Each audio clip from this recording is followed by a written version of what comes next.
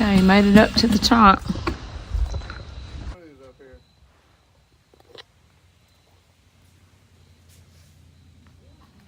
Hey everybody, we're getting ready to put in these really cool lights that my brother sent me. I've got my friend Joe here helping me, Beckett and Company. If anybody's interested or needs any lights put up, he's a great guy to call.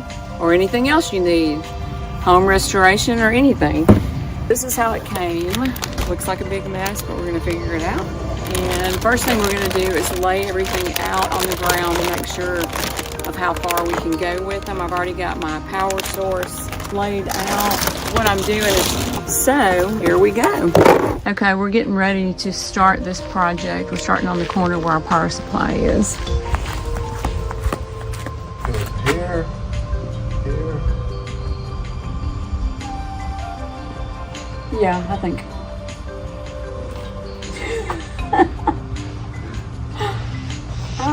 Yeah, I'm thinking right there and then just go up from there. Okay. Or should, oh wait, no. Well, that's not going to really show up on the house, is it? Sure. Oh, yeah, I know.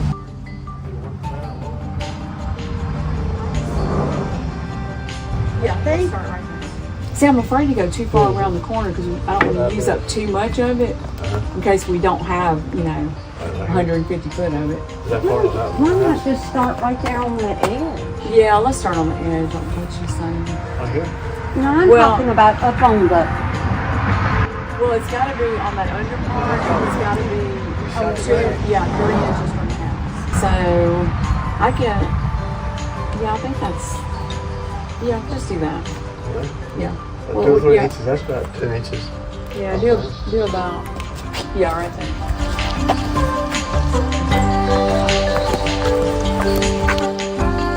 Okay, so we're getting started on our first light, putting it right in the corner by our power supply, and then we'll go from there. We're going to use screws on it. We did stick it up, it stayed, and we're going to reinforce it with a screw. So it's actually pretty easy. You don't have to buy any extra clamps or anything.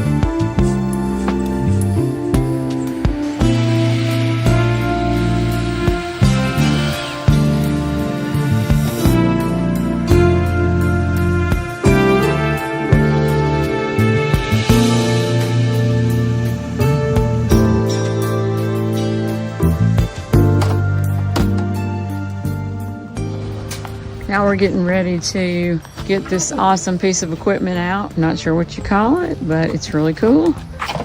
It's called a lift. It's called a lift. And that's,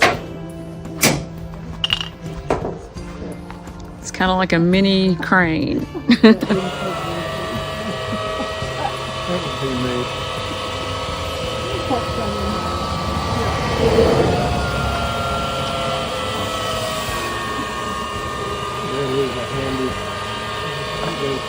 That is the coolest thing I've ever seen. I didn't realize it was going to be on this truck. I thought it was like something that you drove around in. No, it does. That is super cool. Wow.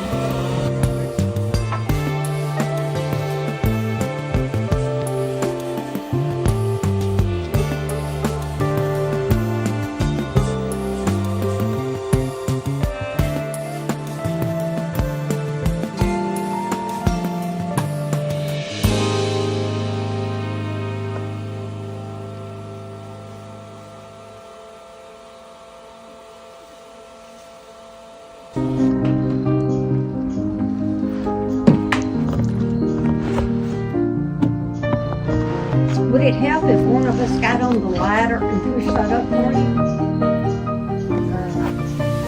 The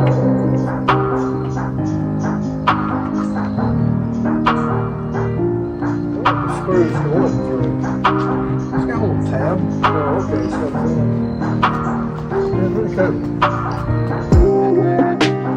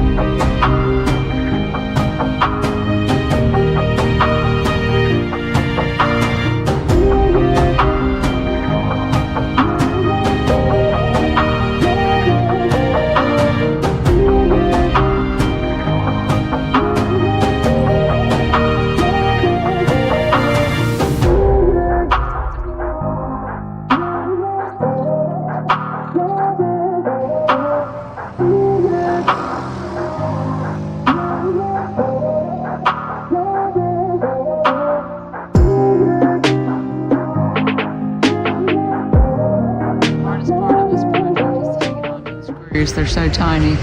He's sticking it up with the sticky tape first, so it'll at least hold there, and then he's putting the screw in it. It works a lot better if you stick them. Yay!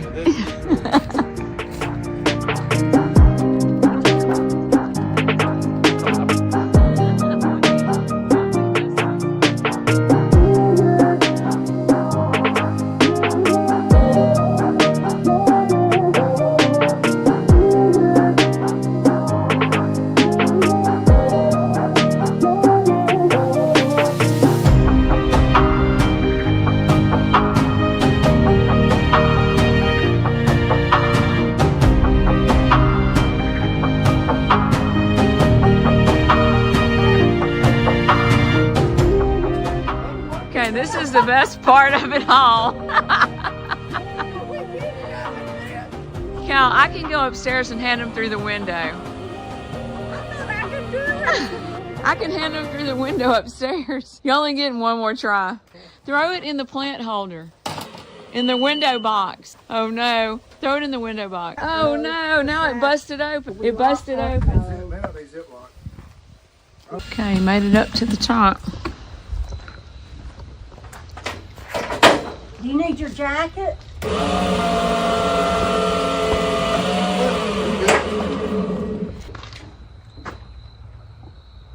We can train a bird up here. It's dark out, but we're making progress.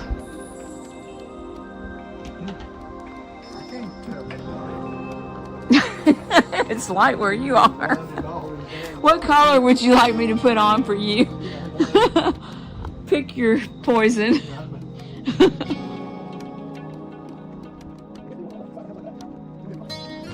I think we're gonna have to, don't you, to get them up there, or what do you have another idea?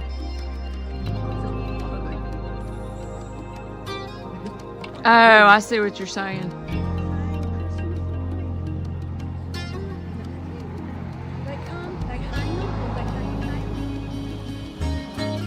All right, it's nighttime and we're still working, but God, it looks so good. It is beautiful. Beautiful, beautiful.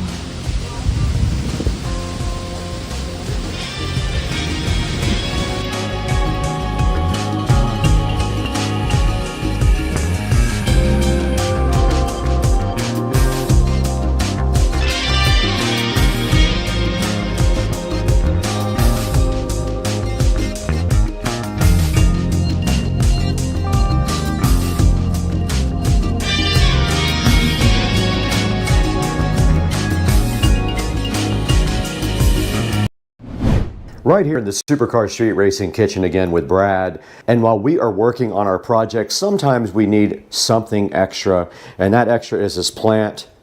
Just kidding, it's actually in this box right here. When I was cleaning the wheels last time, I noticed I did not have a proper set of brushes to get in all the cracks of the wheels. So we went ahead and picked up something today that's going to help us out with our cleaning of the wheels on the Model S Plaid. Plan today is to get this unboxed, go ahead and go out into the garage and see if we can actually do some wheel cleaning. So let's get going. Welcome to the channel. Let's get to work.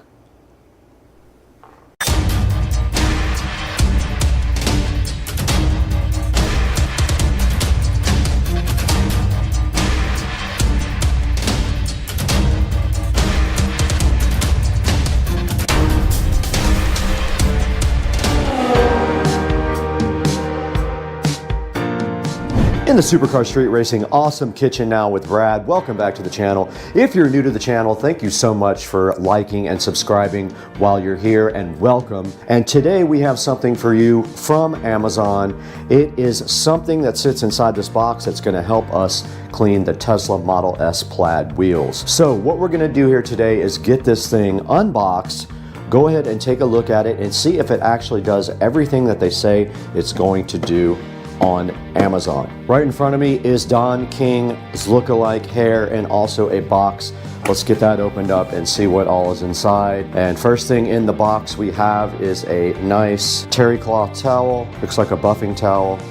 It's very soft. I could definitely see using this on the Model S Plaid paint without an issue. Let's get rid of that. We don't need that where we're going. Next thing in the box is a nice washing sponge, which I will not need because I don't wash the car. I don't have to. Don't take it out in the rain. Next thing is a nice, I guess this is a duster brush. Have to open it and find out. Then right in front of me inside of the box we have some little brushes which will be helpful in doing the wheels.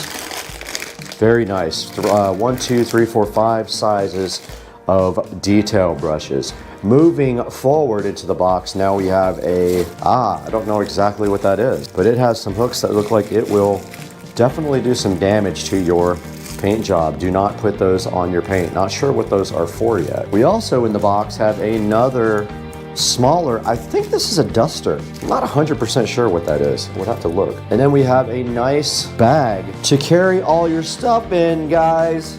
The hype train is pulling into the station, guys, with a new car care kit that was supposed to have brushes that go on your drill. Let's see what else is in here. We have a nice brush, but I'll be honest with you, that feels kind of stiff there. That might be for wheels. That's not going to go on your paint, that's for sure. That would scratch your paint. And then we have a nice drill brush kit. Hoping it has I'm gonna take this out of the bag because this might not be the kit that I want. Let's check it out. Okay guys, I did just go back into the garage and look at my wheels and these are fine. I don't have any really small spokes in my wheels, so these will actually do perfect. And here is a good look at all the different size brushes that came with the car care kit. And you get the nice Wantolf Alwos bag with it as well. And that wraps up what is inside of the kit here. You can see it comes with all this stuff. Now let's get some of this other stuff that's packaged up, unpackaged, and see what it is. Looking so fly right in front of me is this nice car care kit, which I will leave a link to in the description down below. And right in front of me here, I don't know what this is, and I might have to go to the actual Amazon listing to see what this guy does, but let's go ahead and get it out of the bag. Has a nice silver bread tie on it, very silky smooth. Let's try this one too. And inside of this lovely bag we have pretty soft, I'm going to look that up on the Amazon link right now. And then inside here we have a nice set of brushes right here. There are 5 different kinds of brushes, which are going to be great for both the interior and the exterior. We'll save some of them. We won't use them all on the wheels and tires because they'll get filthy dirty. We'll save some for cleaning the interior. And they all are very soft, good for getting into tight spots like that. And you have 5 different sizes. Just remember guys, this is not for cleaning your paint. This is very, very stiff. That's what she said. You really think you can go all day long? That's what she said. Michael, please. Okay, I was completely wrong about these two guys. These are made for like cleaning your wheels. If you look at the actual listing, which we will look at after this is for getting inside of the spokes of the wheels to get those nice and clean. And then I guess you could just wash this afterwards. I don't see why not. You could just put it in the washing machine, I guess. This guy right here is a car tire stone hook. This will get those little annoying pebbles out of your tires when you get them caught in your tires. That's what all these hooks are for on the end of this. Let's go ahead and unbox this guy as well. And there you can see on the end of the tool, it has 1, 2, 3, 4 different prongs here to go ahead and get things out of your tire. And actually it unscrews. Interesting. And we do have, this is actually a car wash mitt right here. And that is it, guys. The rest of these brushes and stuff are made for cleaning your tires. Like these drill brushes are made for cleaning your tires and wheels. They'll get right into the cracks there. You just put it on low speed and just go to town. Hopefully they don't scratch your nice powder coated wheels. And that's going to wrap up a look at what's inside of the kit. Let's see how it stores in the nice bag now. Honestly, I have no place to put this, but I don't know where I'm going to put it. But anyway, the bag is nice and roomy, and you just take all of your things, and don't poke a hole through the side of the bag with these hooks. They're very sharp, and they will go right through it, no problem. Probably never used the big one there or this big one. I honestly bought one that was way too big, but it was only a few dollars more. You'll see a link in the description for this guy. This can go with all my other car towels up here, and these are for cleaning the wheels and stuff. They're just cheap Walmart. And then these go on the inside of the wheel spokes to help you clean them. And then all your brushes for your interior or your exterior. I'll keep one of these for wheels, so it will get dirty. The other ones I will keep for getting the dust out of the inside of the cracks of the car. Now let's take this out into the Supercar Street Racing garage and see if it actually works.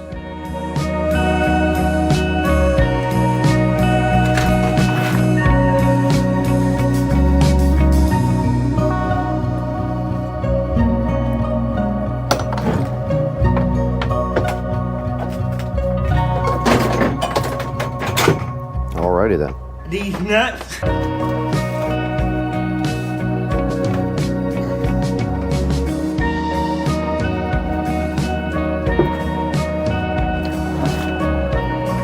Alexa, turn on the garage lights. Nice.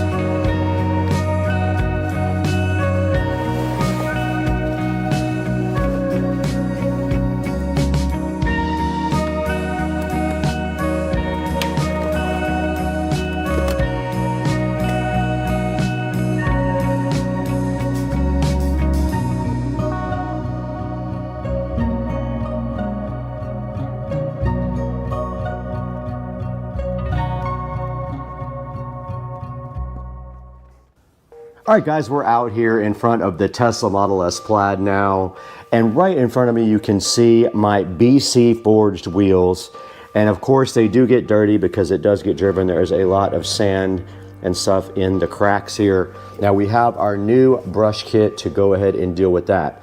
Now we can try one or two things. We can try the soft brushes first and see how those work, or we can get our drill brush on right here. But the first thing that I always do when I'm going to clean the car and do the wheels is put something down on the ground.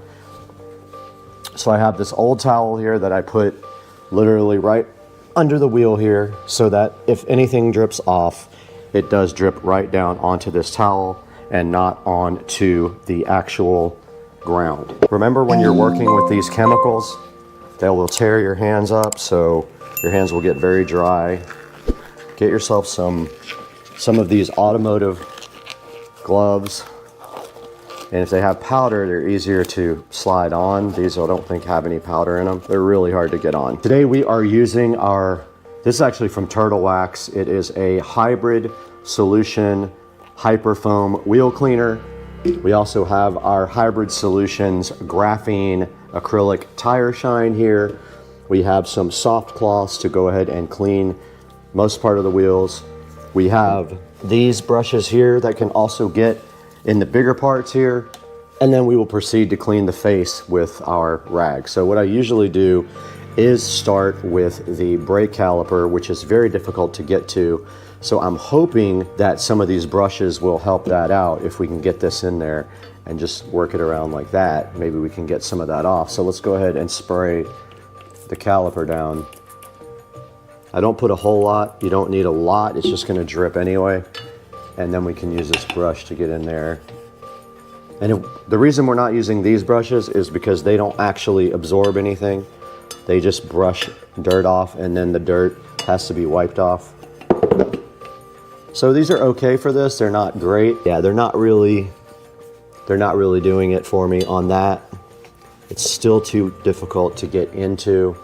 And if I use one of those other brushes, it's just going to knock the dirt around with a rag, because you can get your hand through the crack. You can't get that brush all the way in there. And then just go ahead and give that a nice cleaning.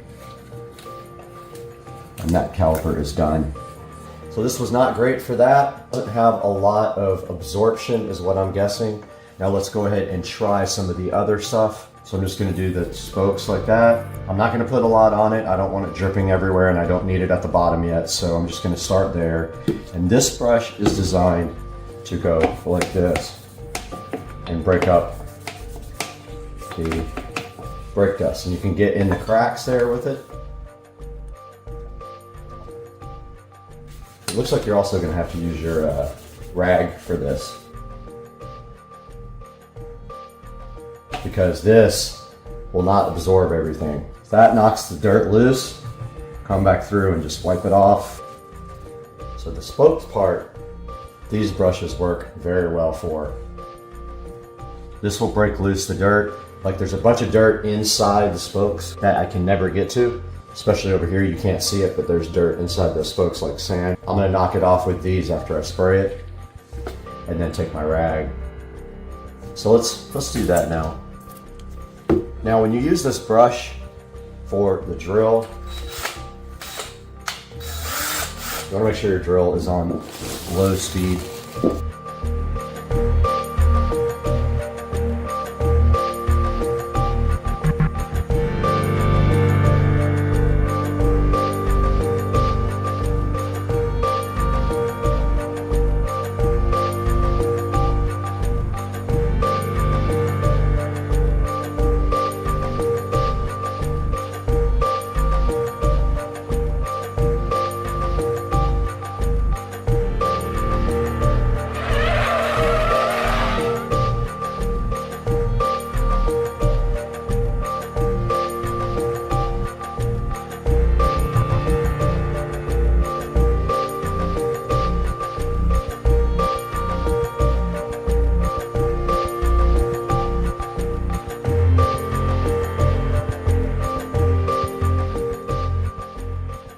Now let's go ahead and dress up the tire.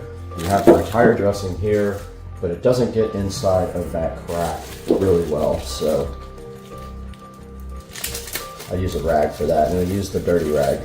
And you use this to prep the tires for putting the shine on.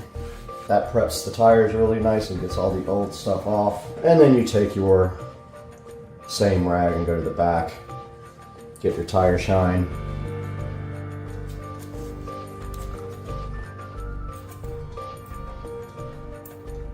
And I'm gonna get it in the crack right there.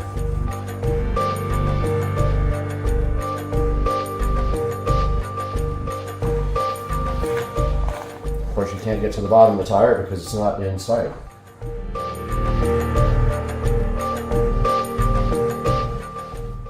All right, guys, it's gonna wrap up part one. Let's go ahead and get to the other wheels and tires. Forgot to do the caliper first.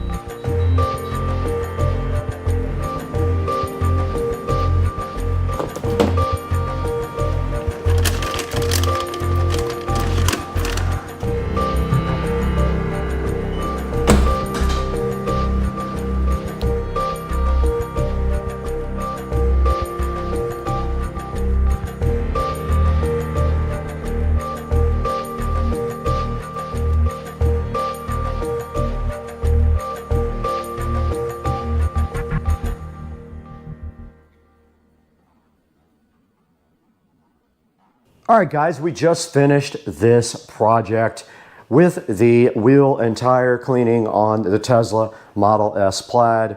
And you guys can see right here and right now that the wheels did come out great, and we used our accessory kit here that we're going to talk about here in just a minute, and it all fits nicely right in that bag. And it does really help you get into the cracks and stuff and get all the dirt out of the wheels and tires. And the Plaid is looking fly. We're going to have to wrap this project up, but before we do that, we just want to thank you guys so much for watching today and being a part of the channel and supporting us through all of our ups and downs. I was in the hospital this past week in the ER for about 4 hours or 5 hours, and it wasn't a fun time, but on to better things. We need to throw this into the Supercar Street Racing Studios right over there with Brad and talk about how you can get your car care cleaning kit and get your car looking fly, just like this.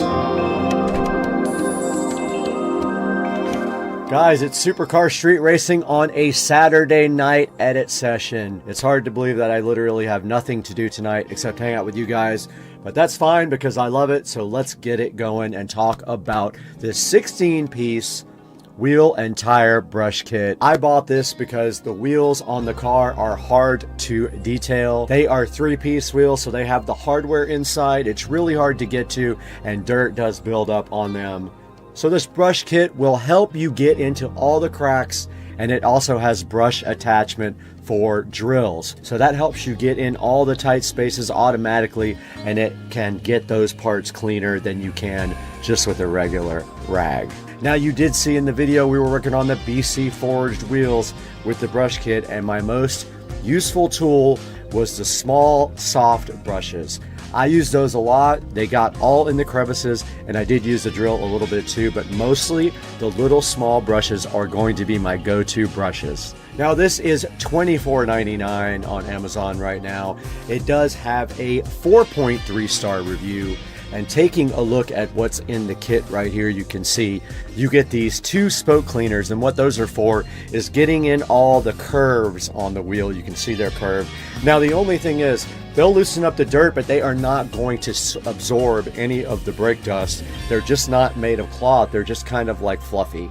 Then right here, this is just like kind of a brush to put soap on and then just get the whole entire wheel with. And then this little hook thing is for getting the stones and stuff out of your actual tire tread. I had a hard time figuring out what that was for. You do get a hand mitt also to go ahead and get your wheels really clean. You get a nice case to hold your wheel cleaning kit in. And then right here you can see somebody's using the brushes right on their tire there to clean their tire, which is awesome. And then they're using the little brushes to get into the cracks and crevices. And right here are the 5 different soft brushes that you get, and those come in very handy on your wheels. And you can see also you can use them inside your car. I guess if you don't get them super dirty on your wheels, because then you'll have to clean them. And right here, it is showing you these little bendable brushes. I didn't realize they were bendable, so that's one thing I did not notice.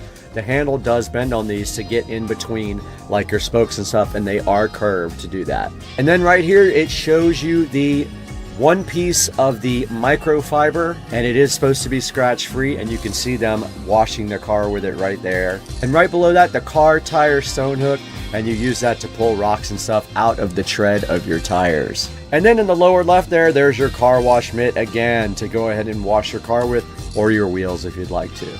Now, this guy does have a 4.3 star review. Pretty good.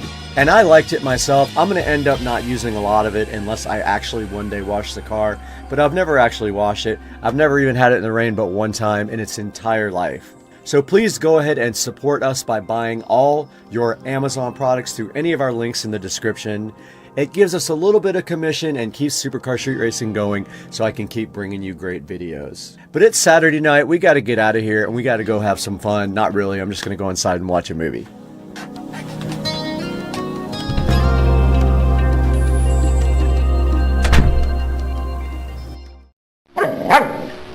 Come again?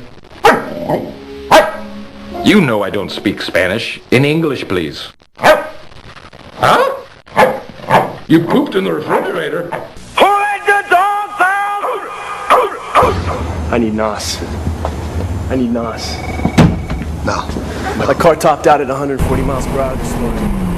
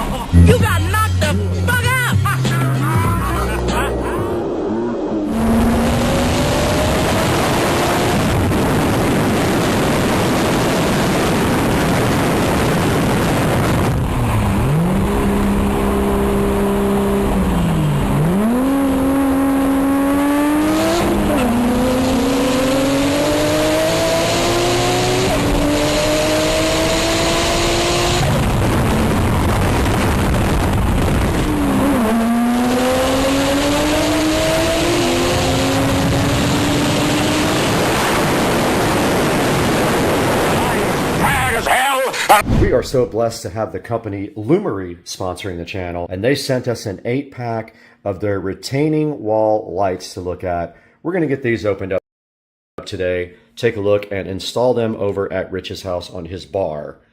So let's go.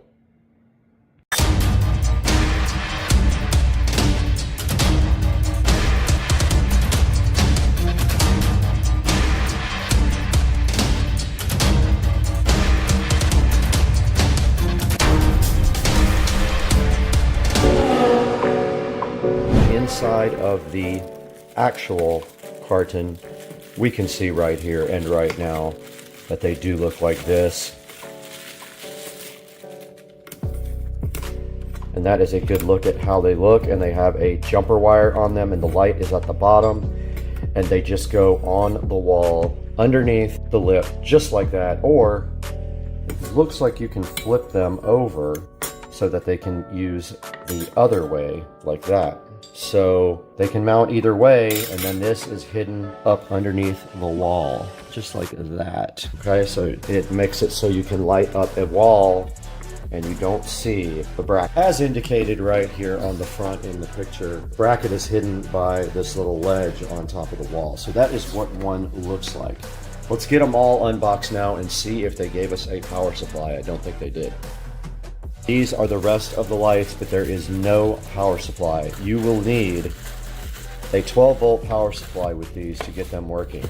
So you will use a landscape lighting transformer that converts 114 volts to 12 to 24 volts. And that is all that is included. So we will have to order a low voltage transformer for this. I do not have one. I had one, but I purged it, I believe, so I don't think I have that anymore. I'll have to check. Double check, I do not have a transformer for this. I wish I would have kept the one that I had, but I didn't think that I would ever have a use for one of those small transformers.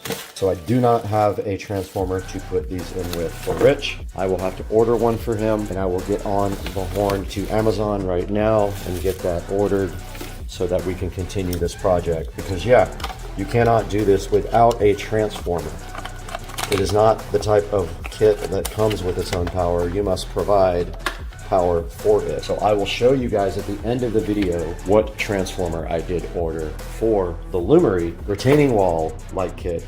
We'll need a 24-watt transformer for this. You can see on the back here that you get 8 of these, and they take input voltage of 12 to 24 volts AC or DC, and they have a 3-watt per light requirement. So let's find an appropriate transformer that is 24 watts. End up ordering a transformer for $13 total for this guy. There was a coupon for it. We'll discuss that at the end of the video. Now we just have to wait for that transformer to come in. Okay, the second part of the equation did come in for Rich's lights, and that is the 12-volt 30-watt power supply that we got for like 13 bucks off of Amazon. So these will work with Smart Life, the actual app, and then this will provide power to it, and I will have to hardwire this into these lights. And that's all we need to do, except to get over to Rich's house when it's nice and cool outside and get these things installed. All right, we do have the Lumery lights set up now in the bathroom. These are the Lumery smart retaining wall lights, and this is how you would set them up on a wall next to your house. And they do have the ability to kind of pivot on this mount. So it works pretty good here to demo them. I'm not going to install them on a real final surface yet, but we are in the point right now where I've added both of them to the Lumery app by hitting the plus sign. They did show up and they did add to the app, so they are available in the app. Now it says to pair them, you unplug for 5 seconds, and then you plug it back in and hold any key on the remote control. Okay, so I unplugged and replugged them. They would not pair, but it was pretty easy. All I had to do was hold this group button until they paired, and now they are all controlled via this remote control now. So we can go to RGB mode, or we can change the brightness here to low or high. And then we have a lot more options in the app, but I wanted to step back here and let you see these guys as they light up. It's kind of a cool idea even for an inside place. Like, these would kind of work on under cabinet lighting. Honestly, they'd be cool for under cabinet lighting. And then you can change the color temperature if you just want white or warm white. And then I do believe everything else is available from the app, but you can see here how they mount. There's just a metal plate here, and then these are twistable. You can turn this however you want. If you want it to shine more on the outside, you turn it out. And yeah, so these are the Lumery. These are actually promised to Rich for his house. I went into the Lumery app and changed the scene setting to gorgeous, and that's kind of what it looked like right there with the gorgeous mode selected. You can sync these together so you can make them into one group, or you can control them separately. And of course, we only have 2 of them out of the box right now, and there are actually 8 in this kit. So this is going to look cool on a bar. So this is going to actually be underneath a bar all the way up against Rich's bar, and replace an old LED light strip that failed. But that is for a second video to install these. The first video is just talking about the actual product and showing you kind of a little demo of them. But there are more in the box, and I am just using this 12 volt 30 watt power supply for them. It was very cheap. I'll put a link in the description to that as well. Let's throw it into the studio for Supercar Street Racing and Brad to see these on Amazon.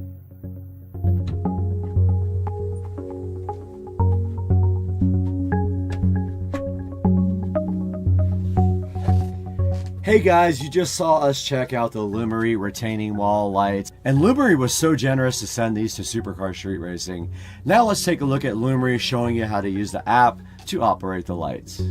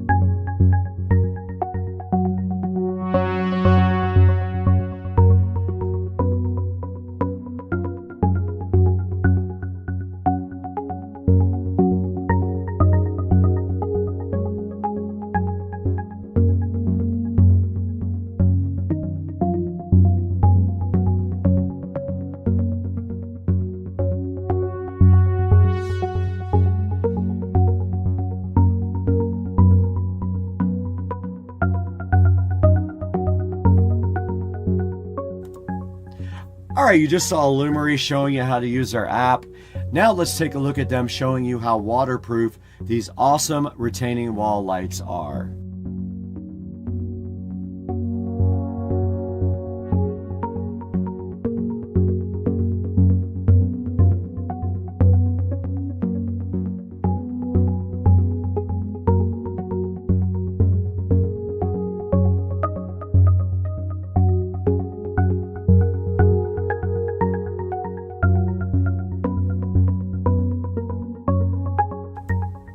Alright, you just saw from Lumery those lights went right underwater and had no issues whatsoever. Now let's take a look at Lumery Company unboxing their own lights.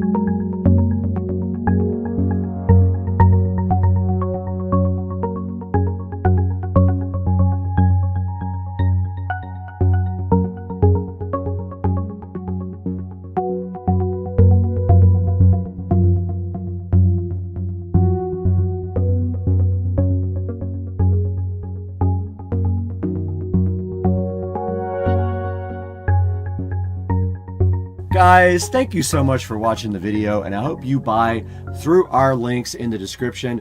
It helps us out so much, and you don't even have to buy this. You can buy anything you want.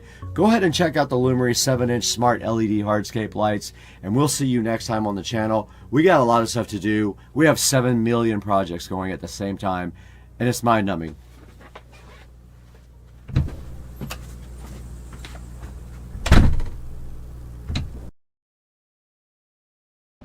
Guys, inside this mystery box right here is something special for the channel, and you can see right here, you don't have any idea what it is, but I do. And right here, this thing is requesting it to be opened, so I mean, we have to at least do what it says and open this package right now and see what kind of cool things might be inside to benefit the channel. This guy, what is he doing? Let's get this thing unboxed, take a look at it. It might be something cool. What are you waiting for? Let's open it.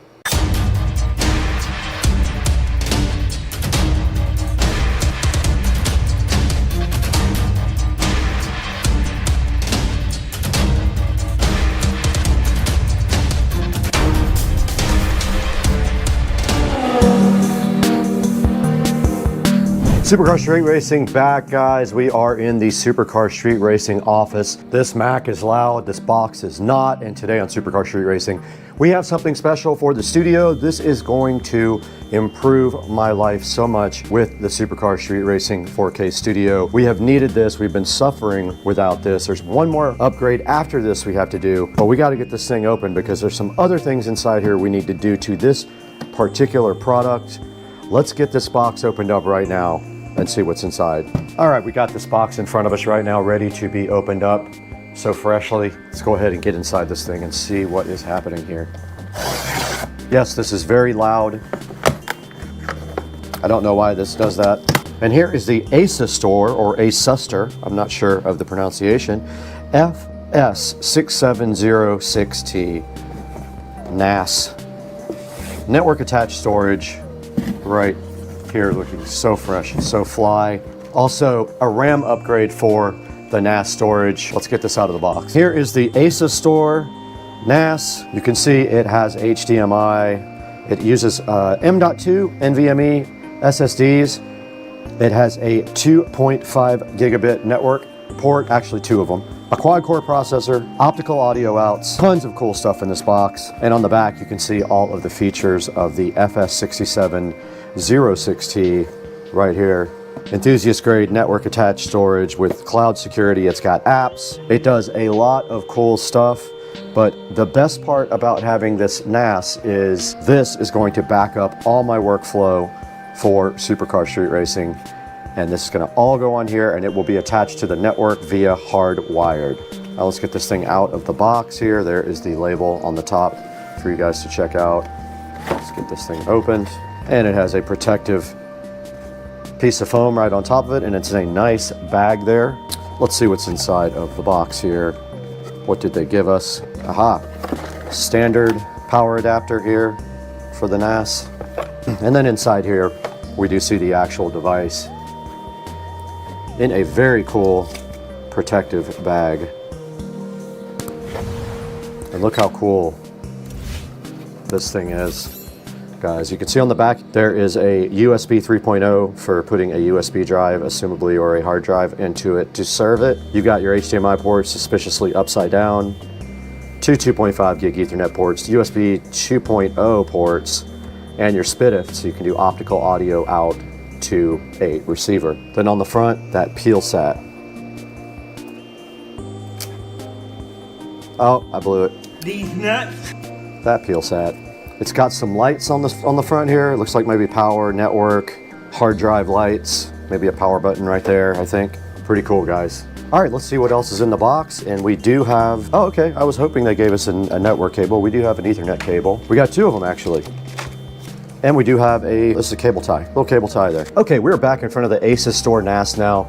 We have some work to do. We have to get this guy ready for the drives that are coming in later today, and also for a RAM upgrade. So let's go ahead and get out. I heard a complaint online about the screwdriver size. So I've tried 3 now, and then none of them fit. Aha. It was the largest one I had. PH2. For those of you who are doing the same thing I am, it's a PH2. So that's Phillips number 2.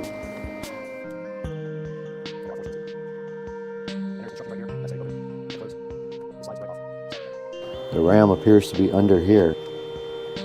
Oh, there it is. The top just slides right off. Okay. Ah, I got the wrong memory. These nuts. It's SODIMMs. Dang it. Got him! Got him! Shoot. Back in front of the ASUS store, and I don't know why I thought this used regular RAM. It uses SODIMMs. I did order 16 gigs of memory for this that will be here later today. Same RAM I ordered, PC3200, so that'll be here later today by 10 p.m. along with the drives. But let's take a look at the back of this where the drives go in. So it does have 6 slots for drives, 1, 2, 3, 4, 5, 6, and they just slide right in right there. Slides in right here, all 6 of them. The model above this has 12. I didn't think I needed that many. I could always upgrade these to 4s if I want to go 4 terabytes. I did order 6 2 terabyte drives, and they will be in RAID 5, I believe it is. So if one drive fails, you still have enough drives left to rebuild the volume. So that is it for now until we get the drives and the memory in that we can install later. So we'll get back with you guys when we do that. Amazon just came and brought this plethora of 2 terabyte drives for us. We have Crucial P3 Plus, PCIe NVMe 4.0, M.2, 1, 2, 3, 4, 5, 6, 7, 8 times 6 to go into the NAS. All we have to do right here and right now is get these guys unboxed and installed directly in this NAS. We are still waiting for the RAM though. It should be here any minute. Let's get moving.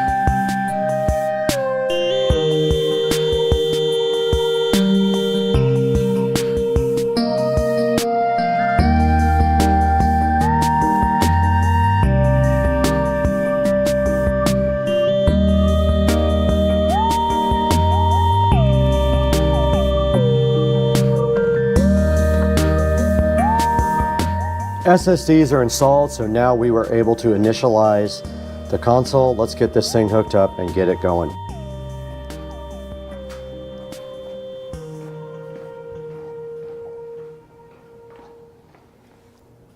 All right, the unit is powered on. I see lights. We just have a RAM upgrade left after this, so pretty simple. It's still initializing, and we'll need to get to the phone for the next part. Let's get the phone going and switch to that now. Okay, we got the ASUS Store app installed. It did give an error, but all I did was enter the IP address manually and it actually did go to there. And we have all of the apps here available for the ASUS Store. And if we go to the storage manager, we have 9 terabytes available. We have 3 gigabytes used, and it is synchronizing the drive, so we will give it some time to do its thing. I set up a user or two. There's some apps we can install. Look at all this good stuff, guys. All this. And services, we can do, we already have SMB on. We have already checked that and it does work. We have a web center and system info.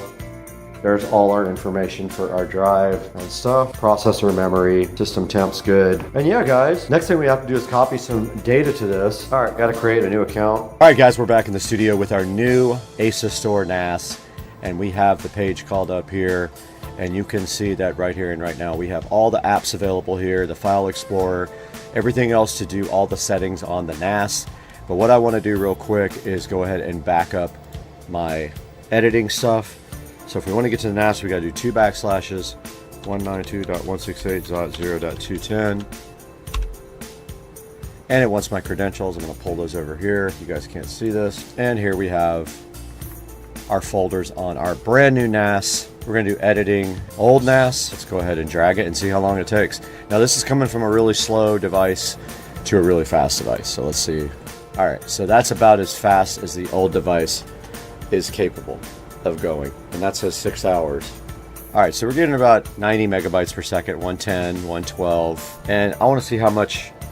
That's actually really fast. 18% memory, 10% CPU, and it's copying at 110 megs per second over a gigabit Ethernet link. So I think I just backed up everything. I just backed up my whole graphics and sound folder in about a couple minutes. Yeah, it's steady about 113 megabytes per second compared to the old NAS was about 30 megabytes per second maximum. So this is four times as fast. Now, the rest of this is going to go while I leave the house. And this is a good amount of space that's got to be moved over. So I'm cutting and pasting all these from the old NAS. These are all my renders that I saved. I didn't save everything. I wish I would have. But that's going to take 7 hours at this rate. This old NAS is very slow. All right, we're back in the studio again. And we have some editing footage to do. Some editing with, and you can see it right here on the screen.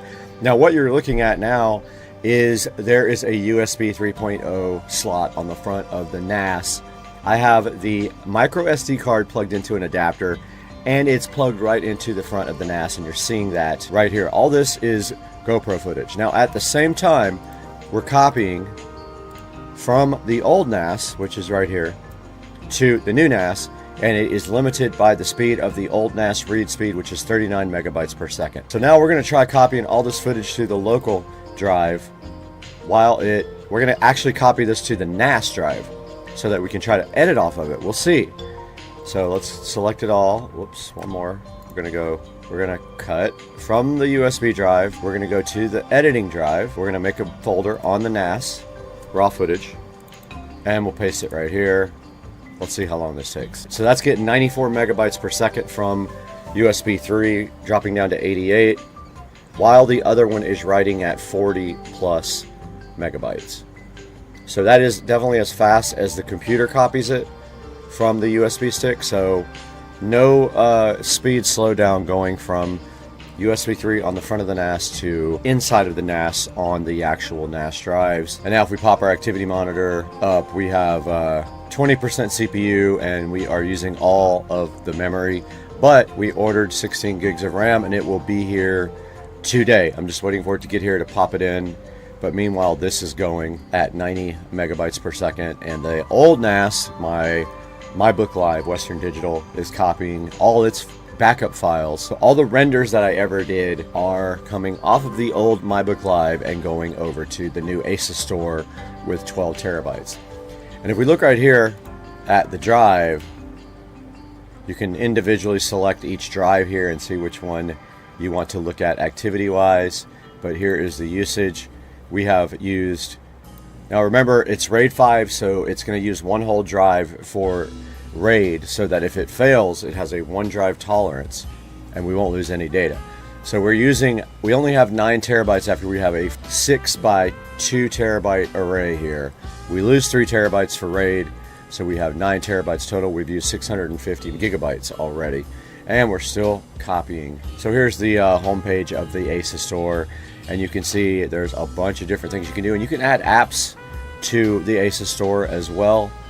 Here's our hardware settings. While this stuff is copying, we can take a look at all this stuff.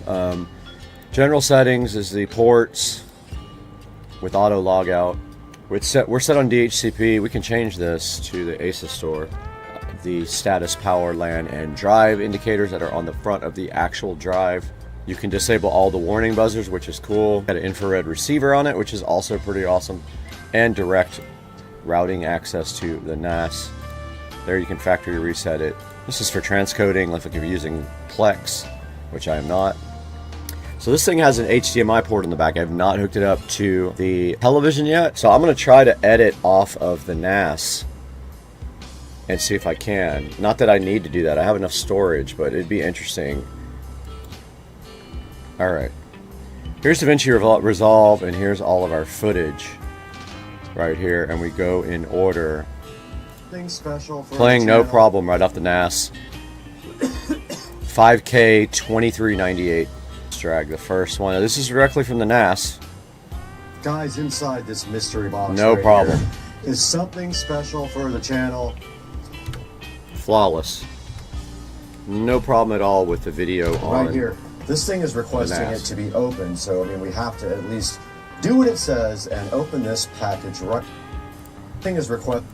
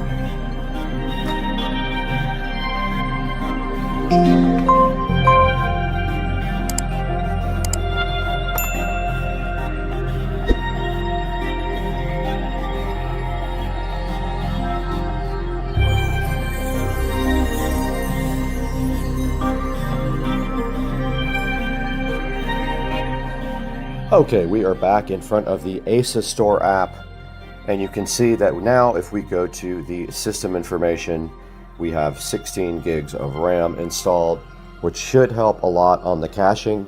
So that is going to wrap up this video, but all I wanted to do right here, right now, is also change the name. So I will have to do that in the actual app. But yeah, like I said, this is going to wrap up the video. We did put two 8GB ATEC premium memory sticks in. I'll put a link in the description to those. And we did remove the 4GB stick. And now the ASUS Store has 16 gigs of RAM. Guys, thank you so much for joining Supercar Street Racing. We hope you guys enjoyed it, and we will see you again on the next video. We are inside the Tesla, about to watch a video about me buying the Tesla. Pretty crazy, and we are watching it as it premieres on YouTube. I love this car. Alright guys, we are on our first trip in the electric vehicle category. I have never done an electric trip, and I am headed to Pensacola for a little jaunt for a couple of days, because that's what we do on Supercar Street Racing. And so we're going to see what it's like to drive in an electric car. And you can see right here, I have to stop at a supercharger at 1:14 p.m. And it will allow you, I think, to just charge up to whatever's necessary to complete the trip. But of course, we will probably charge it up to 100% and avoid that and have some lunch at the time. But we already caught some traffic, so we are dealing with that right now. We'll update you guys in a little bit when we get to the first stop, but man, we are in non-stop traffic right now.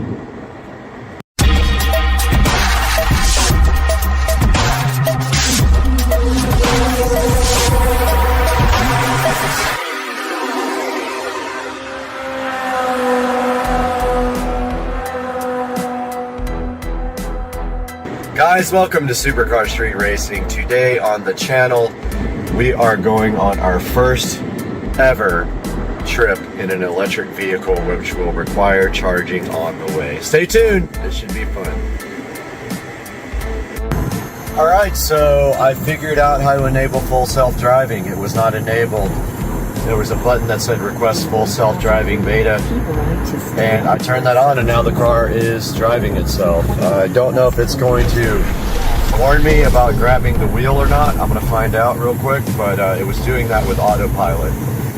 So if I like this, I'll probably buy it for my car. I don't have it for my car, but you can see now I'm not doing anything except being ready to take over, because it tells you to do that. It says be ready to take over at any time, so I'm going to do that if I need to. But yeah, the car is basically driving itself now. Pretty cool. Right, a little update from the road now. We're a mile from Lake City, as you can see right there, and I did learn very quickly that if you take your hand off of this, it will actually warn you to apply force to the steering wheel probably about every 45 seconds to a minute. You just keep your hand right here on this little crease, it pretty much will drive itself, and it takes a turn signal to change lanes. See, it just warned me right there to apply force. And I don't know if it realized that I wasn't looking at the screen or I was doing something else, but I just touched the steering wheel and applied a little bit of pressure, and it did go back into auto steer. So we have a stop here in Madison, Florida, at a supercharger, and so that will happen here at about 50 miles. So for now, everything's good. Just wanted to report in from the road with the full self-driving on the Tesla. All right, we are out here at the supercharger in Madison, Florida, and we have the P100D right here charging, and it has already added, I think, 35 miles to the trip in about 10 minutes. And so I'm gonna let it charge all the way up and eat some lunch here, and then I'll update you guys on what's happening. All right, I would say we've been here about 45 minutes and we are up to 90, like with 1% charging, and I'm gonna go ahead and let it top off, even though the last like 10% takes longer. It does say I have enough to get to my destination right here. You can see I'll have 8% when I get there. Just gonna go ahead and let it top off. I'm not in a hurry right now. So that's where we are now with the supercharging. Well, this has officially become the worst trip I've ever been on. I have been sitting in traffic now for an hour. It has not moved. There is some kind of accident way up there, and I looked it up online, and there is a fatality. This is not moving at all, and we are in the middle of nowhere. Fortunately, we did charge up, so we're in no danger of losing charge, but there is a lot of traffic backed up right up there, and it has not moved. And people are not even attempting. A couple of cars went over the median to go back. I'm surprised they haven't just redirected everybody back to the last exit and through a different route, but nope, that is what we're dealing with right now. 1 hour of this so far. It's so frustrating. I mean, can they not just clear this out? Come on. Back, guys, I was stuck in that traffic jam for an hour and a half, and it was still going. And I noticed some people starting to cross the median and go back the other way, and I wasn't sure. I saw a bunch of trucks and SUVs do it. I wasn't sure if this car would be able to do it without getting stuck, but then I remembered all-wheel drive, so I just sent it and went right across the median, and the car took me 4 miles backwards and then around the traffic jam. I should have done that an hour before I actually did it. So now we're on the road again to Pensacola, and we are headed to a supercharger where we will have 11% or 12% left, as you can see there on the screen. And that's where we will charge up for the remainder of the Pensacola visit, and also getting back to a supercharger to go home. All right, guys, so I just stopped at the supercharger and I put in 160 miles. It took about 30 minutes to supercharge that much, and it was giving me between 115 kilowatts at the beginning all the way down to 95 to 85 kilowatts at the very end. So you can see now we have a range left of 153 miles, which will get us to our destination of Pensacola, Florida. I won't need to supercharge again until I go home to Jacksonville, most likely, and I might find a charger to drop the car off here and max it out while I have nothing going on. So that's our current status. We are about, let's see, 39 minutes from the destination now. Hey guys, and just here with a little update on the trip. And this time on the way home, we are going to follow the suggested route of the navigation system. And as you can see here, right here, and right now, It wants us to stop in Chipley, which is about 80 miles away, and it wants us to charge for 30 minutes, and then it will stop us again in Madison and charge us for another 25 minutes, which should arrive at home at 17% battery charge. So we're going to do that today on the way back and update you guys when we get to the superchargers and how we are doing on our first road trip back home on a electric vehicle journey. Guys, we just got finished supercharging about 30 minutes ago. It took about 40 minutes to charge, and now we were en route to the next place to supercharge, which is Madison, Florida. And it says we will have 23% battery and need to charge for 25 minutes. It tends to be on the low end of what actually you need, so I'm assuming we'll be there longer, and then after that we will be to the house. So I just wanted to give you guys a little update of where we are now on our trip. Alright guys, just charged up for the last time. I think it took about 25 to 30 minutes. I didn't really check it, and I had forgot to record at the last supercharger, but we are back on our way to Jacksonville, and it says we will be there at 2:09 p.m. is what we're looking at right now. So just wanted to give you guys a little update. I will update you again when we get back home. Guys, welcome back to the Supercar Street Racing Studio. You got Brad here, and that was a look at my first trip in an electric vehicle ever that required charging on the trip. We took the car all the way to Pensacola, Florida, and that is the loaner P100D, not the Model S Plaid, which is in the shop actually getting some paint work done from the factory that had issues. And so as you can see, it actually works out better if you have a charger at your destination to actually let the navigation system pick the best routes for you. If you don't have a charger at the destination and your goal is maximum charge at the end, then you will want to, on your last stop, charge up as much as possible. So you can see on the way back, I had to stop twice and charge, and that's just the way it is. That is what is going to happen when you have to go on a long trip. Overall, it added about an extra hour and a half to my trip both ways, a little more on the way there because I charged extra instead of just what it wanted me to. So keep that in mind when you get an electric car. You're going to have to plan your route with a navigation system or an app like PlugShare and make your route totally planned so that you know what you're going to do, when you're going to stop, and how much charge you're going to have. Guys, I hope you enjoyed the video, and I hope to see you soon on Supercar Street Racing. You're ready? Just like Punch it. Like, stop, but stop all the way first. All right, straighten the wheel out though. Straighten the wheel out. There you go. Go for it. Oh, it spun a little bit. Yeah. What do you think? That's cool. Right? I don't think you laid into it all the way. Go that way. Like, go, like... Was that to the floor? At the very end. It took me, yeah. I think a little bit of traction control too with the wet. Smartwatch peel. Satisfaction granted. So slow. Guys, welcome back to Supercar Street Racing, and we're getting buzz bombed.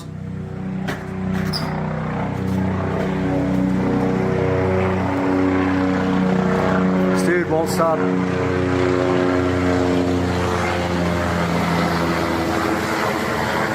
There he goes. I don't know what he's doing. He fly over the house like 50 times, but hey, I sold the golf cart 3 days ago that used to be sitting right here, and I bought something else, but I can't tell you what it is yet. But I did break this out from up on top of the storage area up here, and this is my 4-channel, actually 5-channel power amplifier that I may or may not be using in a new vehicle pretty soon. Check it out, guys. 5-channel Rockville amplifier.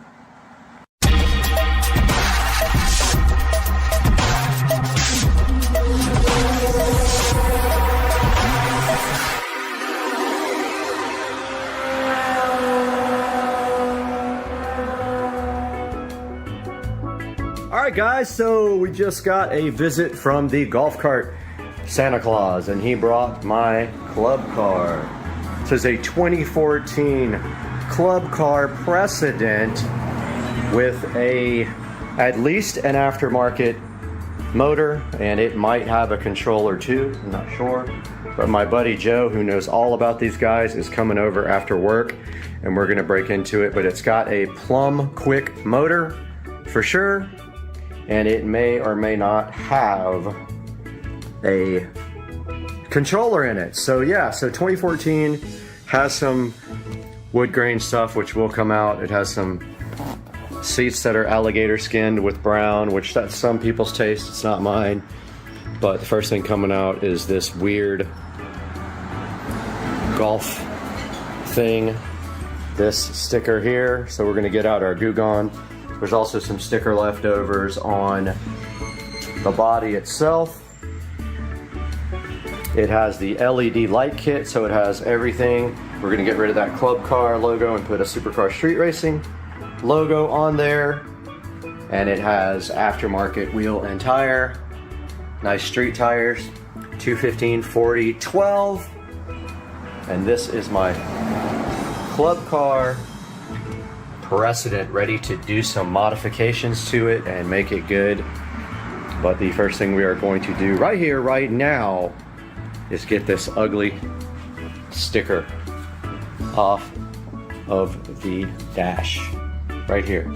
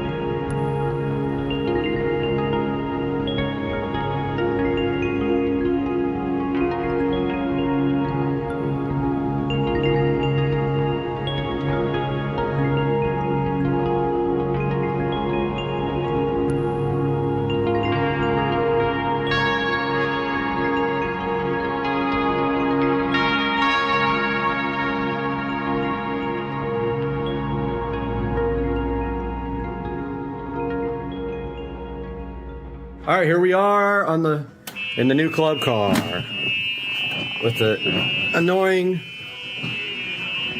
backup sound. So we found out it has a 10 horsepower motor. We don't know about the controller yet. Same lights as yours, I think. Same headlights. You think your neighbor will wreck it? Yeah. He comes over and destroys all my shit. Doesn't care. You tell me from the pickup. That's not bad. Okay, yeah, that does kind of feel like yours. Yeah. How's the steering? It's not bad. This thing rips, dude. It's actually not bad at all. This thing rips. It's not Needs better lights. Yeah, I got the Amazon lights on me. Super bright. Floating lights right in the hole. This is tinted. Yeah. This thing rips. Yeah, we definitely need to fix the tires a little bit, but it's Toe? not bad. It's not bad. It moves though, huh? Yeah. Hell yeah. Used to be in a loud car. This is so nice.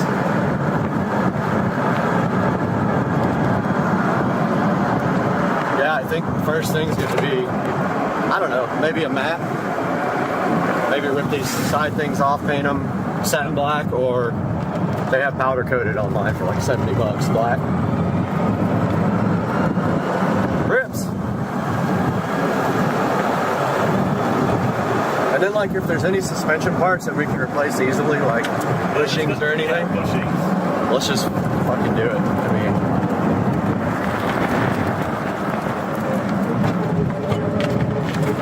I don't hear any weird clunks or anything like that. That whining, that's the motor. Yours is louder though. Your motor, yours sounds like a jet engine. Man, I like this thing. Needs LEDs in here too, like light up the inside. What's up here?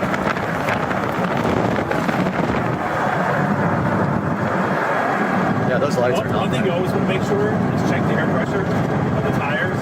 Okay. Low air pressure on a single tire, man, it'll slow you down big time. Oh shit, you're moving now. That's all that is. Wait, look at you.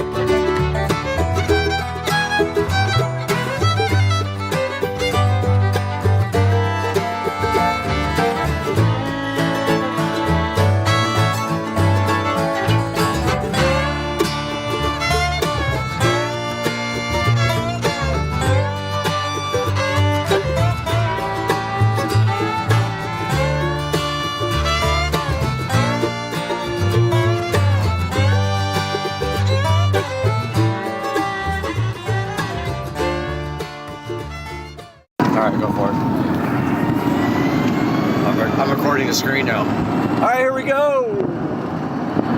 Ripping it.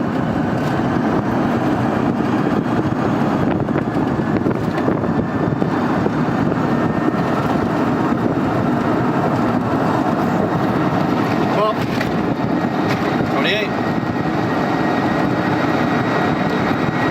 29.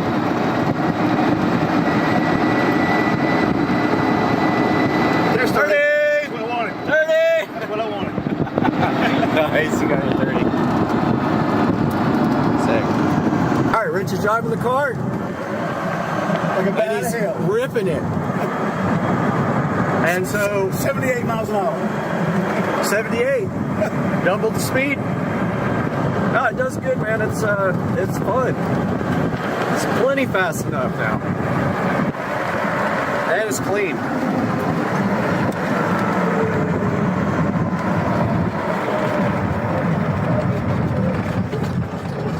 All right. Let's see what it'll do. Let's do it. Here we go. See the floor?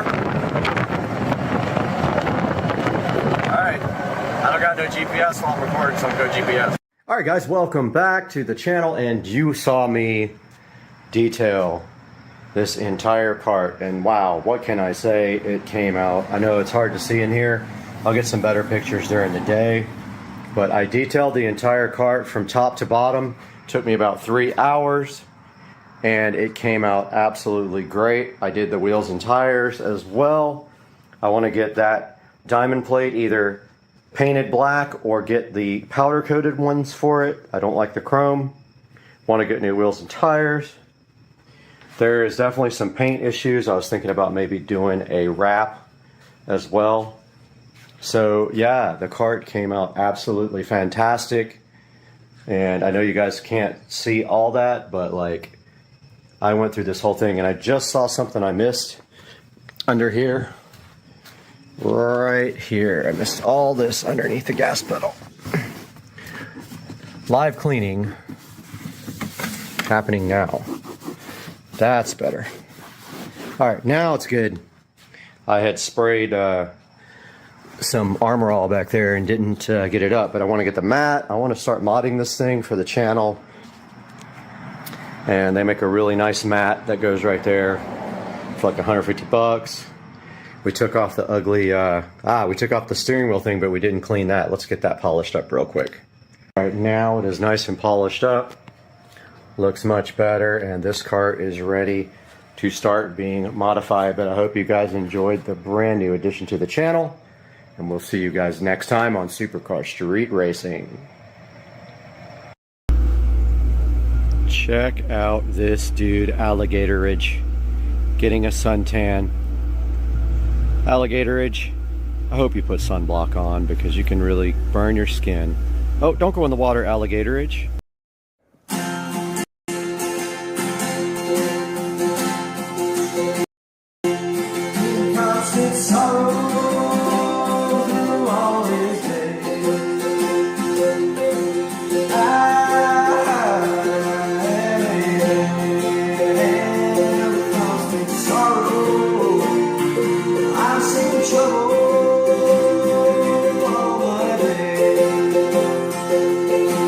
I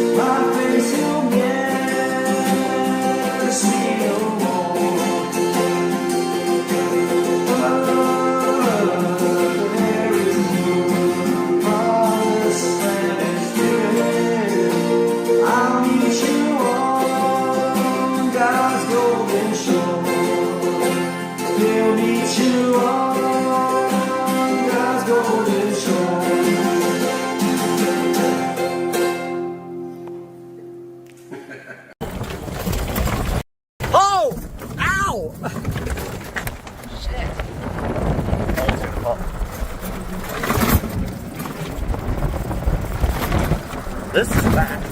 Oh. Oh shit. Whoa! No! No, it's gonna flip! Ah! Shit. Okay. I remember this. 4K. Let's do it. Oh shit. This thing would be so cool. Oh, drifting! Drifting! I don't want to get stuck in the mud. You're gonna have to go pretty fast to get through that. Shit. Are we fucked? No, but I'm not going to sit here and push this thing, so I'm not going No. that way. I can promise you Okay. that. Alright. We need a 4x4. Oh, Oh, shit. It's going already? Yeah. Hold on. No track. Oh, we got it. We got it. Yep. We got it. Ah! It's spinning. There's another path. Hold on. Dude, wheels aren't white anymore. Used to be. Shit.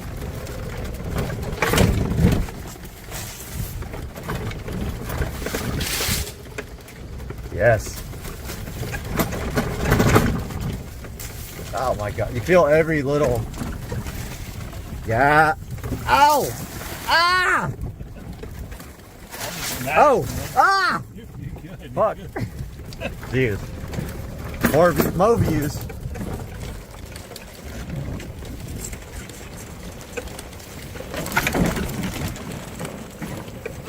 Best camera ever. Oh. Fuck. Oh shit. Mud. Damn. Need a GoPro. That's what we need. GoPro mount right here. To rip the thing through the woods.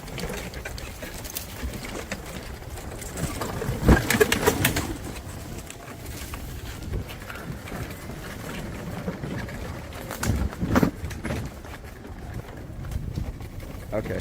Oh! Hold on! Hold on! No! Oh no! Oh my. Oh shit. Okay. Damn. Straight up off-roading. I haven't been down here in a while. Oh, this is still tough. We need a mount for this thing.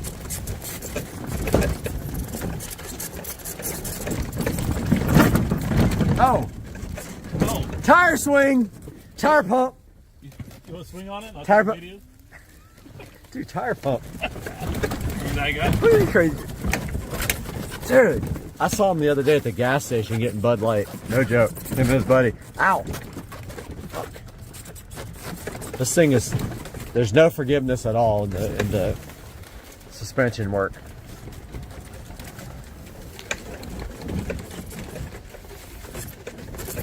This is going live. Oh! Oh! Drift! Adam LC!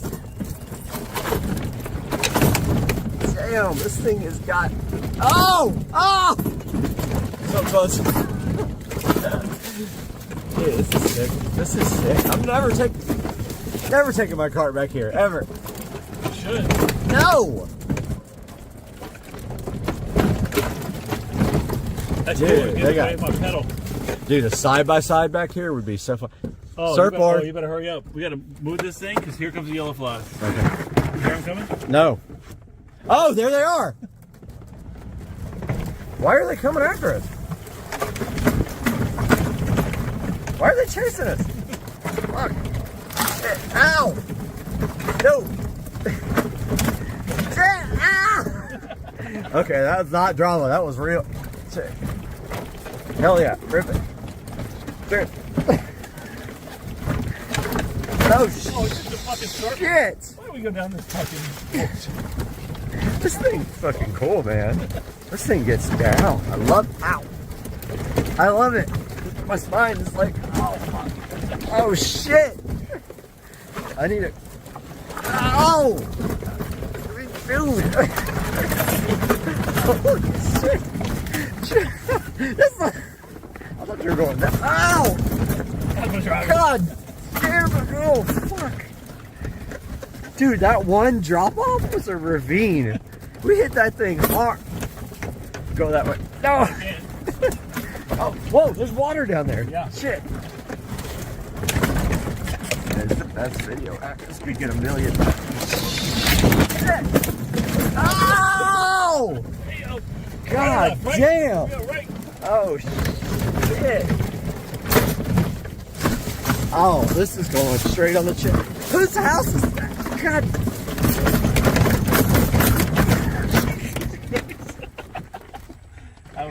I think it's broken now. It's broken for sure. There's no way this thing still works. Damn.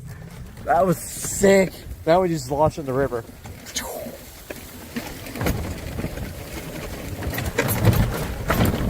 God, dude, this thing is a spine breaker.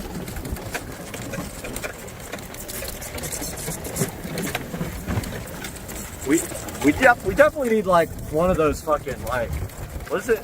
Shots? No, yeah, that. But like, no, the camera mount. The what do they call it? The one that like gimbal. Oh yeah. Gimbal. We need a gimbal. Oh. You want to see something crazy? Okay. Watch this. Watch all the yellow flies. They're gonna come straight to us. They're coming to us. There they are. You see them? Yep. Look at them. Look at them. I got them. Got him. You see them? Yep. Here they come by the droves. Dude, this thing's gonna fucking bite the shit out of you too. Later, Gator.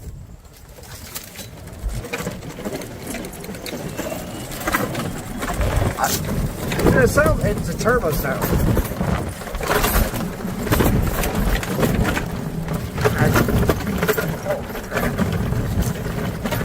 Oh, my back. My neck. My back. My... Oh, a target. Yeah, it's going straight up.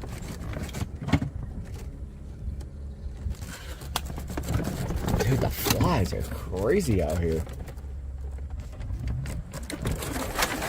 Oh! Ow! Oh shit!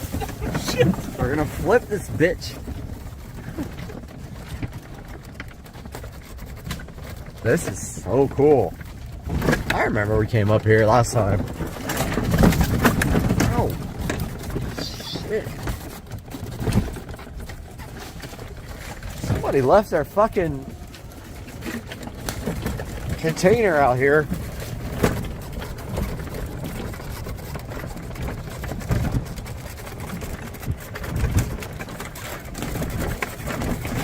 Dude.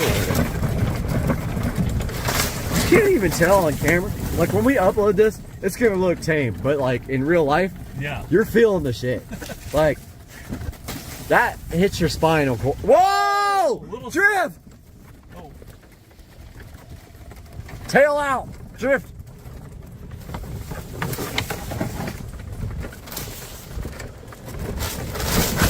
Ow! God.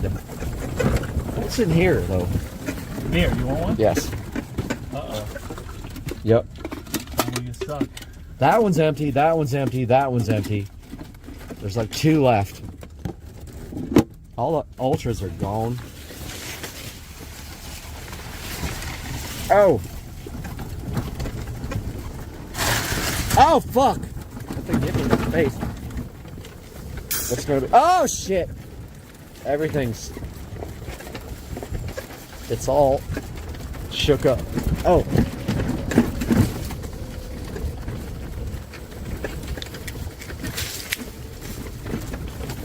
Oh, we got Tom Hill. You ready?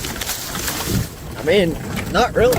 Oh! Ow! I almost lost the beer, for real. Beer. Pour it out the sides. Beer. Beer almost went. Went bye-bye. All right. Yo, this is crazy. We're driving down the street. Look at this. And we're inside of a river. How does this happen? Oh, hold on. In Is it Tennessee? cold? Is it cold? Yeah, Oh, and it's so cold. and deep too. So cold. And deep. Welcome back to the channel, and today we got Dukes of Duval. We got his 2013 Chevy Silverado here, 5.3 liter V8. And tell us about the problems you're having with this vehicle right now. Well, about a couple weeks ago, I started feeling some like stuttering. I felt some backfiring going on in it, so I knew something was up. So I took it to a friend of mine's house that's got a computer that we hooked it up to, and we got a failure for a sensor, which is a Bank 2 Sensor 1 failure, which is an O2 sensor, which is not a good thing if those things fail because they cause a lot of issues. I'll let you speak on that, but definitely causes some pretty good issues, specifically really bad gas mileage. So I've been sucking through gas significantly with this big V8. All right, we're going to take a look at that today. We're actually going to fix it. We've got everything we need. It's pretty hot right now. We're trying to let it cool off, but we're going to look at that today on the channel, so hang out.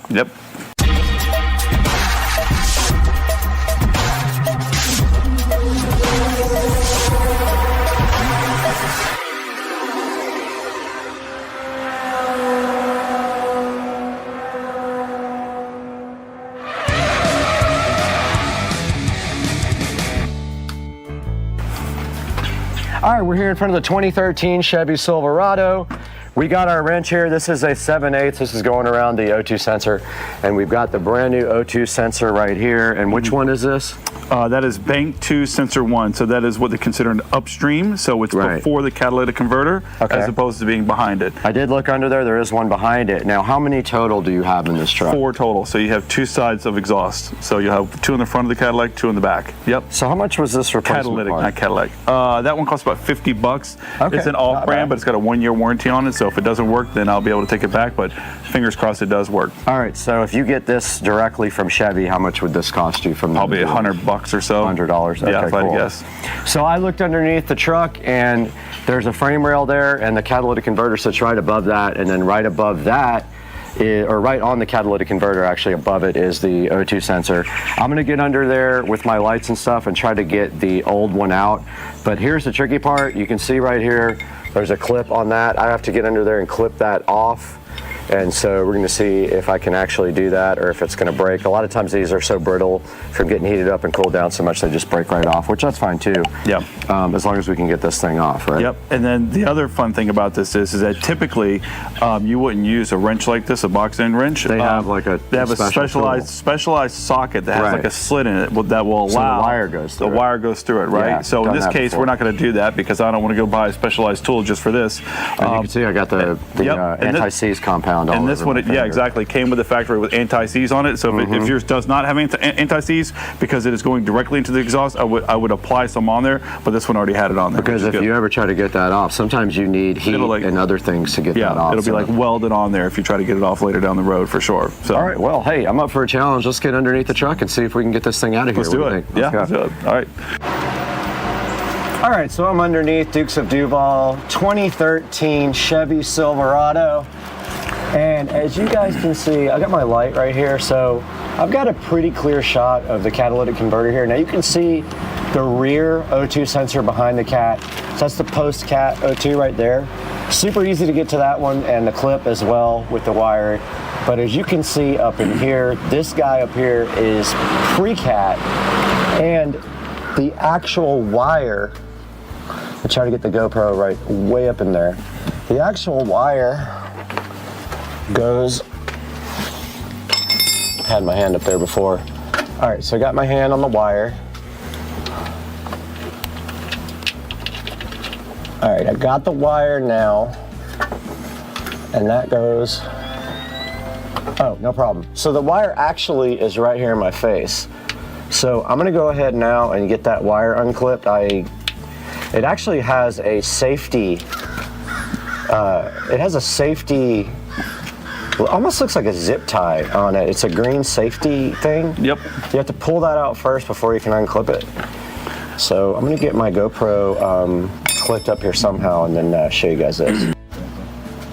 All right, so I'm underneath the truck now and I see the clip that I have to remove, and you can see this safety, and I just pulled that right out.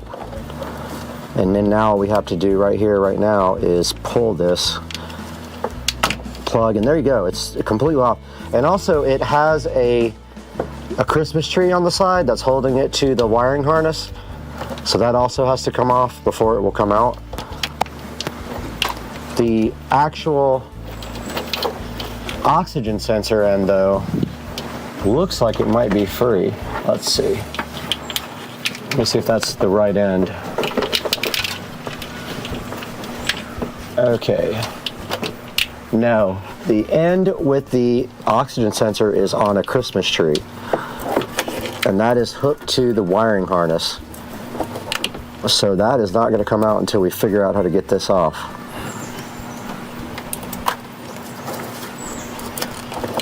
Oh, that thing is on there.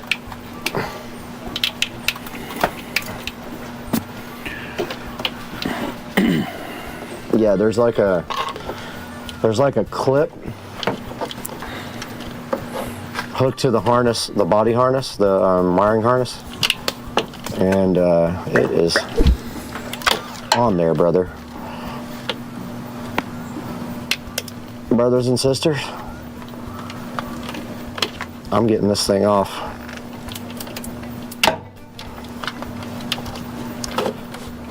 You get it? Yeah, we got it. All right. You guys can see right here and right now, I got the actual pigtail disconnected from the wiring harness. It was Christmas treed to the actual vehicle. And now my mission is up there. I've got to get this O2 sensor out. It's the pre-cat O2. And guys, you can see that that is a squeeze right there. So let me get my wrench on that and see what I can do real quick. Take the box in. Now, if you've got it loose, if you could slide it over the wire, use the box in so you got more meat on it. I can, yeah. Actually, I think I can literally get all the way around it. It's just not fun. The only reason I'm telling you to use the box in, or the closed end, is because Actually, in case we got to put another wrench on it to give it more leverage. Oh my God, dude. All right, so now you know. You want that fan on, or you're not worried about it? No. Now, when you guys know when you do this, this is what you're in for. Also, filming it and doing it at the same time, that's fun. Oh man, this is a fun time.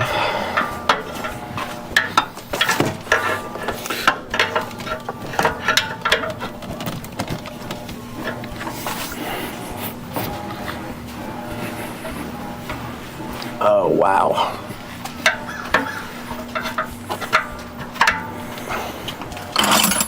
All right, I've got the wrench over the O2 sensor now. There is just a very, very little amount of actual room to do this, so you can only get your wrench on there with one. Do you want to double your wrench up? No, I'm gonna see if I can power this guy out with it like this. If I can't, then I'll do an extra wrench. Let me think about this. So I think you gotta go towards my feet. Yep, go towards you. Not like when we were doing the calipers. Yeah, the opposite way of that, the right way. Yep.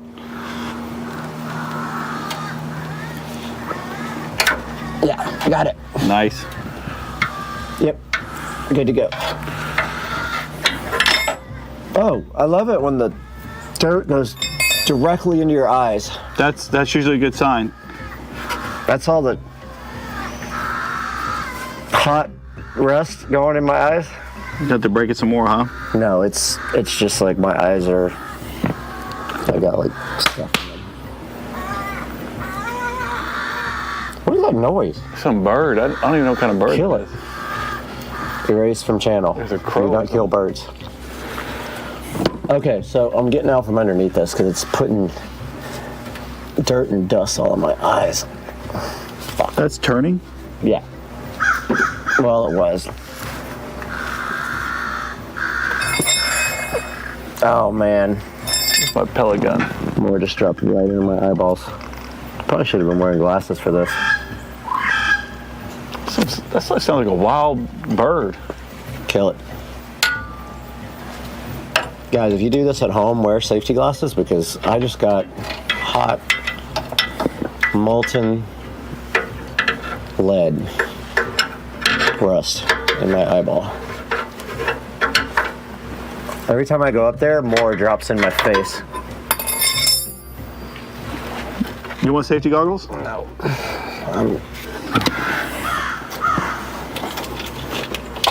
The hard part is trying to record while I'm doing it. Let's pray this is bank 2. I'm pretty sure this is bank 2. Hopefully this is bank 2, brother. Good thing. All right, I have the old O2 sensor out. I've got the new one in my hand. It has anti-seize compound already on it.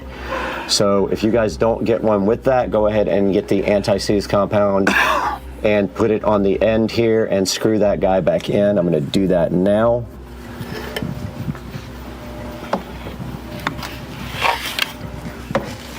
And so you guys see, there's a kind of a, like a plastic shield down here blocking, and that's what's making it so difficult to get this guy in.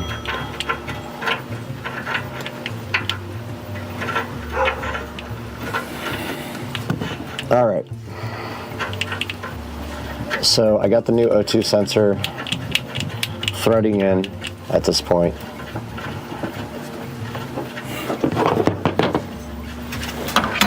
Turn it as much as you can with your hand, and then you'll tighten the rest up with your wrench.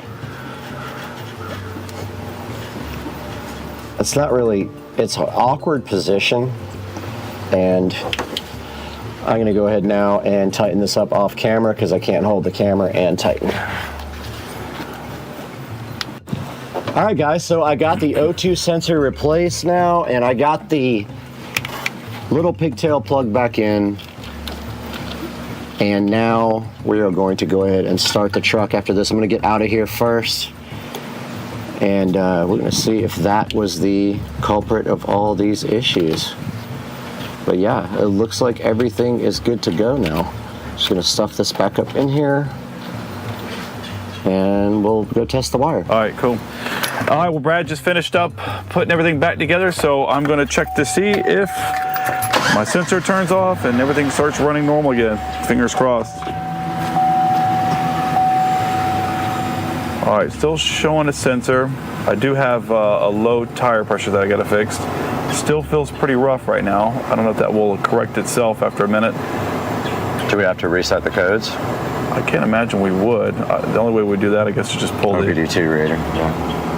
Right. I mean, can't we just take the pull negative the battery? Yeah. Yep.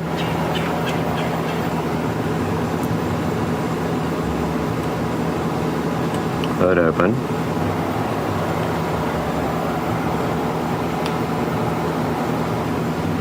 And we don't have an OBD2 reader, right? I don't have one. I'd have to go over to my buddy's house. Oh. No. Still running rough too? Feels like it's running rough, yeah. But maybe it needs a second. So we're still getting some weird readings from the computer, so we're gonna go ahead, we're gonna go ahead and pull the battery cable right there and go ahead and reset everything and see if we can figure it out. Because we did double check a video and we replaced the one that was showing the code in the computer. And so to pull the battery cable on this thing, looks like maybe an 8 or something millimeter-ish. Just broke. And it'll quickly reset the ECU. And go from there, and then we'll pull the codes again if that doesn't work, and we'll see what's happening after that, because we replaced the one that it said according to the video. All right, so we put everything in. Truck still's running a little bit rough. The code was still on the dash, so we just unhooked the battery for a minute to try to reset the code. I did reset. I still have another code on here for a low tire pressure, but we're hoping that maybe it's one of these things where it just needs to run for a little bit and try to clear itself out, but no guarantee. So if that doesn't work, then we might have to put the computer back up to it and see if it's throwing another code. So we'll see. All right, we're gonna take it for a test drive here for a little bit, drive about 30 miles, see what happens, and then we'll update you guys when we get back. Yep. Good morning, everybody. This is day 11. with no pool pump turned on. Day 11. Getting kinda green, isn't it? It looks crazy out here, dude. The camera does not do it justice at all. But this is post-hurricane Florida life.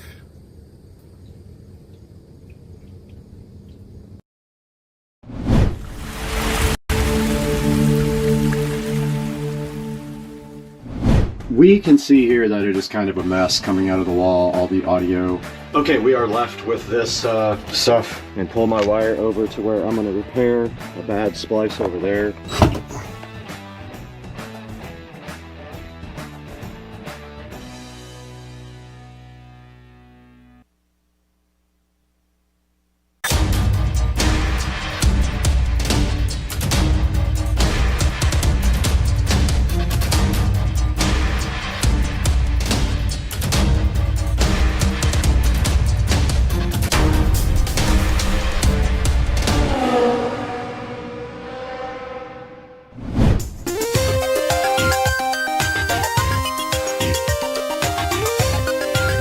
Alright guys, we are up in the closet right now where we are going to be doing all this work. We can see here that it is kind of a mess coming out of the wall, all the audio cables and power cabling.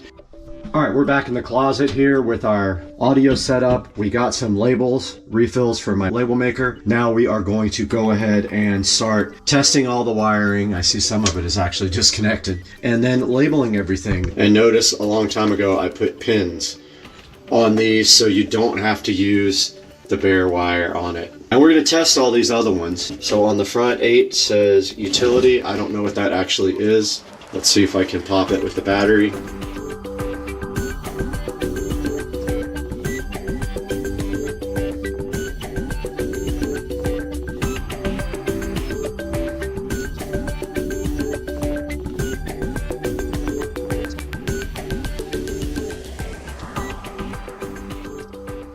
Alright, I'm gonna go ahead and make a label now for this. Camera was locked up.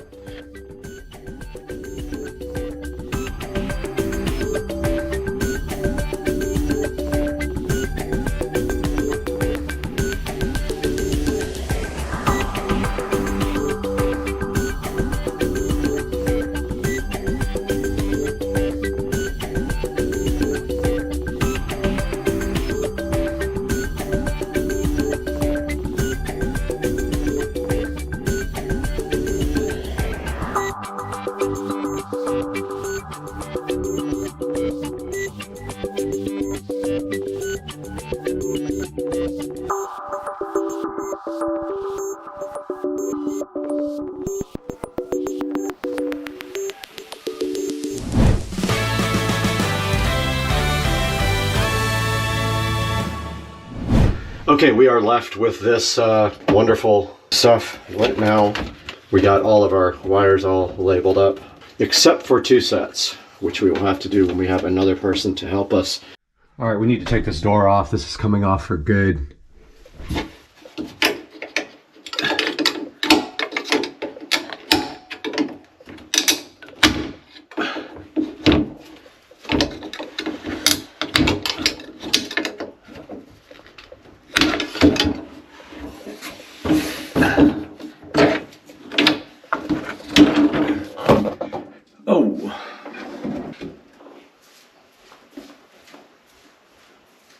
Okay, door's off.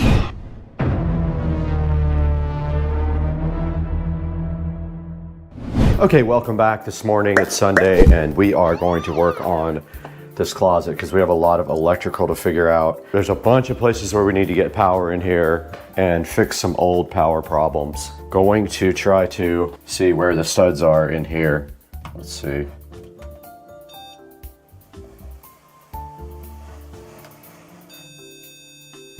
Oh, there's a stud right there.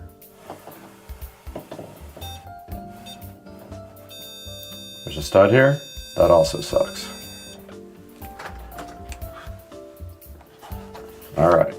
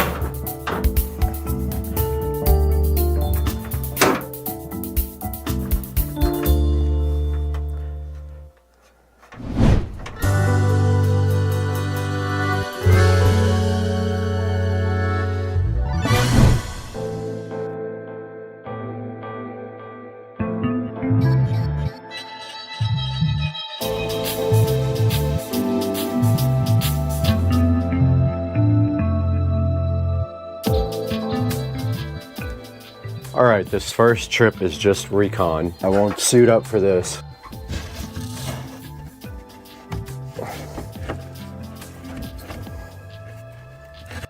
All right, of course the camera overheated, but I'm gonna go ahead and drill through the cap right here and pull my wire over to where I'm gonna repair a bad splice over there. They aren't gonna be able to see this part, it's just drilling.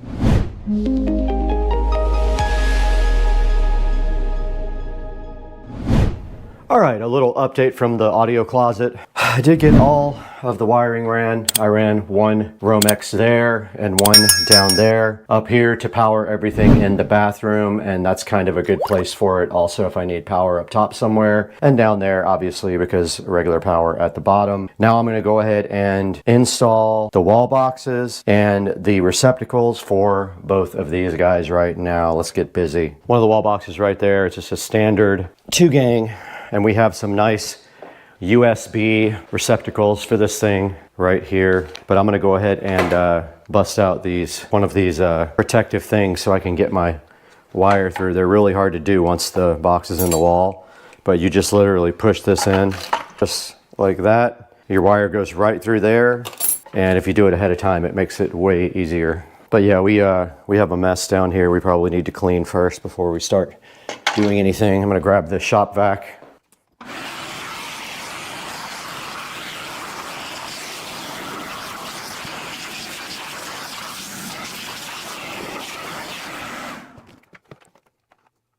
Got all my tools in my work bag right here that I need. Power's still off.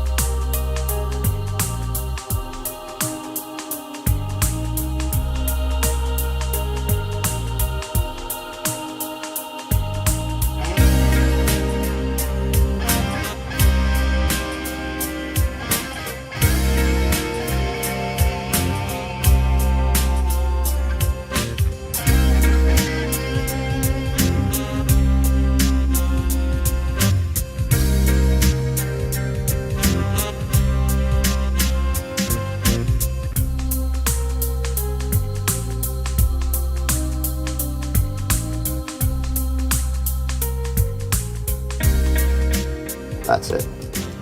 Just takes 2 people.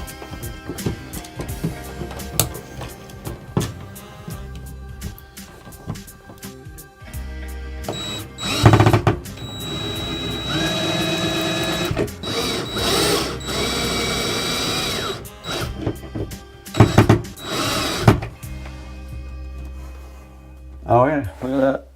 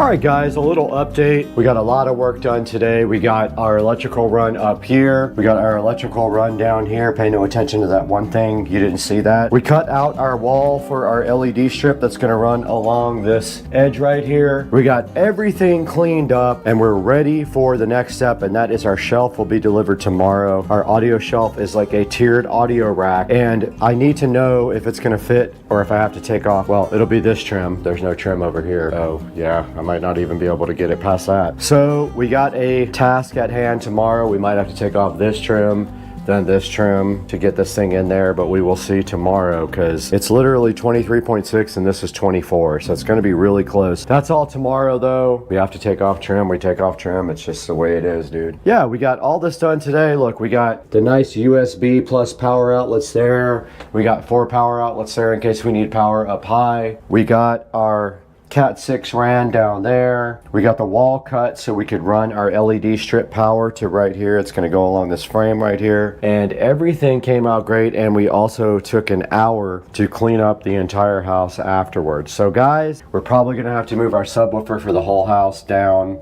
I haven't figured that out yet until we get our audio rack, but we might have to move it down there, which would probably be ideal, in which case we have to couple these two and drop it because I don't think there's enough length to go down. We'll see about that. We're not going to get that far today. That's where we're stopping for right now. Papa, it's got TV, Papa. Cooper, you're so mad. Why are you so mad?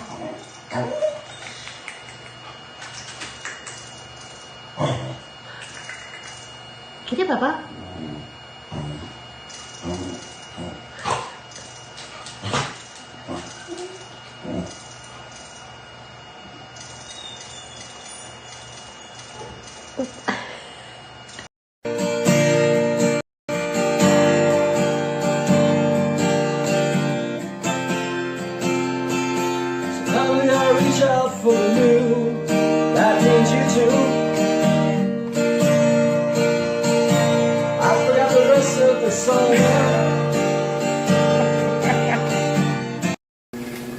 Over here on the treadmill, and there's a freaking little crab.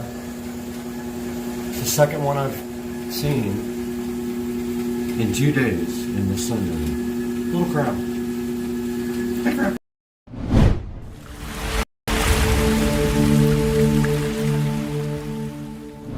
Hey guys, welcome back to Supercar Street Racing. Brad here, good to have you back. And I wanted to just quickly say thank you for subscriber count, about 134,000 today. Today, we need to concentrate on something else, and that is getting my deck outside over the water redone and getting some furniture on it. So today we're gonna look at that on Supercar Street Racing. Hang out with us, it's gonna be a cool show.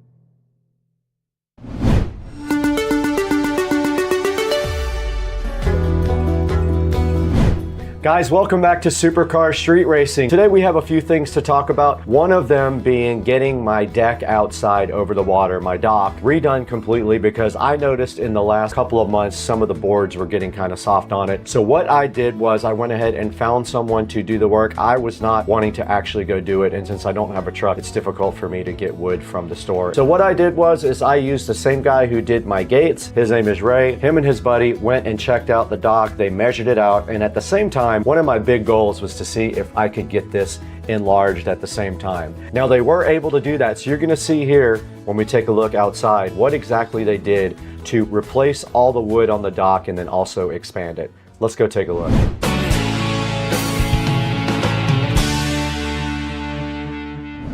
All right guys, we are out here on the new deck. As you can see right here, the carpenters could come in and they replaced my deck with actual 2x4s and then 2x8s. This is 10 feet now going this way. They actually expanded the dock as well. This is 8 feet going this way, and I just bought furniture for this.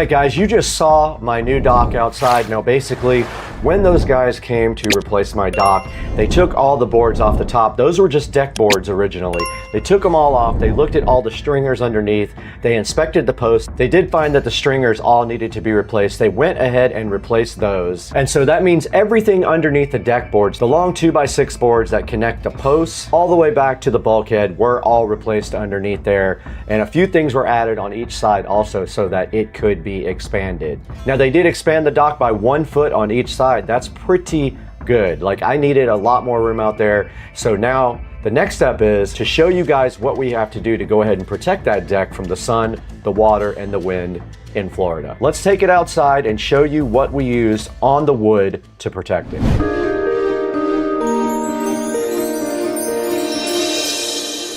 My job today, and you can see right here, I've already done 2 coats. I'm gonna go ahead and sweep all this off and go ahead and put a 3rd coat of poly. That's my one mission today, get the 3rd and final coat of poly on the deck. And here come the dog, and they will bark until the owner comes out.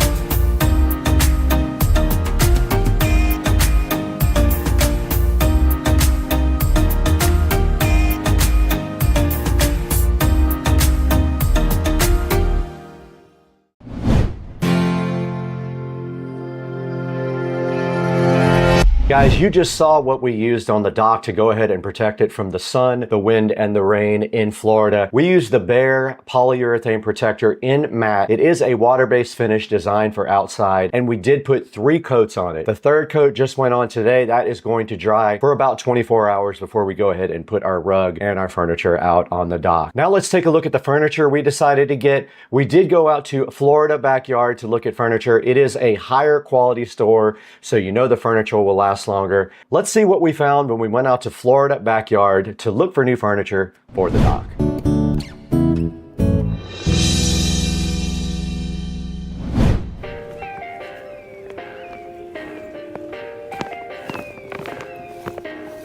Look at that dude, sitting in the grass. What's up, dude? Perfect. He's coming over. Still kind of wet. I'm gonna let it dry out for like another hour. He's hissing at me. What you hissing about, dude? Yeah, this is still wet. I'm gonna let that dry.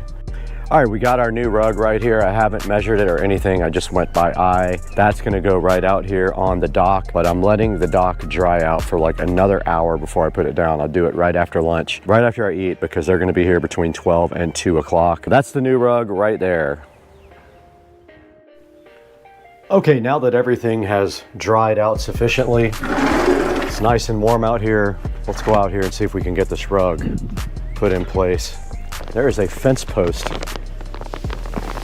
There's an entire fence in the pond right here. That's awesome.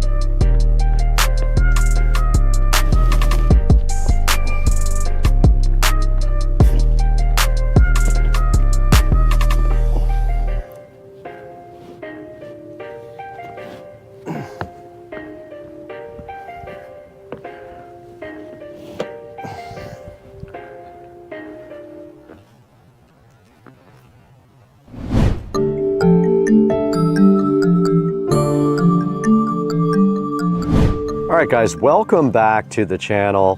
Don't you hiss at me.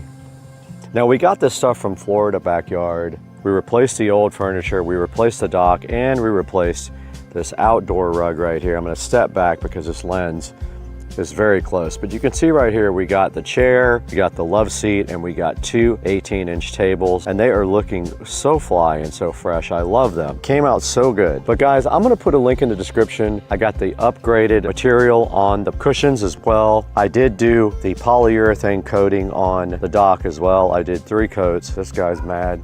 And there's a good look at the pond, guys. We had 3 different things done. We made the deck bigger, much wider, so we could put bigger furniture on it. We extended it by 6 inches, and we also redid most of the entire thing and got new furniture.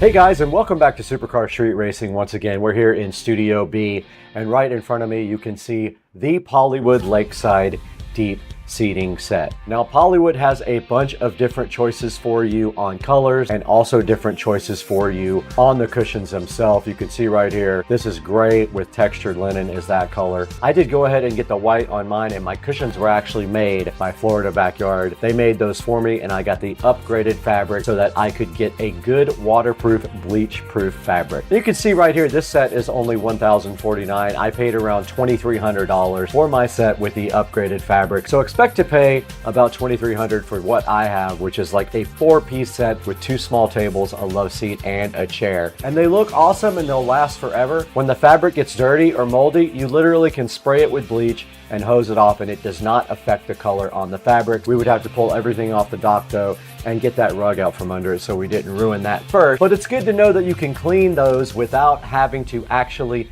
take them off the dock and store them inside during times when you're not using them. A lot of people will take their stuff and just store it inside to keep it from getting ruined. I'll put a link in the description to at least one of these types of Pollywood furniture. You can go from there and find your own and buy it and use our affiliate links, and it does help us out greatly. Now, we did get these at Florida Backyard. If you are in Florida, go take a look at Florida Backyard. I'll put the address and phone number in the description.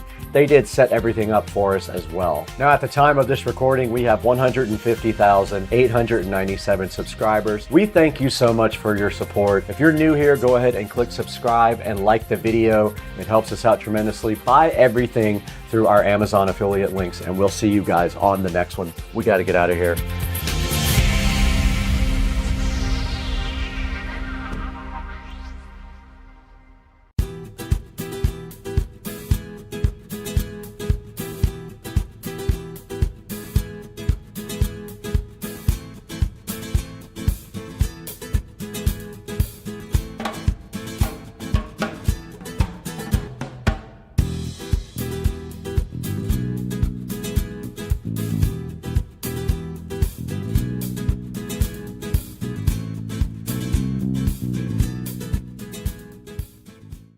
that brand new Tesla peel sat. We got the Tesla, we got the peel sat on the brand new trim piece. Let's go. That peel sat's so good. Oh my God, it takes so long. Let's go with that peel sat on the new Tesla Model S trim piece.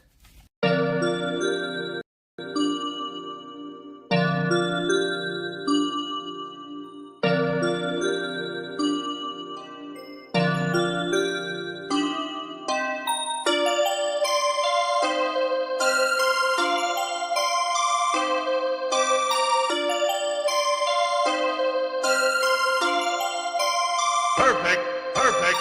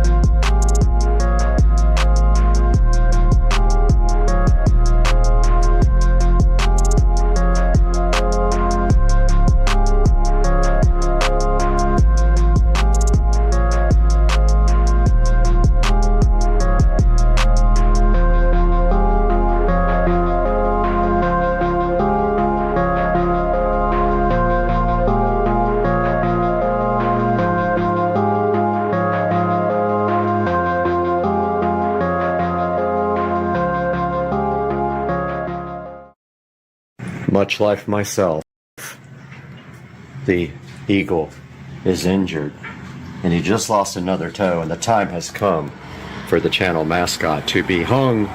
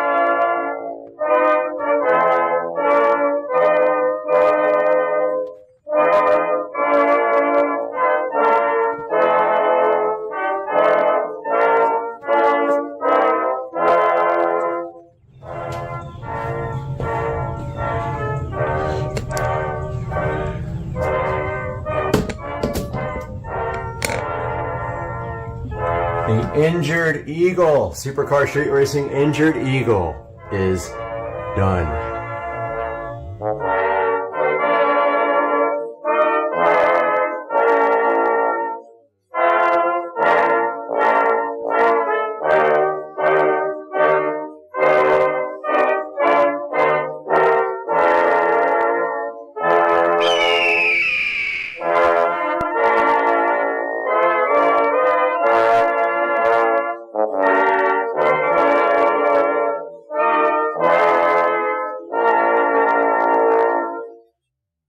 The correct time is 4:15 a.m. Had a little bit of drinkage last night with Joe Dukes of Duval County, and therefore did not sleep very well. Never sleep well when I have alcohol. But I'm up and I'm ready to work and then get on the treadmill. And today we have a box of goodies here and some goodness here that we've got to get into for the mini bike.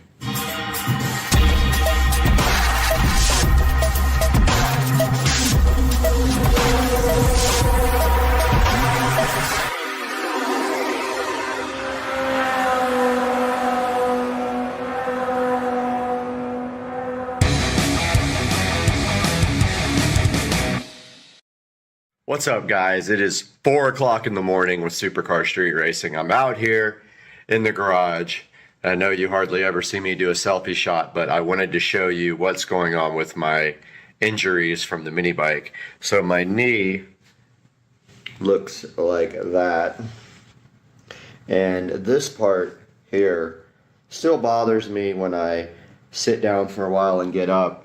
It actually hurts because I think it's healing and it's, you know, flexing every time I try to get up. My thumb is still pretty jacked up from the accident. I jammed it pretty hard and it's multiple colors and yeah. And then that part of my hand right there lost a bunch of skin in the accident as well. I got some bumps and bruises also, but those are healing up pretty nicely. So I just wanted to give you guys a little update before we start. Yep, we still got our tires here, and I think this week is the week for pulling the wheels off the bike and going to get the tires mounted. And then after that, I am actually just going to paint the wheels matte black. I ordered wheels, but they were taking forever and I canceled the order. So I'm just going to paint the wheels. There's no need to order black wheels.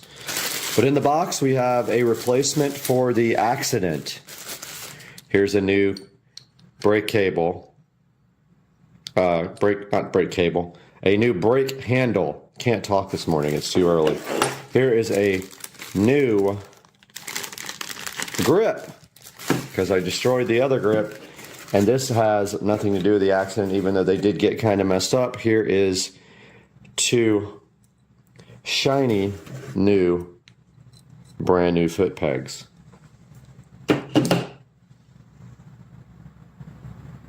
Absolutely nothing to do with the accident. This is my nightmare. This fuel cap is brand new and it leaks. Brand new. Look at it. It's shiny. It's got a new gasket. It leaks. So today we are going to take care of that with this cork gasket. In the gasket kit that I bought to make for the carburetor, there was this lovely cork gasket inside. It is going to be perfect for making a new gasket for the top that hopefully never leaks again. Fuel goes everywhere.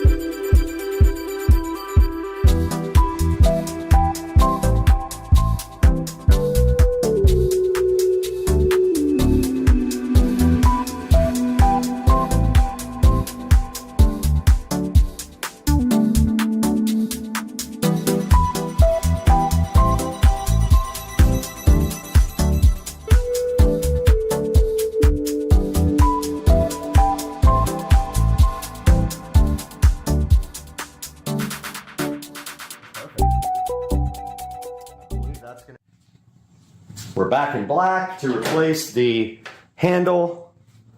And what you do, it got pretty jacked up. So we have to get this brake cable out.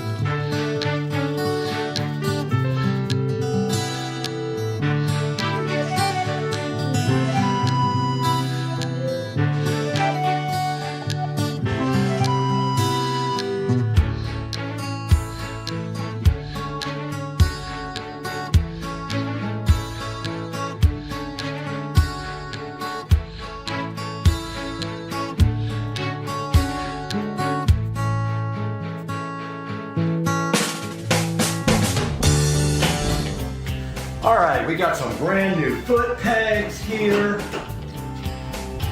Hopefully they fit.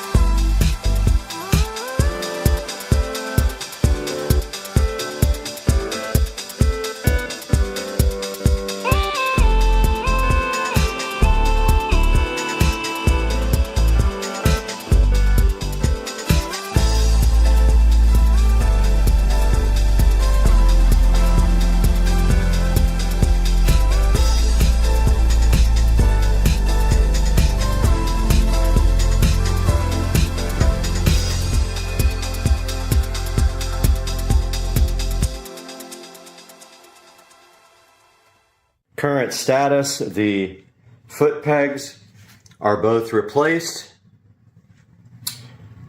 The brake is connected, however, I painted the handlebar because it got messed up right there from pulling the brakes on and off, and it'll probably get messed up again, but I want to get it a good chance to dry here, a couple of hours to dry before I finish this. So it's time to get on the treadmill and get some freaking exercising done.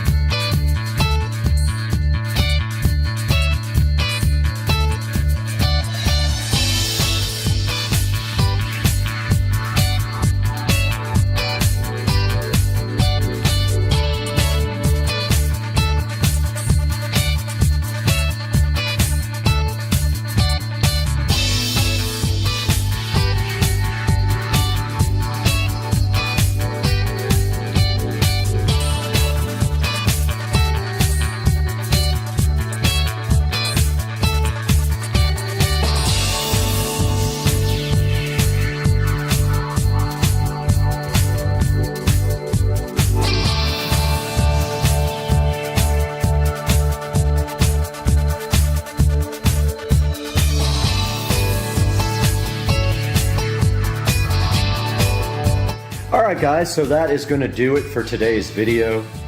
We got the awesome new brake handle installed after my crash. I didn't show you guys the third degree burns on my leg from the exhaust either. So yeah, big time crash, big time bro. Got the brake handle done, got the brand new pegs done, which look pretty awesome. What else did we do? That's it. Oh, new grip over here. And I also have one for here, I just haven't replaced it yet. So that's gonna do it for the video today, guys. Hope you enjoyed it. We'll see you next time.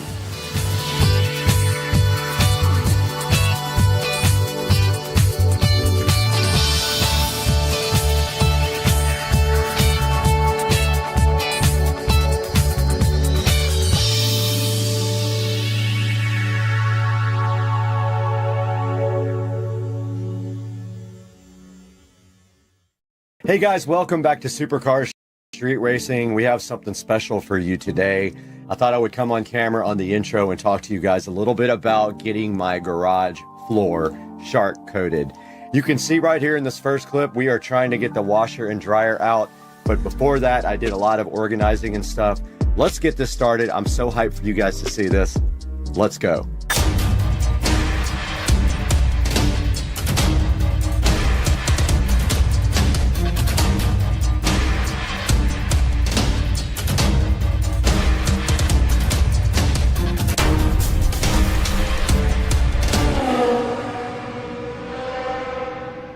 Welcome back to the channel. We are Supercar Street Racing. You can see right behind me here, it says it somewhere.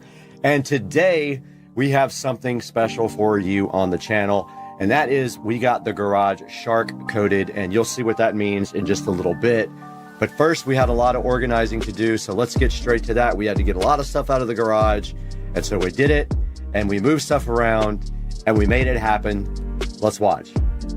All right, so what you're seeing here basically is me in the kitchen, and I have already taken the cabinet out of the garage at this point. So what I'm doing here is there's a space over my pantry where we were keeping the cleaning supplies, but I decided that I was gonna put the car cleaning supplies in here instead, and then move everything from the cleaning supply area for the house underneath the sink. So let's watch.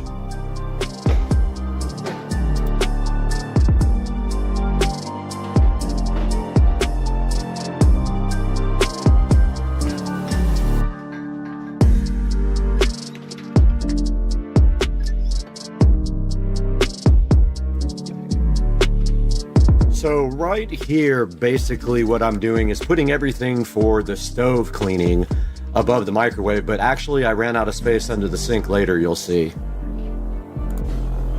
All right guys, as you can see right here, we got all of our cleaning products in here. It is a tight fit, unfortunately, but that is all the space that I have. I also have some overflow going up here where I will put some stuff that won't fit down there, but that's how it's gonna have to be from now on. And now I have to move the car products into the top here on this very top shelf because I can't fit all of the house cleaning products there, so it only makes sense. I just don't have a lot of kitchen storage here, so let's get busy putting the car products up here on this top shelf.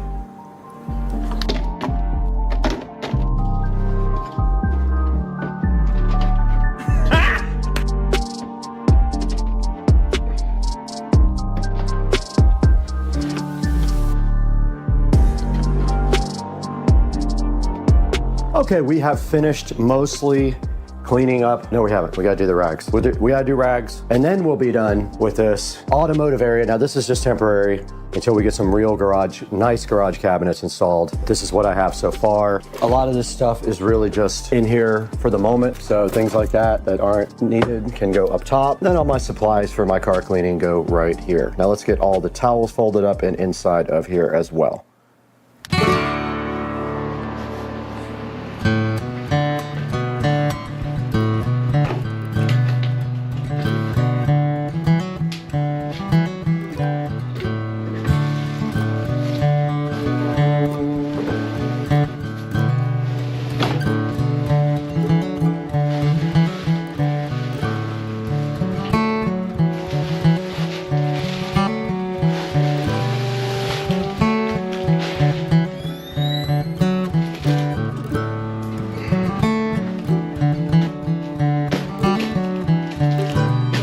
All right, guys, we are back in the Supercar Street Racing garage, and we have finished part 1 of the video about our new garage floor being put in tomorrow. We have to get this washer and dryer out tomorrow with them. They're gonna help me. And you can see that this floor has gone through some abuse in the last 4 or 5 years, and it has tire marks on it, and it actually peeled up the epoxy here when the tires were hot on it, which is why I put the mats down. And you can see that the mats have basically melted onto the floor. But as you can see, I got the cabinet out of here today, completely out. I got cleaned out underneath it. Unfortunately, we can't take out the hot water heater. I was gonna do tankless, but I don't have enough service. I think I only have a 100 amp breaker right here, and you need at least 200 amps. I can't do that. We got all of our products out of there, out of our garage cabinet, up into the cabinet up here and up there.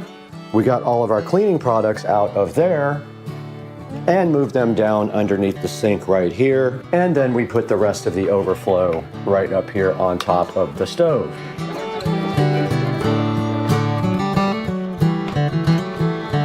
Now in this clip here, you can see the guys from Shark Coatings did get here pretty early in the morning, actually earlier than they were scheduled to, so I was kind of not ready at the time. But right here in this clip, you can see we're trying to figure out getting the washer and dryer out. Now just remember, this washing machine is actually 2 washers. I do have the thing below it that's a small washing machine. This thing is heavy, and my hand truck has flat tires, so we did struggle a little bit getting this washing machine out. The dryer wasn't so bad at all, and we took those and put them on the side of the house because they had to be out for 48 hours, where we covered them up with a tarp. So let's check it out.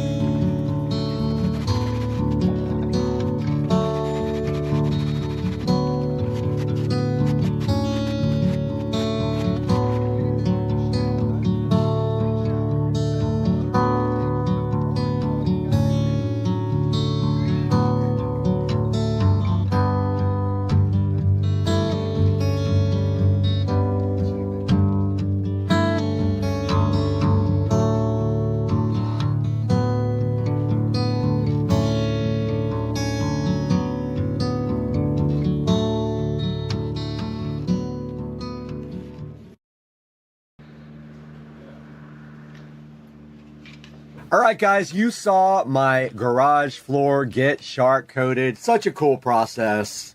They had those huge grinders. They ground everything down, and then they put the surface coat on there. And now what you're seeing on the screen right here is me prepping this back wall. Now, I took the bench out, and the bench had electrical running under it, so that left me with an issue that I needed to put electric down closer to the floor and over by the wall for my sprinkler controller and my landscape lighting timer. So what you're seeing right here is me doing the electrical work in the back of the garage.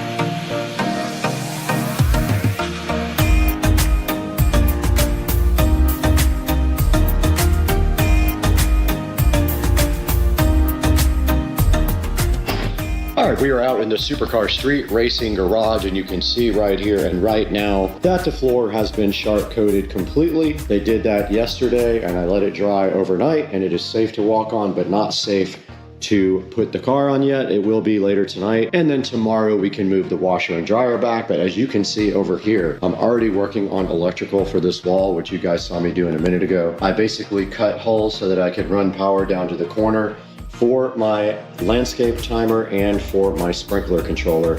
I just have to figure out what I'm going to do about this wall, because basically I'm probably going to have to cut the pegboard and screw it back on, because the wiring is all running really bad through there. So yeah, I'm going to go ahead and keep working on this, but you can see I've got I've got the box in, I've got the power run up to where I'm going to tie into the other power, and now all I have to do simply is tie in right here. But I went and painted the new receptacle and the new cover plate black, and also I put in a Echo Show wall mount hole here, and I have a Echo Show mount that I just painted black, and I ordered a Echo Show in black to go right here. Now let's get back to work.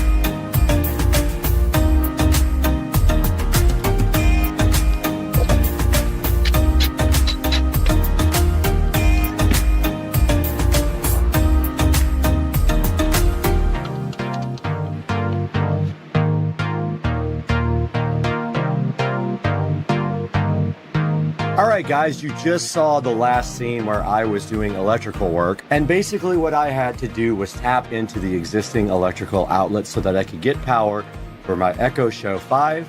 I did have to cut the drywall to do that, so then I had to patch and paint, and that's what you're seeing in this next clip. And I also added a receptacle down in the lower left if you're facing the rear wall. And that's gonna be for my irrigation system controller and also for our landscape lighting. So let's take a look at what I did here next by patching and painting the back wall, which was never painted due to the washer and dryer being there.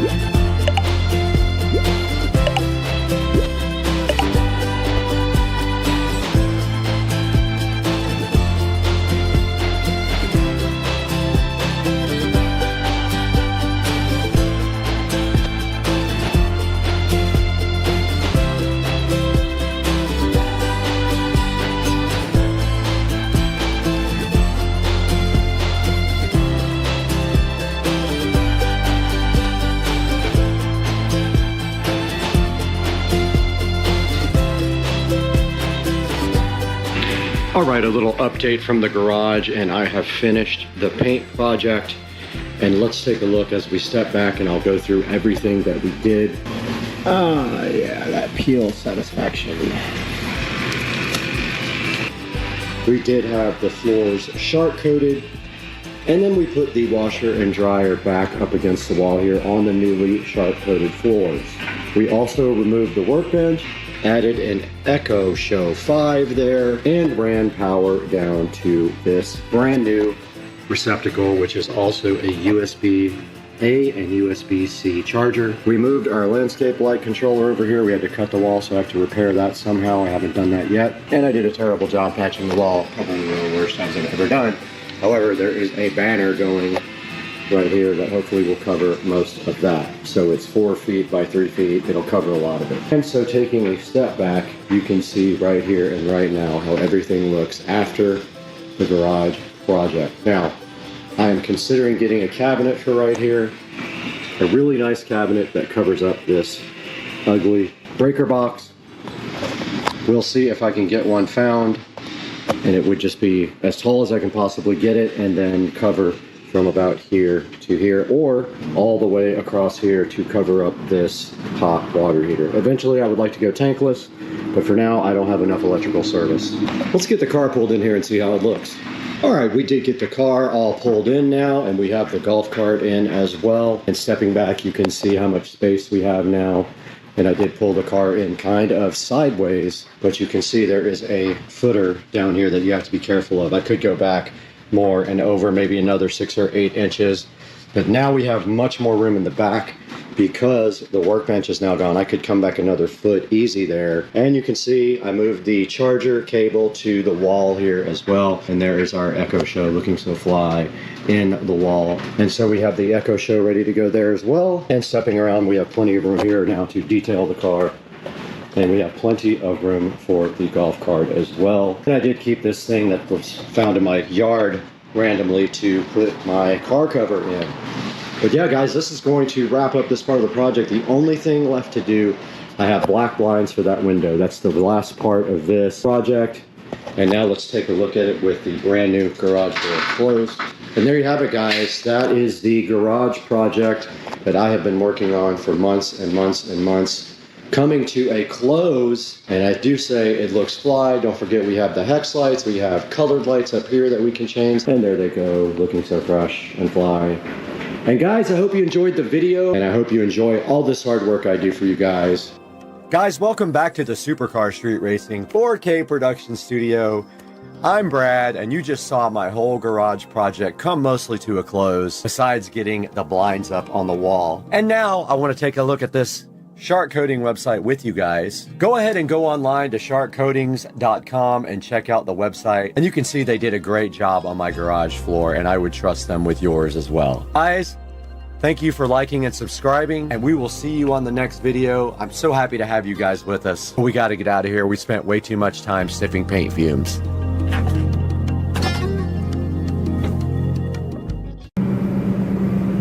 Flat tire, but I got rescued. There's a slice of metal somewhere in this thing. Hey guys, welcome back to Supercar Street Racing, and today we have the Marantz Cinema 70S, and we're going to be replacing this old, tired Pioneer VSX 1021. So hang out with us while we take a look at this flagship Marantz receiver.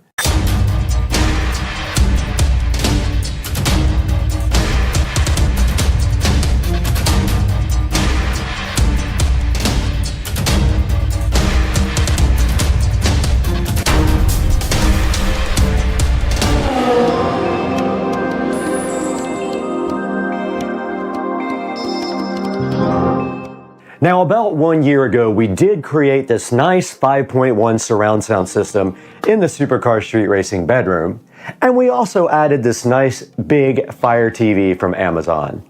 It has a UE error 22 showing on the screen, and for some reason the sound cuts out all the time or just gets really loud and blows you out of the bed. So we're gonna have to disconnect this and get this brand new Cinema 70S connected. So let's get this thing unboxed and see what's inside. Okay guys, we got the brand new Marantz Cinema 70S in front of us. Let's go ahead and get this thing unboxed. Now this is the flagship, one of the flagships of the new Marantz lineup. And this is replacing the NR1711 that we have in the Supercar Street Racing Studios as the new updated model. I was a little bit too early to get this model when we built the studio. Let's get it turned around. And inside the nice packaging, very, very nice presentation. You can see already, there's a nice Marantz box on top here. There is an Odyssey mic for calibrating your sound. And then there is your power cord. And inside the box here, check out the presentation. We have the remote, the Bluetooth Wi-Fi antenna, some batteries, and a nice quick start guide. And then under that, it tells you how to use the HEOS app to listen to high resolution audio. And then there's an antenna right underneath that for FM and AM radio. Very, very nice. Once inside the box, we see this nice presentation here of the Marantz Cinema 70S. Let's go ahead and get the mic out. This is unlike any receiver I've ever unboxed before. The quality and the presentation is very high end for a $1,100 receiver. And you can see the nice wrap here of the Marantz Cinema 70S. We are gonna have to get it off the table now to get it out of the box. And it is a slimline receiver. Okay, that is all that's inside the box of the Marantz Cinema 70S. Now here's the Marantz Cinema 70S compared to the VSX 1021 from Pioneer. This Pioneer receiver did come from a thrift store a while back, and it is giving me quite a few problems. But notice how well built this Marantz looks compared to the Pioneer and how much more high-end this looks. All right, now that we have the Cinema 70S up against the Pioneer VSX 1021 here, let's go ahead and get this VSX 1021 disconnected and get this Pioneer out of here. All right, taking a look at the back of the Cinema 70S from left to right, we do see one Wi-Fi Bluetooth antenna upper left, and then we see our phono inputs. We've got our standard audio inputs here, right next to our antennas. At the top, we've got digital inputs, we've got a coaxial, and we've got an optical input. Then we've got our Ethernet input jack here. And then we've got the preamp outputs. It does have preamp outputs for all the channels, which is important if you have a high-end system. Right here, there's a remote control, And then at the top, all your inputs for HDMI, and we will be using the ARC input for ours. Now, ARC is audio return channel. This will allow us to play audio from the TV through the receiver. And then you have your speaker outputs at the bottom, front, center, surround, and surround back and surround back. And then your standard power jack and your other Bluetooth antenna. Now, I did not label these wires when I put them on the back of the Pioneer. I have enough slack where it shouldn't be a problem.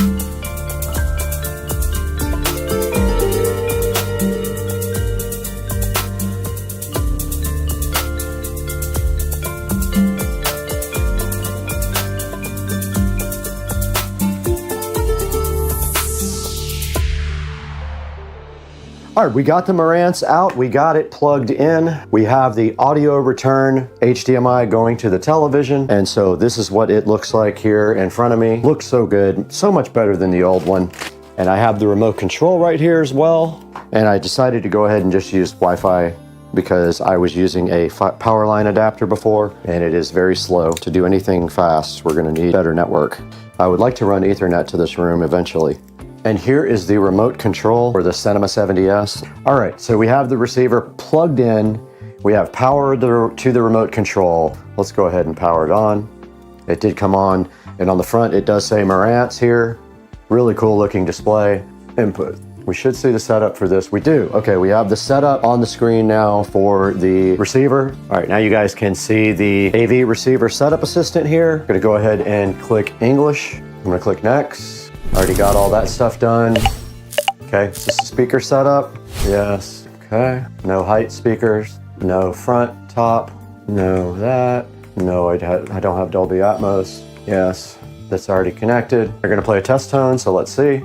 Set the subwoofer at 30. I do hear front left. I do hear center. I do hear front right. I do hear right surround. I do hear left surround. I do hear the sub. And we have the Odyssey calibration, and we are going to go ahead and break out the microphone for Odyssey. And there is a microphone jack on the front right here to do Odyssey setup. So go ahead and get that plugged in. Go ahead and hit next. But I'm gonna go ahead and plug in. I'm gonna plug in the Odyssey mic. It is plugged in. Connect the calibration microphone to set up.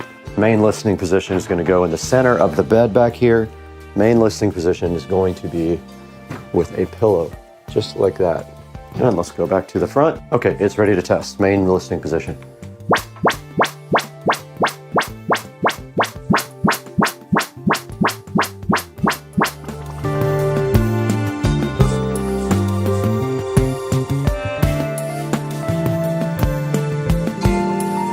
Okay, I'm moving the mic. All right, it is done. I stopped at the third listening position. It says disconnect the microphone. Went ahead and did that. The antennas are actually already connected to the back here, and it's going to connect us to network here. Firmware. Let's go ahead and try to update the firmware. Yep, there is an update.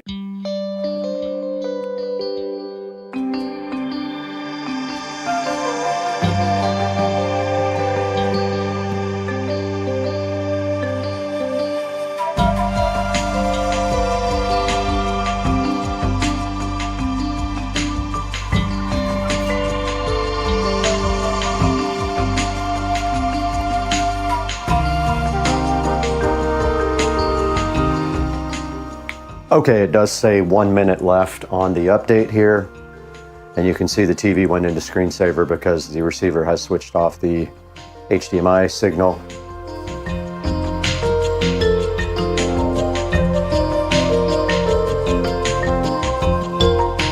Okay, it is not outputting audio to the subwoofer. This is what I was talking about. I need to find that setting. Okay, I did figure it out. It was set on full range. For the front speakers, I set it to crossover at 40 Hertz, and now we have subwoofer audio here on the front.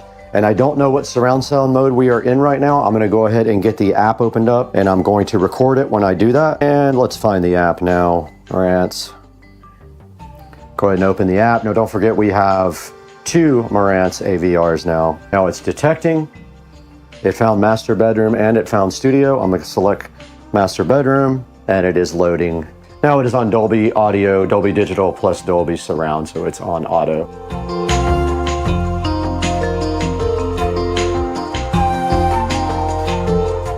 Welcome back to Supercar Street Racing. I'm Brad. You're in the 4K production studio, and we are taking a look today at the Marantz Cinema 70S, as you can see right here on your screen. And this 70S Marantz is one of the flagship Marantz models, and it is a slimline model as well. Now, this receiver has 50 watts on all 7 channels. It does 4K 120 and also 8K. Now, right here in the Supercar Street Racing studio, we have the old NR1711 from Marantz, which is also their slimline model. And unfortunately, I got it right before the 70S came out, so I wasn't able to pick up the new 70S. I did pick up the 70S for my bedroom, and you guys remember we did a 5.1 audio project in the bedroom about a year and a half ago. And I did use a thrift store receiver at that time. It was a Pioneer, and I was trying to save money, so I just picked that up, and it got by for a little while. Now, the Pioneer started giving me errors like UE22, which is something to do with updates. And it is so old that it is no longer supported by Pioneer. Now, checking out the Cinema 70S right here on Amazon, you can see that if you buy it from this person, this seller, it is $11.93, but you can actually get it for right around $1,000, and I will put links in the description for both of them. When you take this link here, you can actually pay it in Amazon payments. The $1,000 version, you cannot pay it in payments. And this receiver has a 4.2 star review out of 52 ratings. Now, I will tell you on YouTube, this receiver has great reviews, and it's one of the best receivers I've ever personally used. Just the packaging and presentation was so nice on this receiver. When you open it up, you immediately see the quality there and the effort that they put in to make this a little bit of a higher quality experience for its customers. And going online here, you can see the pictures here of the receiver. And there's the front of the receiver. It has a really nice, modern looking high-end feel. Here it says elevated performance for the Cinema 70S. Soundmaster tuned using precision components ensures your listening experience is extraordinary. And right here you take a look at the back of the Cinema 70S. And we did go over all this stuff in the video, and I showed you the connections on the back there. But notice here, one of the higher quality things that it has are preamp outputs for every channel. You can see right here, that is something that a lot of manufacturers are leaving out of their receivers now. And right here to the right of that, you can see all the speaker outputs and the HDMI inputs, including the 8K monitor output there. And you can see it does 4K 120 as well. It also does have 2 subwoofer outputs. And they're just letting you know right here that it has an included microphone, so you can use their Odyssey setup to perfectly tune any room. And right here, it's showing you the style, which I think is pretty cool, honestly. And it's telling you here in this slide that it has the most modern technologies available right now. Now, this also supports HEOS, Wi-Fi, and Bluetooth, and multi-room, so it has multi-zone support. And taking a look at the reviews here, I don't necessarily agree with some of these bad reviews. There are only 52 reviews total on this ad. This one says buggy firmware. I have not had that experience. Now, I did update the firmware immediately when I got the receiver, and so maybe I had a different experience. This one says it doesn't have Odyssey multi-EQ. It does not. It has regular Odyssey. But checking out the 5-star reviews here, you can see that it says pretty happy. Best audio gear I have ever owned. Fantastic sound. Hard to beat the price. I also agree. It is pretty hard to beat the $1,000 price point on this receiver. Incredible sound reproduction. I kind of agree. It sounds amazing. I've listened to music and movies on it, and it does sound really good. Perfect addition to my home theater system. I think the plan is for me to also, in the future, get a second one to upgrade my home theater room, because my Yamaha is getting old at this point. So far, everything excellent. I agree with that review. For me, everything is great so far. And this last review says it was just fantastic. So the Marantz Cinema 70S has worked out great. for the Supercar Street Racing 5.1 surround sound in the bedroom. And like I said a few minutes ago, I do plan on buying another one for my home theater room to replace the aging Yamaha. Guys, I want to thank you for supporting Supercar Street Racing in every way possible. Please buy all your products through our Amazon links that'll be in the description, including this Marantz Cinema 70S. And you can buy anything through any of our links. It doesn't have to be the product that you're currently looking at. And we have to get out of here right now. We have to go upgrade every receiver in Jacksonville. And then we'll just pull it tight. Well, that's not good. Anything break? No. Guys, welcome back to the channel. And today we have a special enhancement for the garage. And it's sitting right here, looking so fly and fresh. And this is going to go into the garage right now. But first, we're going to open it up on Supercar Street Racing.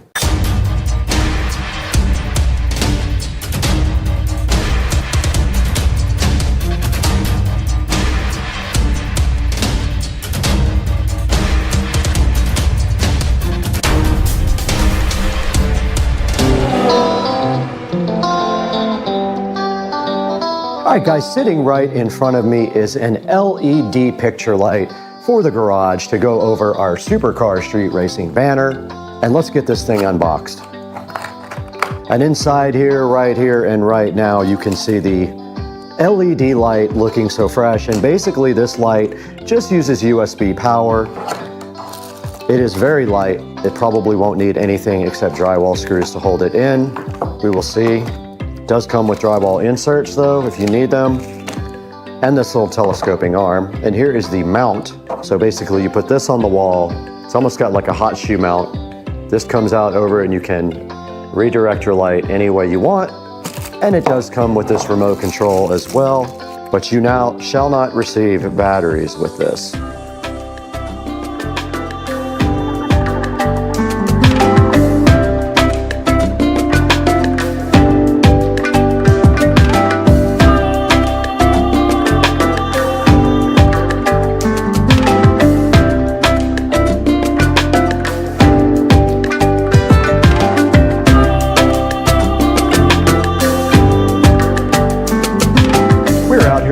In front of the Supercar Street Racing banner, and the plan right here and right now is to put this TV back all the way like this and hang this banner. The TV will generally be facing this way because it's in the corner.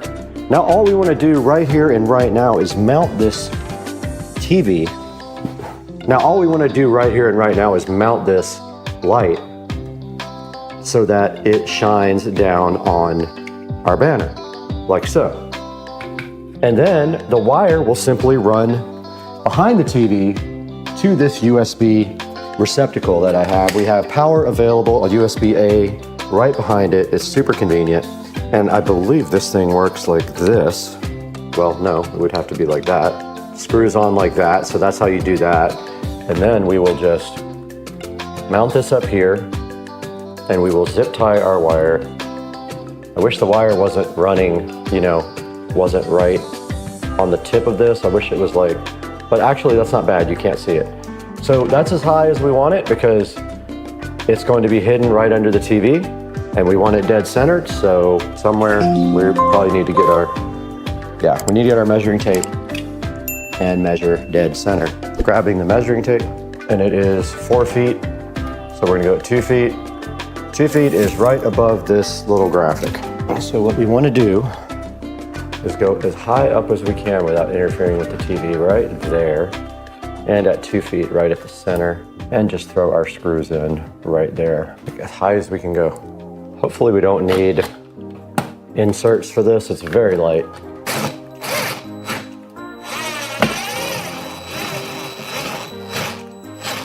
Screws are very long and it's very light. And now we will just try to level it out so it doesn't look crooked, right there.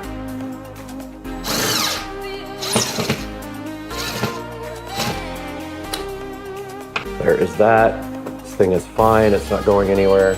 Light is very light. Get it? Now to the little neck. We'll run the neck right there. And all we have to do now is give this thing power. And there is a USB type A connector on the actual receptacle back here, which makes this very convenient. And it is plugged in and on and freaking out. It is oscillating. Oh, it's audio based. Nice. Okay, it is on music right now, but so eventually it's going to come up like that and you won't see it. We will tie it straight up like this and it's completely hidden by the TV. But for now, it is on music mode. So I'm putting it on auto where it is doing a nice RGB effect. As you guys can see, we can put it on color. That is white.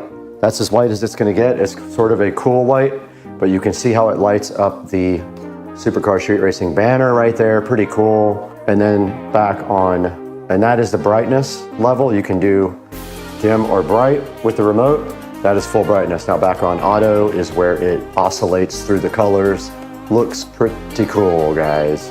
And I'll get another shot at night, and we also have to deal with this banner at the bottom not working right. But we need to get some zip ties and finish up our work. And the light is on, and the wire is completely hidden, guys. Check it out. Looks fly and fresh. Well, that's not good. Got him! Got him! Anything break? No. Yeah. Well, I broke my microphone connector. That's wonderful.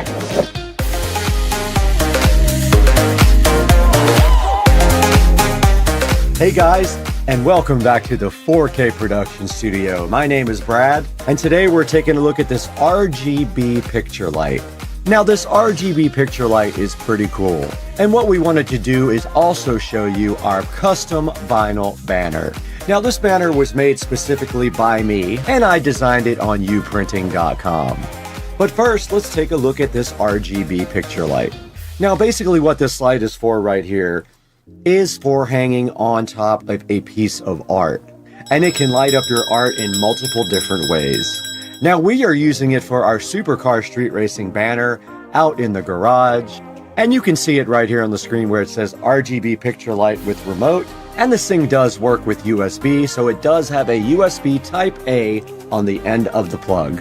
And checking right here online here on Amazon, it does have a 4.3 star review, and it does cost $34.98 right now for the RGB one.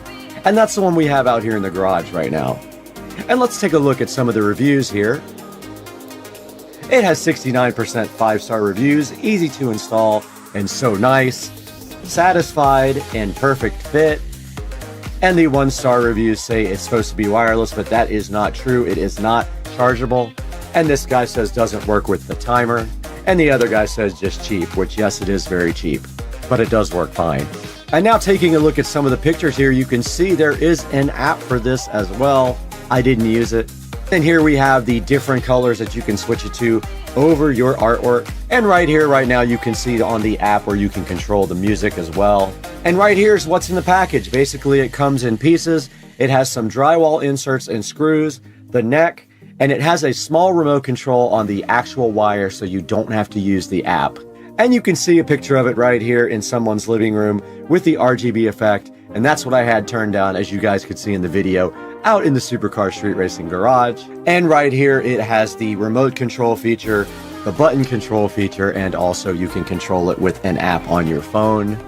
And now we're taking a look at the custom banner that I ordered on uprinting.com. Now I did design this myself. I'm pretty good at Photoshop, as you can see on some of the videos. So I did design this myself, and I used Photoshop to design it. And then I uploaded it to uprinting.com. I chose 48 by 36 because of the area I wanted to cover up.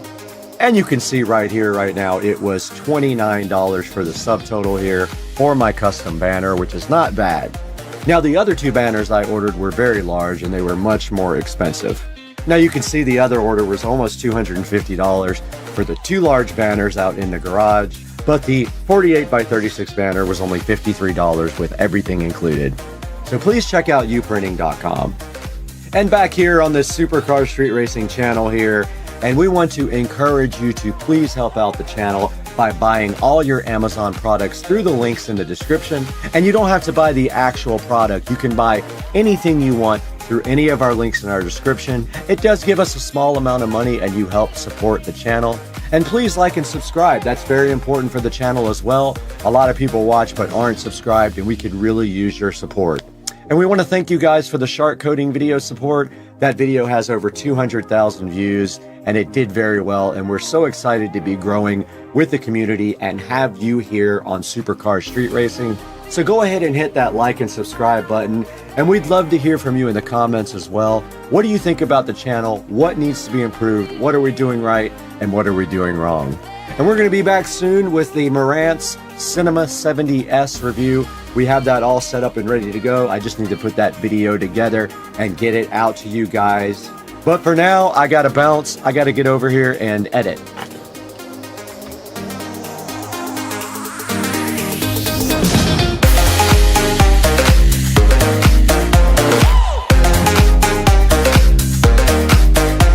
Out in the Supercar Street Racing garage, and of course we are recording on the phone, which has better low light video. We got the garage lights set to purple, but I wanted to show you guys the art print light that is chilling so nicely over the Supercar Street Racing banner, and it is set to a cool white, but we have this remote here that can do whatever we want. We can go red, green, blue, yellow, light blue, purple, and back to white. Or we can do oscillating colors, which looks fly.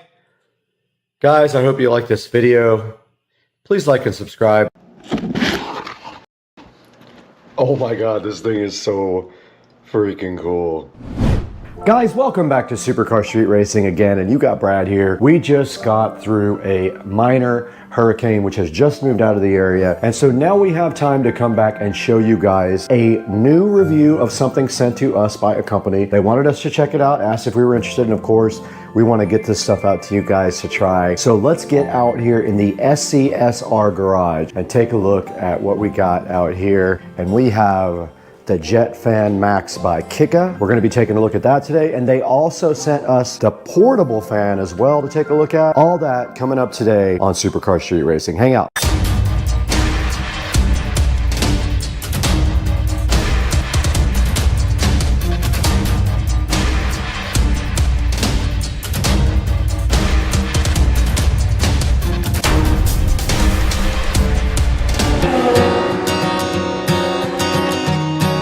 Out here in the SCSR garage, we've got a very special product for you today. I'm wearing green for absolutely no reason, but today we have the Jet Fan Max sitting here, and you guys have no idea how cool this thing is. We're going to be taking a look at this today for the very first time, and the challenging part is that the instructions are in Chinese or something, and so I had to try to translate them to figure it out. But we're going to open this stuff up really soon and see what's inside the box, what they included with the Jet Fan Max and the portable fan as well. We'll get that information to you guys today and tell you how we feel about this fan. So let's get going. We got a lot of stuff to do today with this, and we're out here in the beautiful garage hanging out with the Tesla and the golf cart. Let's get this thing unboxed. We're starting with the Jet Fan Max here from Kika, and right in front of me you can see the box is silver and does show a picture of the fan in front right there, and then it's got some little artwork around it like that, and on the back it looks identical to the front. No big deal, nothing really on it.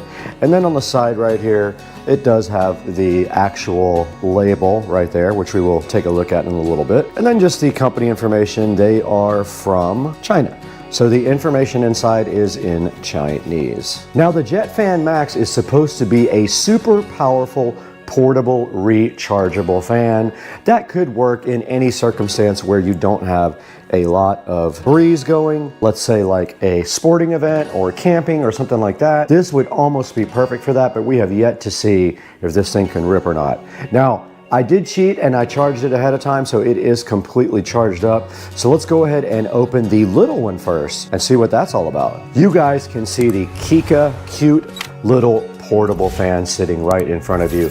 And if we take a look at the box, it just says portable fan on the front and has the company logo. And then on the side, It does say that it comes in multiple colors there: red, blue, green, black, and gray. It says that it has a long battery life, it's quiet, and ultra compact. And then on the back it just has information about the model number, the label, and other things like that. And so that pretty much is all that's on the box of the Kika mini portable fan, the cute little fan. So I guess our next thing would be get this thing unboxed, get it charged up, and let's see what this thing is capable of doing. All right, we're gonna go ahead and unbox the Kika mini portable fan, and it is taped shut with a little sticker, and those came out fairly easy. Let's go ahead and get this thing unboxed. It does slide right out of the packaging just like that, and when it slides out, you'll be surprised later what you see in the big box, because this looks very similar. But let's take it out, and it looks like it has a USB Type-C charging port on the bottom, which is great. It means you can charge it with any of your USB-C adapters, and it did come with a power cord here in case you don't have a USB Type-C, which I'm sure you do. Pretty much everyone has one of those now. So let's go ahead and get this thing on the charger and see how much charging it actually needs.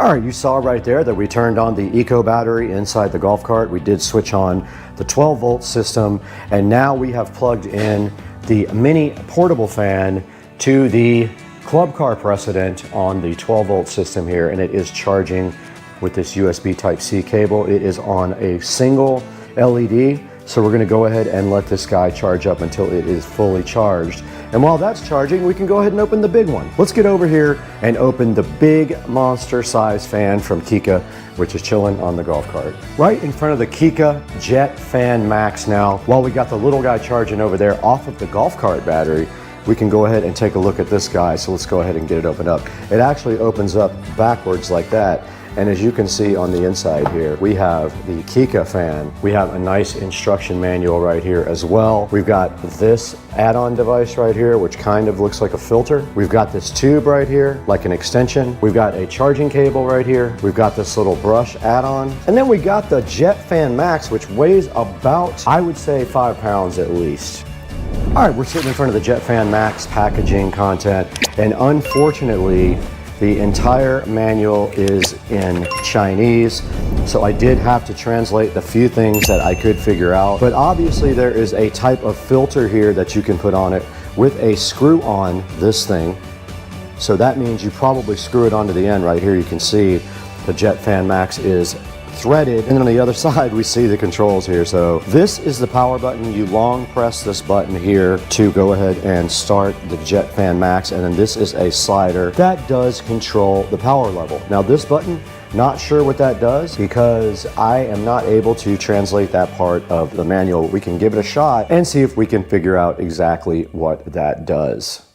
All right, the Jet Fan Max is in front of us, and we do have this add-on. You have that, and then you have this nice brush add-on here as well, and that goes right on. I don't know what you would possibly use that for unless you're going to clean something maybe. You have an extension also that you can add on right here, and there's a good look at the extension on the end, and then you can then put your brush. That just clips right on the end like that, and that is how you use the accessories. I guess you can blow stuff off with it like a cleaning tool. And then this thing just does come straight back off like that, and that part unscrews just like that. Back out here with the VESA Jet Fan Max, and let's talk a little bit about the operation of this. Now, as I said, this is kind of substantial. It is heavy.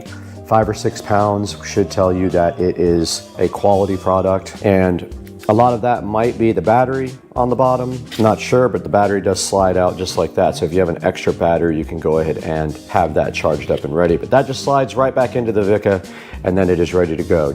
Now here is the power slider, and that's the level of the fan intensity. And I don't know what this does because I cannot read the manual. Now to power on the fan, you simply hold the power button down with a long press.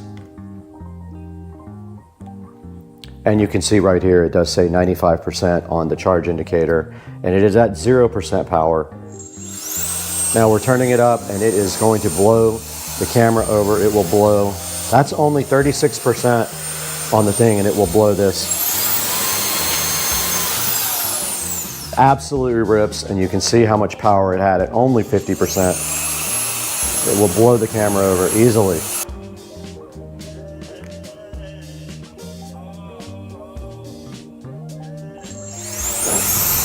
%60 power. 100.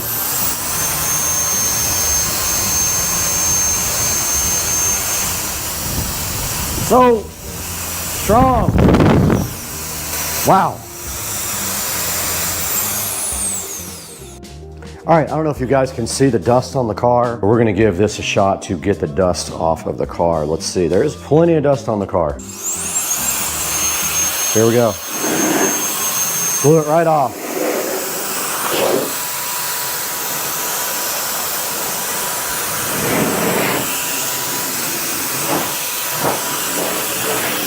The dust that isn't stuck to it is coming right off.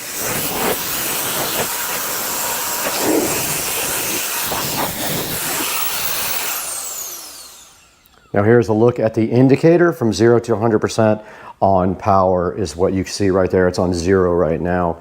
And I still don't know what this button up here does. Let's give that button a shot.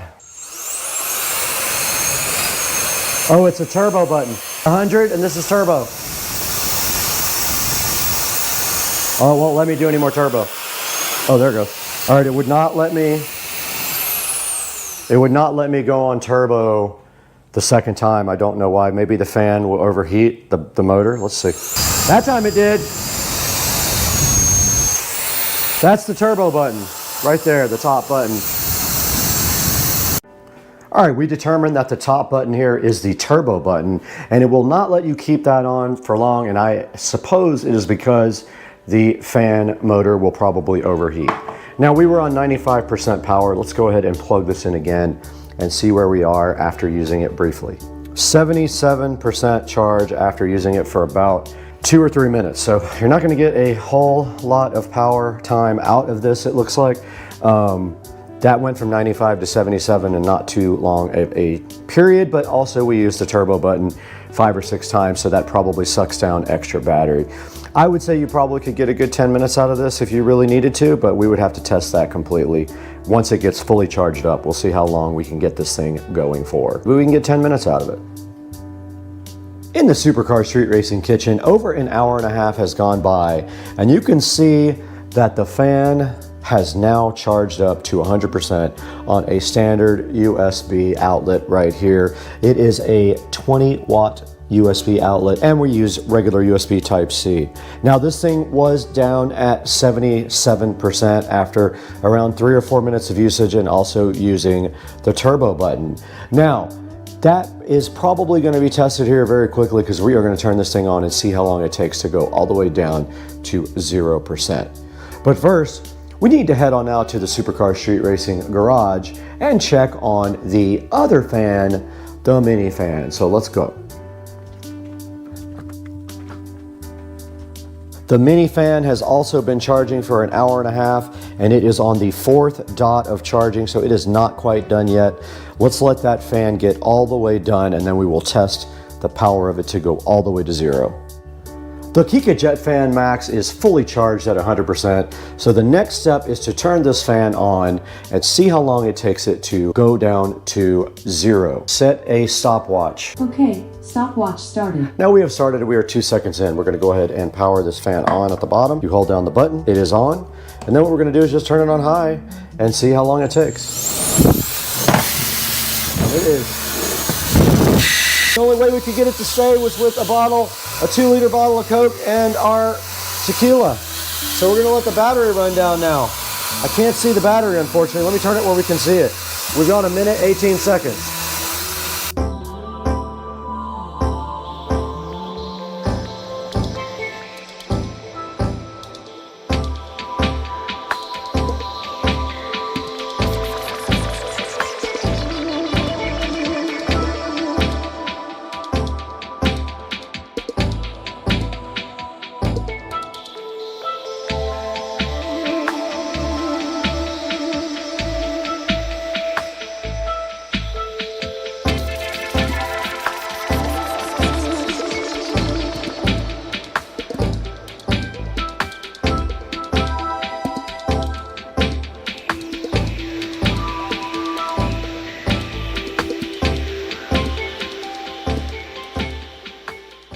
All right, guys, we got the mini fan here now, the portable fan by Kika. And you just saw how the Max, JetFan Max did in the endurance test. And now we're gonna test the mini portable fan here from Kika and see how long this goes. All right, guys, we have our stopwatch running right here on our device. And so we're gonna put our fan right here, start it up and see, we're already 10 seconds in, let's go. Fully charged right here. Let's let this thing run.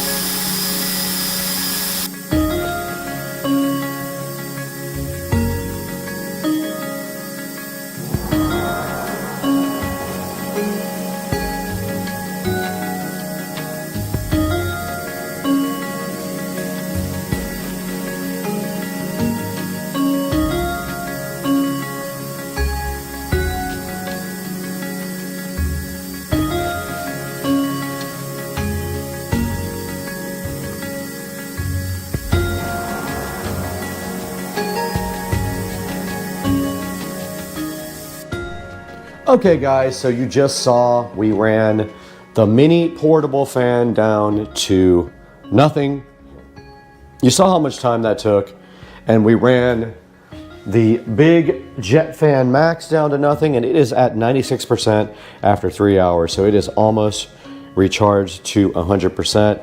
Just using the typical USB Type-C cable here. This guy right here ran completely down as well, so we can actually put this on the charger now. It has a USB Type-C on the bottom also, so we just plug this thing right in like this. And you can see on the back of the unit, it does have 4 LEDs, and it did start blowing again as soon as I plugged it in, but it has 4 LEDs right here. Both of these guys are recharging. Okay, let's reset the stopwatch and see how long it takes this portable tiny mini fan to recharge. This is going on 3 hours right now, maybe a little bit more. And then we'll give you an update once we get all this stuff completely recharged. The Kika, or Kika, however you want to pronounce it, fans are rocking every way, y'all. Guys, welcome back once again, and today we have a special product here, the Kika, or Kika, however they pronounce it, JetFan Max. I don't think this thing is available yet.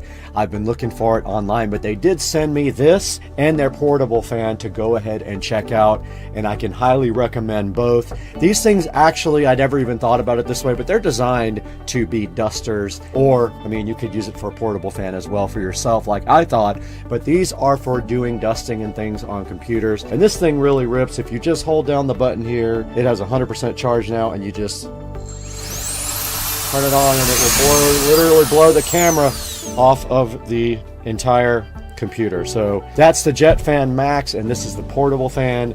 The JetFan Max takes about 3 or 4 hours to charge up, and this little guy took a couple of hours to charge up. We got about 23 minutes out of the big guy, and we got hours out of the small guy. So please check out Kika. I'll put a link in the description to their store, and go ahead and buy a JetFan Max when it is available, or one of their tiny little fans as well. And this thing did blow all the dust right off of the Tesla Model S Plaid. Guys, we got to get going today. We have a lot of stuff to do in the house. We'll see you next time.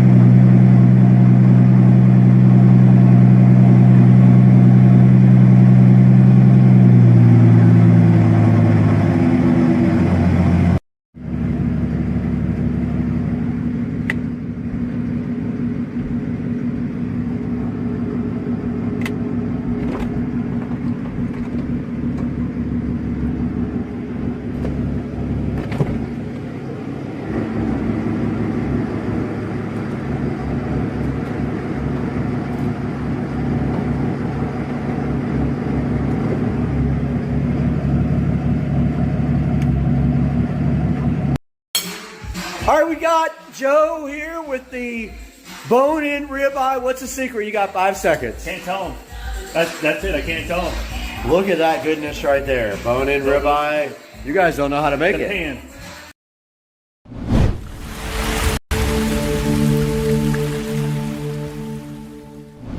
Guys, what's up? We are in the Supercar Street Racing amazing sunroom, as you can see right now. You're back with Brad on Supercar Street Racing, and today we got something sitting somewhere close by that is super relevant for the channel, and I was so hyped up when I found it that I immediately ordered it, and it is going to be such a cool addition for us.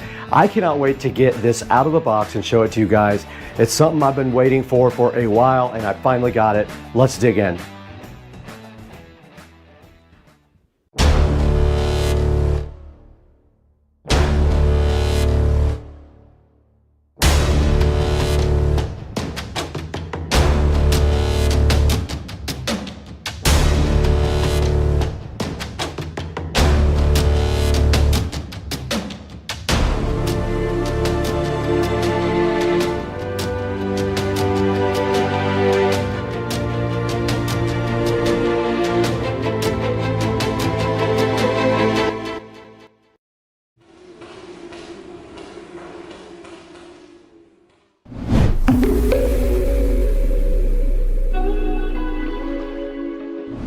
Guys, we are in the Supercar Street Racing sunroom right now. You can see outside, it is a beautiful but windy day in northern Florida. And here we are with a special project for the channel. Now, I've been trying to get something like this for the channel for a while, and I see other channels that have them, and I was so jealous. So I went ahead and pulled the trigger and bought a special treat. It is not sponsored. It doesn't mean it won't be sponsored in the future, but for right now, I paid full price for this object that is sitting so fresh and so fly right next to me in the box here.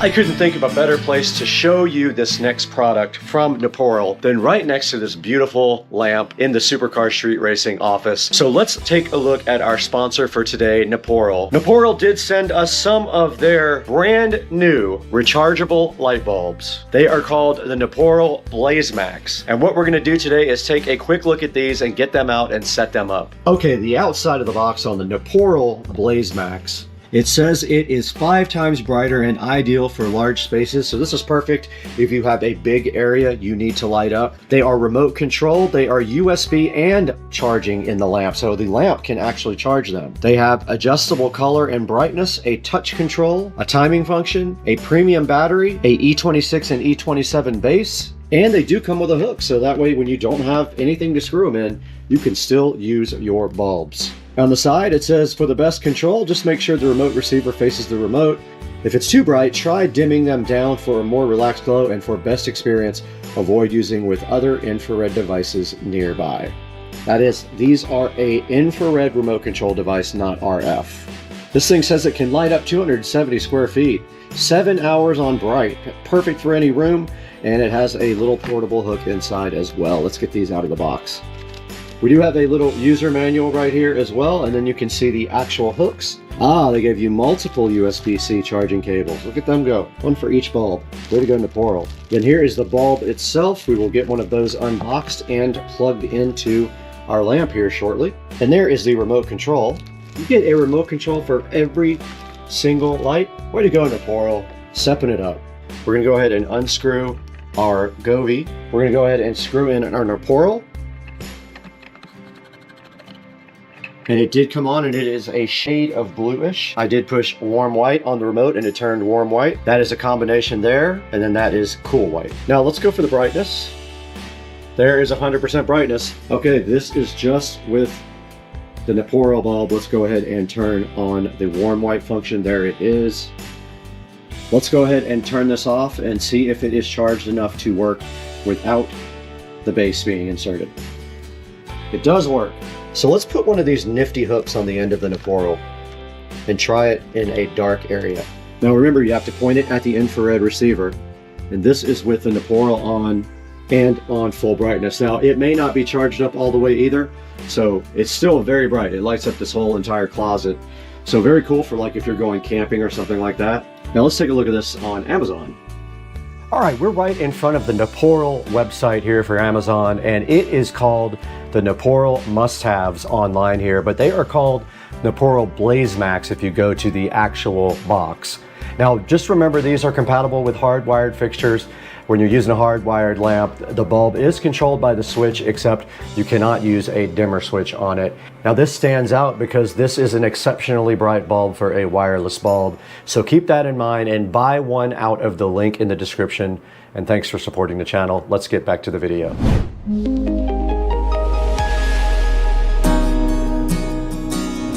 Inconspicuously marked from Switzerland is a fire looking box right here that got kind of beat up, but hopefully it is fine. And our first mission is to figure out how to open this. And it looks like it's taped there. It got some tape on the sides as well.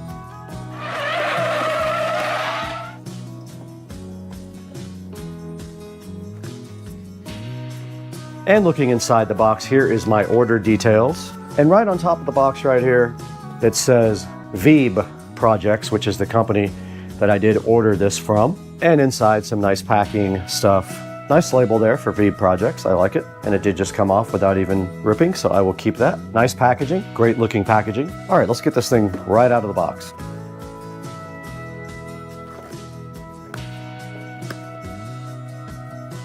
First thing in the box we have here is a silver package. Let's see what is inside of that.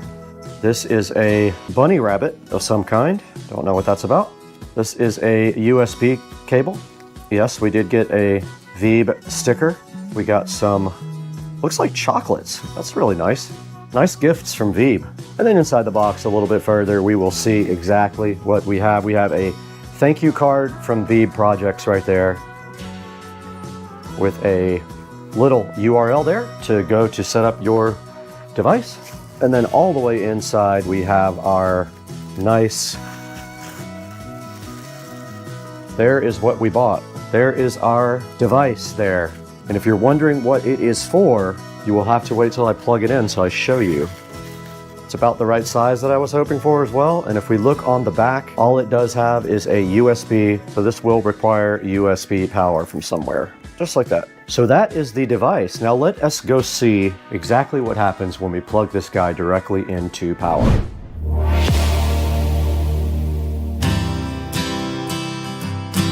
Okay, we're in front of the Supercar Street Racing whole home audio system, and looking behind the WIM, we do see a USB port right there. It's the easiest way to see it is with the phone. You can see right there, it's on the upper left. I'm gonna go ahead and provide power to this guy with that USB port. Okay, the first part of this equation is getting power to this object. We went ahead and did that right here in the back of my WIM, and now the next thing we have to do is make sure that we do have the setup on this going, and to do that we're supposed to access a web page on the phone. Okay, we are recording both on the phone and on the GoPro now, and this is the instructions for lighting up the object, the VESA. So basically you just plug it into a USB port that has power. You go ahead and scan for Wi-Fi networks inside your phone, and you join the Wi-Fi network that says VESA Projects. Once you do that, it takes a couple of minutes, but you have to, you might have to press log into the network if it pops up, but mine popped up after about a minute. I went ahead to that page, and then I will put in the information now. Basically, you manually type in your Wi-Fi network to it, and you manually type in your password. There is no drop-down scan thing. You just do that. And that's all there is to connecting this guy to Wi-Fi. Okay guys, we did get our awesome YouTube subscriber counter, video counter, and view counter all done and connected up. And I noticed something really cool about this thing, and that is that it does keep the numbers even when you disconnect the power. Now, part of this is already built into the screen. The part that says YouTube and the part with the red square is built into the screen already. That is not part of the graphic. The Supercar Street Racing, the numbers and the videos and the views are part of the counter that actually makes up the screen. Now, I did think it might light up. It does not look like it lights up. That's fine too. It's got a, and there it is booting up actually. Now, when it boots up for the first time, you will see it go through this little process here of doing this flashing. I thought something was wrong with it at first. And also a big deal, if you get this, is when you first connect this device, you will not see anything on the screen. Even when you power it up, you'll only see the red square and the YouTube logo on the screen. You will not see any graphics even while you're connecting it to Wi-Fi. Now, this is initializing right now, and there it goes. It is fully initialized and up, and that part of the project is basically almost done.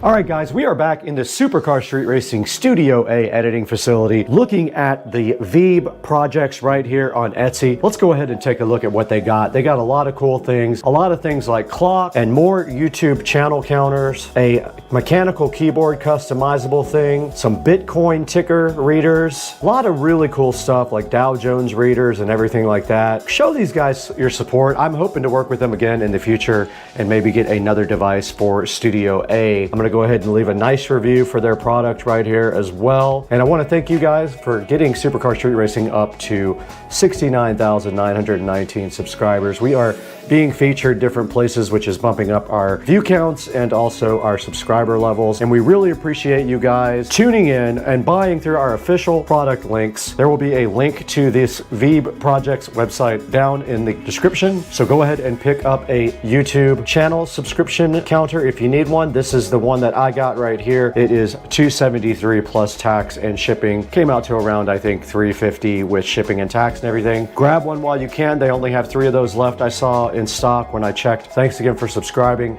I got to get out of here. I got to eat some chicken soup real quick.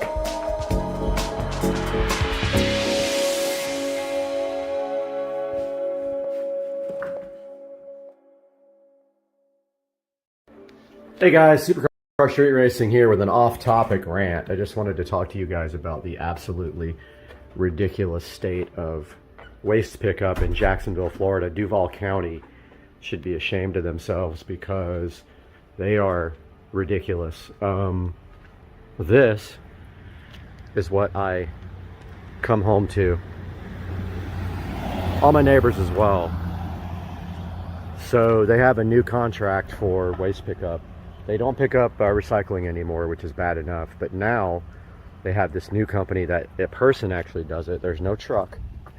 But do you see here? Look at my neighbors. They don't even close the lids on the cans, and they leave them literally out in the street. It's annoying, and it's ridiculous, and I don't know why we have to deal with this stuff. Oh, there's actually still garbage in there too, so that's another thing. They don't even pick up everything.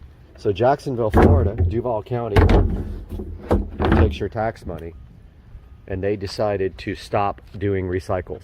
That's why this is painted blue. You know why? Because I ordered a new trash can months ago and they never brought it. And that's another thing.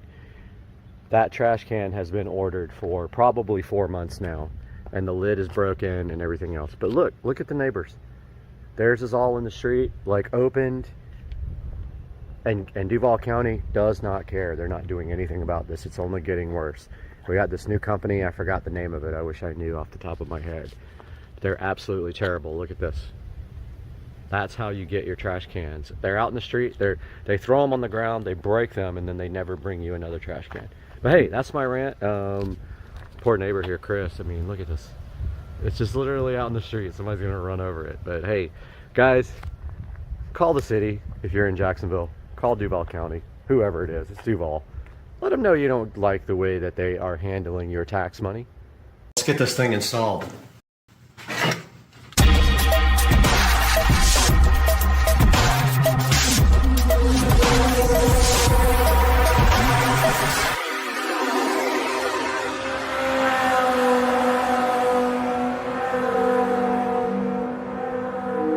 All right, we've got our power wire here. We need to go ahead and connect the strip, like so. It has a keyed edge. It's got a clip, and then the other end is raised, so you can't possibly put it in backwards. Still, they haven't perfected this little connector yet, huh? Still the 4 pins that can easily bend. This goes to the power supply, and then this goes to power.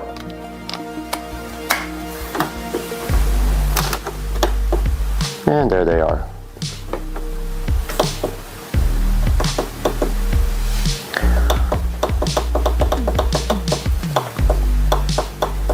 And we should be able to register these on the Govee app. Pretty bright, I love it. Looks awesome. Let me grab the tablet and we'll try to register these.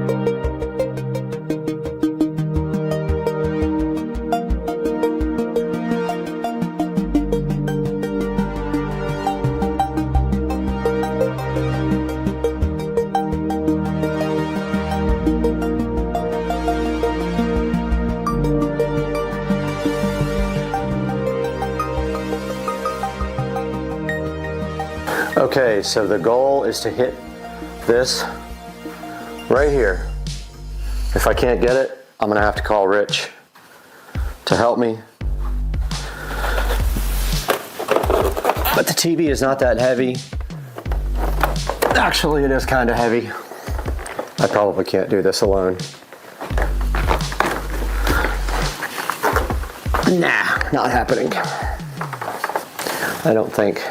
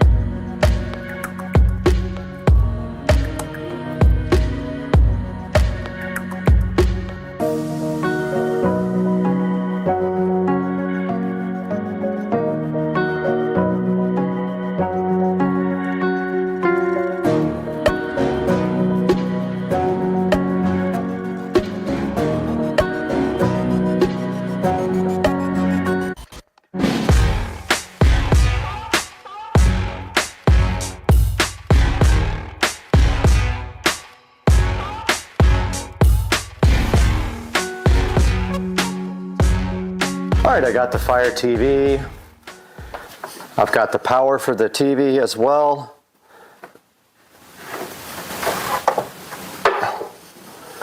And that goes on the other side, that's right.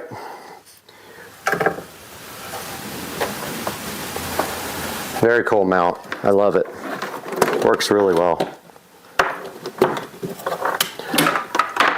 Temporary plug some power in here for it, and then we're going to cut in a wall box next.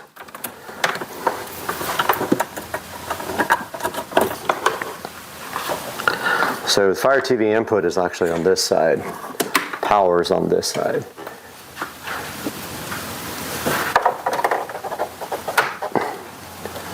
There is TV power.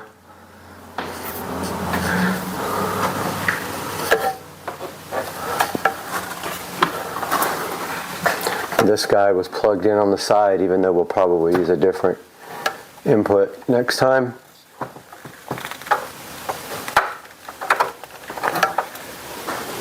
Okay, everything's plugged in. Let's give it a shot.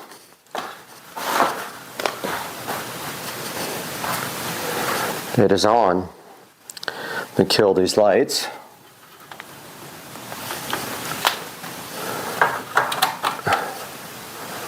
All right, there's Fire TV.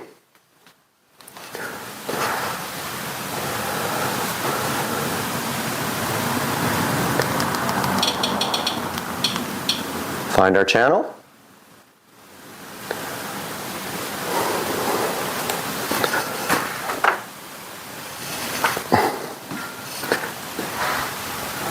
Looks a little cockeyed, but it's completely level.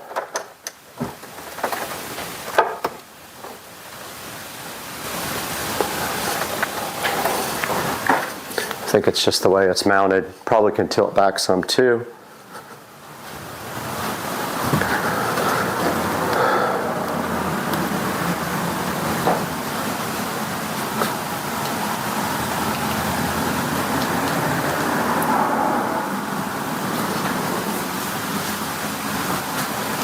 And here is our channel.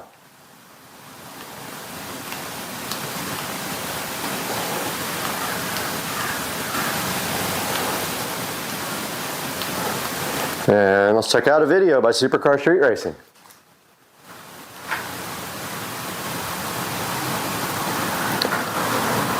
Maybe. I notice these do this sometimes. They'll start playing and you have to go back out and hit play again.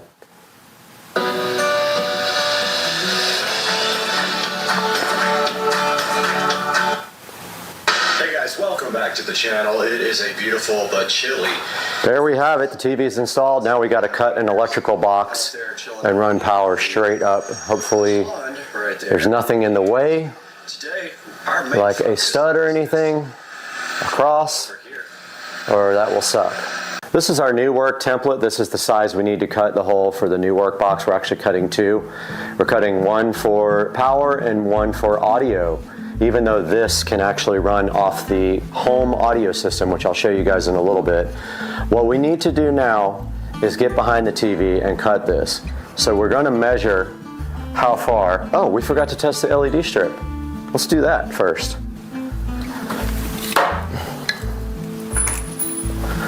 So it should be on this side.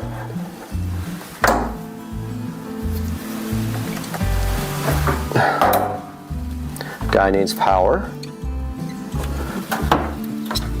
which will all be behind the TV.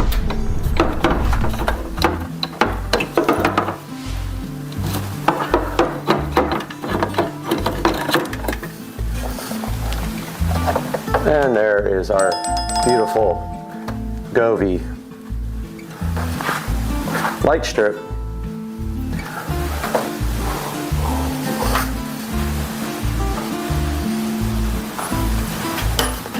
Ready to go. I love this mount. I pulled the power out of the LED strip. I got to remember to leave enough slack for that behind the TV. I didn't think about that for moving it.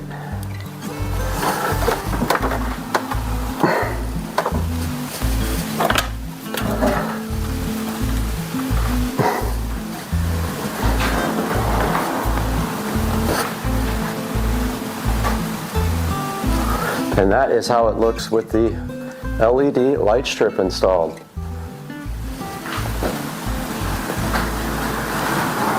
Pretty cool, guys. Kind of digging it. So this is kind of the complicated part. we need to put a wall box in, and we need to drill through the cap up top to put power up into the attic where I have power. And that is going to entail figuring out where to drill. And basically, we're going to measure, I guess, to this box, which is on that line. It's going to be hard to get right. So somewhere in here,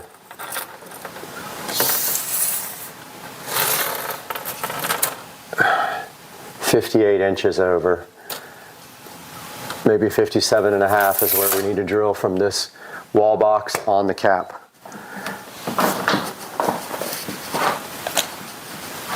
Okay, so the next step here is cutting a wall box and then getting the wire pulled down from the top.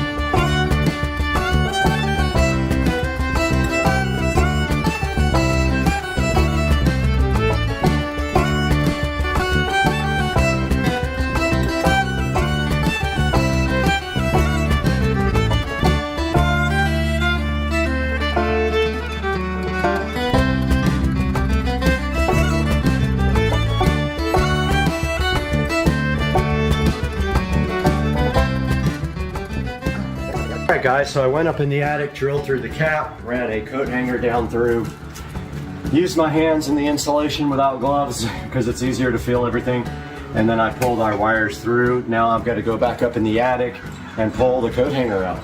We'll do that now. Little update here, I bought an integrated amplifier tuner and the guy is delivering it right now. It's an older one, it just needs to be stereo. It's going on top of there, and the volume control output of the TV will then control the receiver, and we'll use the headphone jack on the TV. So we got to run this headphone jack up, around, and into the side of the TV where the headphone jack is. And then we have to run speaker wires from the new receiver up to the in-ceiling speakers out here. And as long, oops, almost tripped. As long as we have these turned off inside the house, it will play out of the television. So that is the next step, pulling some wire, long enough wire to go from up here.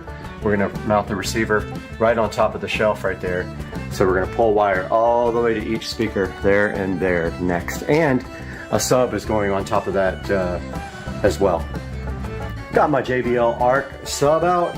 It has issues though. It pops off and on when the input level changes to real low. It's always done that. But that's going up there until I get the Monoprice 8-inch subwoofer to go right on that shelf. So I'm gonna start looking for wiring and fabricating some wiring. All right, the Onkyo receiver just showed up here. Have not even powered it on yet. Go ahead and test it while the guy's still in the driveway.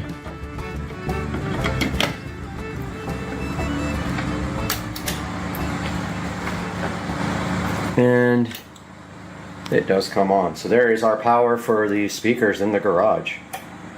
Okay guys, welcome back. We did get our old work box in, so we were ready to finish this install. So I will be working on that now.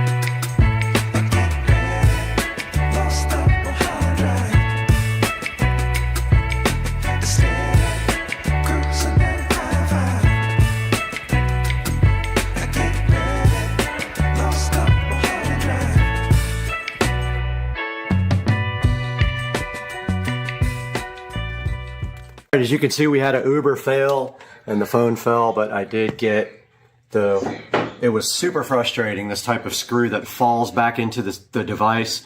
But I did get the outlet wired up. I'm going to go ahead and put it in the wall now. Yeah, so more often than not.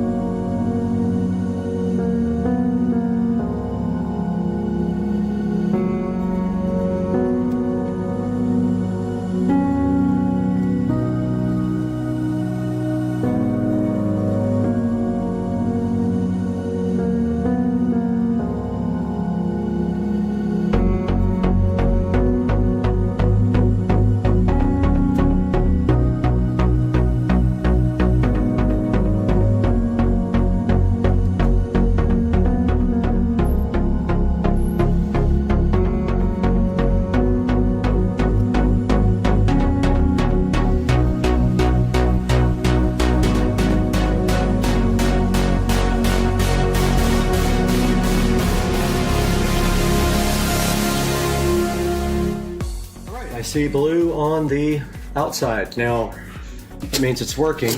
Assuming the USB part works. So, why don't we test that out? Let's plug the light in there.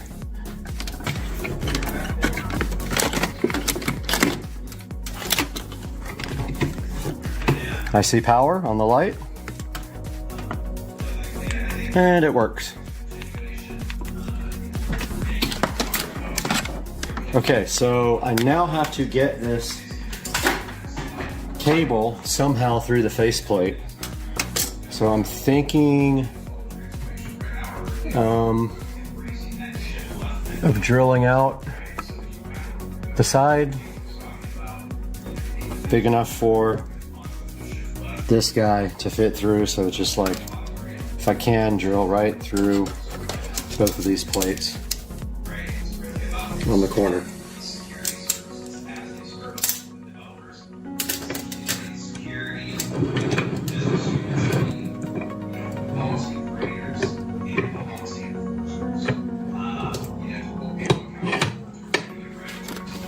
We've got our drill ready here, and all we have to do is make sure we pick a brand new bit from our brand new kit that is big enough for the mini jack to go through cleanly, because I don't feel like soldering it and unsoldering it and all that. So it's gonna have to be big enough for the entire jack to go through, and the biggest bit I have here is 3/8.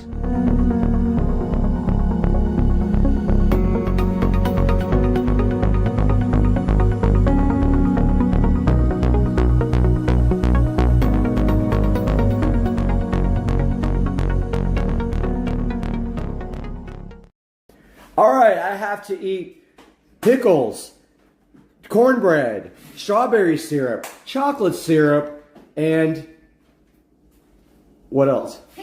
Pickles. And what else? Sweet potatoes. And sweet potatoes. Let's go. No, I don't want a fork. I need to just eat it. I lost my pickle. Hold on. Ready? Ready? Oh, disgusting. You gotta eat it all. You gotta eat it all. Swallow it. Swallow it. Swallow it. Ah! That's gnarly.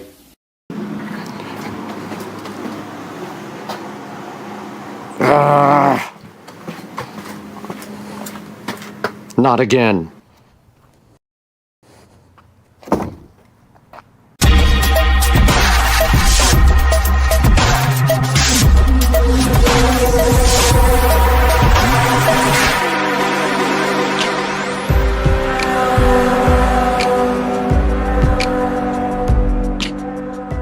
Guys, welcome back to Supercar Street Racing once again.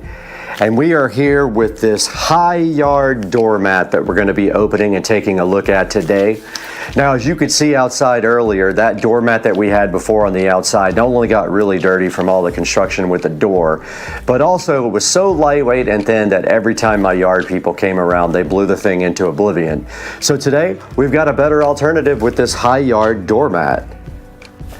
Sitting in the SCSR compound with this beautiful high yard floor mat, and we do have the SCSR scissors that I still have PTSD from, because as you know, in the last video they sliced my finger wide open and it was not fun.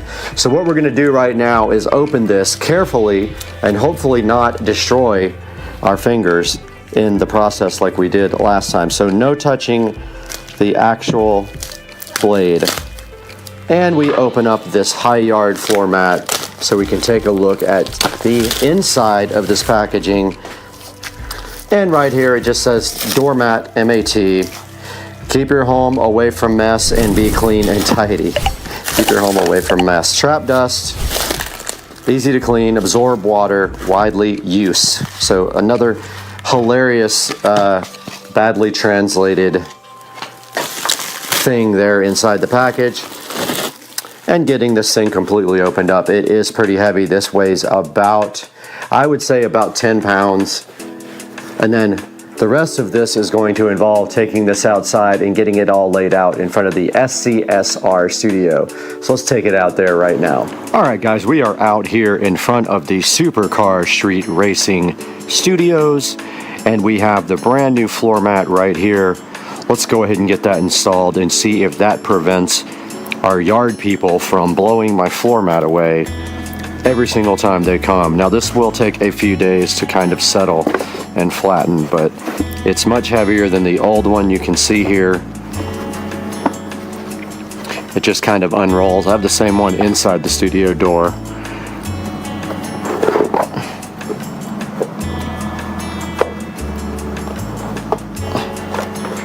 And basically it will eventually become flat.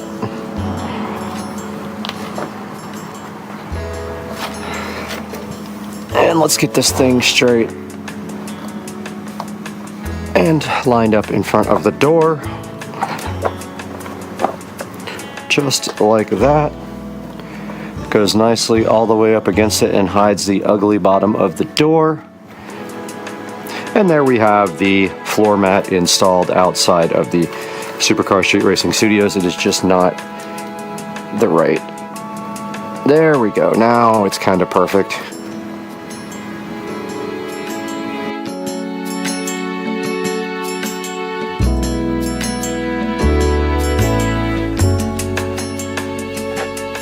Guys, welcome back to the Supercar Street Racing 4K production studio. We are out here having a great time and making videos for you guys. And one of my pet peeves is that I had this tiny little cheap dollar floor mat, and I don't even remember where I got it. I think from IKEA a long time ago or something. And every time my yard people come, they take their leaf blower and they blow it right away. And yes, they should put it back, but they don't. And I've told them a million times. So today, right here on the screen, you can see right here in front of us, we are taking a look at the high yard durable front floor mat. It's supposed to be absorbent and it can like take all the mud off of your shoes. It's dirt resistant, non-slip rubber, and this size that I ordered was 36 by 24 here, as you can see right here on the screen. Now it also does come in a 30 by 17 configuration if that is better for you. It comes in beige, which you can see right here. Now we'll take a look at the bigger view there. It's black, but in beige, the bigger view looks like that. And it does also come in gray, which looks like that. And so if you order the 36 by 24 in black like I did, you will have the one that we just saw sitting right there out on the ground. And then here's some other little pictures for you guys to check out. Now it says it's the perfect size, 24 by 36, 0.3 inches thick. Captures dirt and moisture. It has a non-slip rubber backing. And it says it's fade and stain resistant. Let's hope so, because it is outside. It says it's low profile and versatile, meaning the door can open right over it and not get caught on it, we're hoping. And then it says it is also easy to clean up. And let's take a look at some of the things in the review section. So if we go to the reviews up here, this guy does have a 4.7 overall review. Not many one-star reviews, but let's take a look and see what that says. Not very absorbent or resistant.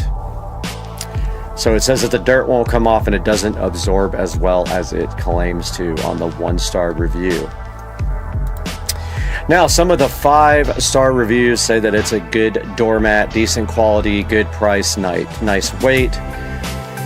Works perfectly outside of the front door, and I agree it does.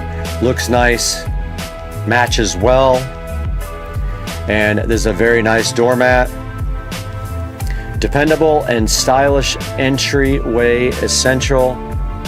Looks like this person got this free from Vine way back in the day, or actually June 7th. So you can see right here, I don't know what Vine Voice is per se, but you can see right there, it does have a lot of good reviews. And let's take a look at some of the alternatives. So let's go back up to the High Yard Durable Front Floor Mat. Absorbent, muddy, dirt resist, welcome doormats, outdoor, indoor, non-slip, natural, rubber, backing, low profile doormat for entryway patio. 36 by 24 black. What a description, guys. $29.99 is what I paid for this floor mat.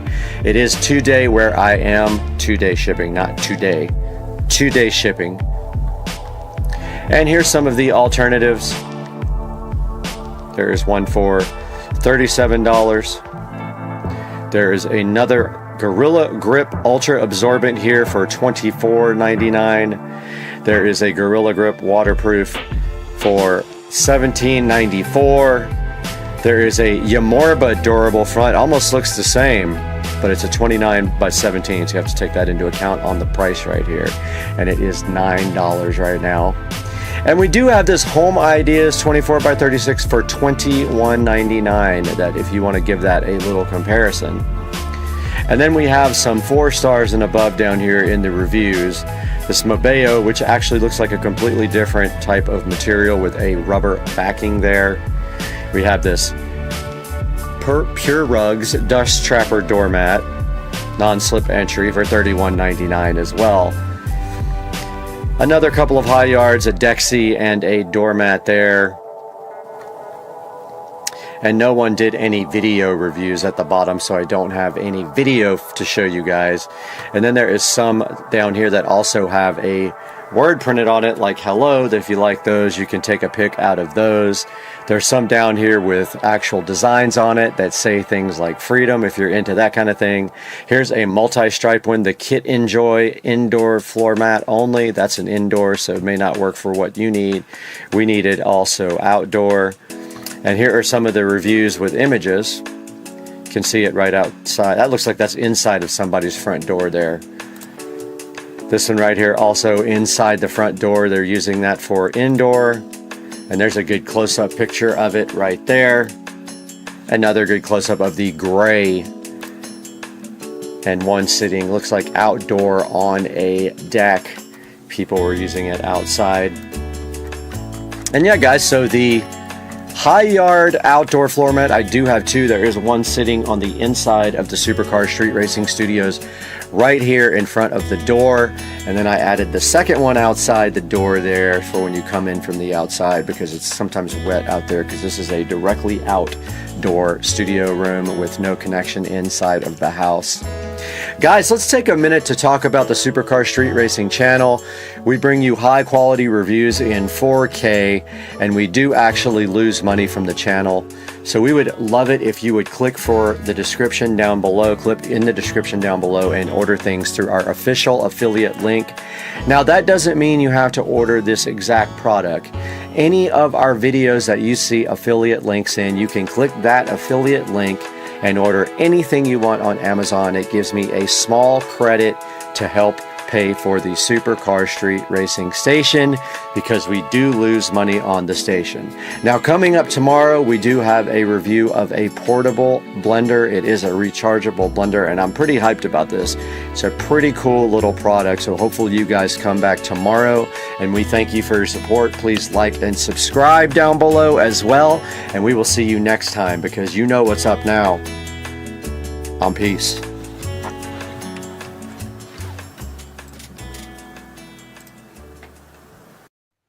Hey, welcome back to the channel, Supercar Street Racing.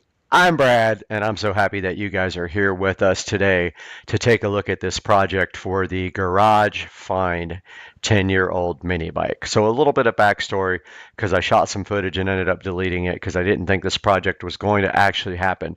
So the mini bike comes with just a regular incandescent bulb headlight. We wanted to do a little bit of upgrading on it, so I did order this light here, and it actually has a black housing, not a chrome one. I don't know why it looks chrome on here. So we ordered this light, and then come to find out it was not the right size for the stock mini bike housing for the headlight. So then, playing around a little bit, I decided to return it, but then all of a sudden I saw this guy, and this is exactly what I thought we needed to get this project done. So I ordered this, and I still had my return pending for the original LED headlight, but I did order this, and that's where this is going today. We're going to take over from where I ordered this, and we got that in the mail, and we started opening it up this morning. Stay with us, guys, on Supercar Street Racing.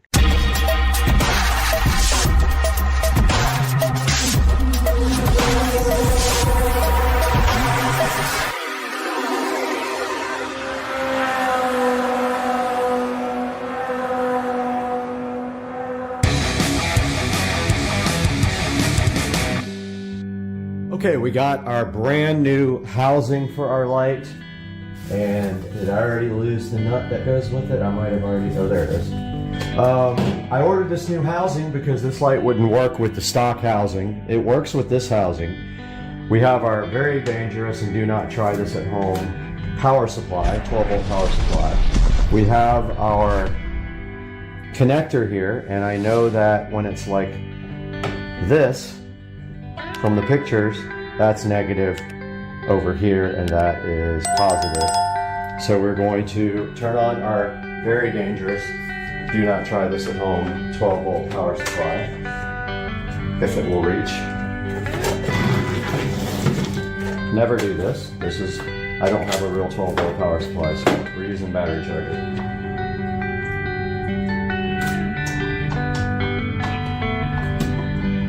And we've got it on its lowest setting.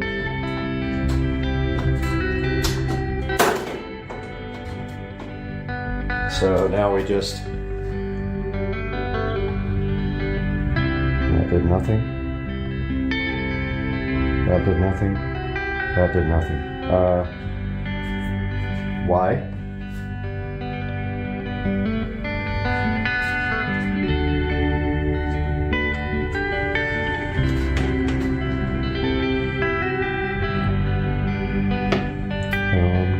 Okay.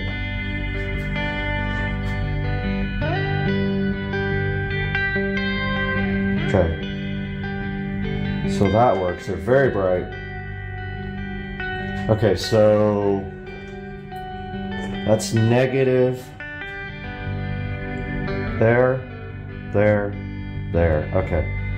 So this is negative on the left.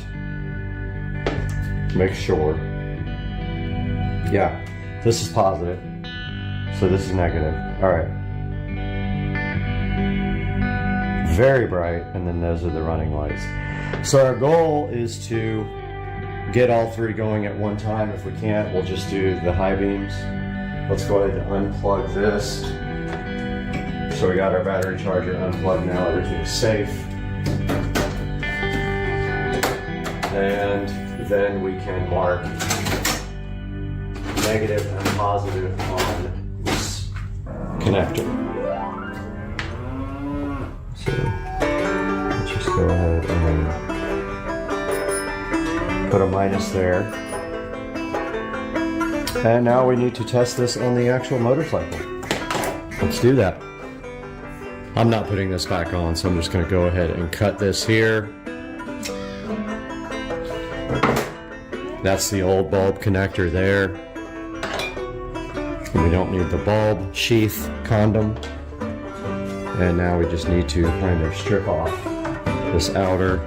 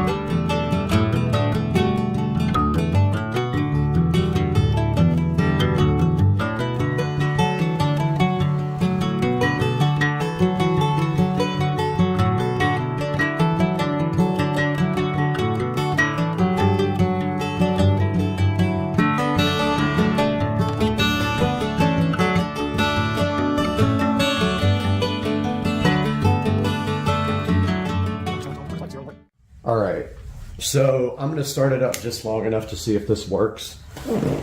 This bike is still not 100% together, but just wanna try it, see what happens.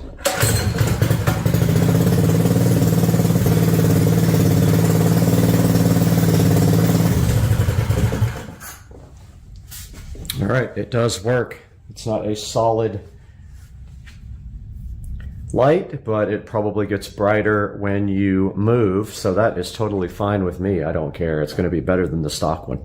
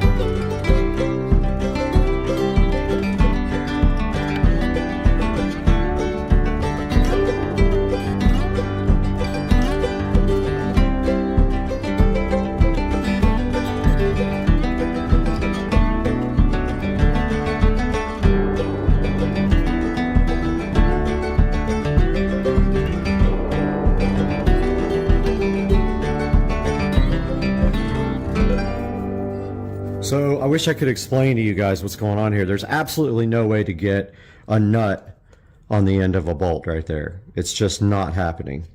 So zip tie is happening, and that's going to keep the light together because there's absolutely no other freaking way to do this. That's the only bolt that came with this thing. If they expect you to use that, there's no way without serious modification to this housing, and that means dremeling it out or cutting it or something, because that's not going to stick, dude. There ain't no way.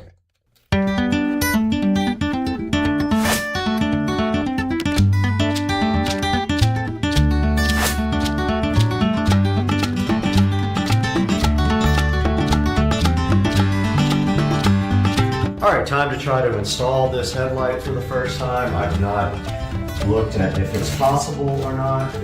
Just kind of going for it.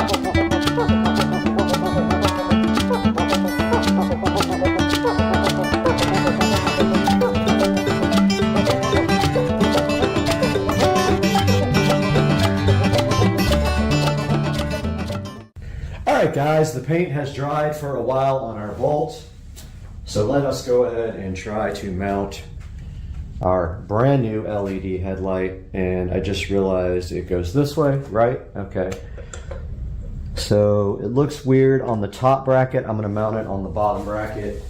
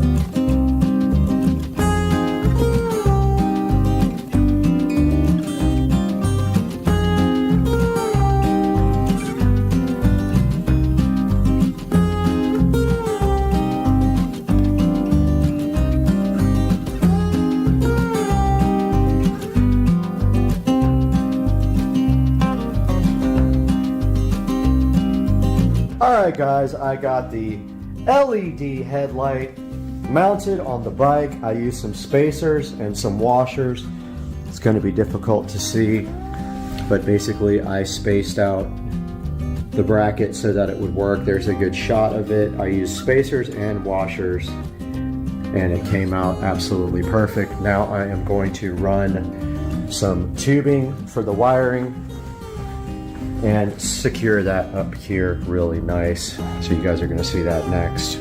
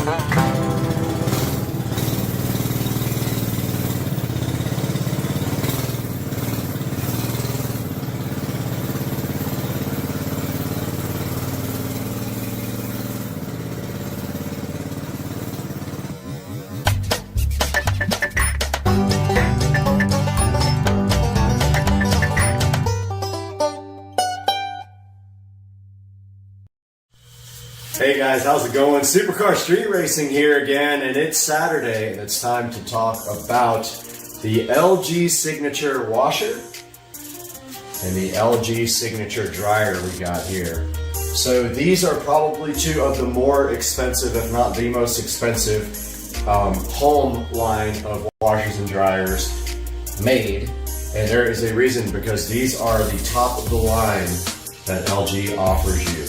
This is the Signature washer.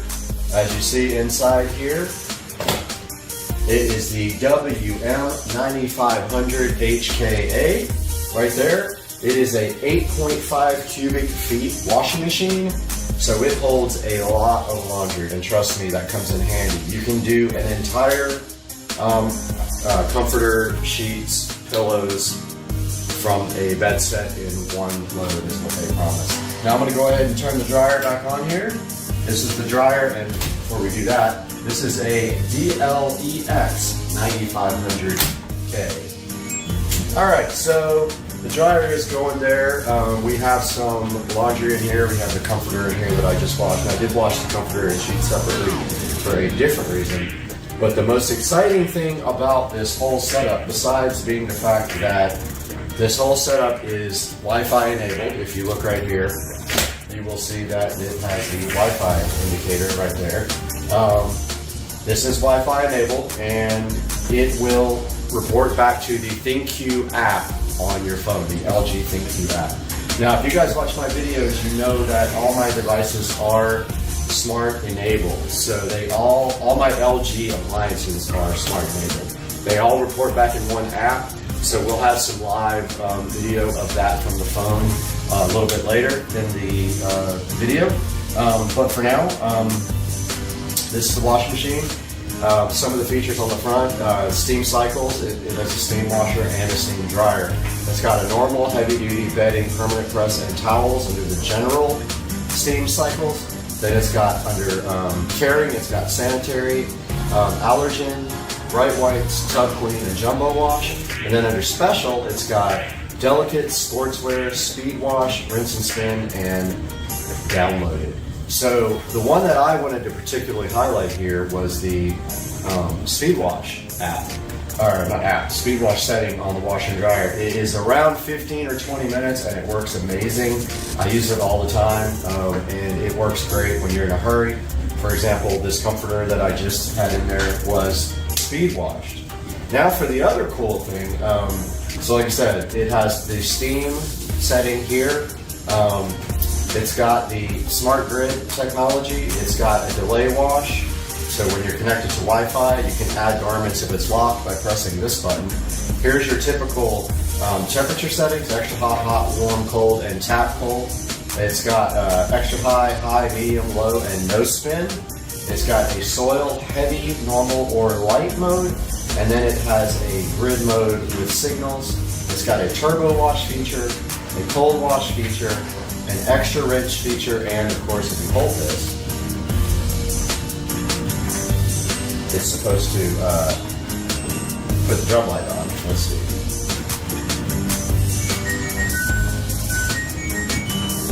There we go. The drum light comes on with this, but it was ready to start a cycle, so it wasn't quite ready. But yeah, this comforter has already been washed on speed wash, and it is basically dry to the touch.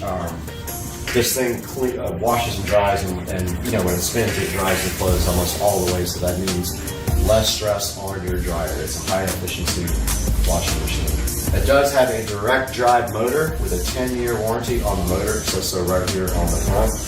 And if we look down below that, we got the best part of this whole setup. We have a sidekick. So I'll show you guys that in a minute. Sidekick is another washing machine underneath the regular washer that does another set of clothes. It's very exciting. Now taking a look at the dryer here, this is also a 9 cubic foot dryer. It actually will hold more than the washing machine. And it is a turbo steam dryer, so it uses steam. And it has the same type of settings as any normal dryer. It's got normal heavy duty bedding, permanent press towels. It's got antibacterial, steam sanitary, fresh steam, low temp dry, and jumbo dry under caring. And then under special, it's got delicate, speed dry, air dry, and then it can download other, I guess, programs that you can design. It does have turbo steam. It is Wi-Fi enabled on the smart grid, so you can remote start it. You can save a custom program. It's got your normal dry levels, like heavy, very dry, more dry, normal dry, less dry, and then your temperature settings as any other washing machine, your time dry like any washing machine, your signal level for like when it's done, and then you can add more time, less time, do wrinkle care, and do a damp dry signal as well. Now, take a good look inside there. It does have towels in it right now, but you can see this is got a whole towel set in it, and there's plenty of room for other towels or other clothes. You just push it, and this is touch, by the way, so you just kind of push and hold that to start. Now, under there is not another dryer, of course. This is just a pedestal. Now, these pedestals do not come with the units, and they are quite expensive, but I was insistent that this time when I got a washer and dryer that I would not get one without a pedestal, because I wanted to have the sidekick, and of course it wouldn't look right with nothing underneath the dryer. So now I'm going to show you guys a little bit about the sidekick and how that works. All right, guys, here we have the sidekick, which is amazing. So this is its own washing machine here, built in by itself. Now, some things you need to know about the sidekick is you do not use laundry. You don't use these kind of laundry packets, what do they call them, in there. You don't use these. You use regular laundry detergent, high efficiency. For example, this Publix laundry detergent works perfect. We pull this out, we see that inside, you actually push the lid and it clicks to open. And then inside you will find a little thing to put your laundry detergent in. So you just fill this up and stick it in there. Now we do have some towels ready to go. I am going to grab these towels right here to wash and show you guys the side kit. So operating the side cook's pretty easy. Click open the door, throw your towels in, get your laundry detergent ready with this. I'm going to do it over the thing because I guarantee you I will spill it. Pour your laundry detergent in the blue cup and just stick that directly in there. It just rides in there, no problem, it's rubber. Push down on your lid, it clicks closed. Now, you push the power button and you can select your program here. I'm just going to go normal, so I'm going to push start. Yes, and then you close it, and it is locked and closed. And as you can see here in the display, hopefully you can see it on camera, this guy's got 39 minutes, and this is locked now. To move it, you cannot pull it out now. It is locked. So in 39 minutes, that will be done, and that is your side kit.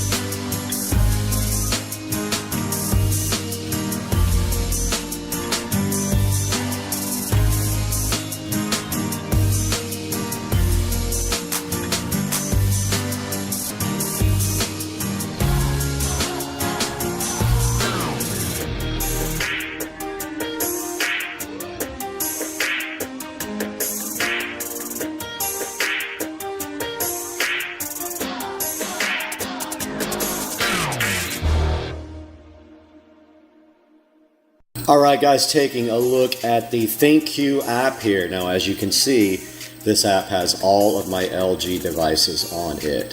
Sub-Zero Winds is my refrigerator, of course named after Mortal Kombat. Fireball, obviously named after the drink. For my cooktop range, Plate Destroyer is my dishwasher. Winona Dryer is my dryer, and Luke Skywasher is my washing machine, and Air2D2 my little window unit. Now let's take a look at what's happening now on Luke Skywasher. You notice that it says it has 15 minutes left. If we walk into the actual device there, we see a little clock with 15 minutes left. That is the speed wash. Down here it tells you the settings, and that remote start is actually off. So that is Luke Skywasher with 15 minutes left on the speed wash. Now, if we go back here to Winona Dryer, which is the dryer. Winona Dryer is drying with 28 minutes left. It's on normal dry level, medium temperature, and all the other settings are off.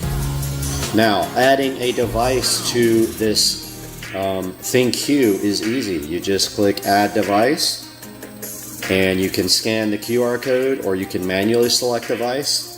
And what happens after that is it actually creates a temporary Wi-Fi network to connect to your device. Now, in order to connect, you do have to push the Wi-Fi button and hold it on the front of your LG Wi-Fi enabled device.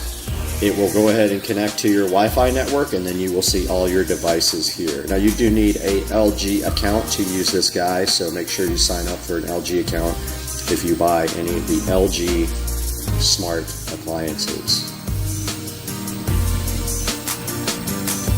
So here we have the LG Signature 5.8 cubic foot large smart Wi-Fi enabled front load washer. Some of the key features are black stainless steel finish, turbo wash technology, inverter direct drive motor, integrated control panel, and ThinQ technology. The model number is WM9500HKA. Here's the LG Signature 9 cubic foot large smart Wi-Fi enabled electric dryer with turbo steam technology. Its key features are 9 cubic feet of mega capacity, full touch on-door control panel, turbo steam technology, and ThinQ technology. The model number is DLEX9500K. This is the LG Signature 1 cubic foot LG Sidekick model WD205K. This sits underneath your washing machine. It comes with all the hoses to split the water, and it has a black stainless steel finish, 6 custom care cycles, and a magnetic remote. This is the LG Signature Laundry Pedestal, model WDP5K. Its key features are, it sits underneath either the washer or the dryer instead of the Sidekick, and it has a slide-out drawer for storage, making things easy and convenient. I hope you enjoyed this review. This is Supercar Street Racing.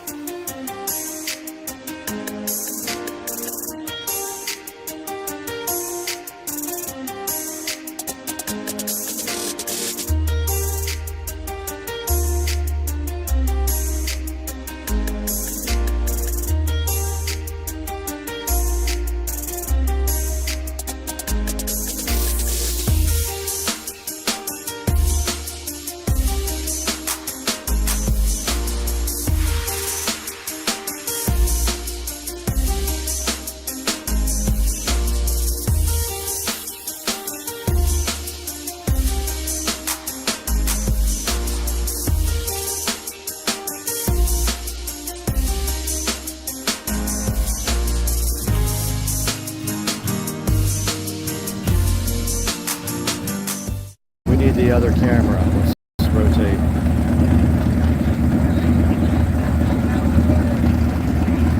And that is Chris Rudnick's booth.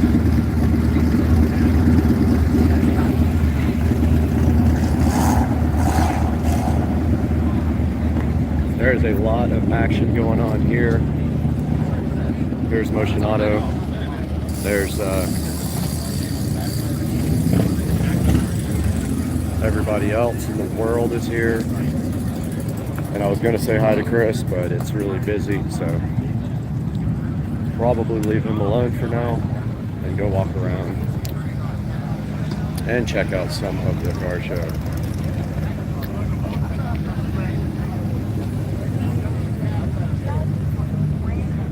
Nice looking GTR and Evo.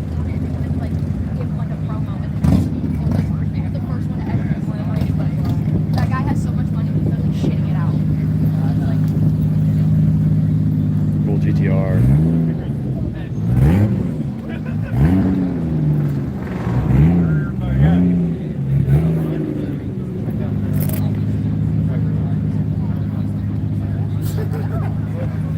And we were just walking around checking out all the goodness here. And then I saw that one. We'll wait till I start drifting off on that one. And I guess we can go back into the back. They're not restricting access to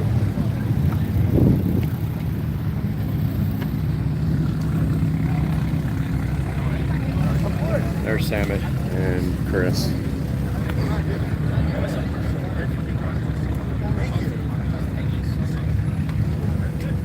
And Matt.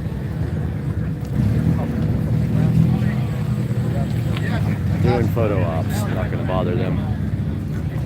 But we will go back here, check out the rest.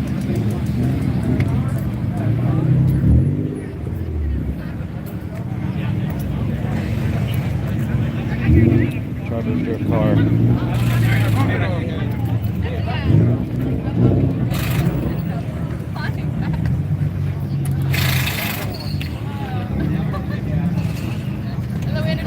When you get to shops, you're just gonna have to work everyone down. There's the MagnaFlow booth. Here's Colette's car, the rotary. And then that's the rotary, no, that's the rotary Supra, yeah. That's Adam in the Supra. Right there.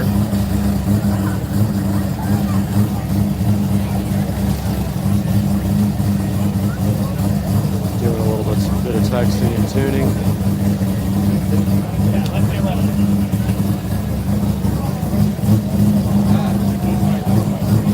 Adam and Colette. And of course, Vargas for RX-7 tuning specialist, rotary Vargas.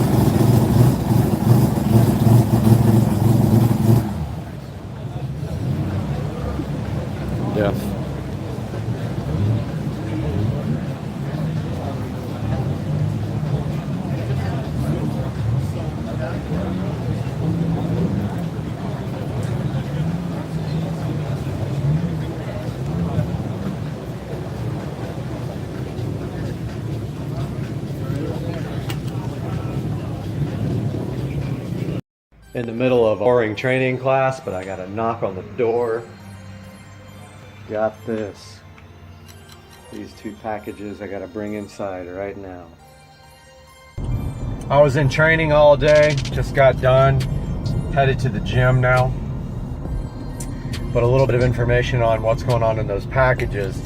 So the SL65 has an amazing brake setup from the factory. Incredible brakes, needed for a car of that amount of horsepower, of course. However, there is room for improvement. You can do that by either replacing the brake system with a full Brembo setup, about $7 grand, if you get a good deal on them. Or there's a company called Racing Brake, and they make a aftermarket replacement for the rotors, and they make their own pads as well. So the good thing about Racing Brake products is the rotors are actually lighter than the factory rotors. Not only that, but they're much cheaper.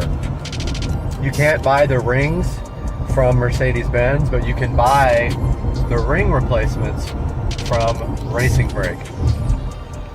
I'll put all the information in the description about where I got the kit from. I got it directly from them. It's gonna run you about $2,500 plus shipping. Shipping is about $100, and I know why now that I got the packages, because the things probably weigh 75 pounds one package and about 40 pounds in the other package. So we'll get to that right after I get my workout on. Oh boy. Here we go. It's time. Okay. So excited while I was at the gym to get back and crack open this package right here. I'm about to open this backbreaker. This thing has to weigh, yeah, 62 pounds. So I figured it was up in the 70, 80 pound range. 62 pounds. I can tell by the package that size-wise this must be the front brakes. So let's see what's in here. Now this package comes with 4 rotors and all the pads. So what do we got right here? All right, there is the brake pads and the rotor. Awesome. Wow.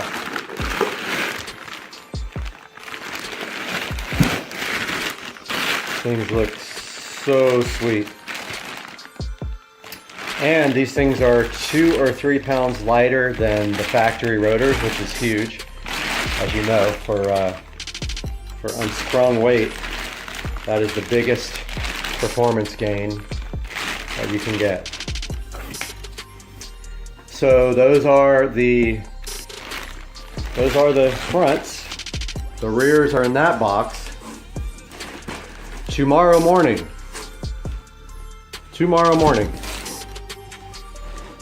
we are heading to S&S Exhaust, which does all the work on my car, and they will be installing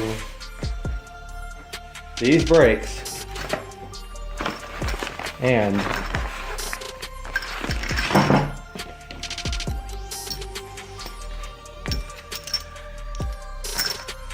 these lowering links. Stay tuned, I'm going to have another video of the actual install process if I can get in the shop, and then an after with the lowering links.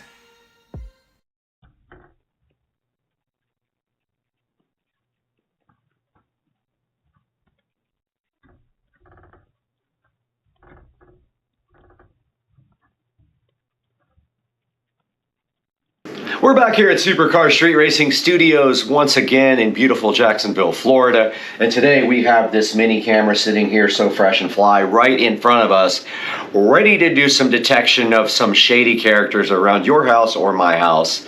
So let's go.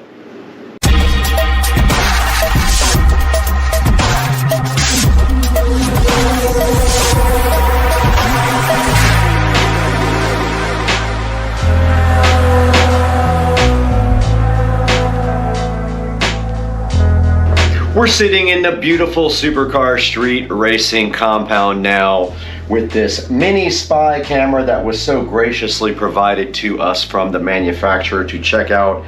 And this guy basically is a rechargeable camera. It does charge with a standard USB cable with a Type A. Now just a bit of a warning on the side of this guy. It doesn't have a USB Type C. It has the older style USB connector. So it's the kind that's longer at the top and smaller at the bottom, and you will have to have a cable, and it does come with one. And this thing needs about 4 hours to charge, and on the top of it, it has an LED indicator, a red indicator when it is still charging, and that will go off when it is fully charged. Now this little spy USB camera does also come with multiple ways to mount it via a 3M pad on the bottom. One thing I did notice though, that the battery life is very short when it is actually recording all the time. So just keep in mind, this probably has a really small battery in it and it won't last long.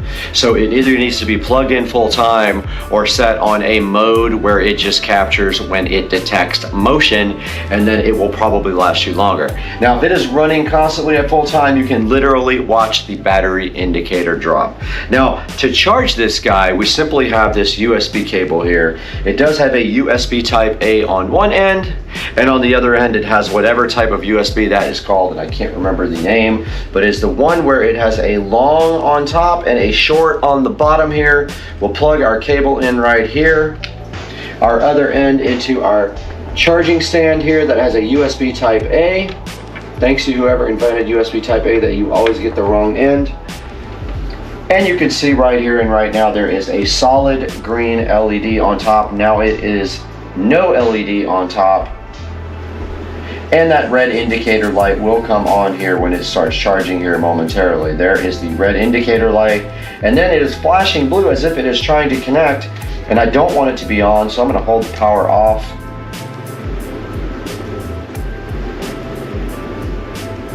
And it did not power off. There it goes. It powered off and it is red, meaning that this USB spy camera is now charging, and it actually did come back on and came on with a solid blue light. So I don't really want to be using this. I want it off. Let's see if it continues to power back on. Now it is off again, and it did power itself back on one more time. So it is wanting to be on so bad that it is now solid blue again. And there are some indicators in the manual that say what solid blue means. Right here back in front of the USB spy camera, and it will not power off all the way, but there is a solid blue light and a red light. The solid blue light meaning that it is configured with a router, but the SD card isn't recognized, which is interesting because I know in fact it is on the app, and it actually does record and work properly. Now let's take a look at this guy on the actual Android phone so we can download the app, see what it's like to set up, and start busting creepers at your house. All right, guys, we are now on the phone trying to get the app downloaded. So the name of the app is HID-VCAM, and there is a scannable link. So let's see if that actually works. It does. So we go to the link here. Let's see if it loads. Or you can do it in the Google Play Store. There it is. So let's go ahead and install this.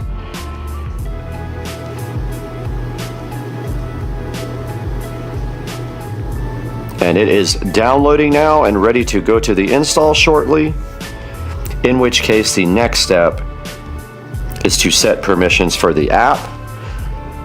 So it'll say the phone will prompt HID-VCAM would like to find and connect your devices on your network. Let's open that and do that. We'll agree to their policy, and we have to register, so we will have to do that off camera. All right, we're back on the app now. We did have to register for the service though, which is fine, and it's asking if it can send me notifications. I'm going to go ahead and say allow. And now it says that it should ask for a location. It did not. Send notifications, it did. I don't know what I know means, but that was on the screen. Already registered an account. Now we have to configure the camera. And now it does not say Turn on the camera. Okay, so it says to turn on the camera, press the on-off for 3 seconds, and after 10 seconds, press reset for 5 seconds. So over here at the camera, we will now turn on the on-off button for 3 seconds, which I am doing in the background here. 1, 2, 3. Nothing happened. It's now not flashing green on the camera. It's solid green. Now it says to press the reset button for 5 seconds.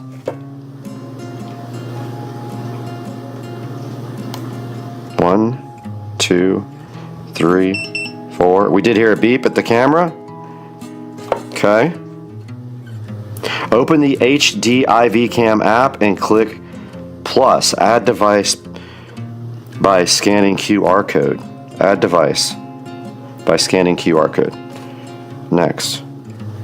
Now I got the location allow. I'm going to go ahead and say while using the app. Okay. It is powered on. There is no switch, so that's totally different than what it says. And it's already restored. Okay, so now we need to get the network. I have gone ahead and reset my router, and now we are back. And I also held down the reset button on the camera so I could start over. Now let's try this again. All right, it did recognize the QR code, and now the camera is attempting to connect to 2.4 gigahertz. Now remember, this has to be 2.4 gigahertz. You cannot use 5 gigahertz Wi-Fi with the camera. Now this light is solid blue right now on the top of the camera, and it says the camera has been configured with the router Wi-Fi, but the memory card is not recognized. And now it is flashing fast blue again, meaning that, oh, now it says binding device on the actual screen here. You can see that. So we might have been successful. We were. Slowly flashing. The camera has been configured with Wi-Fi and the memory card has been recognized. All right. So now we're just going to call this guy Spy Cam.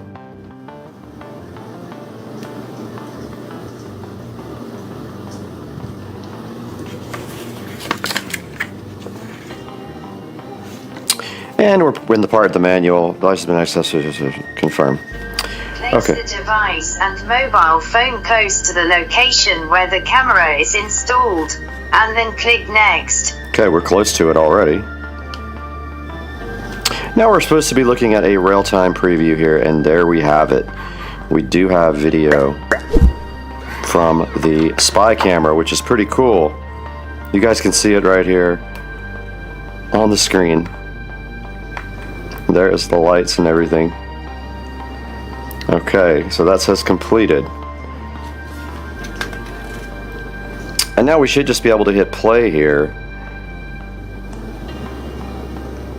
And there is the spy camera, full screen, and there is Supercar Street Racing in its full glory here.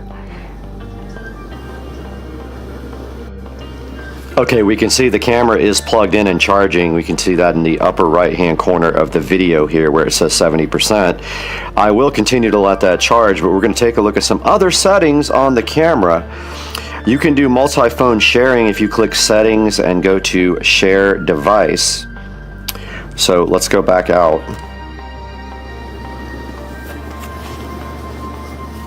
It does say loading. And there's the little settings gear. And if you go into Share Device here, you can share it with someone else who is signed up on the service. And then taking a look at the next setting here, guys. We have the device name, which we already set. We can go into our intelligent detection settings and change it from medium to high or low here. We can set a detection alarm on this section here. And there is a section where we can change the resolution. Let's see if I can figure out So if you go to click video window, click the FHD button. Let's see if we can go do that. Okay, it says for me to open HDD, click video window, click the FHD button, choose 4K. Let's see.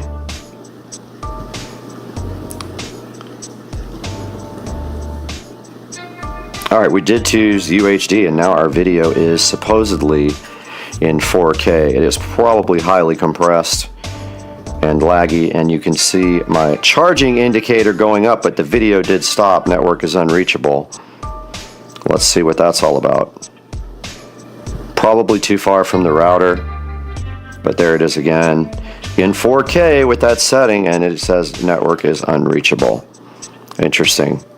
But if we go back to FHD here,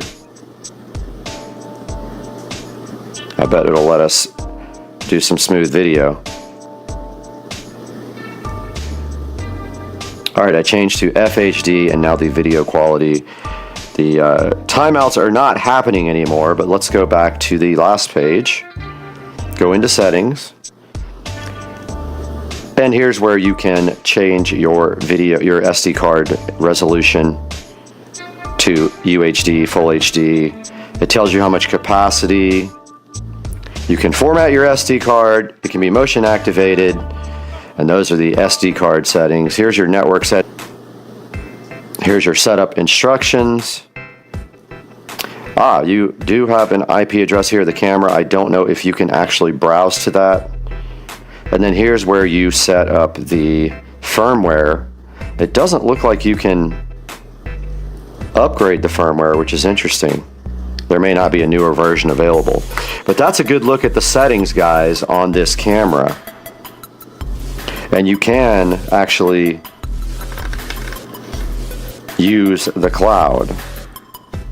You have to actually pay for cloud, or you just use the SD card to record your video locally. There's instructions on how to do the cloud in the instruction manual.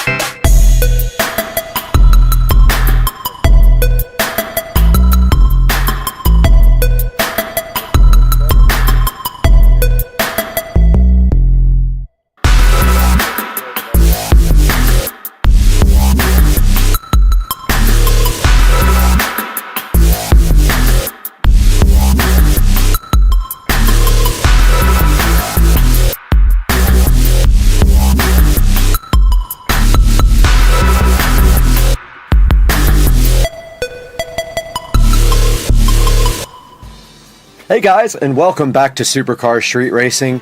We are sitting in our 4K production studio where we bring you high quality reviews and videos almost every day if we can. And today we have the AOBO spy cam that you guys saw a little bit earlier, and then you actually saw some footage from the camera. And I just have a few things to say about the camera, which is up here on the screen right now. A few little things about it. So it is $39, but there is a coupon available for it. Now, I was able to get this camera up and running relatively easy. The instructions are not great. It does charge with a USB Type-C cable, and it does take about 4 hours to charge completely. And one thing I will say about the camera, a couple of the negatives are the video quality was not tremendously good. It only outputs at 720p and it is actually, it's not even 720p, it's 1280 by 720 by 15 frames per second. So it's only 15 frame per second video. It is actually being converted to even be used in DaVinci where I'm editing, because it outputs in this format called MKV, and that format was not compatible with DaVinci Resolve, so I had to convert them all over to MP4s in order to use them on DaVinci Resolve. Now, taking a look at the camera here, it actually is that small. It has a little stand on it that you can actually take off a sticky pad and use that to mount it however you want. And taking a look here, you can see that you can sit it right on a shelf here if you want to, and it is a couple of inches wide. Let's go into this a little bit harder, and it does do motion detection. Now, if you don't do motion detection and you don't have this plug into USB all the time, the battery does discharge very quickly. Almost 1% every minute or two is what I was seeing on the battery usage, which is not amazing, but this thing is designed also to just give you, like, it's supposed to just come on whenever it detects. Now, this does say 4K video image resolution, but I noticed my files only recorded at 720p, so I'm not sure what that's about. And also, when I had it set on 4K, the Wi-Fi signal was not strong enough for it to actually transmit, so I had to back it down to 720p. So I believe that was the issue with the 4K not working. I only tried one of my wireless hotspots, and I didn't have a whole lot of luck with 4K. But you can see right here, it does have an app that you download, and you can manage the device with the app. You saw the actual footage right there from my phone when we were configuring the camera. And it does have 4-star review, a lot of 1-star reviews like stay away, and it says absolutely the worst camera ever, can't get it to stay connected to Wi-Fi, do not expect this to work with only your cell phone. I didn't have that many problems with it. Like this guy says, you do have to leave it on your charger, and it is okay. It says scam. I didn't think it was a scam at all. It has some 5-star reviews. So I think overall my experience was fine with the SpyCam. It's nothing amazing. It's not like a webcam, and it's not like a security camera that you put at your house and is going to work that great. But it did get the job done, and you saw the footage of the creeper there, and we busted him. Guys, thank you so much for liking and subscribing to this video. Click through my product links, please. It helps me so much, and we'll see you guys on the next one. I got to get out of here. I'm peace out.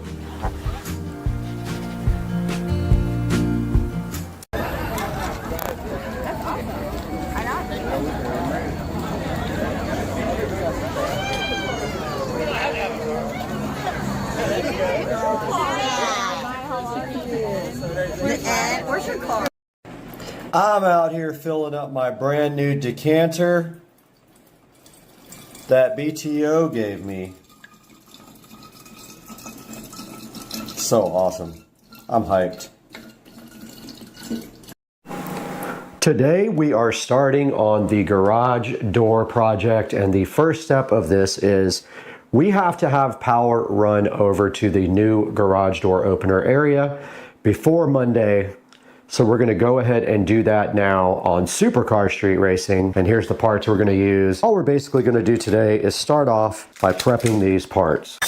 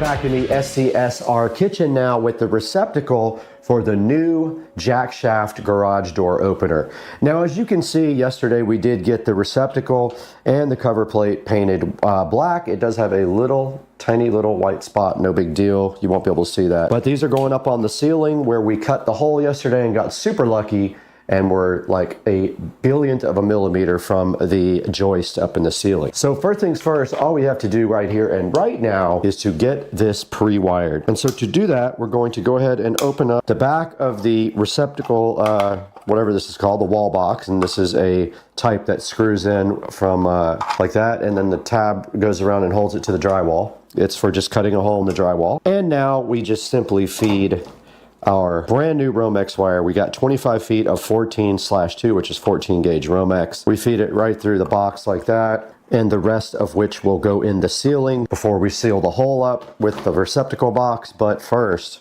we need to pre-wire this receptacle. Remember, when you do these receptacles, the white wire, the neutral wire, always goes to the left. You see the larger of the two slots on this receptacle, the neutral wire goes to the left when you're facing the receptacle. And now we need a razor knife, which I will go get. Take this Romex wire and strip off enough. Strip off the Romex, strip the paper off the ground. Ground wire is the bare copper wire. Take your scissors. Now let's see if our wire strippers still work. These have been giving me fits lately, probably because I don't know how to operate them. Okay, we got our wire strip back, and we are going to use the back, the quick connector, where you just push through the back of the receptacle. And don't forget, white goes to the left, so white would be this side. So you either use the top or the bottom. You don't use one of each. So the top, left side here, you just push the wire in and it locks in place. Same with the black wire, push the wire in and it'll lock, supposedly. Oh, wrong hole. That's what she said. That's what she said. All right, that is in there. And it doesn't look like I stripped back the ground enough, but we'll make it work. Now remember, when you are doing your ground, any screw actually, when you make your loop, if you're gonna do the screw, your loop always goes in the direction to tighten the screw. You put the loop in like this, the direction of the tighten. Does that make sense?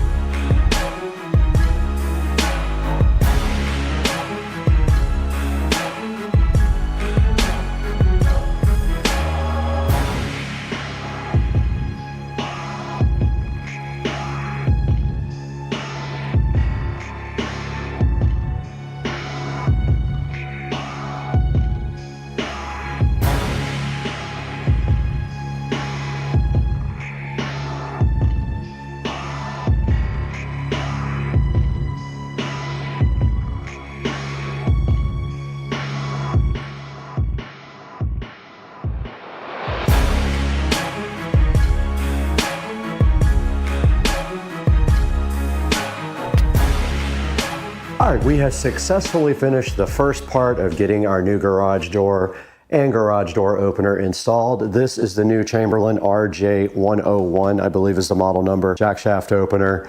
Hopefully it's better than this piece of junk up here, which every day or two disconnects from Wi-Fi, and it's almost impossible to get it reconnected. It is the biggest hunk.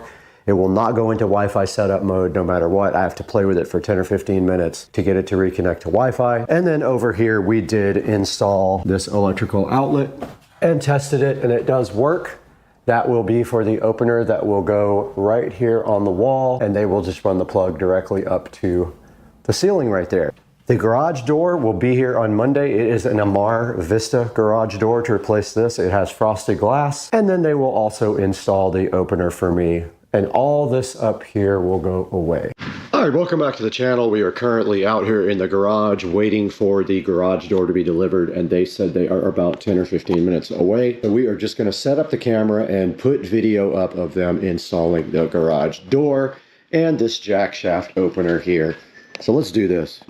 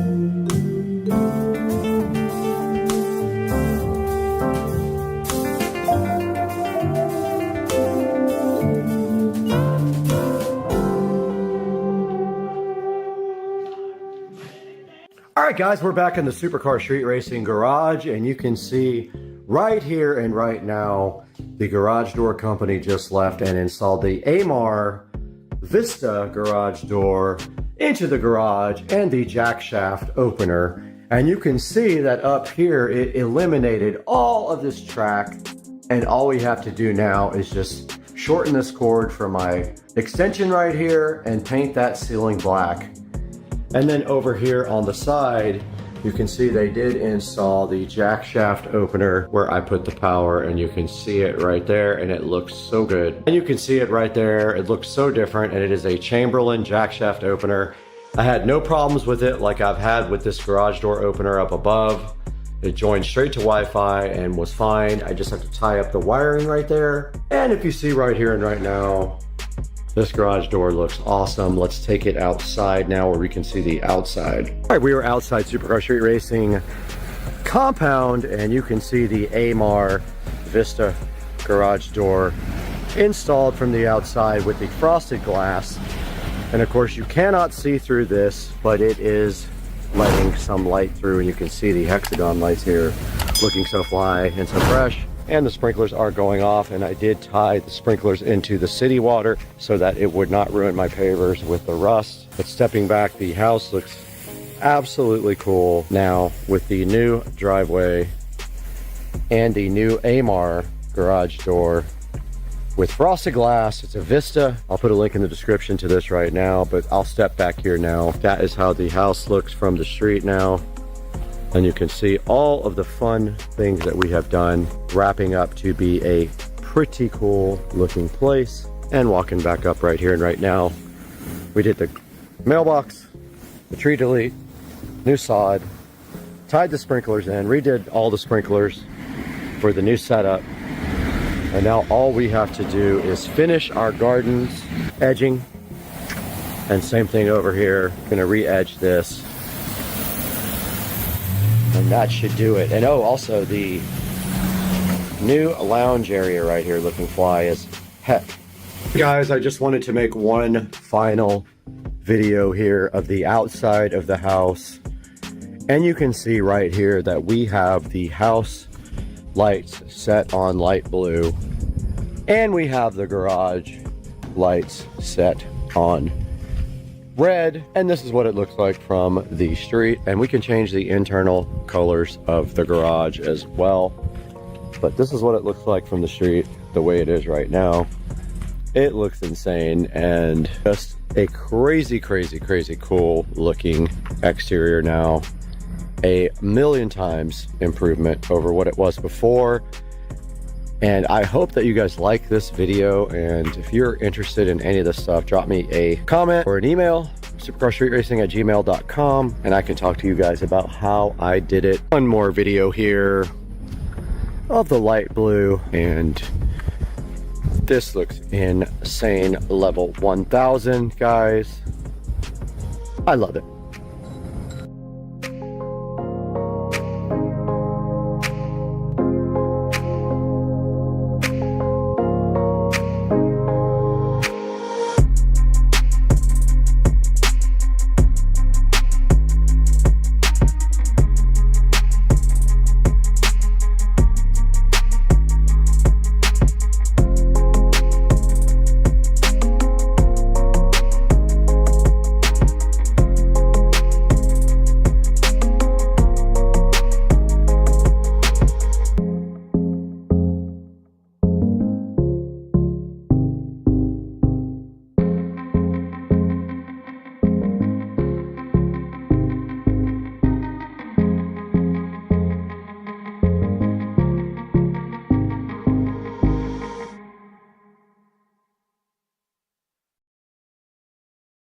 This thing does 8K video.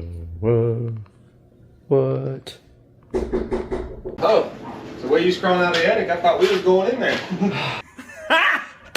Got him! Got him! Oh! Whoa! Whoa! Alright, we are out here at Englishtown. We're at Raceway Park here, and we're pulling into the gate right now, and you can see we got cars both. Let's get in here to the LZ Invitational and see what is happening. It might take a minute to get parked. We're a little early.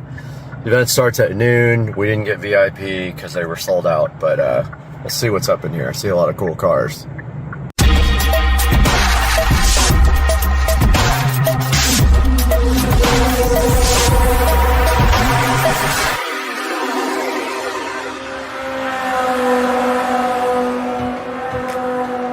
Alright, we're pulling into Raceway Park now. Check out all the people here. It is absolutely insane today. I'm kind of hyped about seeing some of this drifting and seeing some of my YouTube guys out there. You can see right here, we are heading into the drift event now. LZ Invitational, Englishtown, New Jersey. Let's do this. Englishtown. All right, we're out here, LZ Invitational, checking out some of the cars here. Tracks over there, cars here for the car show. Good turnout, a lot of people.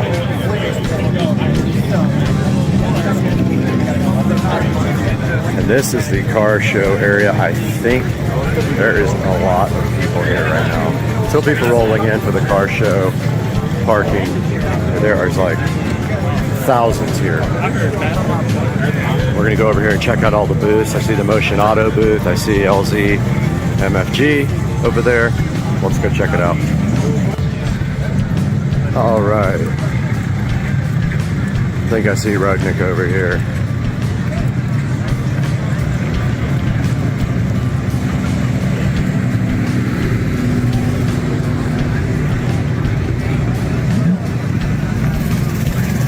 Over at the Ryzen Miata shop.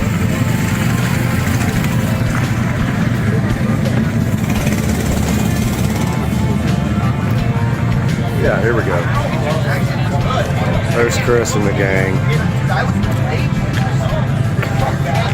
at the Rudnick shop. Chris, Matt, Chris. People are still coming in. Alright guys, over here Chris's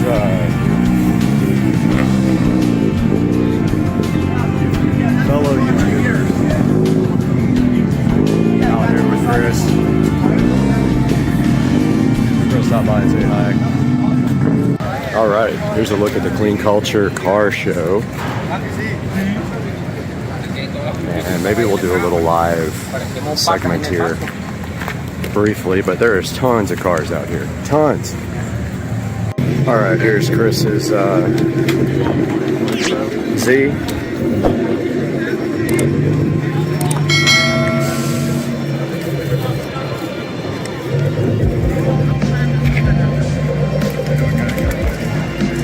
And then the LS B36 crashed yesterday. Right back here.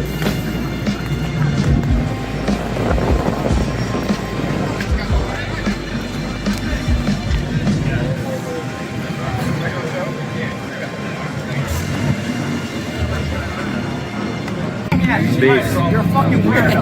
I'm a weirdo, nigga. You're arguing me out of I told you if I caught you, I was gonna do something. I'm here, and I'm here. So then do you want to fight? So then do you want to fight? He's gone. Are you gonna send me all the money you sent? Like I had to send you? Are you gonna send me all the money I had to send you? Bro, Joe. You're not gonna do shit. You're a pussy. I'm still standing right here. That's everything. I had to fight somebody else. His girlfriend's hot. I don't care what he did. Still wait for that video too.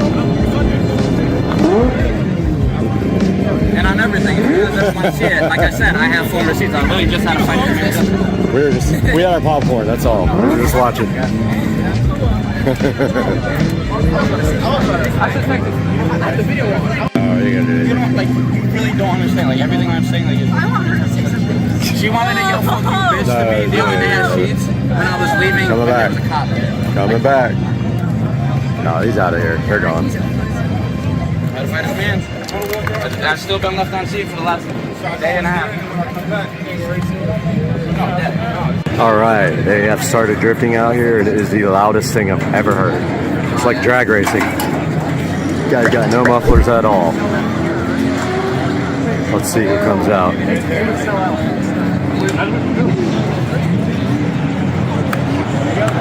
There we go.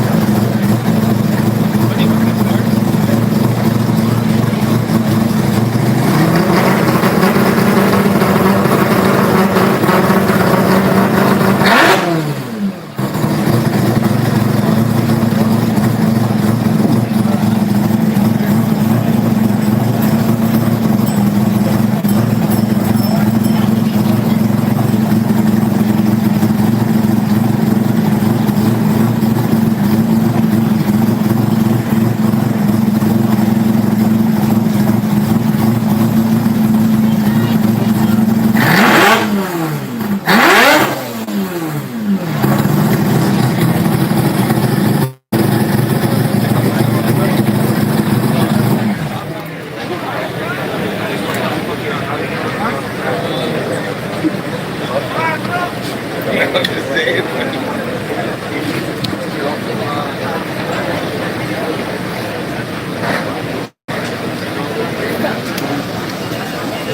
need the other camera. Let's rotate.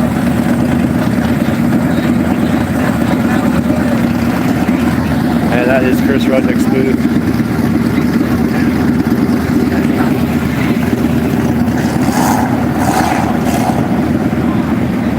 There's a lot of action going on here. There's Motion Auto. There's everybody else in the world is here. And I was going to say hi to Chris, but it's really busy, so probably leave him alone for now and go walk around and check out some of the car show.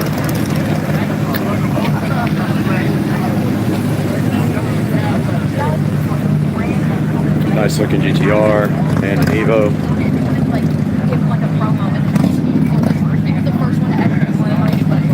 That guy has so much money, he's like shitting it out. Cool GTR.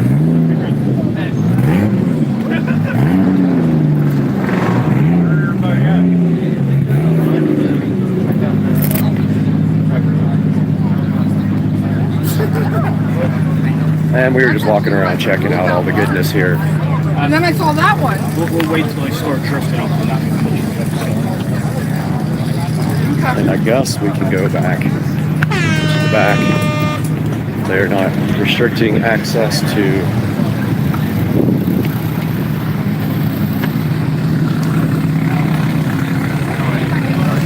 there's Samet and Chris.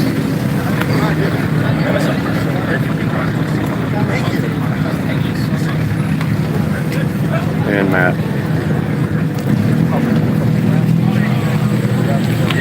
Doing photo ops, not going to bother them. But we will go back here, check out the rest.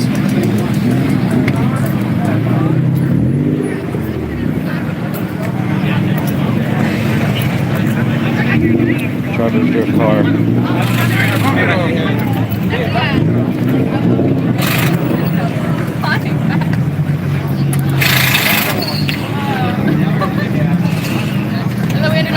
When he gets a shop, you're just gonna have to work everyone down. There's the MagnaFlow booth. Here's Colette's car, the rotary.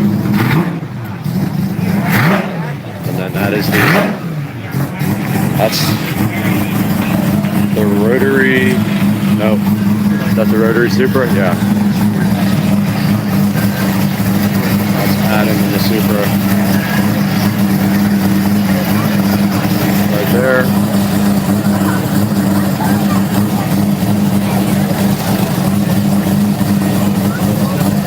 Doing a little bit of texting and tuning.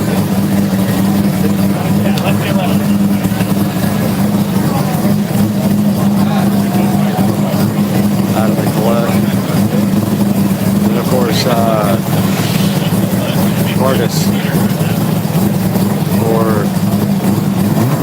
RX-7 tuning specialist, rotary Vargas.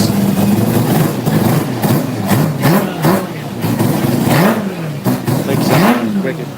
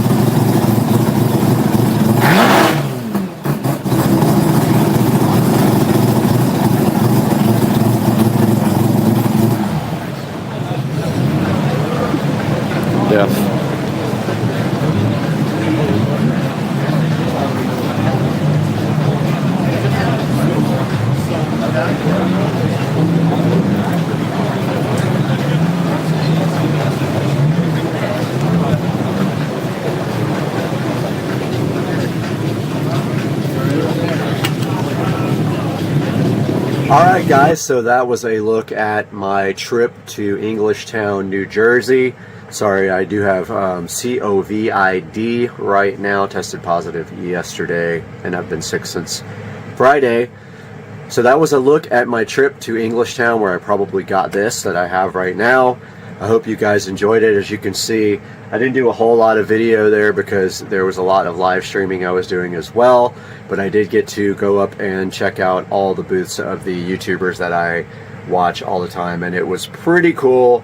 A lot of great drifting. I got to see everybody's cars up close, which made it super exciting. I didn't really buy anything. My plan originally was to buy something, but it never really happened. So I went out there with my buddy, and we stayed out there all day long and checked out all the booths, all the cars, the Clean Culture car show, and then we took off about 5 or 6 in the evening, and then of course I came home sick. So at the current time I am battling this, and that is it for today on Supercar Street Racing. Hope you guys enjoyed the video, and we'll see you next time.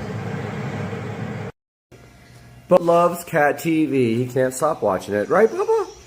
It's Cat TV. Look at the tail going. He loves Cat TV.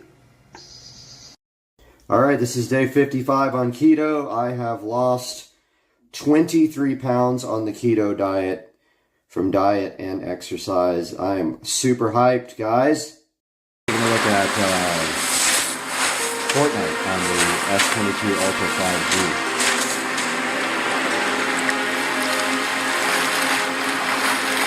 Now it's still downloading a higher resolution texture. A little choppy there. Probably because it's busy in the background.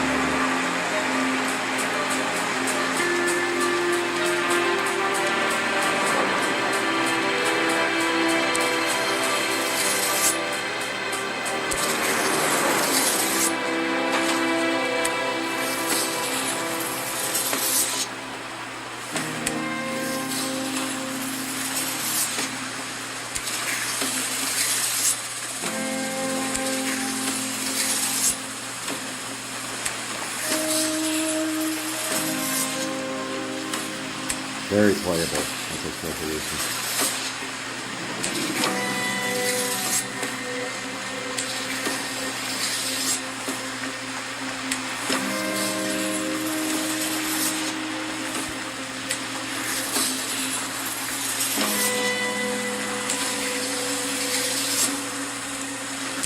Let me give you guys a quick little video of this.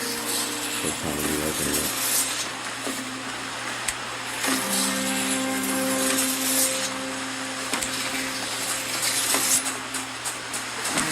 Totally playable.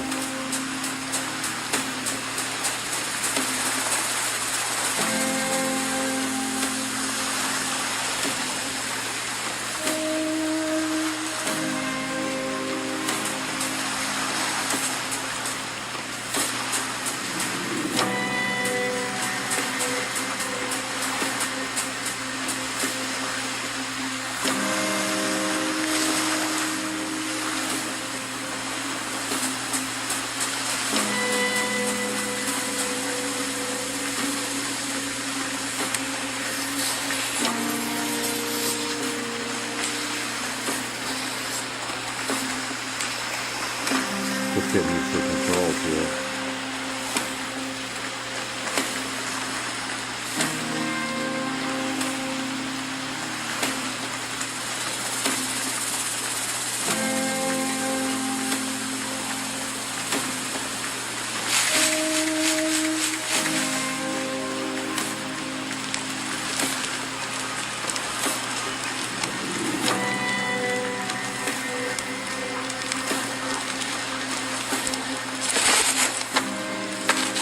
I suppose I owe you an explanation. We've all been through a lot the last few years, and there's much more you don't even remember. We've all fought a good fight. But until we set the 0 point free, we'll be facing threats like the last reality. And worse. There will be no escaping it. That's why I need your help to destroy the imagined order. As long as they're exploiting the 0 point, everything is in danger. With your help, we can free ourselves from this place and leave the loop for good. We can all go home.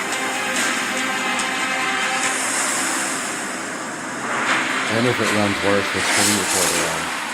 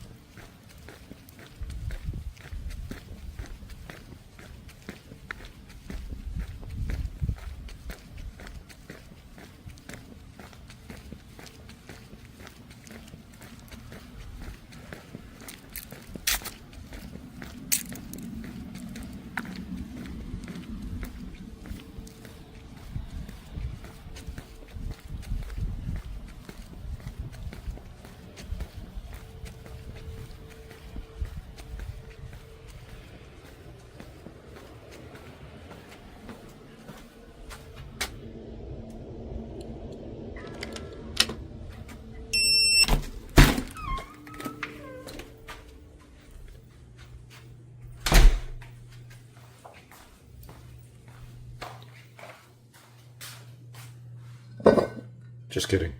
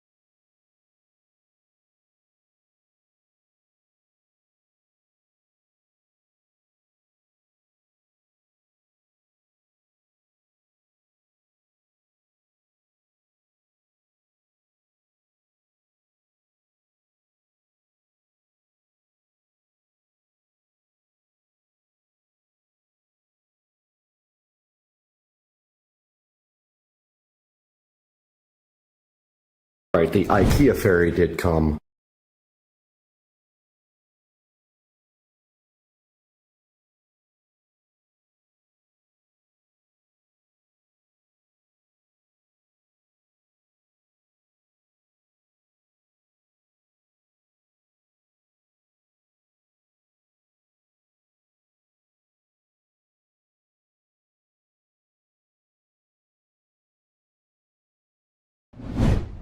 The fairy did come. Right, the IKEA fairy did come last night, and I did get rid of the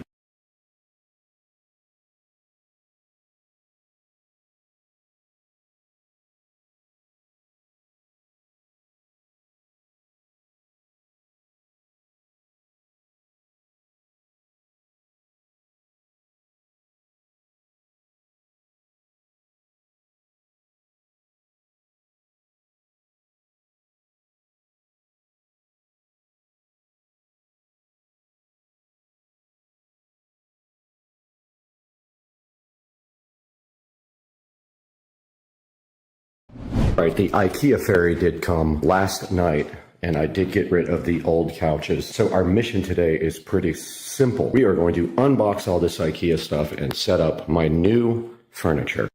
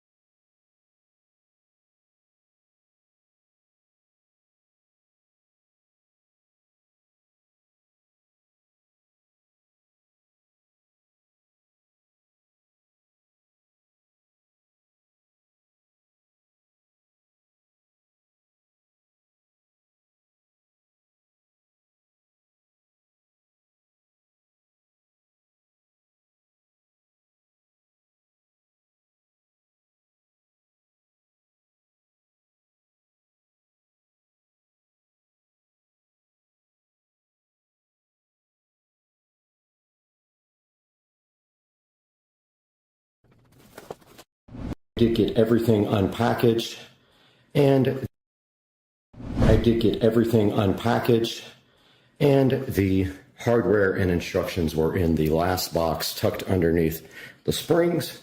So I'm going to get the instructions out right now and figure out what is going on here. This is a modular set, so it has to be put together a certain way. Let's get to work.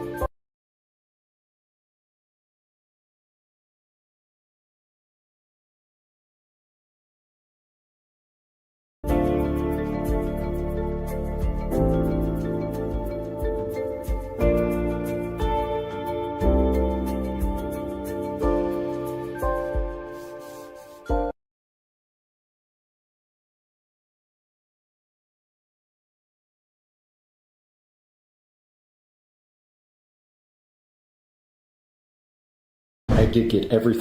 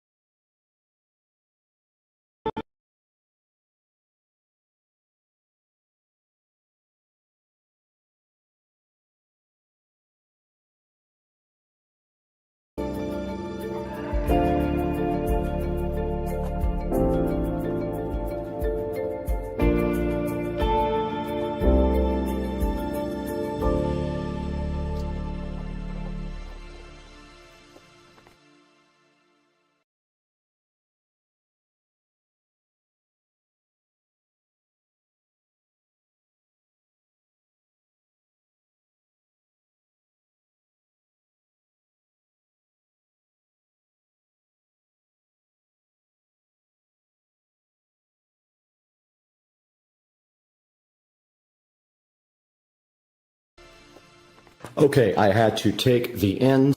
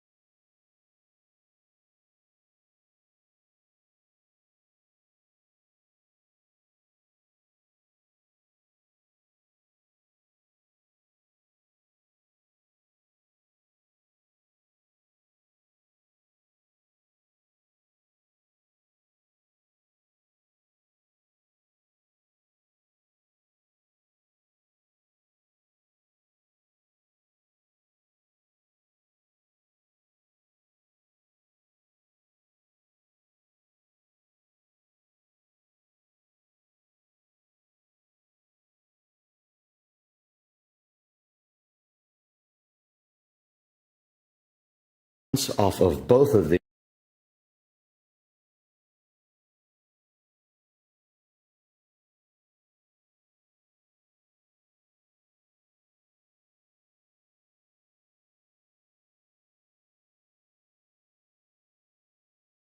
Okay, I had to take ends off of both of these and swap them around. They are interchangeable, so I had to take this end off because it was configured for completely opposite.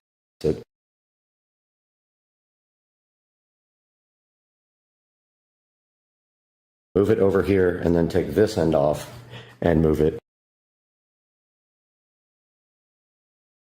Putting this back together.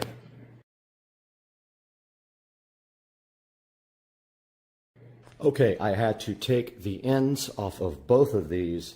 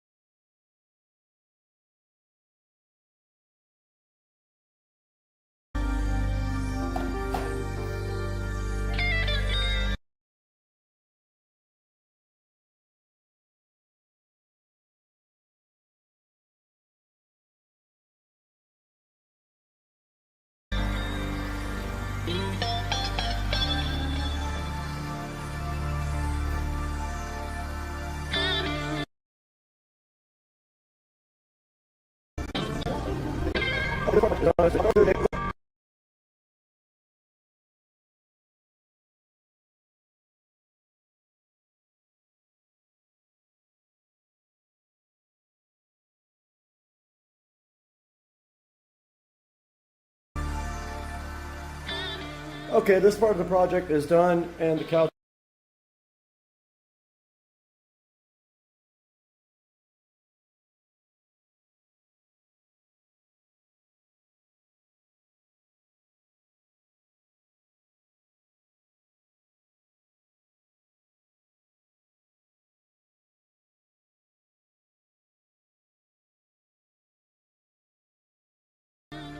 The project is done, and the couch is put together. It wasn't too bad. I made one mistake that cost me maybe 30 minutes of extra time, but I got that fixed now. And you can see right here, let me step back here and put it on wide.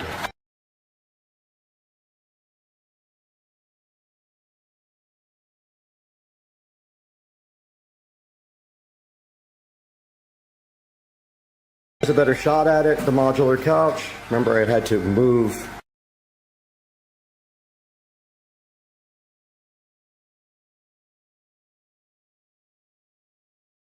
one side to the other to get it to the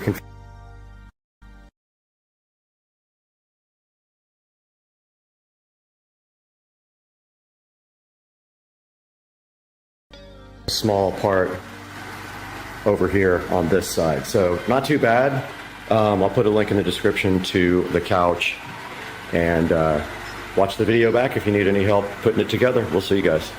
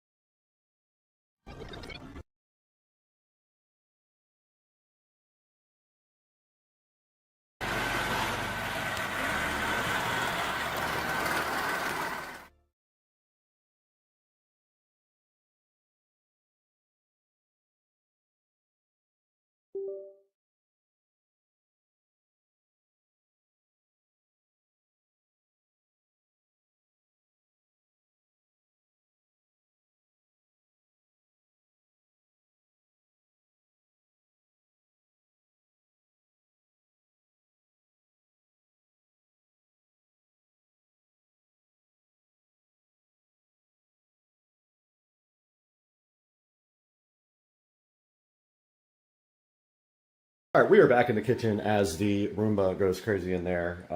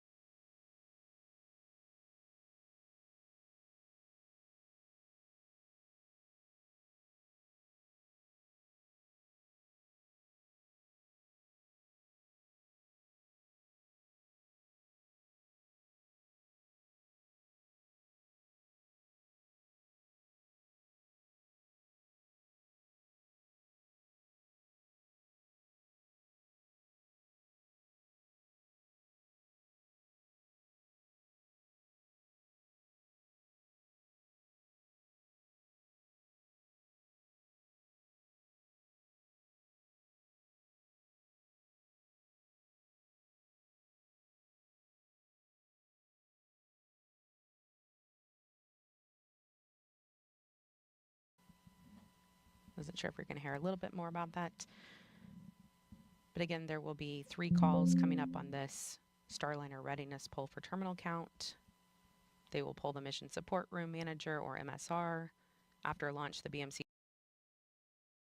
A beautiful shot of our beaches here from the courtesy of our chopper team here at the Kennedy Space Center. Folks coming out to enjoy the launch and an amazing day. Weather, no changes again. Low-topped cumulus clouds on land, which you see some of it there, but because they're low-topped, that's not a concern. When a rocket flies through a big, thick cumulus cloud, it can trigger a lightning strike, but those clouds are not the kind that can do that, according to Launch Weather Officer Melody Lovin. And so we're good to go there. We also have a launch visibility is always a factor here in the southeast. Can you see the rocket and from where? And our friends at United Launch Alliance provided us with this graphic so you can see about which point in the launch you would see the rocket. If you're within the first 2 inner circles, you should be able to see the solid rocket boosters jettison a minute after launch. Folks in the Orlando and Central Florida area will be able to see it about 90 seconds of flight. And then it'll come into view for much of the rest of the state after more than about 2 minutes, including Tampa on the west coast of Florida. The southeast corner of Georgia might be able to see the Atlas Centaur separation, which happens after 3 minutes of flight. Again, we're looking good here at the ASOC. Richard Jones polled his team, the NASA operations manager. 15 minutes.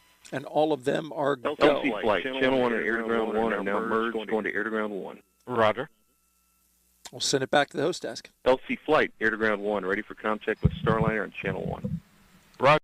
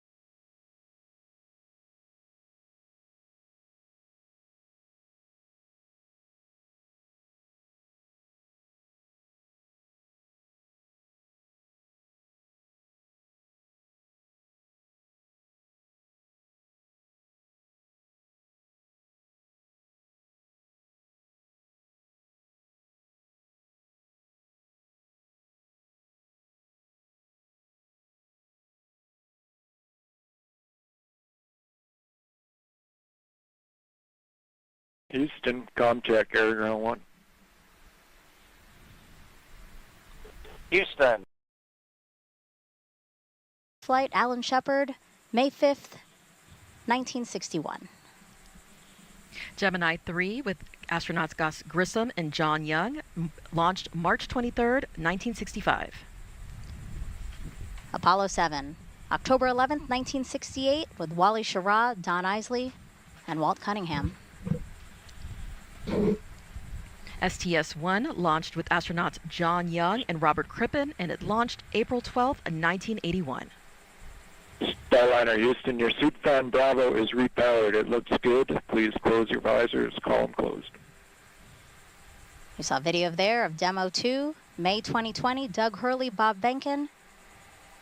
And then, of course, today's NASA's and Boeing's crew flight test with Butch Wilmore, and Sonny Williams. You know, Mike, 12 minutes and 15 seconds to go. How are you feeling? I am excited. I'm grateful to ULA and Boeing and NASA team that we are sharing this historic moment together. Go Starliner. Yeah, our hearts and well wishes are with Butch and Sonny as they make history testing what is poised to be the second commercial crew vehicle that is certified to ferry people to and from the International Space Station. So with 11 minutes and 46 seconds to go, let's send it back over to ULA's Dylan Rice and Boeing's Lauren Brennicke to walk us through the final moments of today's launch countdown. Let's do it, guys. Let's do it, Megan. We just heard the Starliner readiness poll is a go. We know the crew's visors are down now, so we are moving along smoothly into the final 11 minutes and 30 seconds of this countdown. This is an instantaneous launch window today, which means that we will launch when the orbital path for the ISS aligns with the Space Coast. Once we get into orbit, Starliner will be working to catch up with the space station, eventually reaching speeds of more than 17,500 miles per hour.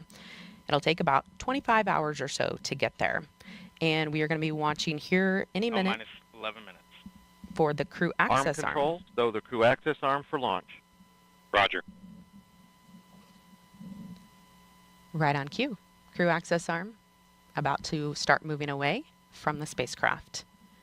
And Dylan, we will watch it move very slowly today, but it could move much faster if needed. That's right, Lauren. It takes about 2 minutes to rotate the 120 degrees back away from Starliner to its stowed position and latched position on the crew access tower. Here we go. But we could, in the event of an emergency, redeploy it in less than 15 seconds. It's amazing that it can do that. We hope to not have to ever see that happen. After liftoff today, Brandy and Jim will continue commentary from Houston through ascent, spacecraft separation, and the orbital insertion burn.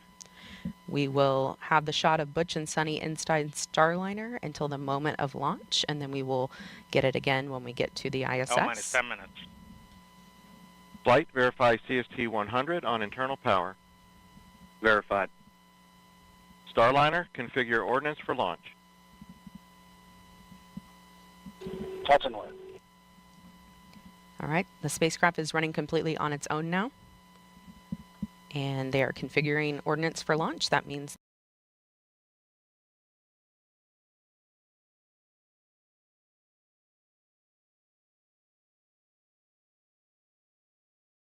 or could happen during ascent.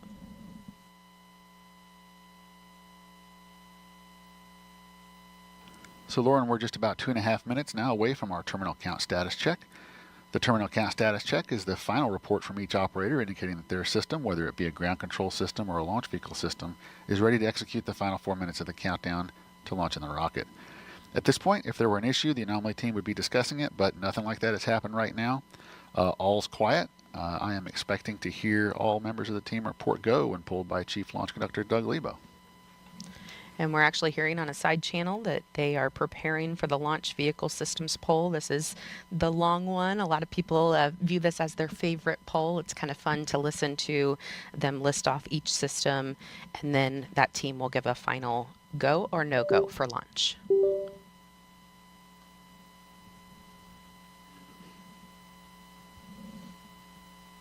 And we will be able to watch cameras on the rocket today, and live telemetry feeding back will provide a real-time look at the spacecraft model when video isn't possible during the ascent as it moves through the dynamic phases.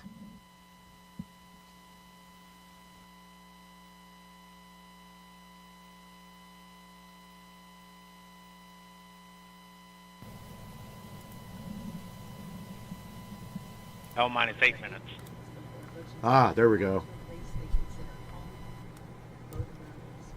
Under 8 all right. Before Butch and Sunny head back to a place they can consider home.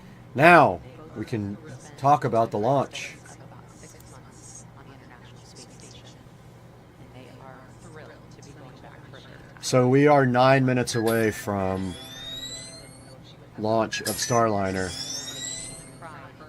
which has been delayed multiple times.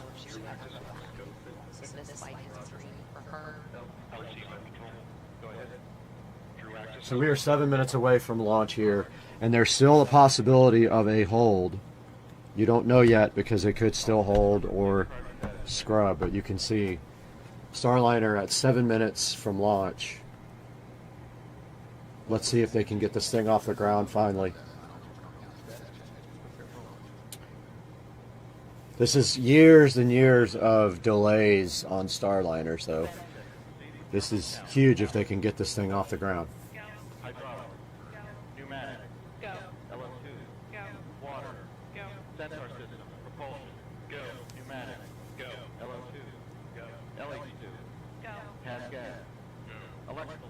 So this is the final check for all of the systems. They all have to be in agreement that they're going to launch or they don't launch at all. This is huge for Boeing. They have had failure after failure on this, getting this thing into the sky. So let's see if they can fly today.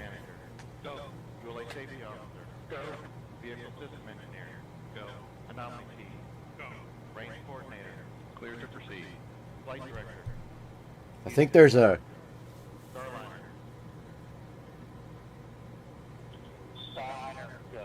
Alright, so everything's go. There, I think there's a built-in... Well, there's a possible hold again as it counts down into the lower numbers.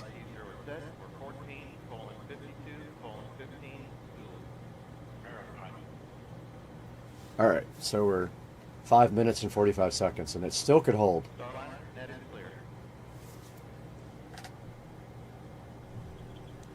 There's no guarantee.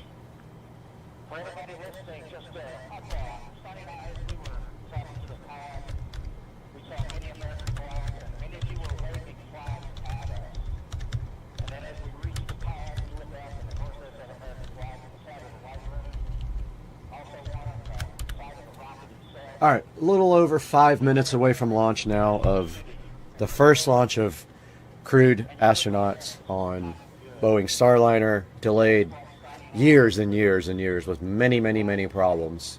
And so obviously people are nervous about this launch. And it still could scrub. They have a built-in ability to hold, I think, at either 2 minutes or 1 minute. We're going to see.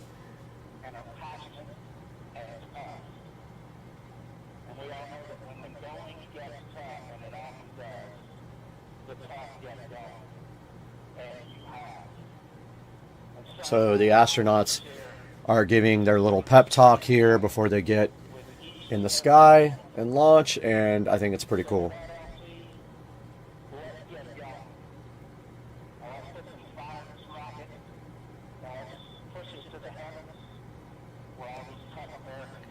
A little over 4 minutes left in the countdown now for Starliner.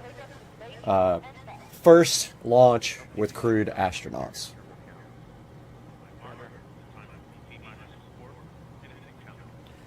4 minutes to go here, and Starliner on the pad with astronauts in it for the first time on the real test flight. Every time they've launched so far, they've had issues and they've had failures, and they've scrubbed many, many, many times. So let's watch. 3 minutes.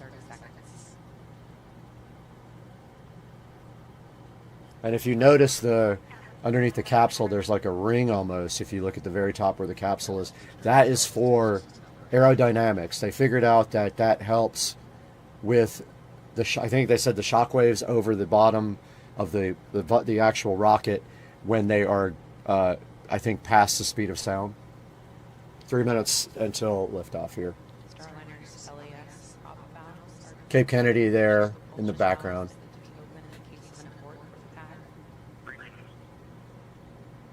First launch with astronauts. This is a flight test, guys, so this is important. If anything happens in this actual flight, then there would be a lot of delays with humans on board. It's big.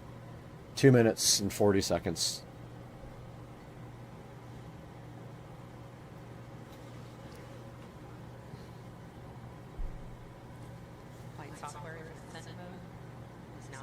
A little over 2 minutes here, and obviously everybody at NASA is nervous about this flight, and so is Boeing with the issues that they've had for being delayed 5 or 6 years, which is uncalled for.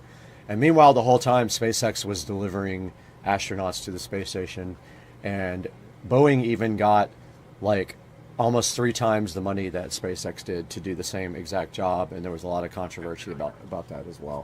1 minute, 57 seconds. And you see the old school Boeing spacecraft compared to SpaceX. They refuse to modernize, so still looks like the lunar lander from the 70s, you know? They refuse to make things modern. Well over a minute. They could still hold, I think, at 1 minute.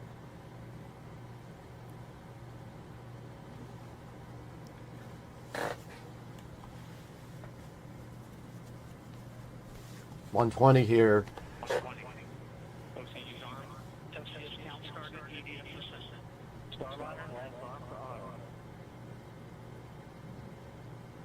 One minute here, they're going to either hold or launch. Let's see. That call meaning if the emergency detection system on Acronis detects something. All right, so they got past the 1 minute mark. They could still hold for any reason. If when they try to ignite, if there's a problem, they will stop the launch. About 40 seconds here.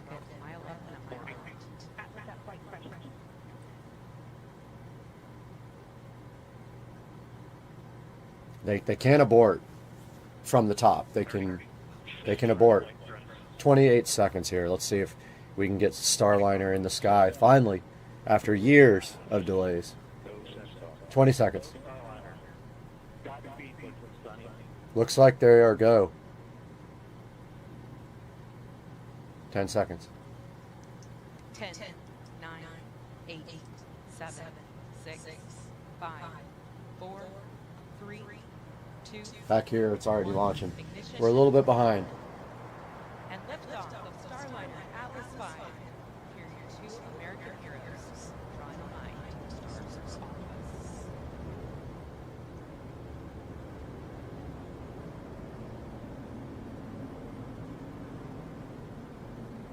A little bit behind on this broadcast. Back here, they're about 5 seconds ahead of us.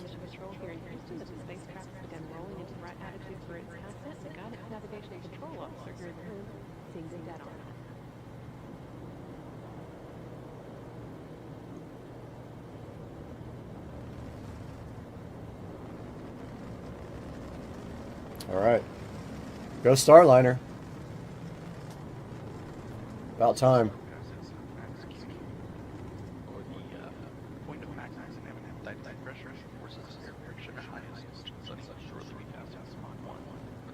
There's a good view of the tracking shot of the spacecraft. Next thing that's going to happen is the solid rocket boosters. Well, the next major event is max Q, when the aerodynamic pressure on the outside of the vehicle is at its greatest. There just looks like it's at max Q now. And then, of course, the solid rocket boosters will separate. Starliner analysis. Looking good. Speed and attitude increasing as expected. Coming up in less than 20 seconds, the solid rocket boosters will run out of fuel and burn out. I don't see the bottom. I don't see the actual graph moving here. I'm not understanding. I guess they're not showing the timeline at the bottom. They're just showing the next event. So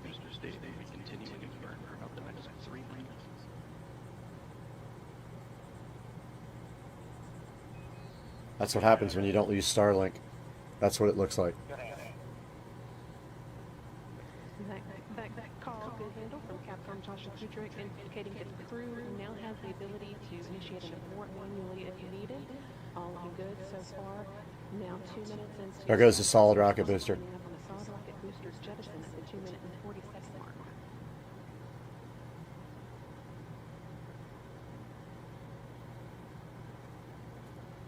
Such a low quality shot. You get used to seeing SpaceX with the high definition shots, and you see this and you're like, wow. So can't see what the next thing is. Okay, they are actually moving down the timeline. Solid rocket boosters have now been jettisoned after seeing Starliner through its first 90 seconds of flight. Team on the ground here confirming that it was... Oh, no, they're not. They're just stepping through the steps. They're not actually moving down the timeline.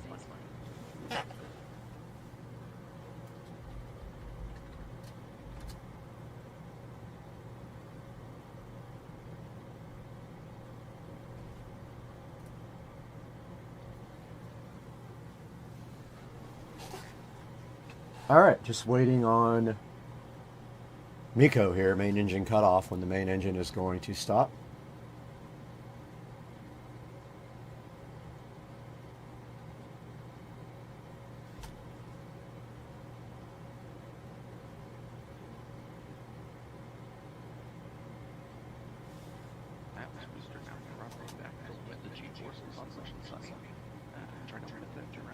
Nice view of the Earth there, although pretty low resolution compared to what we're used to from SpaceX. I don't think Boeing has the ability to use Starline, or to use I forgot what I was talking about. Starlink. So that's probably why they don't have good video.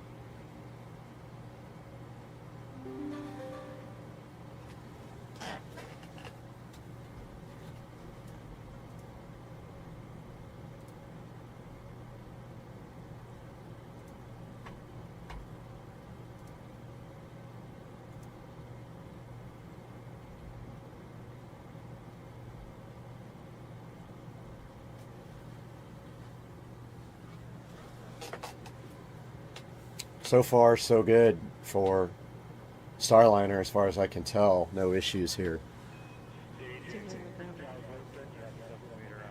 Shot from above the engine bells there. Pretty cool.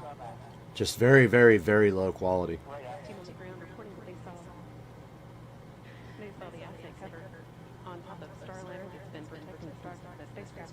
There goes the cover.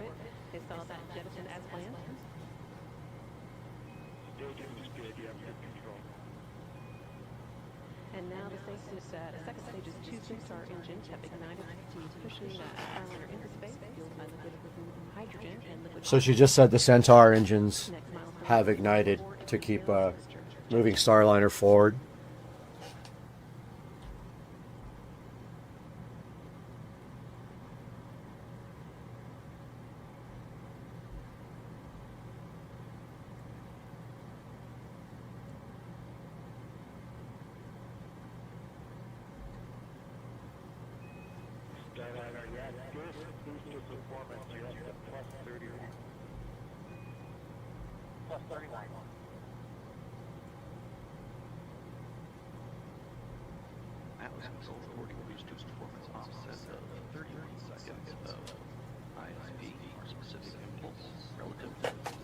Alright, so we're off of live video now and on an animation. And that's where we're going to call this broadcast a done deal. Appreciate you guys tuning in as usual. Finish this editing project here, so I'm going to sign off now.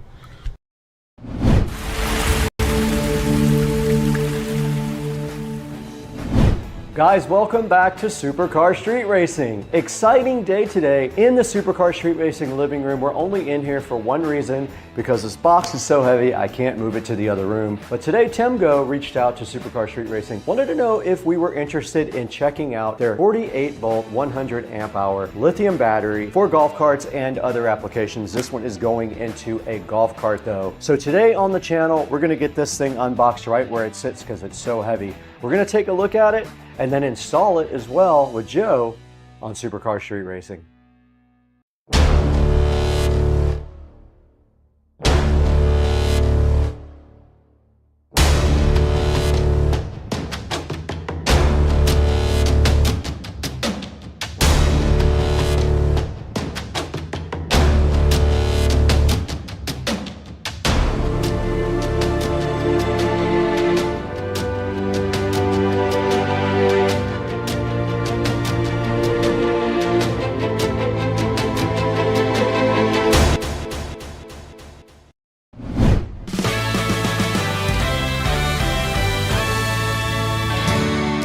Guys, welcome back to the channel today. It's great to have you guys back on Supercar Street Racing. And before we even get started with this Temgo battery, I want to thank you guys for almost 200,000 subscribers. In fact, that little readout right there says 191,000, and I couldn't do it without you guys. Thank you so much for liking, subscribing, commenting, and checking out all the videos on Supercar Street Racing. Now on to the action. Directly in front of me, this huge box does have a Temgo 48-volt lithium-ion battery inside, which is destined for a golf cart for a friend of ours. Now, Temgo did reach out to us and say, hey, would you guys want a sponsor that has a 48-volt lithium-ion battery available? And we were like, absolutely. Temgo wanted to make sure we had a golf cart to put this in, and we do. We reached out to one of our friends, and we will be checking out that cart later today. But right now, right in front of me, we need to get this thing unboxed for you guys and see exactly what is inside. It's packaged very well. It has these straps on the front. It is very heavy. I don't know how heavy. There is no weight on the outside of this box. The battery is very heavy. I know I put one in Joe's cart with him, and it takes two people to lift it up and put it over the battery bay. So let's go ahead and see what we find inside of this Temgo packaging right here.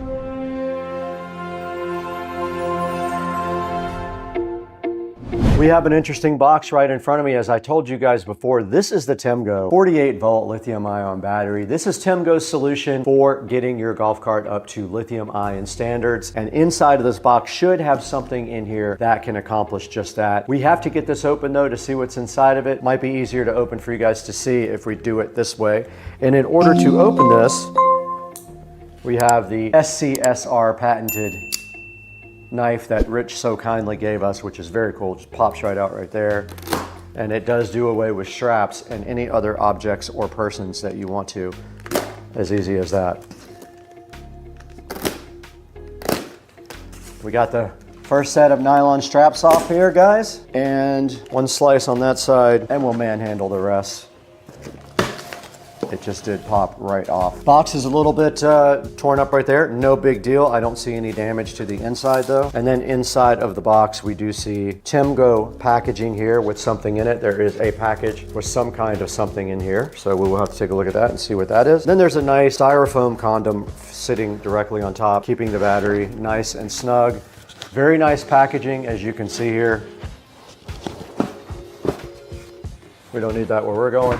And then inside of the box, we do see the actual Temgo battery. Better view up here on that. Inside of the box, we have the Temgo 51 volt. It's actually a 48 volt. Sitting inside of a nice plastic bag. It does have some side-looking handles with ropes on it. Then there's some other goodies right here next to it, which will make this box lighter, hopefully. So let's go ahead and see what we have inside here. So this is the first smaller box right here that's inside of the Temgo. Okay, inside of that box, it looks like we have a bunch of accessories here.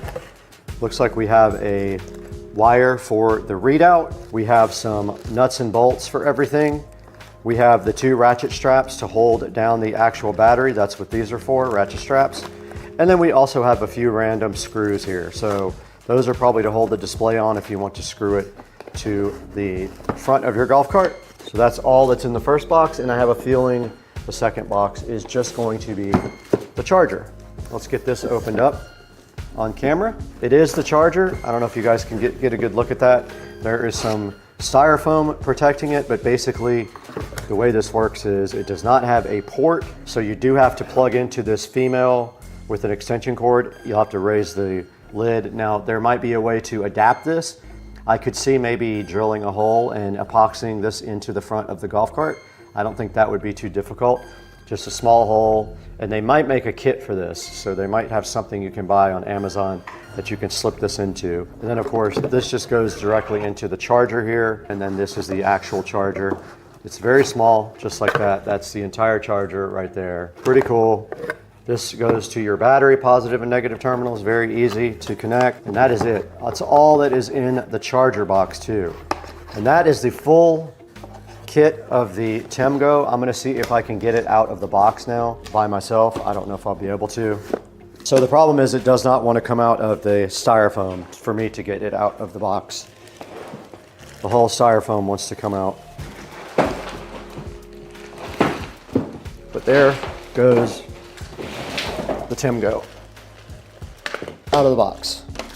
And now the Temgo is directly in front of me in the plastic where it shall remain. The battery looks great. It is a orange and white looking battery, and I can lift this by myself. It probably is around 50, 55 pounds. No big deal. I know you guys can get a good look at this from the GoPro up there. Pretty nice fit and finish on the battery as well. There is a code to scan up here. And there is also an app for this. This battery is Bluetooth, and actually if we wanted to, we could go ahead and plug it in and charge it, but we're gonna wait on that part. And the first thing inside of the bag is the installation instructions. I'll put a picture of that up on the screen for you guys. Just very, very basic install. There's nothing really too complicated about it. It's a positive and negative. Positive and negative goes to your actual controller. So super easy, remove the old batteries, and your very first battery leads go onto this. Further into this, there is a whole manual, and they are offering you a 2-year warranty if you share your experiences with other people. And inside the manual, there's just some charger specifications, a installation diagram, shows you how to put the screen on, which is also very easy. And then it shows you how to open up the app as well. And that is about it. That's inside of the actual battery. So that is all for the unboxing part of the battery. Now let's go ahead and throw it out where we're gonna start this install process with Joe and Brad.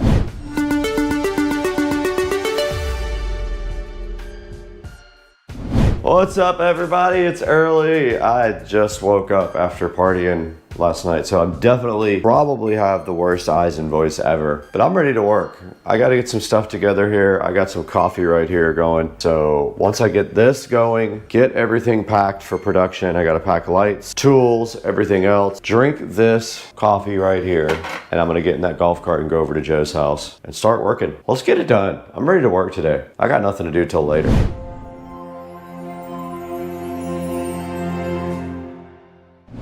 We're in the truck right now, and we're headed over to check out this golf cart. We did find a candidate for getting this battery put in, so we're going to check out the cart right now. Looks like it's 48 volt, and it has some sort of Trojan-like batteries in it now. Yep.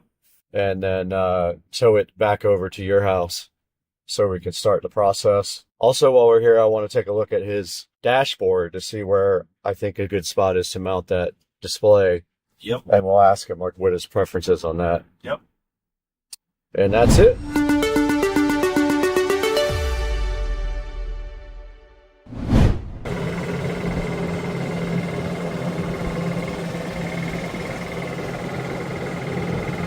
And tow to Joe's house.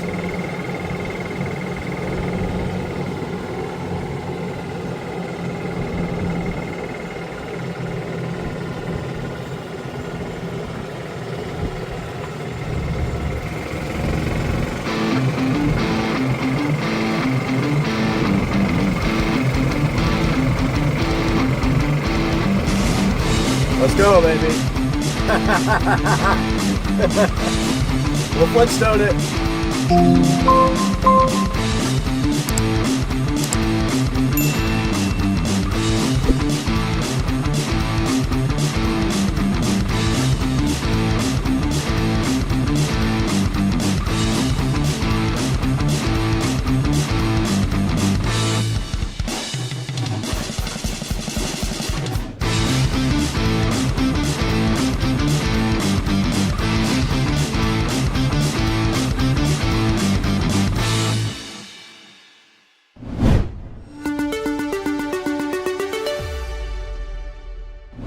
Okay, you guys just saw the golf cart that we're going to be putting this nice Temgo, and so let's go ahead and throw it back outside to that next step in the process, getting those old batteries out.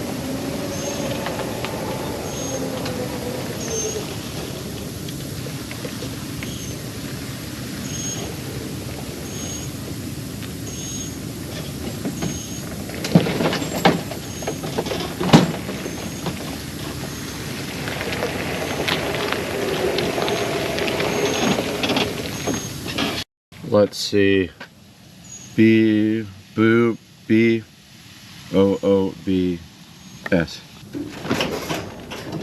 Got him.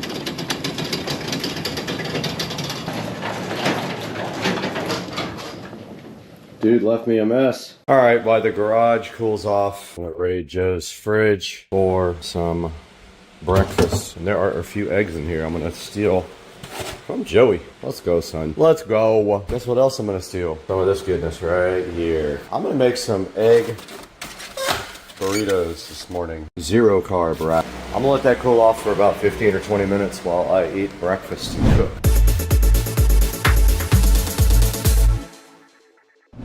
Okay, so there's copyright music playing, but thanks, Joe, for breakfast, dude.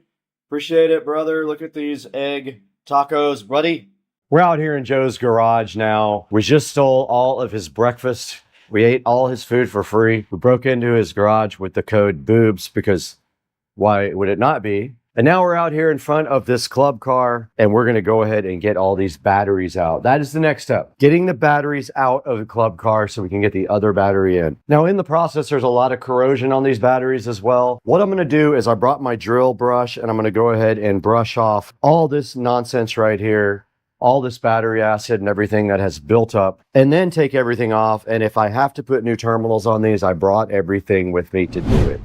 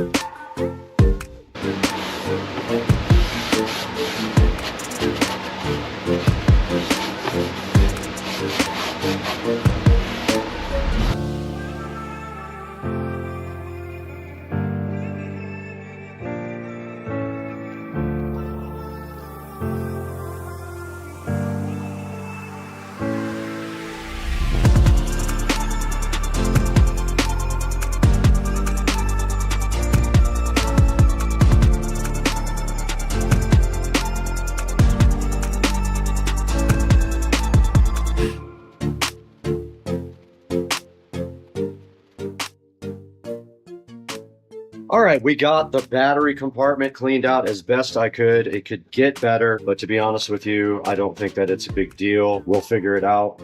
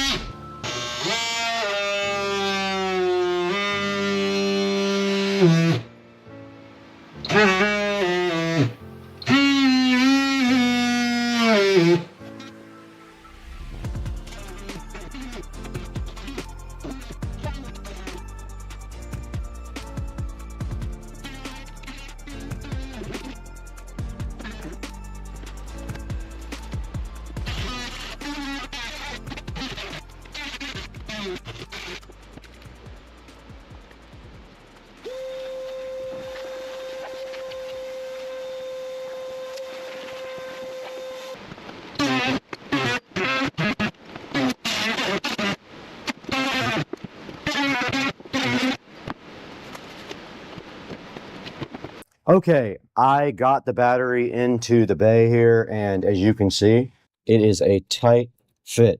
It is barely fitting, so that's fine though. So all we have to do now is go ahead and start wiring up the battery, and then after that, if the cart runs, I'm going to take it to my house to do the wiring dress on this and get it all nice and tied up good. But you can see the negative cable. Only way it would fit like that is I had to actually cut a lot more of the battery tray out. And then after this is all done, we have to figure out a way to secure it with the strap. But yeah, we're going to have to feed that through the other side like that and then make a slice right there.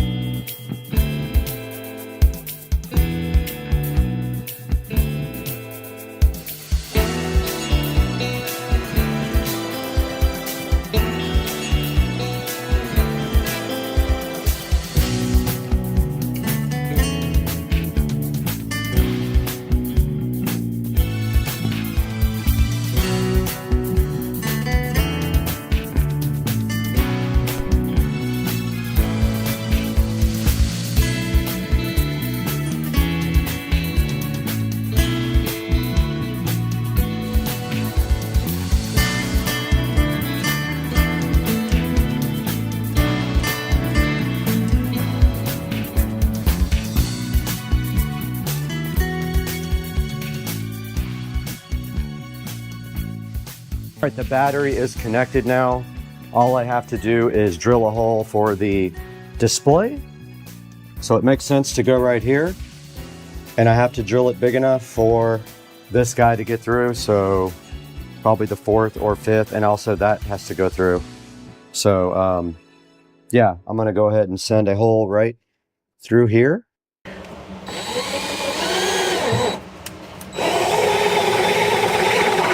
And that looks like it's perfect. I have to start at the front. So yeah, that works perfectly. I have to start at the front though, so let's find a place to put this display. All right, I have the battery on. It is at 54%. I'm gonna go ahead and plug it into the charger now and let it charge up all the way. I have to mount the charger still, but I have to take a little break. It's on and connected. And here is the charger. Plugs into a regular extension cord here, so got to find an extension cord. Oh, I'm an idiot. Forgot to wire the charger. I am literally stupid.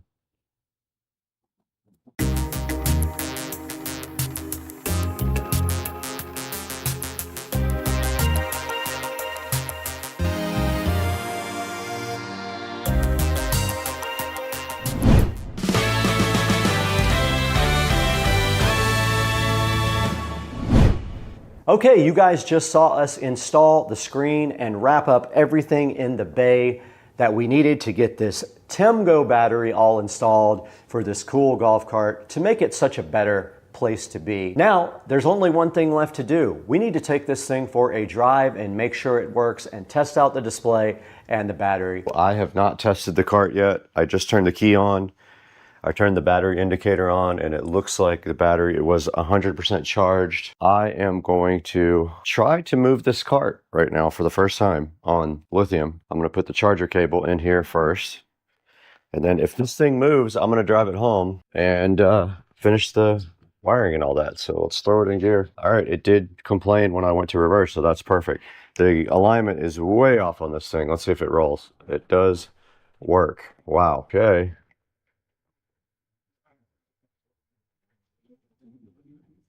It rolls. All right, let's put my cart in Joe's garage. Back in the garage now, and I brought all of my tools back home, and I brought the cart here as well to go ahead and wrap up the wiring. Now, I don't like to leave a cart in any kind of condition. That's not any way that I wouldn't want it for myself. So I'm gonna go ahead and wrap up the wiring on this cart using all my tools here.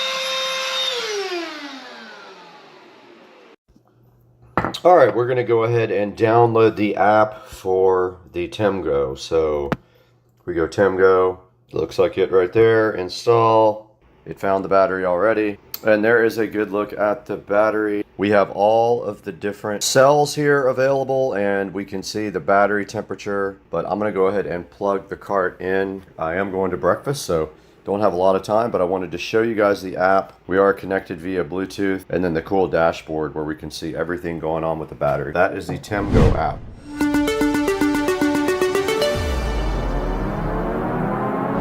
Hey, what's up everybody? Brad here from Supercar Street Racing. I am so happy to have you guys on the channel here today for this special episode about the TEMGO 48 volt golf cart battery. Right here in front of me you can see the TEMGO battery sitting so fresh and fly, and you can see that it does have a built-in 200 amp battery management system that comes with it.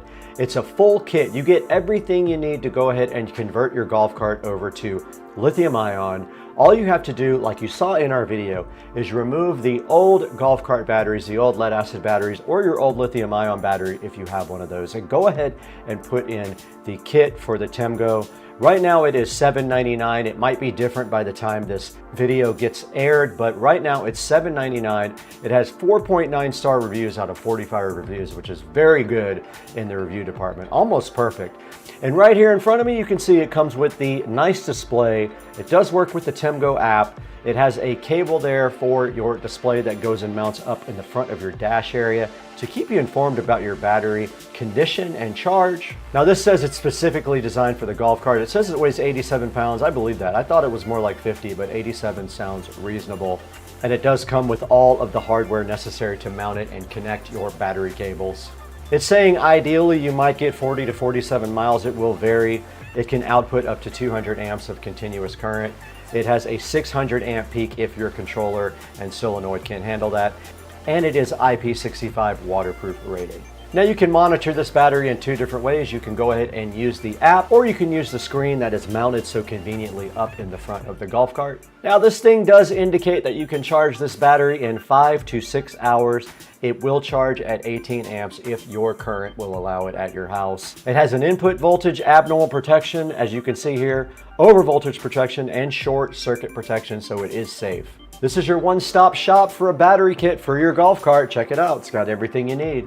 It does say if you want to, 4 of these you could parallel and go ahead and use in a solar system. So this guy is supposed to last up to 5,000 deep cycles, which is very good. That gives you a long life range on your lithium-ion battery. Probably about 10 times the life of your normal lead-acid batteries. This thing will do 200 amps of continuous discharge, and when you need it, if your system supports it, up to 600 amps for 3 seconds. This guy's got a maximum power output of 10.24 kilowatts. It's compatible with off-grid solutions as well, so if you need something for off-grid, go ahead and consider these to support up to 4 batteries. Now they do offer a 36 volt and a 48 volt. We chose the 48 volt, of course, because there are more golf carts out there, but if you need a 36, there's an option here for one of those as well. Go ahead and go down to the link in the description to order your Temgo from the official affiliate link for Supercar Street Racing. It does help us out so greatly when you do that because we only get a few dollars to run the channel every month. We need the extra money. If you guys could help us out by ordering this or anything else through any of our product affiliate links, it will carry over to anything you want. Go ahead and click one of our links. Order whatever you want. I'll get maybe 50 cents to $1 from each thing you get, and it'll help out Supercar Street Racing. And at the time of this video, we had 191,678 subscribers on the channel, and that's all because of you. We couldn't do it without you. Please like and subscribe. Your comments are important. Also, we want to know all about your golf cart, what you did to yours, what you bought. If you bought this one, if you bought a different one, put it in the comments. We might even share your videos if you want to share them with us, so tell us how we can get those as well. Thank you for liking and subscribing. Keep it up. Keep up the momentum here for Supercar Street Racing. We love you guys. We're big fans of yours as well. We got to get out of here. We got projects to plan and videos to create.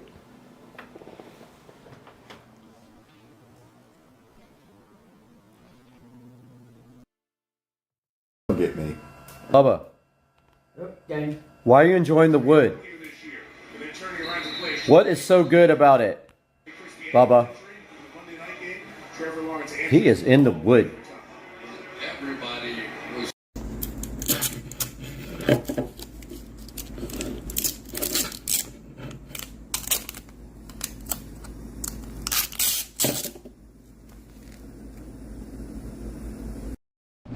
All right, we are in the Supercar Street Racing kitchen with everything we need to get up in the attic.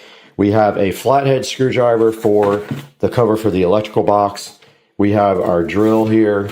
We have our workman pliers, and we have a razor blade to cut the Romex with. Actually cutting the circuit and using the existing wiring, putting this box in, tying in, and that is it. It should be quick and easy, in and out as fast as possible before it heats up there.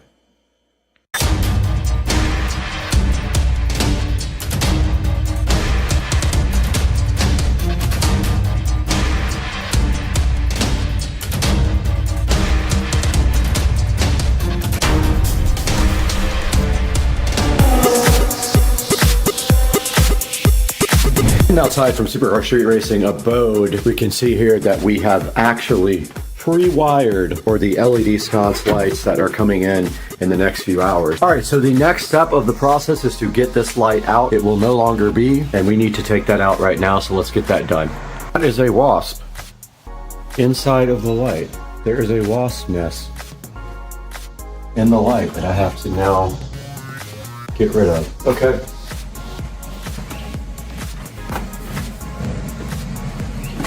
Got a towel here.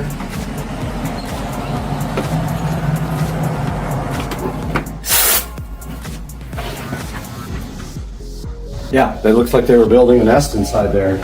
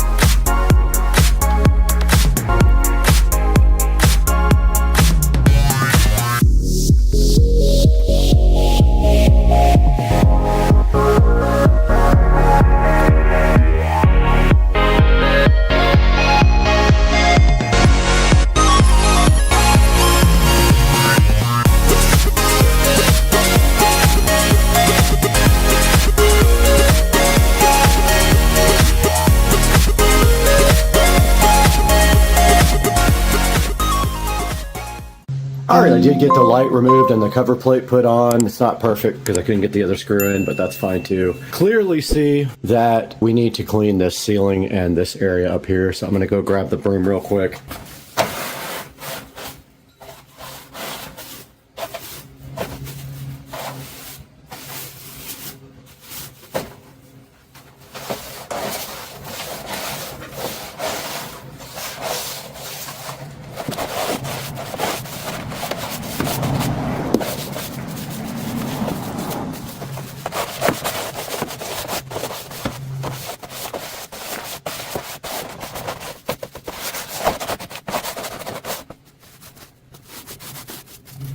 Okay, this area is ready now for the new LED sconce lights.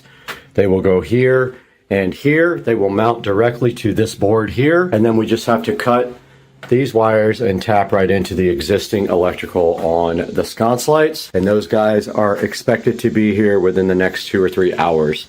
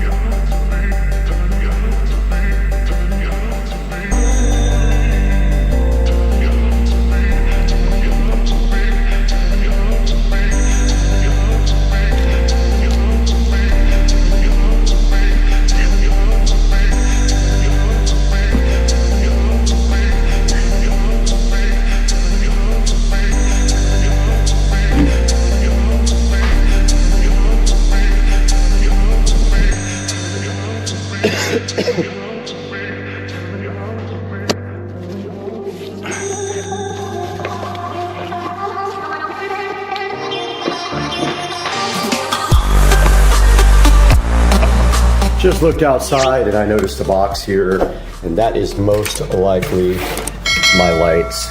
It is them. Let's go ahead and get this inside. All right, just got this opened up, and I wanted to show you guys the quality of this packaging compared to maybe something of a cheaper nature. They have all this nice padding inside. It's very well taped up. It did come from China. I will go ahead and say that right now, but look at all the nice padding inside. And it's not cheap padding either, it's the good stuff. And then the two lights are sitting right inside there. Let's get them out now and take a look at what we have. Here is a good look at the LED wall sconce. It is very heavy. It is glass, you can tell. It's not plastic.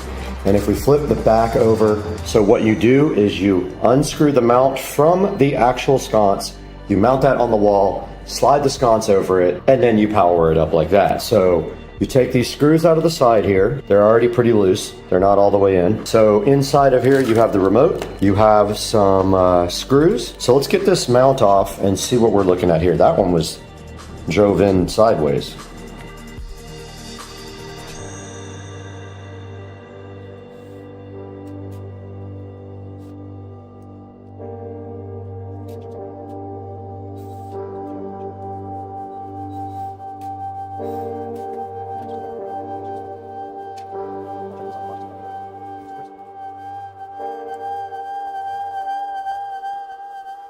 UL listed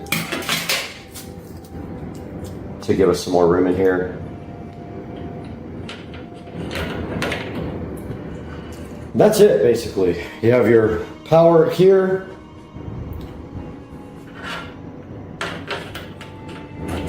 Which can go like that.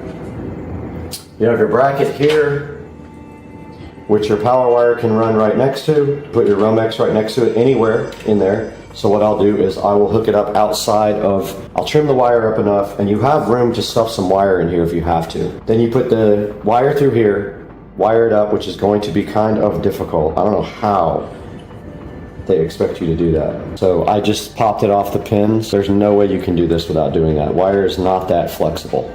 And to be honest with you, this is not going to get wet, but it might get hosed off at some point. So you want to get this as waterproof as you can. Our goal is to mount this dead center at 47 and run the wire along the side. Okay, we're outside now and we have wired these two wires here to the switch that controls the patio light here. So there is no more patio light, it is disconnected, and now we have this left. This wire here and these brackets are how you mount this system. Now, you can see here that we're mounting this dead center. It doesn't matter where the wire goes through because there's plenty of room inside of the bracket for the wire to be moved and stored. So what we're going to do here, dead center this on both sides, and I already measured where that is, and so we're just going to go right below the hole like that, as far up as we can where the wire can still get through that hole. So we'll do the same thing on this side. That should put it dead center. So the light is 47 inches total, so let's measure. Perfect, that's absolutely perfect. So this is where our bracket is going to go, and it needs to be perfectly level up and down, but that's easy because all we have to do is measure the distance from the wall, and it has to be even. And we also take our level on it like this. Got a small drill bit here. I'm going to do a pilot hole here, just so I'm not like bearing down on it and trying to get it to go in. This is plastic, by the way. No more termite damage. They don't eat it.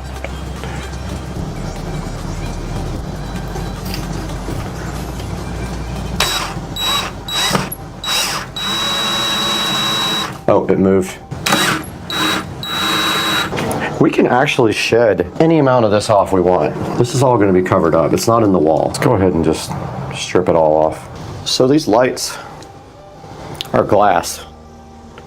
If you're going to put them somewhere, make sure you put something down to protect them. And you have this big long extension here. Doesn't need much stripped off, so I'm just going to strip off a tiny bit. And then take my small flathead screwdriver and you just basically loosen these up. They're pretty loose already. They're not tightened down. And this is not huge wiring. And then you feed your wires through the grommet here. Yeah, you're gonna have to do all three at once. Make sure you don't use big gauge wire. You'll never get it through. Even that is tough. Push on it so it's snug and then tighten it real hard so it can't physically come out. Then you should be able to pull the slack back through. So this is the cover that's supplied with it and the 4 screws.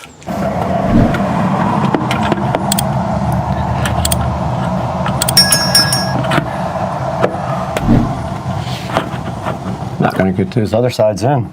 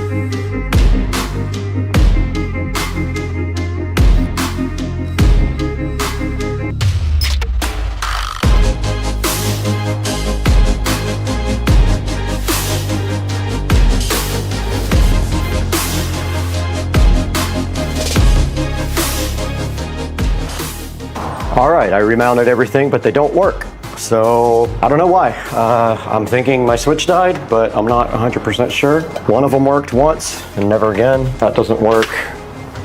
That doesn't work, and the breaker's on. There's power to the switch, 100%, but it does not work. That's gotta be my switch. I guess test my switch, because I don't think it works. I think my switch is bad now. It has to be.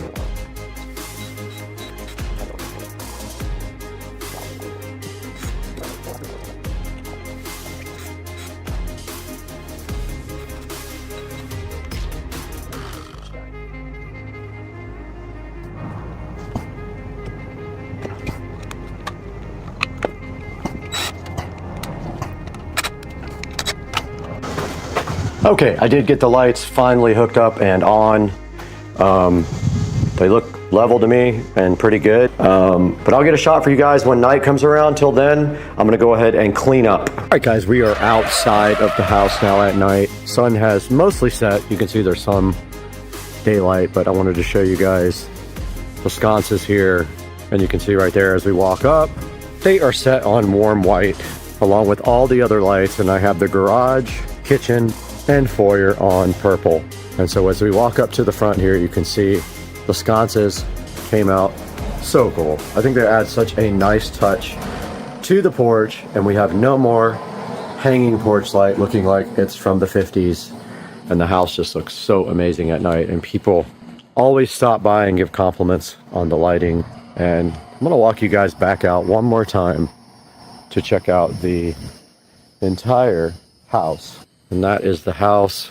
And then I'm gonna get some good pictures. Now, Base Boy left, and you can see right here, the sconces lit up so fire on the front door. So that's what it looks like at night. And you can dim them and change the color. All right, I feel like we'll never actually use this, but you can pair the remotes to control more than one device at once. I have both remotes here. But as you can see here, we can go center button here. The remotes can go timer and color. Color temp is right there, right? So we can go cool white, and then on this guy we can go cool white,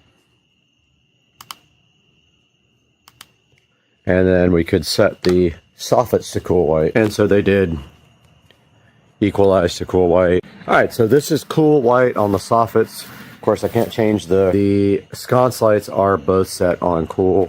I will step back and give you a view of that now. I decreased the exposure on the camera so you can kind of get a better idea of how that looks, but that is kind of cool. I kind of dig like the bottom half being warm and the top half being cool. So yeah, exposure is turned way down. They are bright, dude. Look kind of fire, dog. Hope you guys like this video. I'm gonna grab a couple of pictures and we'll see you on the next one. Thank you for liking and subscribing. Please buy these products through my links. Hey guys, welcome back to the channel, and I hope you enjoyed what we were doing today with this mod lighting sconce lights for the outside of the Supercar Street Racing compound. Now, we did buy these lights off of the website, and they are not a sponsor of ours. We paid full price for them.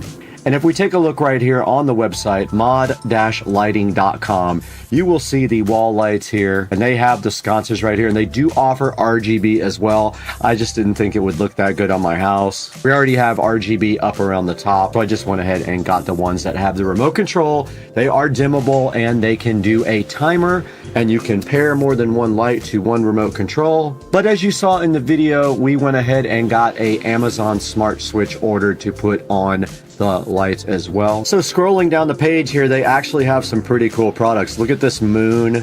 They have some cool looking art looking lights. They have round lights. You have to check the site out. They're very cool. They have stuff that nobody else has, and it would look great on your house. So go to mod-lighting.com, and please tell them Supercar Street Racing sent you if you do order from them. Leave them a note so that they help me out in the future. Now, right after this, you're going to see me installing the Amazon Smart Switch on the Mod Lighting LED wall sconces. So let's throw it back inside to Brad one more time and check out the Amazon Smart Switch. There'll be a link in the description to that as well. And we appreciate you guys buying through our affiliate links, liking, subscribing, and we'll see you next time. But back into the house with Brad. Okay, we got everything set up and the Smart Switch is on. I did find all the screws for these. And so basically this just goes on now like this. Except Got it doesn't fall off. Got him! Oh! This is the Whoa!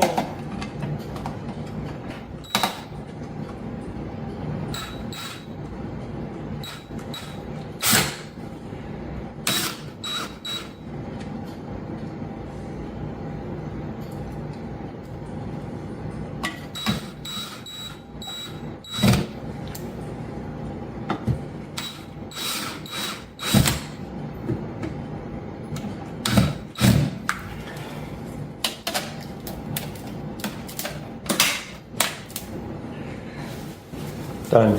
All right, that's going to wrap up the project for the LED sconces outside. They are now on this smart switch. This is a smart bulb. It doesn't need a switch. All we got to do now is clean that off because it's really dirty. But other than that, I hope you guys enjoyed the LED sconces. Link in the description to these guys. Please go get one.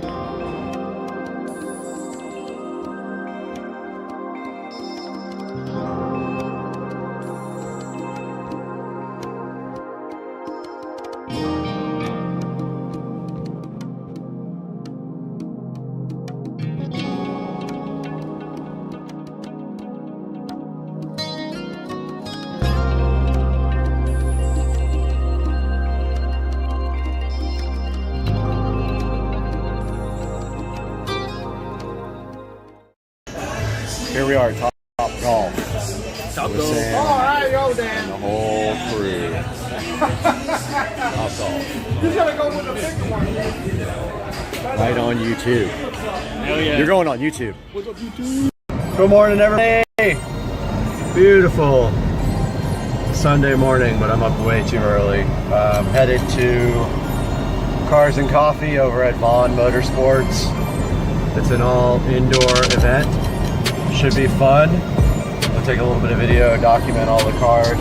By the way, here's Torque Pro installed on the Android head unit doing its thing. Pretty cool. Love my Android radio. Look at that sunrise, though. It's amazing. Right when I turned the video off, I was hoping this STI would want to get it. But no luck. Absolutely crazy sunrise going on here in Jacksonville, Florida. Wow, that looks insane.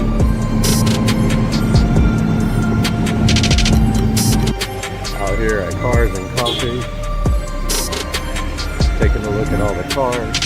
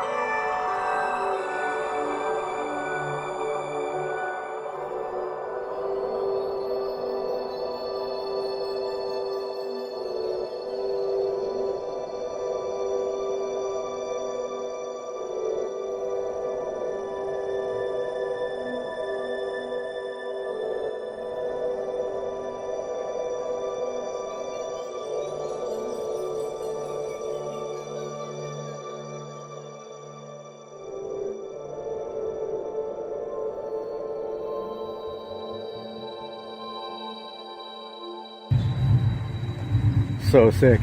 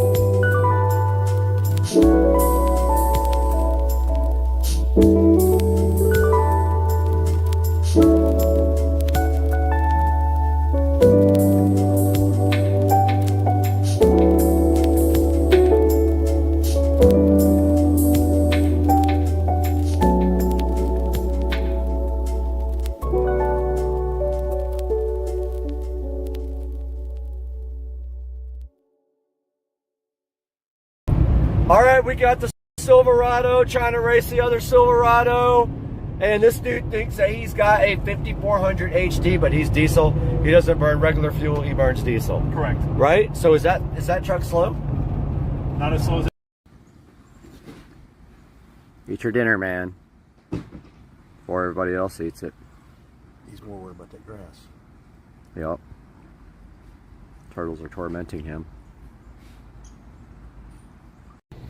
Welcome to Florida, where we had a hurricane. It's completely sunny and pouring down rain in Florida. Yeah, this is Florida. Yep, it goes down. Robert, it goes down. No, it don't. It do go down. It do go down.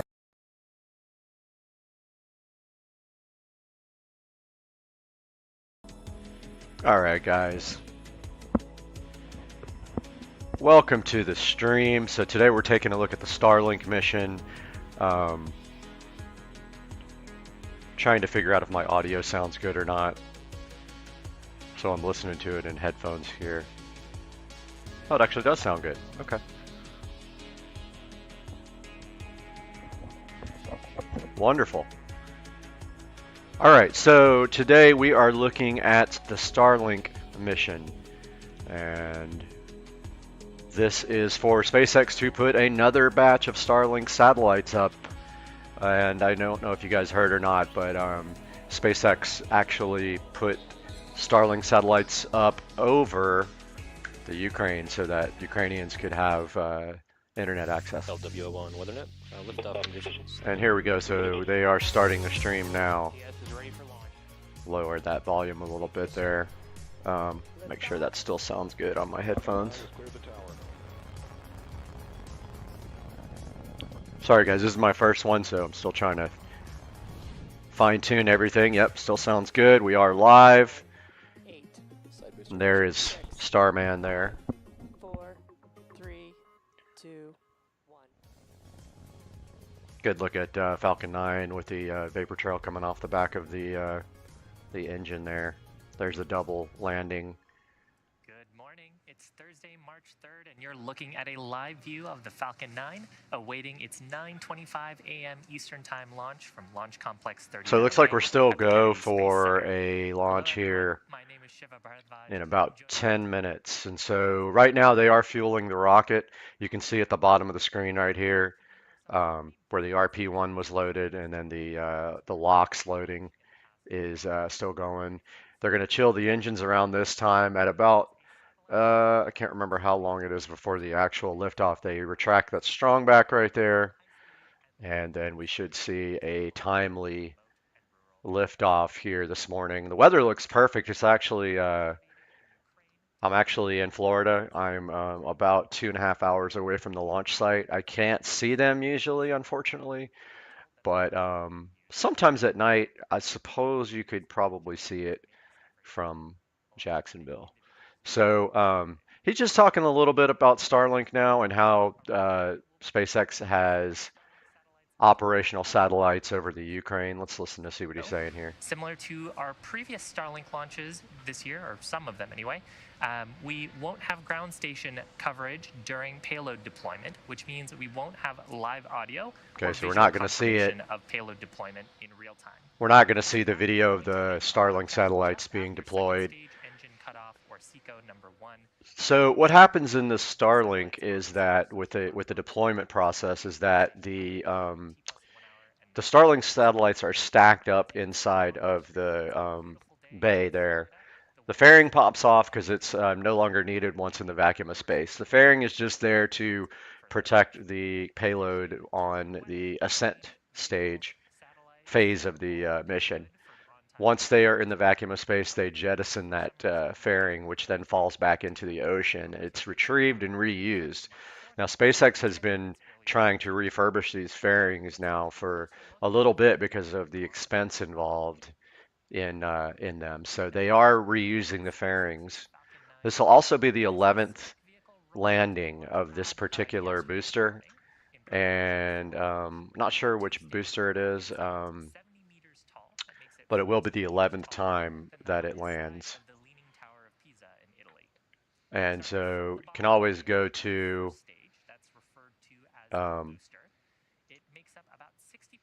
can always go check out like launch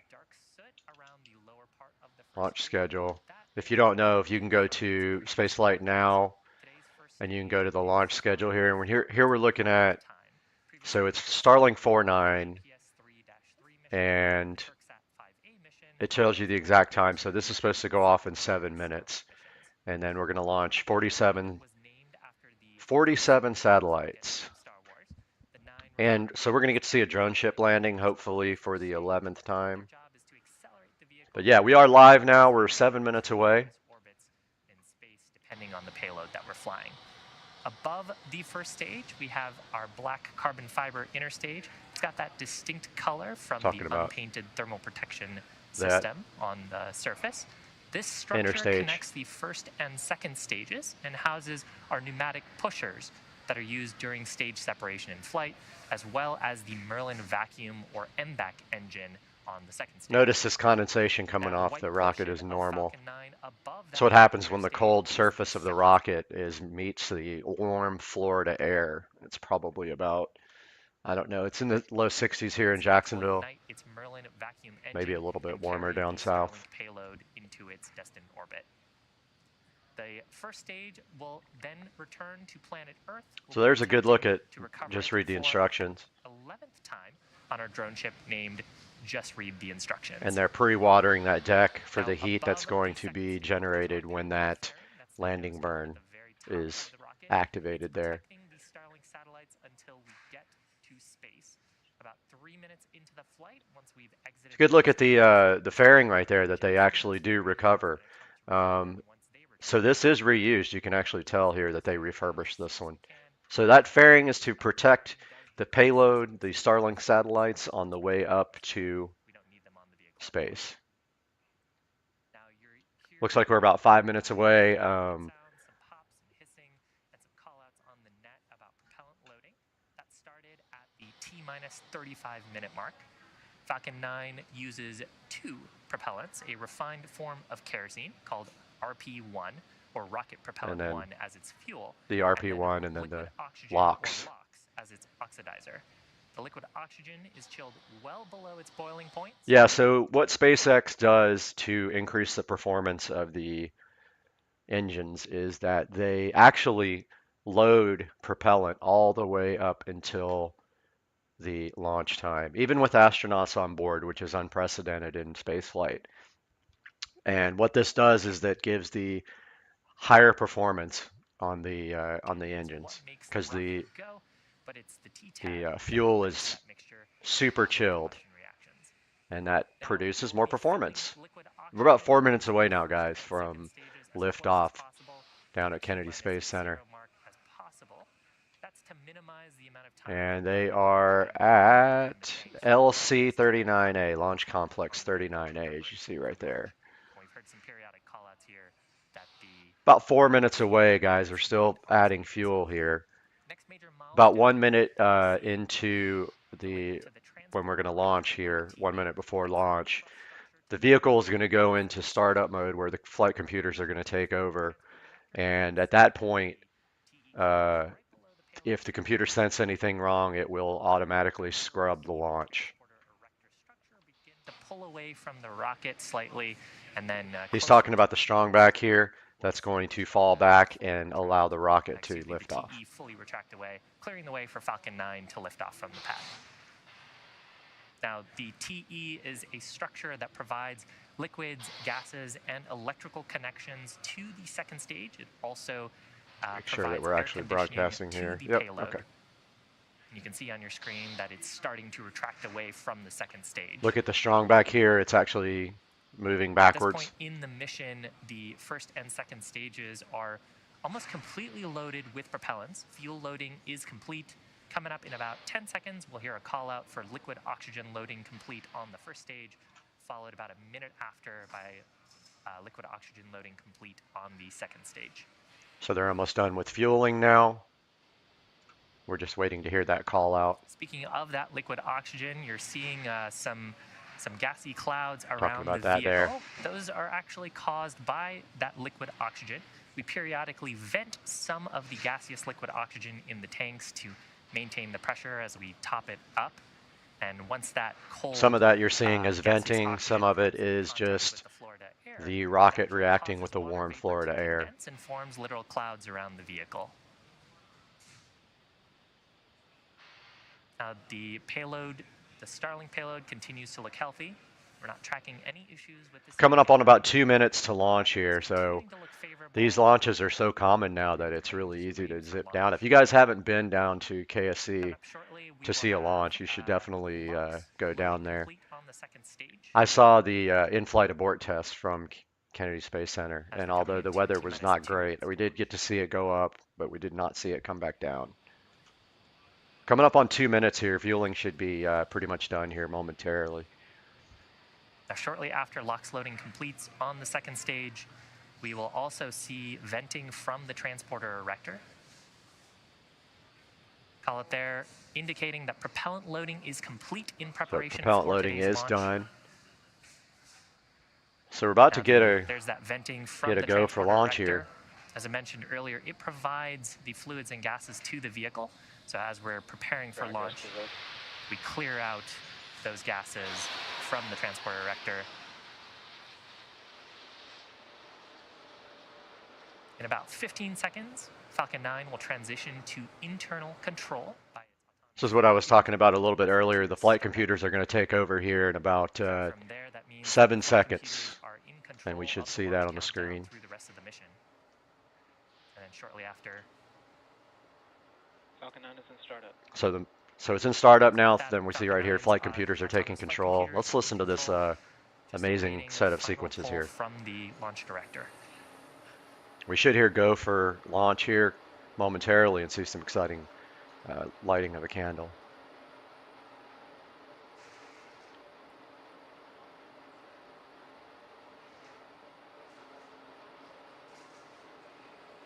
"30 seconds to launch." T-minus 30 seconds. LD, go for launch. All right, we just got to go from the launch director. LD is launch director. To go. Launch director giving their final go for launch. Let's watch the final seconds here of terminal count as Falcon 9 takes these 47 Starlinks to low Earth orbit. T-minus 15 seconds. We got 15 seconds to launch unless we get a scrub 10, here. 10 seconds. 8, 7, 6, 5, 4, 3, 2, 1, 0. Ignition. All right, our telemetry is on the lower left-hand side there.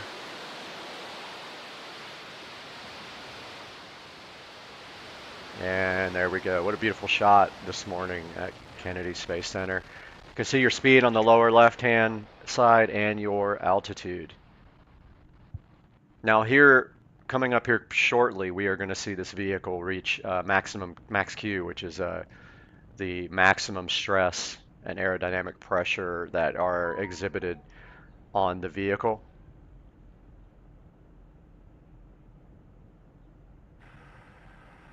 Good shot down, looking back down the vehicle. Falcon 9 lifting off from Space Launch Complex 39A at the Kennedy Space Center. Check out the coast there. Carrying 47 Starlink satellites to low Earth orbit. Nice shot. Now, we just throttled down the Merlin 1D engines in preparation for max Q. That's the point of maximum aerodynamic pressure. Falcon 9 is supersonic. That's the point when the combination of the velocity of the vehicle and the density of the Earth's atmosphere. So the vehicle is now traveling faster than the speed of sound, and you probably could see it pass through the sound barrier, and that might have been what that plume was just there. So with that, we are through the point of maximum aerodynamic pressure. Okay, made it through max Q, which is the most dangerous point for the vehicle. You can see they're going almost 2,300 kilometers per hour. They're at 19 kilometers in altitude. We're going to see the main engine cut off here momentarily, at which point the first stage will spin around and fire its engines and head back towards the drone ship. Just read the instructions. Using those pneumatic mechanisms in the interstage. Right after stage separation, the first stage will be making its way back to Earth. What a great shot, man. They are doing so good with their coverage these days. Today on a drone ship stationed out in the Atlantic named Just Read the Instructions. Vehicle is following a nominal trajectory. Almost 44 kilometers in altitude, almost 6,000 kilometers per hour at this point. We're going to see Miko here in the next 10 seconds. Main engine cut off.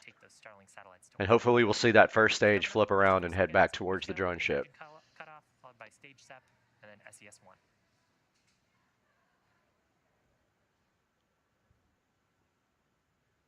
There's main engine cut off. Now we should see that shot from the vehicle. There goes first stage. You can see those the engine firing. Fairing deployment as well. There we go. So stage 1 is headed back to Earth now. We can see the telemetry. There's your grid fins. Seeing space for the first time. There's a shot of the Merlin vacuum. You can actually see the fairing halves heading back to planet Earth. And on the left of your screen, you can see the fairings dropping off and heading back down as well. But on the left side, we've got stage 1, and we see our grid fins. You're looking down towards the bottom of the rocket here, and we are going to have an entry burn. What that means is that thing's coming in hot, so the entry burn slows the vehicle down enough where it doesn't burn up re-entering the atmosphere. On the right-hand side, we see the Merlin engine performing amazingly, and we can see the stage 2 telemetry on the lower right-hand side. We are not going to see the deployment of the Starlink satellites today because they won't have tracking station available. So on the left side, you can see those cold gas thrusters orienting the rocket as it makes its way back down to just read the instructions.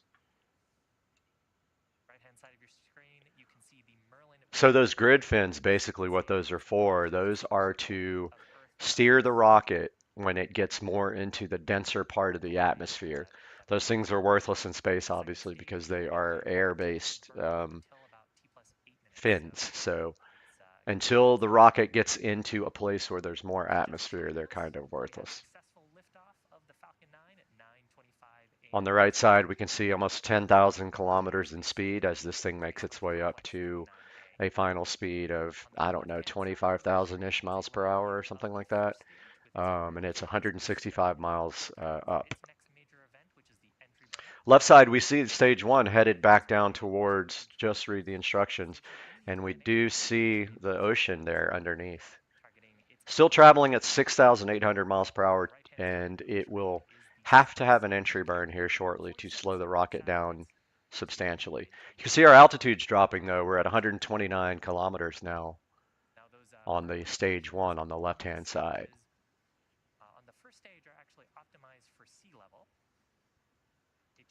Still gaining speed on the second stage though. We're at 11,400 kilometers per hour, almost 183 miles. On the left side, we still see stage 1 heading back down to just read the instructions. And it's traveling, actually accelerating in speed, but we're going to scrub some of that speed off here shortly with a entry burn. It's going to fire those Merlin engines and slow down quite a bit here. You'll see on the little clock timeline there when that hit entry burn. We'll see our entry burn on the left side. And as we get back into the Earth's atmosphere, the first stage only uses those grid fins. Now the only thing that's going to keep this guy from burning up in the atmosphere is this entry burn. If you come in straight down like that, you would literally burn up in the atmosphere. I notice it's speeding up more. That's going to happen as it enters the atmosphere and gravity starts taking a hold of it. And as that gravity starts taking a hold of it and it enters the atmosphere, the more heat that builds up around the vehicle, so that therefore they'd slow it down with a entry burn.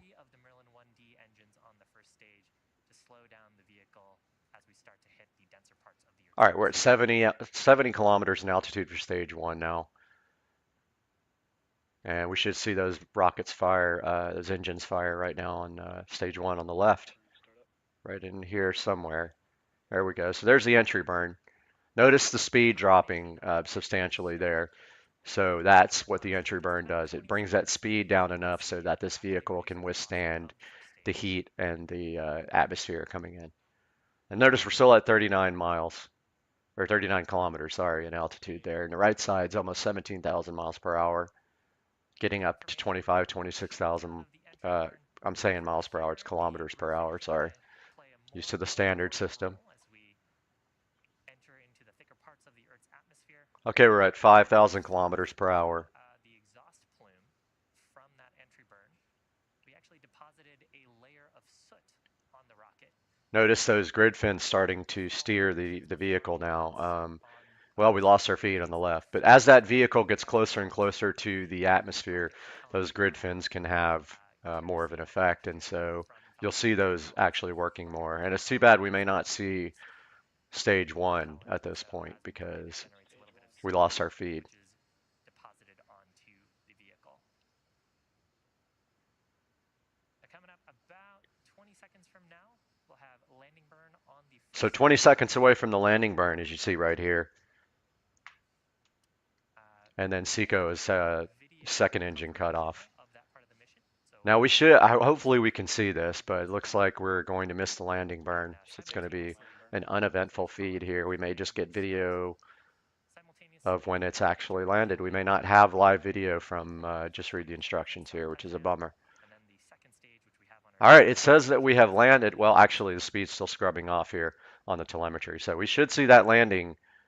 We're not going to be able to see it. There it is, live from just read the instructions. 11th landing of this particular booster. And of course we lose the satellite feed because the instability of the antennas on the ship as the. And so there we go, guys. 11th landing of this particular rocket, and it has hit the X marks the spot. So another successful day for SpaceX in spaceflight, and they are going to be putting out these Starlink satellites, which we will not see. So at this point, I would say so far mission accomplished. And we're going to end the stream right there. Guys, thank you so much for watching. I hope to see you guys again on the next one. I want to do these more. And I got.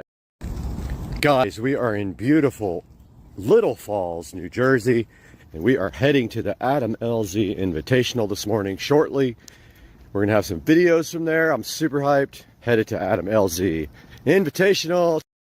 Hey everybody, Supercar Street Racing here. How's it going today? I wanted to take a few minutes to show you guys my whole home audio system, and I'm gonna do that now. So when I bought the house, I started on the whole home audio immediately. I knew it was going to be a lot of work, but I went ahead and got up in the attic and ran all the wiring and everything. I kind of want to show you guys this before I show you the smart home stuff in a different video. But closet's a little messy because this is where I keep all my Amazon package for returns. But so this is the whole home audio system here for the house, and basically it's a less expensive way of going than having a switching system for each room. I'm basically doing a manual switch for the rooms there, and this is a Pioneer receiver. This is a VSX 1124K, and it is actually my leftover receiver from when I got a new receiver for my home theater, which you guys will see here shortly as part of the home audio. Now, this monitor up here is strictly for the receiver to be able to look at the setup menu, because without that, some of the features are not available. Like, it's very hard to find them on the remote. So if we just press home here, we should see, yeah, see how now we can see the, oh, it still says no signal, but may have come unplugged, but that's, oh, there we go.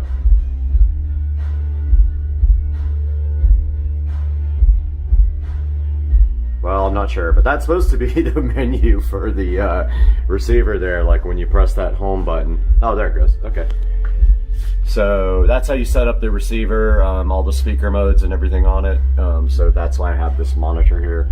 Right below that, you can see that there is a speaker selector switch for each room. Generally, I leave all the speakers on all the time. They are not individually level controllable. That's the only thing about this. There are selector switches that do that, but they don't have this many rooms available. Oh, also, computer, turn on the audio closet light.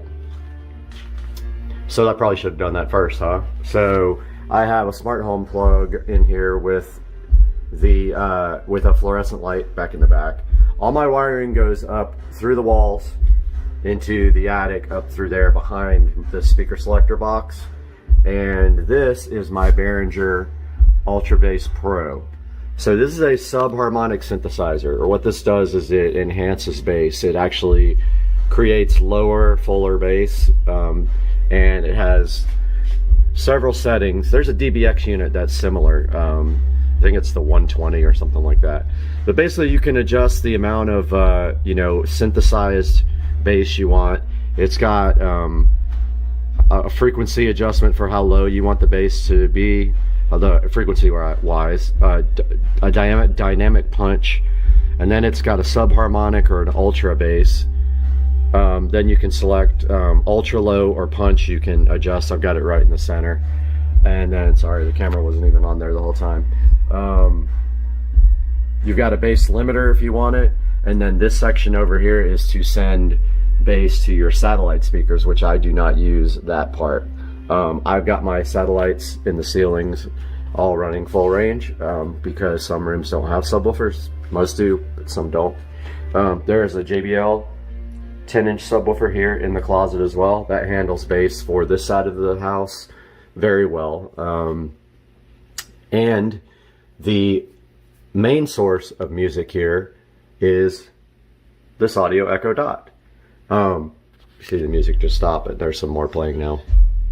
It's supposed to be royalty free so I don't get copyright struck. But basically the way this works is from any room, and I'm gonna do a smart home tour another time. From any room I can tell, you know, if I say it now she's gonna wake up, but if I say, you know, the smart home thing, and play something on this device here, like what kind of music I want, it will start playing in the house. Now there's some other smart home options that I'll show you guys when I show you the smart home stuff. There's ways to play music from any room that has the Echo Show or a Fire Stick. You can create music groups and then you can play in various other rooms. So this is the audio closet. This is the amplifier section that feeds the whole house. And really like the ability to just have the dot right there. Just makes things so much easier. Now, if you really wanted to, you can control this from the phone as well, with the Pioneer remote app. And this guy will play, this is internet capable too. It will play internet radio, Pandora, but you don't really need it if you have this guy, because that's really all you need. But yeah, so that's the closet. Give you guys a tour of what the in-ceiling speakers look like now. All right, guys, let's take a look at the in-ceiling setup here. So as you can see in the bedroom here, we got, these are actually 6.5. They're not the 8s. I have slowly been upgrading these speakers to 8-inch speakers when they fail. I haven't done this room yet because actually I am going to be putting 5.1 audio in this room, and so I'm going to be using that for the center channel. That's going to be the rear center if I have a rear center. I don't even know if I'll have that, but I'm going to do 2 more in the front there for left and right, 2 here for the mid speakers, and then 2 more in the back for the surround. So that's the bedroom. Now let's take a look at the living room. So the living room has the upgraded ones. Those are actually 8-inch. They're 8-inch with a tweeter in the center. The other ones are 6.5 with the tweeter in the center. So this room actually eventually, when I have time, will get 5.1 sound as well, all in the ceiling. This room also has the Refurb Polk PSW10 from yesterday that we acquired for $30 and cleaned up really nice. The only thing it really needs is the screws cleaned up. I got to get the same screws from Home Depot because those are rusted out. Taking a look at the sunroom here, we've got the 8-inch with the tweeters in the center there. It's a different design.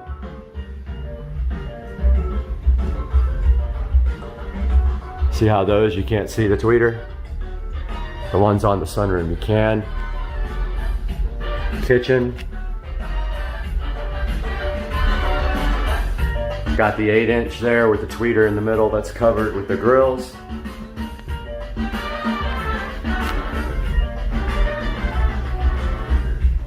Moving into the office area, we've got still the 6.5s. Those need to be upgraded.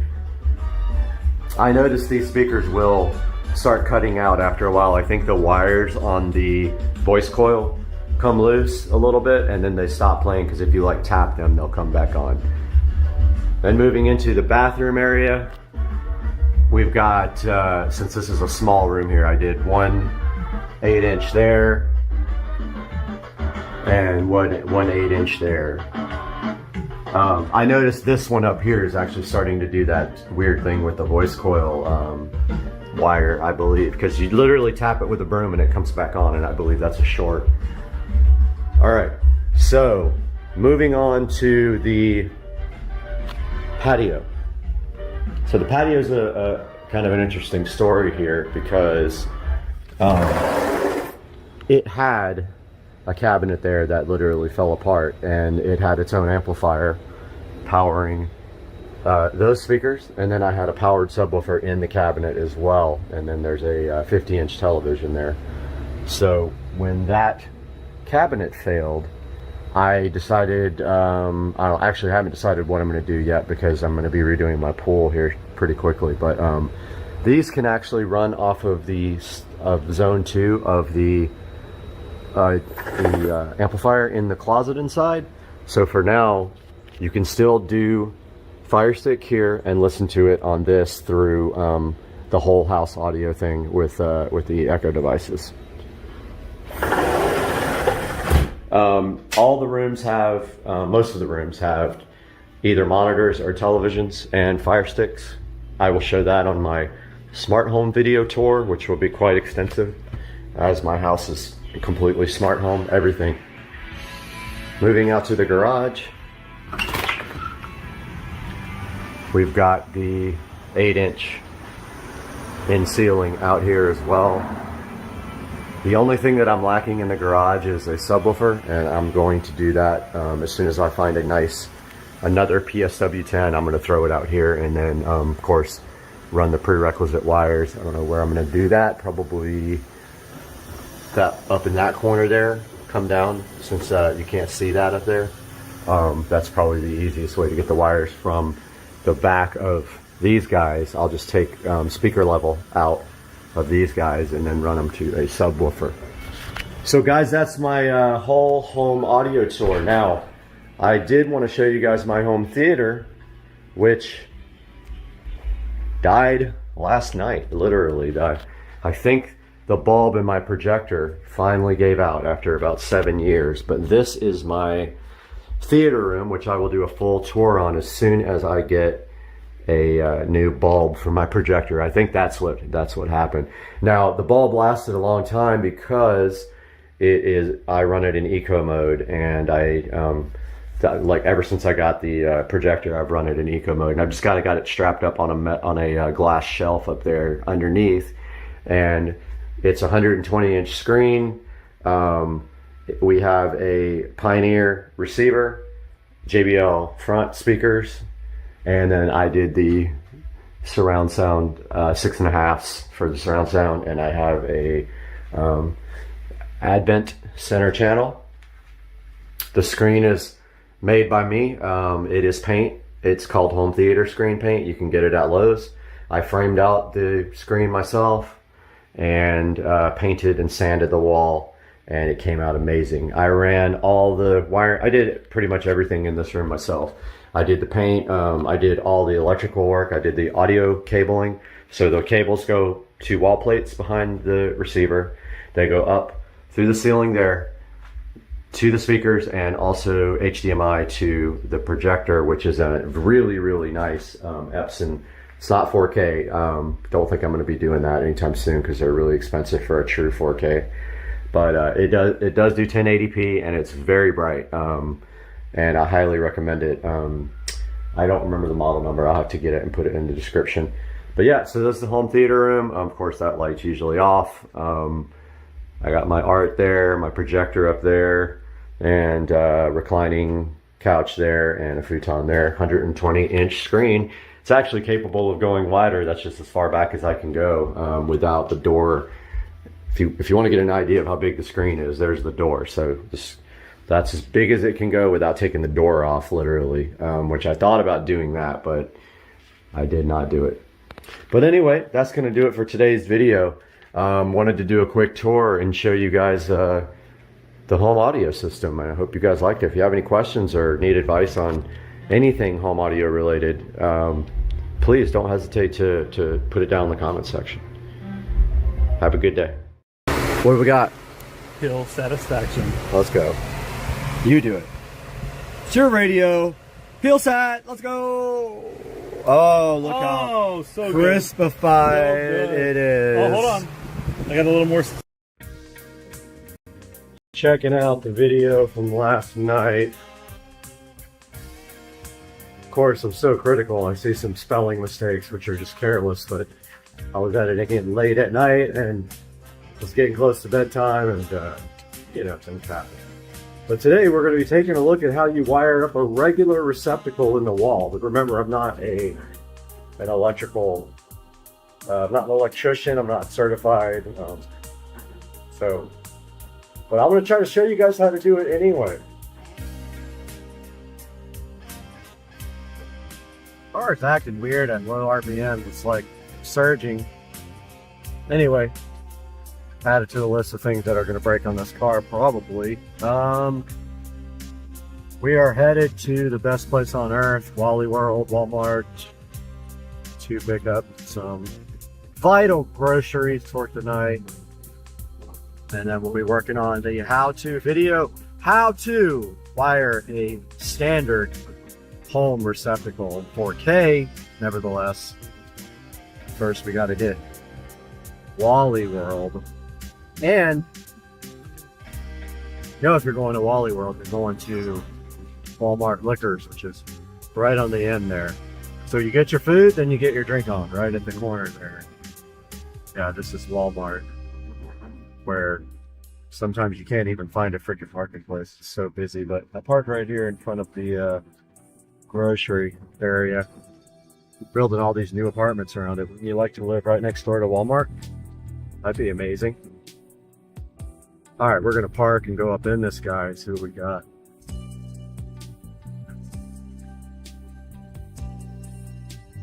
All right, guys, welcome back to the channel. Had a successful trip to Walmart and want to talk a little bit about what it's going to take to wire up a receptacle. Now, this is just a standard receptacle that you can buy at either Home Depot or Lowe's. The duplex receptacle. That's what it looks like right out of the box there. It's your standard Decora. It just says decorator. So it's either Decora or decorator. Now the difference being Decora is the square type of plug and the standard plugs are the round kind. So these tend to be a little bit more,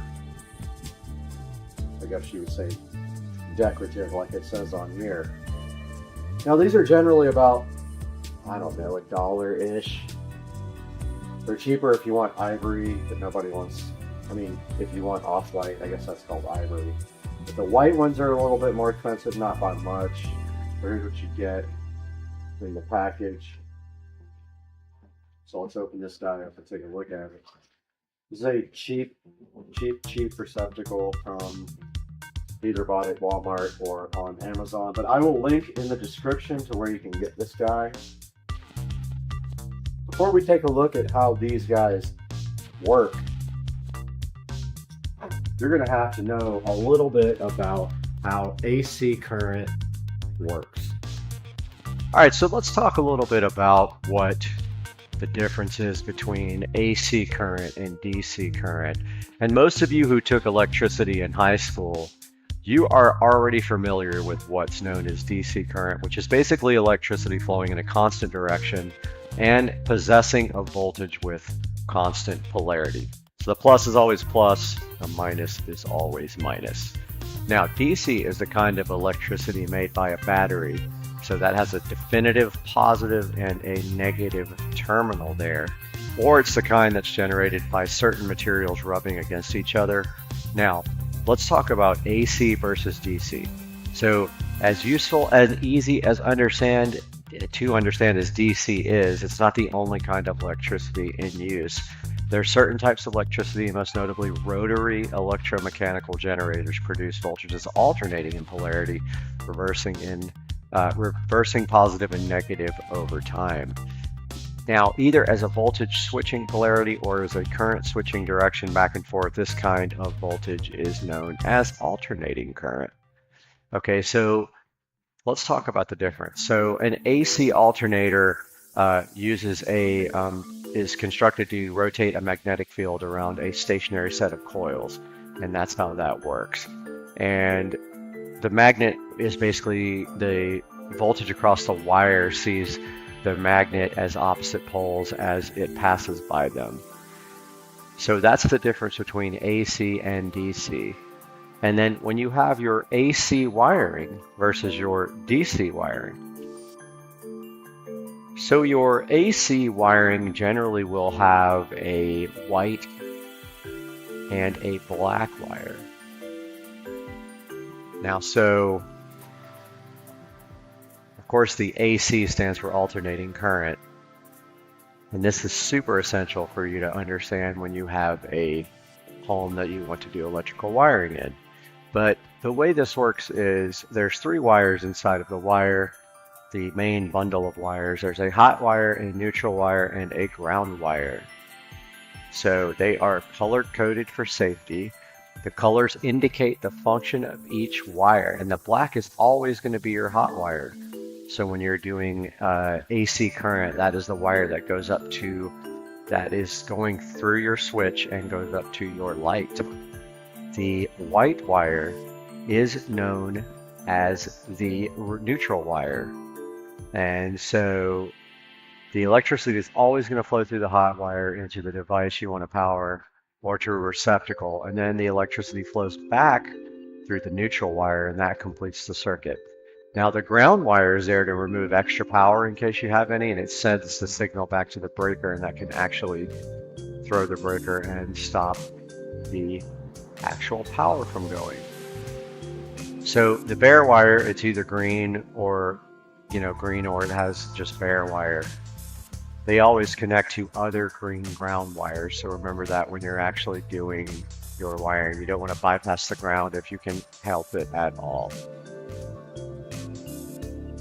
All right, guys, so now that you know about AC current, you realize that there are 2 wires that we're dealing with, and 3 if you include the ground for 110 volt AC.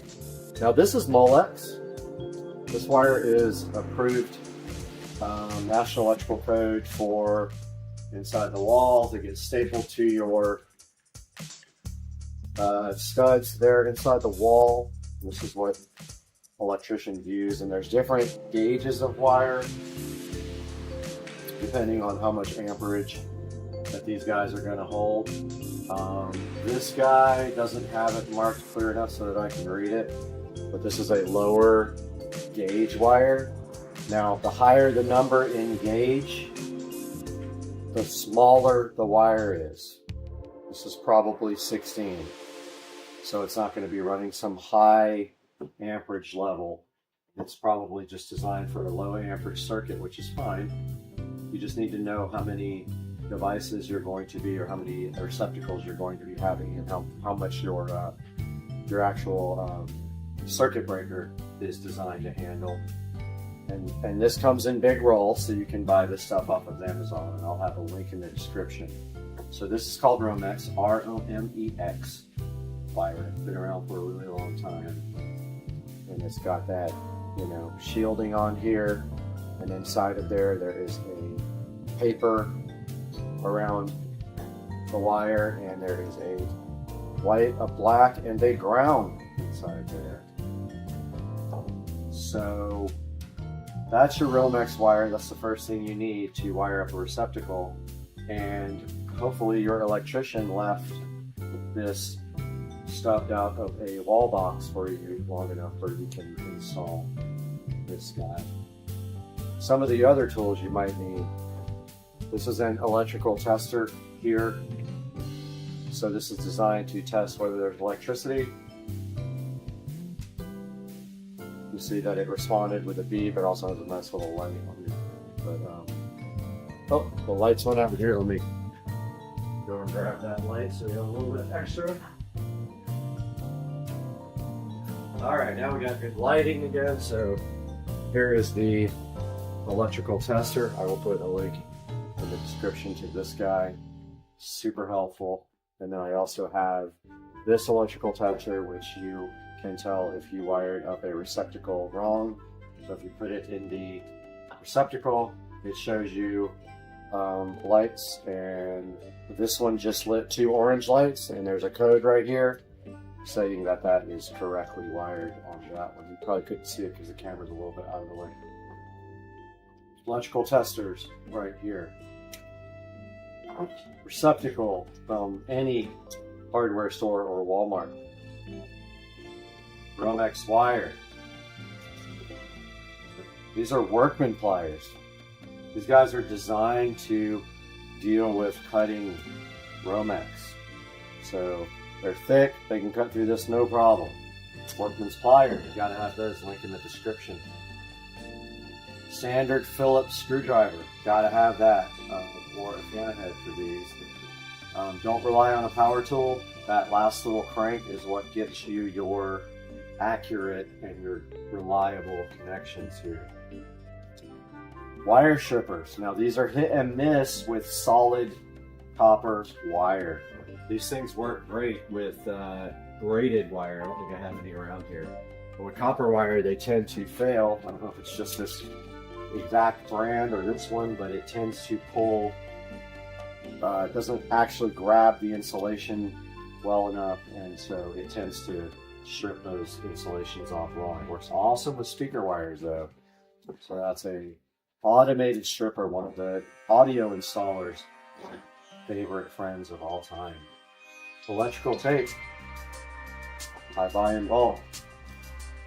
This is commercial vinyl electrical tape. I always have a ton of that around, and I'll show you why once we get into the nuts and bolts of doing the actual wiring.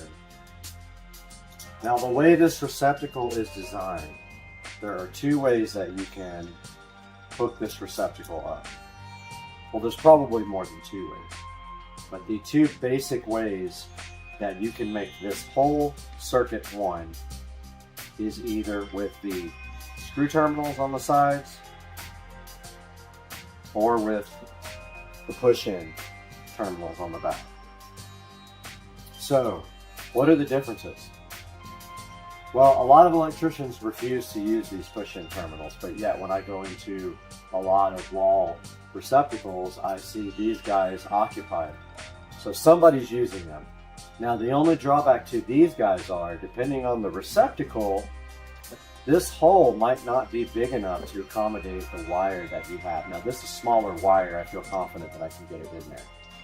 Now the way this works in the back is, you push the wire in and it stays. It's going to lock on. To get it out, you need a small screwdriver. I have one here. So it has a flathead blade, and so you take one of your really small, they make little electrician screwdrivers. You take this little screwdriver, you push it in this notch here to release the wire out of these small holes if you ever need to replace these guys. So let's add that to the list of things you need. You need a small flat blade screwdriver if you're going to use the quick release and quick connect on the back. And if you look closely on this receptacle, when you're facing this receptacle, the white wire always goes to your left. The black wire always goes to your right. If you don't remember, it's written on the back of the receptacle right here. It says white right there. Flip that around and this is white. Now notice also that this receptacle comes with these terminals out. So if you're using these quick connects, you can go ahead and run these terminals in. And if you have a power screwdriver, you can do that quickly. And I will put a link in the description. But here is my handy little Black & Decker quick screwdriver, which has a little blue LED on the front. Put that here with the tools. So first I'm going to show you guys how to strip back the wire. So you want to strip back about 3 or 4 inches if you're doing new Romex. If you're replacing a receptacle inside of a wall, you're already going to have this already stripped back, but this is the installation. So let's add to our tools we need now. You definitely need a razor knife. And this is a Cobalt razor knife. Link in the description. Here's what you do. So you lay that Romex flat, take your razor knife out, and you pull off, go about 4 inches back, and push that razor knife through. Now I've got that sliced nice there. Okay, now notice it just pulls right off. And when you pull it off, you see that there is a paper around the ground. Pull all that back to here.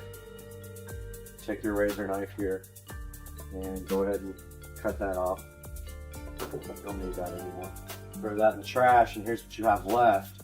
You've got your white, your black, and your ground. All 3 of those going to the receptacle. Now, if you have an older home, you might not have this ground. Hook it up anyway, if you can, to the receptacle. And then inside the box, you're not going to be able to terminate that anywhere, but go ahead and hook it up here.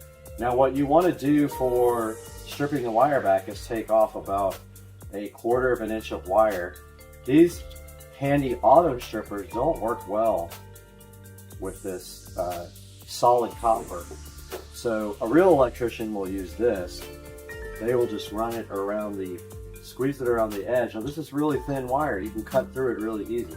So if you do a little turn like this and then pull out, you notice that might not be enough for the push in on the back. You might need a little bit more than that. So let's do the other one just a little bit deeper, maybe like 3/4 of an inch, see what happens. So just a little bit of pressure on this guy and turn your workman pliers, and then take your workman pliers and squeeze. Not too hard, you'll take off the whole thing, but there we have a stripped back set of Romex wires. Now let's take a good look at our receptacle back. Like I said before, we've got white for this side, black for this side. Why are there 4? So let's take a minute to look at why there are 4 screws right here. So directly out of the package for this duplex receptacle, this one from Eaton, this is made by Eaton, you'll notice that there are 4 screws here. The reason being is that from the factory, these guys are always joined together with a copper plate that is right here. Right in the center there's a little copper plate. Now what that plate does is it makes basically this connection one. Doesn't matter if you put the wire on the bottom or the top, as long as this copper plate is still attached. It goes for both sides. Facing this receptacle, left always goes to your white, black always goes to your right. Sorry, white left, black right, if I said that incorrectly. Now, let's say that you want this bottom receptacle to actually control a lamp. Well, in that case, your black wire would be switched from your switch in the wall, and your white wire would be still connected to all the other lights. So how do you do that? Well, it's pretty simple. There's a little tab right here. It's a little copper tab. And if you have a set of needle nose, which I will get out now. You know, I have some needle nose in here somewhere. Any pliers will work. You take this tab, you squeeze it with your pliers here, you turn it and turn it and turn it, and this will break off on both sides. You got to do it both times. What does that do? So that separates the circuits here. That makes the top 2 screws independent from these bottom 2 screws. That way you can have your bottom part of your receptacle switched from a switch and your top part constant, or vice versa.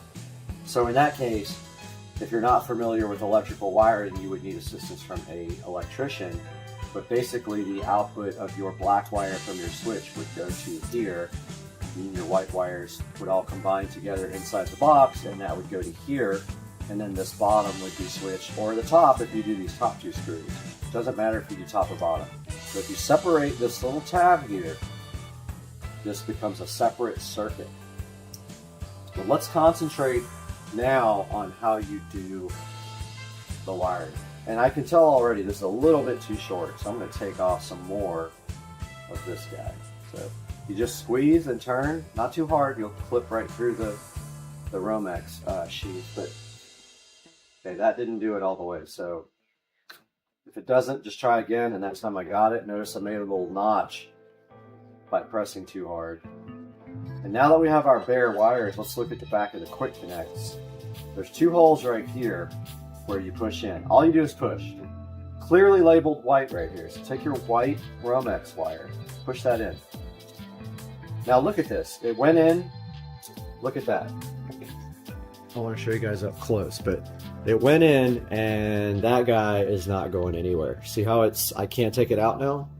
All right, so that's what you want on that. Take your black wire, and once again, it's clearly marked. Hot wire here is your black. The other one's neutral. Take your black wire, Get a little bit closer here to the camera. Take your black wire, push it right inside that hole. And notice how it went all the way in with no bare wire. It went all the way. So about half an inch was good. A little bit less than half an inch maybe. Went all the way in to the back. Now this is good. It's wired. Now, if you are just using quick connects, now you can take your nice electric drill and run these in.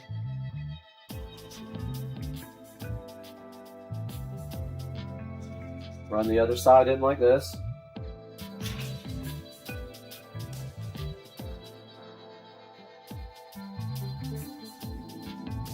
Now, more than likely inside your electrical box, you're going to have more peel back than this from the Romex insulation, because you need to be able to bend this about like this, like that, to push it inside the box. And notice I made a U shape.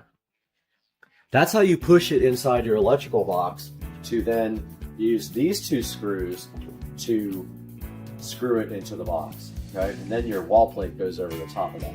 Now, don't forget your ground. Now let's talk about the way you bend the wires for screws, because we got to do that for this ground right here. So you always want to bend your wire the direction that your screw is turning. So in this case, it's clockwise. So we take our workman pliers, we go to the end of the ground. Ground doesn't have a quick connect. All we do is turn like that. Notice I made a nice hook right there, okay? All right, now we take our ground. You'll see the green screw at the bottom. You always want to go the direction your screwdriver's turning. It's got some safety catches right here, and we just wrap it around the safety catch so that the wire touches these two little metal tabs that are there. That keeps the wire from backing out. I don't know if you can see it there. There's a little tab right there, and there's one on the other side. Now, we take our manual screwdriver, which we're using screws, and it wants to pop out, of course, and we tighten. And a lot of times it's going to come out, so you got to keep pressure on it. Like that didn't stay in all the way. It's not properly in there. It's got to be in all the way. And if it gives you problems, take out the hook and make it a little bit more pronounced. Put that bad boy back in. Hold pressure on it like this while you're screwing it in. So I'm pushing on the wire with my thumb to keep that pressure on so it doesn't back out. Give it a good, nice twist there. Really tight, all right? So check it out. So that's how you properly put in the ground. And then you take these back wires, you make that U shape, and you push it right into that electrical box, and then you screw that in. Okay, this receptacle is ready to go. Let's pretend this other end is connected somewhere up in the wall. Okay, so we're good to go on that one. Now, let's say you don't want to use the quick connects. Well, there's another way to hook this up. So let's talk about disconnecting this. The ground's always going to be there, but let's take our little flathead screwdriver and try to get out what we already connected. So look in the back here, and there's a notch below where the wires go right here. You see that right there? That is the quick disconnect. Put our screwdriver in there, push, and at the same time we try to pull out our wire. And if it's difficult, your screwdriver might be too big, so that one's not working. So let's get a smaller screwdriver. Here's a very small one. You can almost feel, okay, see that? It pops right out. You can feel when the notch goes inside and it releases the wire. So let's try that again here with the black wire. Came right out. See that? So that is how you remove a receptacle that has used quick disconnects. There's a little notch right there below. You see the screwdrivers in the notch? That's it. That is what you do. Now, let's talk about how you wire this up the other way, and that is through the screws, which a lot of electricians are diehard about. So the way to do that is open up your screws all the way. Now, don't go too far. They'll come out. You'll feel the stopper right there. Notice I've got these screws out. as far as they can go out here. See them on the side there? Okay. So this guy's ready to accept these wires. Now remember what I said, guys. Always bend your wire the direction of the screw turning. So the white wire goes forward, the screw goes clockwise. Let's bend it that way. Take your workman's pliers. Now it's got to bend towards the front of the receptacle because the screw turns that way. So I'm going to take this guy here and bend it this way. And now we've got a nice, and use your workman pliers to close that up a little bit if you have to, and also manipulate it. That's what they're for. Makes working with wiring easy. Now I've got a nice U right there. See that, guys? All right. Take that and put it around the screw now. And now what you do is you pull pressure towards, you put pressure on that screw. Go ahead and tighten that up while you have pressure on it. And once it gets tight, go ahead and bear down on it. That guy's in there all the way. See that? And it's always white on the left. Remember that. Now this other guy, your black wire, actually turns backwards away from the front of this. So we're going to bend that backwards. Take your workman's pliers. Bend a nice hook. Squeeze it if you have to make the hook more pronounced. Take that, put it around your screw. Hold pressure with your thumb. Take that and tighten it down. If it pops out, try it again. Redo your bend if you have to. One good turn, that's not going anywhere. All right, now both of these guys are hooked up now because of that tab is still in place here. That metal tab right there is still there, so the bottom screws are powered too. Take your wiring and make your little U shape like that.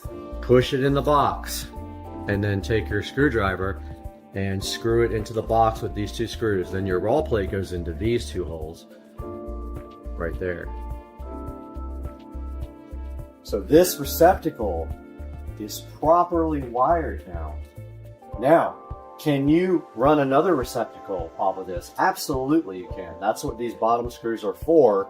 Generally, they will take another piece of Romex, come off these bottom screws, and they'll feed the next receptacle down the wall. Now, one of them obviously is the start point. So if this is the last receptacle, this is where you stop. If it's the first or the middle ones, you're going to have wires coming out of here and going to your next set of receptacles. But if this is a switched bottom part of a receptacle, it'll be a totally separate wire. So that is how you wire up a receptacle in your wall. Now, if you're just replacing the existing receptacles, always remember, try not to cut too much wiring off, because if you do, you won't have enough reach to get the new wire onto the screws or into the quick connects. Now, one last thing that I like to do, and this is all just literally up to whether you feel like doing it or not. Take your electrical tape here. Got a set of regular electrical tape, a roll here.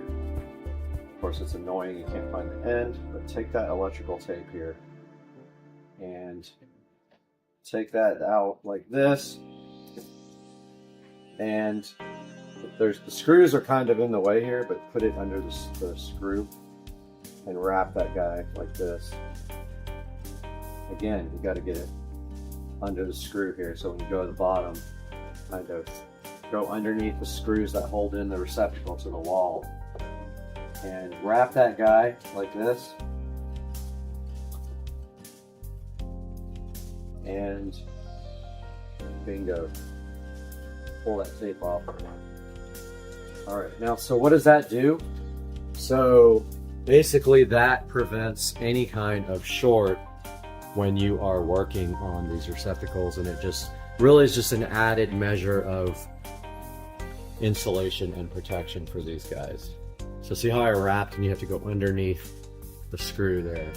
And that is how you wire up a receptacle, guys. Now, of course, the opposite, once you're on the screw, is self-explanatory. Let's pull off our tape here. Got our tape off. opposite, self-explanatory. However, the one tricky thing is sometimes it's hard to get off this hook. Just, you got to kind of manhandle the wire to get it off. And then same with this guy, if it's kind of stuck in there, turn the screw all the way till it won't turn anymore. And then you just kind of bend the wire around it. Same with the ground.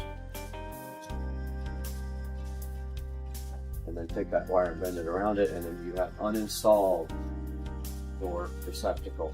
Once you are done, take your tester, if you feel like it, test that wire. So here's how a good example of, turn the power back on first, obviously. Power will show on this. Take your tester. This shows you if you wired it right. We got 2 orange lights. 2 orange lights on the bottom of this means it is properly wired. And you have put a receptacle in, guys. Can you believe it? You did it. I got faith in you guys. If you need any help, hit me up. Feel free, leave me a message. We can email back and forth. First things first, go out and get all these tools you need. Be prepared. It's nice to have all the tools you need and not have to do anything, you know, halfway. These are tools that are a necessity if you're doing electrical work. I do a lot of my own electrical work here, so I keep my tools. If you take a few minutes every time you're done to put your tools back, you will always have them the next time. And the Romex and everything that you need, all the electrical tape, I'll have links to that in the description. And I hope you guys enjoyed this video, and I hope to see you next time. Peace. You know, if you laugh that it's true and you were laughing the whole time because you know it's true. If you laugh, it's true. And then you were laughing the whole time and it proved my point, and then you got put on YouTube. That's what happens when something happens on you. You go on YouTube. You talk funny, you go on YouTube. Blessed day. I hope you have one. Hey guys, welcome back to the channel. And today we have something kind of special because this is going to save you guys with home theater systems a lot of money if you'd like to enhance the bass on your home theater system or just your regular audio system inside your house.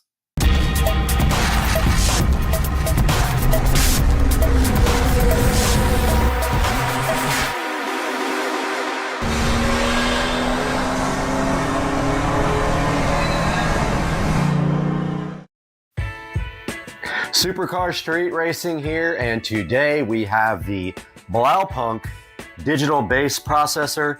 This is the EP1600X, and what this guy is designed to do is enhance and process your low frequency sounds and create bass maybe where there is inadequate bass or lack of bass. Now, the first thing we notice right away about the Blaupunkt EP1600X here is that it is named EP1600. Now, that is a good case for proving that the Blaupunkt unit is a clone of the Epicenter, which costs about 6 to 8 times more than the Blaupunkt EP1600. Now, taking a look at the box here on the EP1600, we can see that it says that it is a digital bass processor. Now, notice one thing about this. This is actually designed for a vehicle, meaning that the power input on this is 12 volts, and it comes with a bass knob here to adjust the bass level on your Epicenter EP1600. Now, taking a look at the back of the box and the side of the box, right here it says Bass Note Restorer EP1600. On the front we have the maximum input level of 15 volts. The maximum output level is 13.5 volts, and the signal to noise ratio is 130 decibels.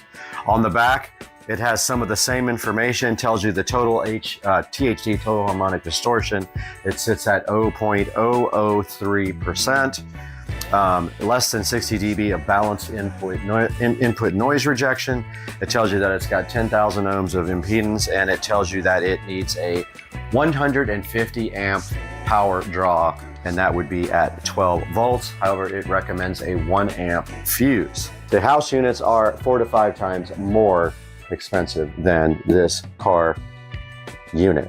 Now, why on earth would you want to take a car base processor and use it on your home theater system in your house? Well, it's quite simple. The car-based processors do the same thing as the Behringer, the PV, and the DBX units for your home, and those do subharmonic synthesis and bass enhancement. But this was a total of about 40 bucks for the actual unit and another $10 here for the power supply. So this is just a standard 12 volt power supply that plugs into your house. This particular power supply has a place where you can connect leads to it. So it is perfect for a car audio environment where this guy will just have a screw to put 12 volts and a ground and a remote turn on into the device. Now we're going to take a look at what we have for the house that accomplishes the same thing. All right, guys, we are here in the audio closet taking a look at the Behringer EX1200 Ultra Bass processor. This guy right here is very, very difficult to find, and when you do find them, they pop up around the $250 to $300 range.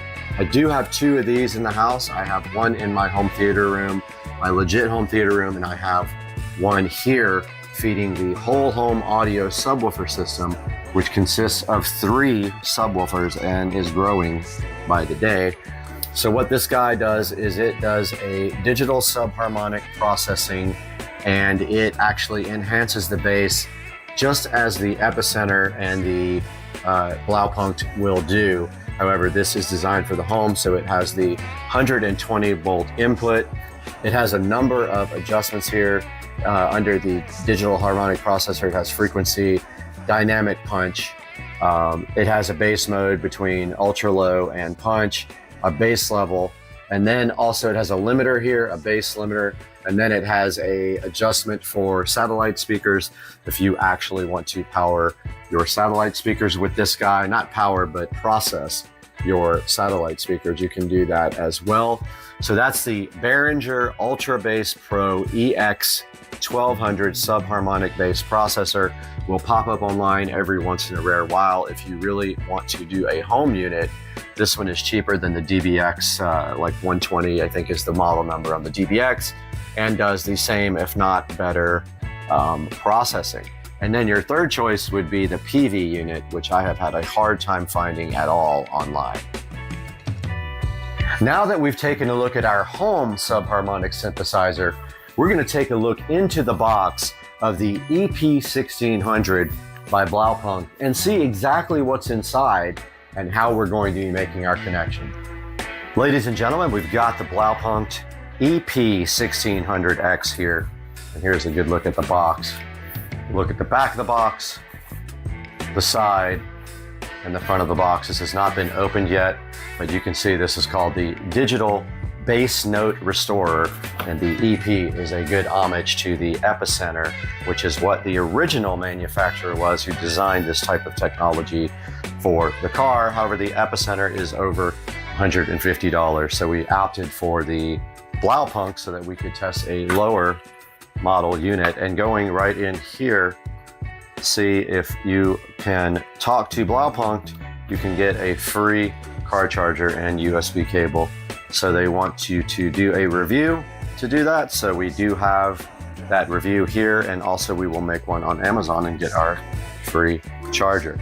And now, okay, so we accidentally woke up the TV there, but here is the manual that comes with the EP1600X, and it shows you how to install the device here.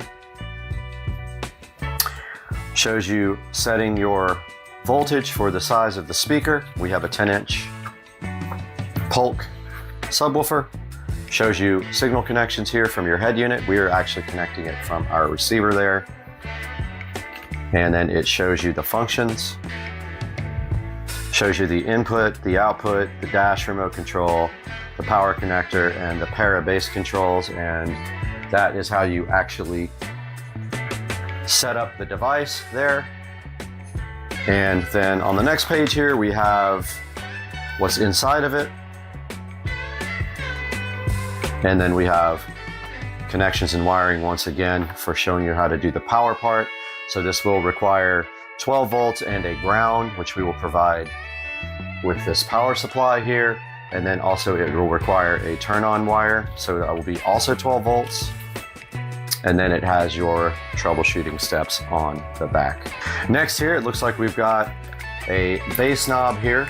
Take a look at that. And we will mount that somewhere, don't know where yet.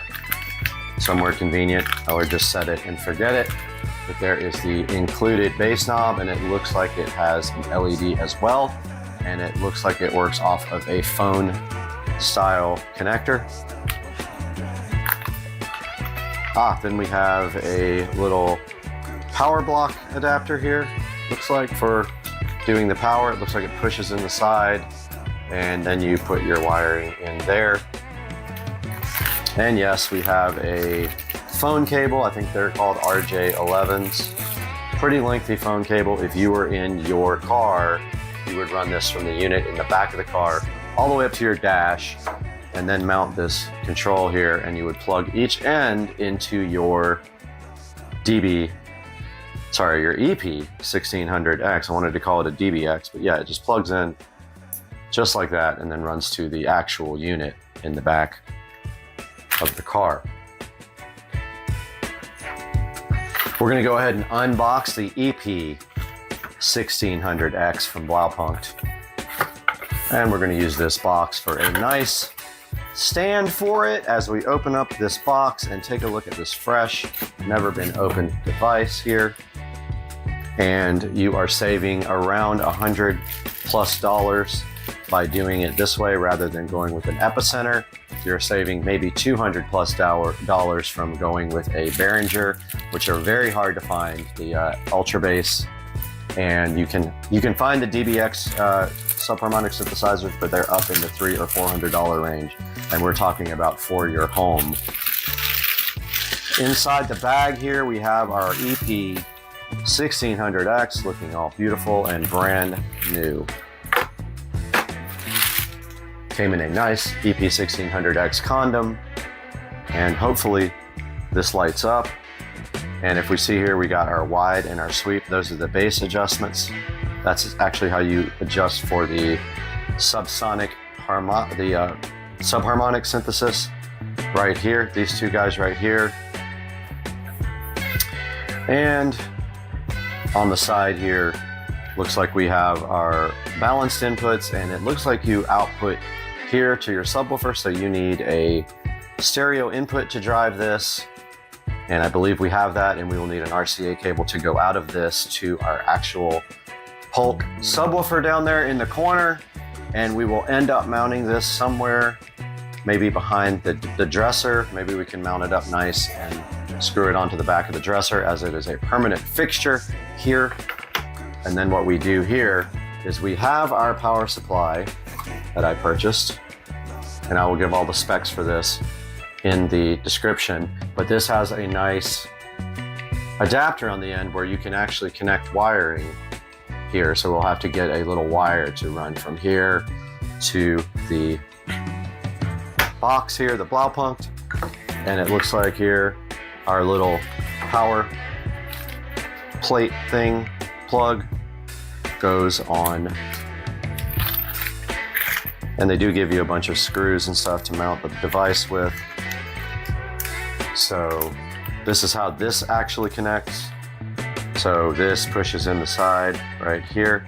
Let's see, it might go this way. Yep, it goes facing up with the screws up. And it's a little difficult to push in. There it is, and then you take a small screwdriver, loosen those up, and you put your ground all the way on the right, your 12 volts here in the middle, and your remote. Now, remote is just 12 volts, and that's supposed to be from your head unit that powers this guy on. Now, we won't be able to do that here, so we will just leave the device on all the time. It's not gonna hurt it, and that will go right there. So that's a look at the inside of the box and what is in the box for the Blaupunkt EP1600 digital bass reconstruction processor.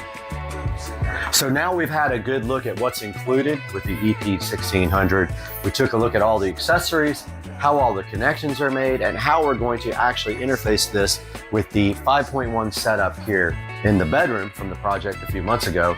So let's go ahead and get this guy connected and see if we can tweak the sounds. Guys, welcome back. We have our EP1600X here laid out on the table. And my plan is, I don't know if these RCA cables work, but I am going to make a little bundle here with these zip ties. And these will be the outputs. So they're going to come off just like this. Kind of hard to plug in. And then we are going to just kind of bunch these together like a normal RCA cable would be bunched together. Pretty sure these RCA cables are okay, not 100% sure. But you can see I'm just making them into a pair. Now this will feed the subwoofer. So this is out of the device and into the subwoofer. And then we have a set of RCA cables coming from the receiver sub output, feeding the Blaupunkt EP1600X. So all we're doing now is making this little group of cables, and then we're going to make our power cables next.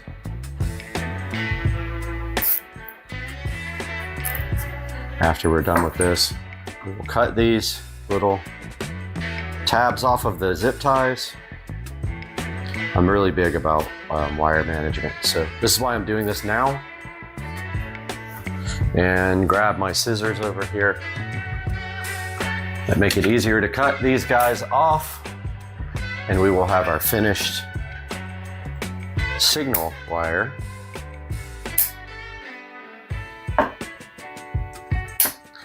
So all we did, just a brief overview, was just make it a little bit easier to manage these two separate RCA cables as one bundle, stereo, left and right.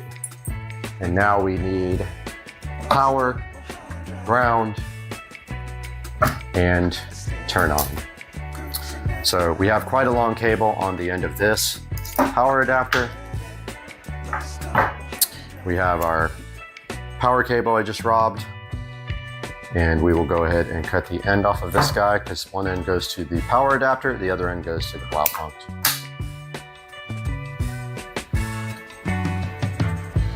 And so we have a little bit stripped off there at the end, or separated, and we take our wire strippers and pull off a little bit of wire. There's not very much wire in there, however, it does not need to handle a lot of current. Not even an amp, it's more like milliamps. So this side will be kind of pulled back too much, but this side will be for the Blaupunkt, and we actually can go ahead and connect that. So we're going to use red as positive and red with black as negative.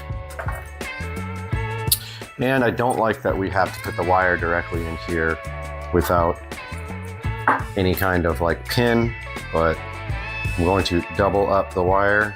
It's thin. So I'm just folding that over.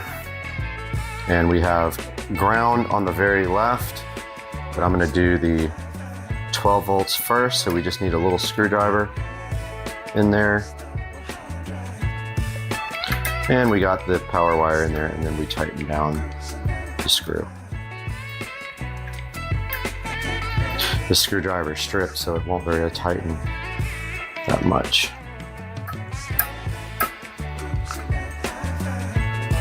Yeah, it won't even loosen. The screwdriver's busted, so I need to go find a new screwdriver. All right, I found my much better screwdriver here. And we need to loosen this up, and of course it will not stay for some reason inside the screwdriver. Loosen that guy up. Put our wire in there. and tighten it back up. I really don't like how loose that is. I'm going to do that again.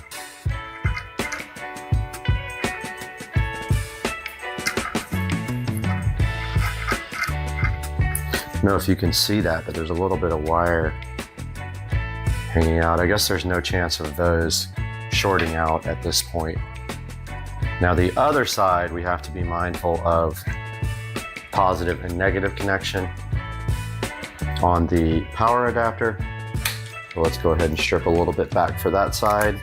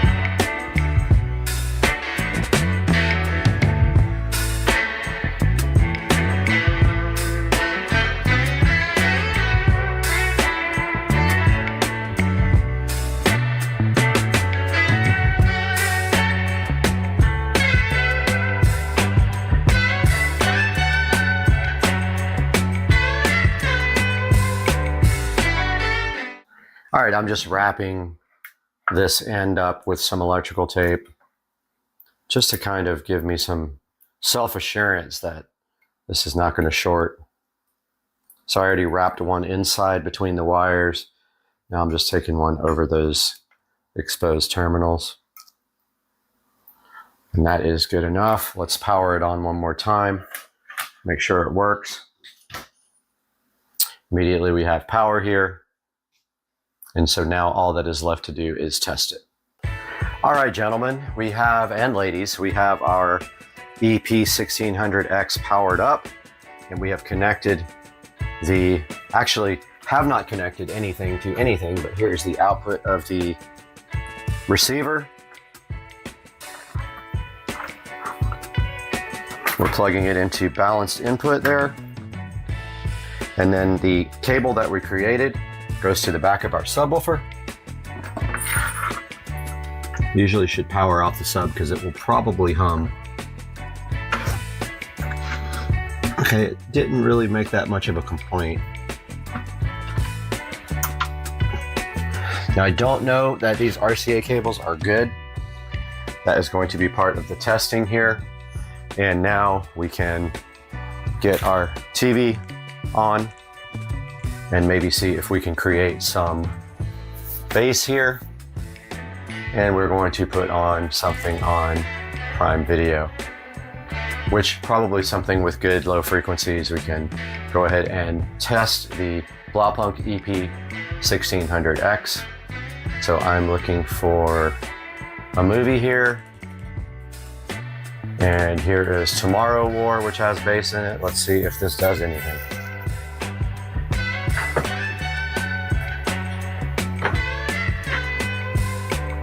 All right, let's see if we have inputs and outputs. And it is loading. You guys can't see it. It's up on the screen here.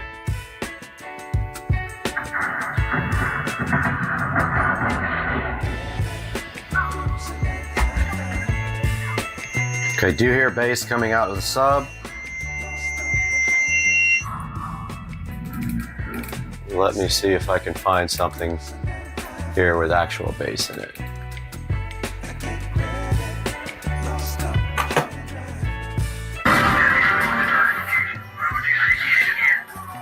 Okay.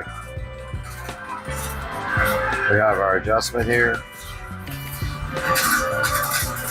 I noticed the Blaupunk logo lit up on that one.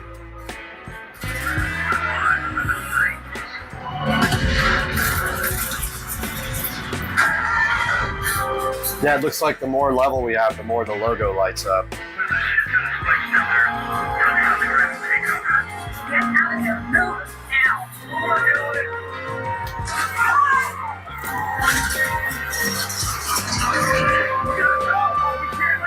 All right, so we got the manual out again. So it says the bass response in a system is affected by 4 acoustics of the vehicle, location, speakers, enclosures, the music you're listening to. And it says the sweep control allows you to select the center frequency, the frequency most affected. The Y control then allows you to adjust the shape of the filter centered on the sweep frequency. So I'm assuming sweep, we want to go lower for lower bass. So that would be a lower frequency than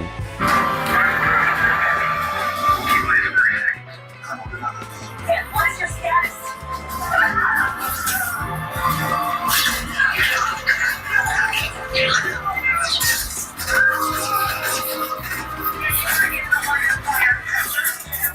All right, so this is going to take some experimentation and some tweaking to maybe adjust the levels coming out of the receiver to get the adjustment correct on the Blaupunk.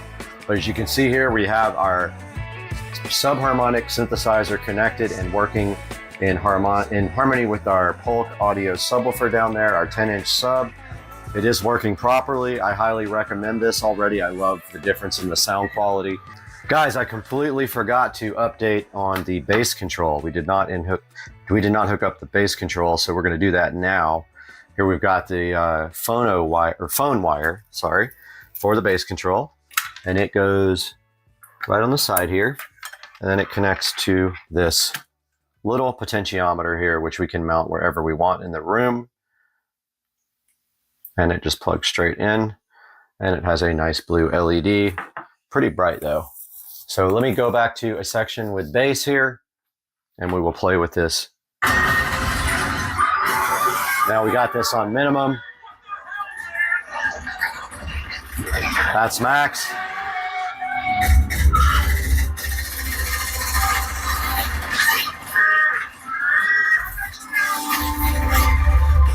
You can see now the Blaupunk. You can see now the Blaupunk logo really.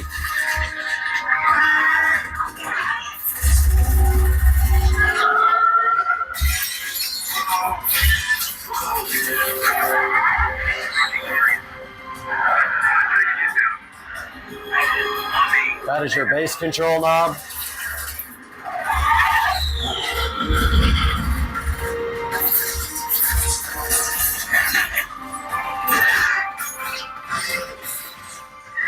So that's how the bass control knob works, and it actually just fell right off. Wasn't plugged in all the way. Get the hell out of there right now. Notice the blue light coming on for the input.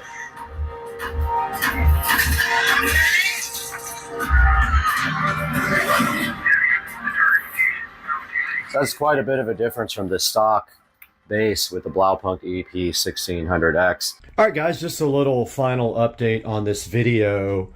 I did end up just putting the EP1600X right here on the corner of the dresser for now. The best mounting spot would be behind the dresser, right back there, and then I actually took a screw out of the back of the receiver and mounted the bass knob there because it doesn't really need to be changed much, but it came out really clean. Now, I'm noticing a little bit of thumping on my subwoofer. I don't know what that's from. I've got to look into that and see if it's this causing it, but every 10 or 15 seconds it's making a thumping sound. Let's see. Let's see if it does it now.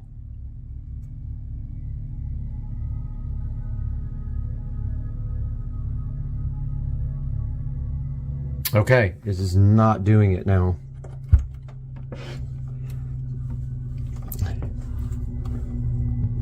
It's definitely the Blaupunk input, something is causing like a ground loop or something like that. It definitely could be where I have the power plugged in, but there's a little thumping. Let's see if it stopped. Nope, there it is again. So something is causing a little interference with the sub, so I got to get that sorted out. But yeah, that's how it ended up on the Blaupunk EP1600X. Hope you guys enjoyed the video. I'll get the ground loop problem sorted out and let you guys know what happened.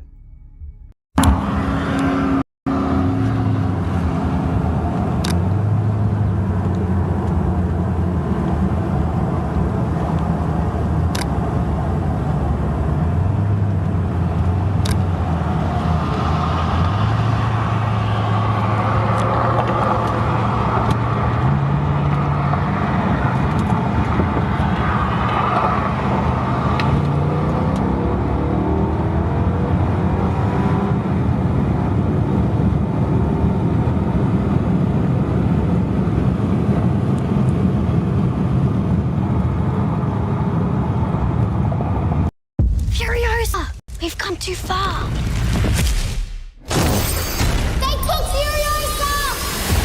As a child, my world was forever changed. My mother was magnificent, and he took it all from me. What do we have here? My childhood, my mother. I want them back. However long it takes. Promise you'll find your way home. Ready, steady, go! If you find him, he's mine. To get home, Furiosa fought the world.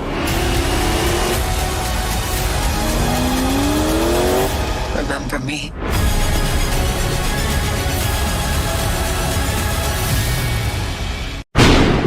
Furiosa had gone too far.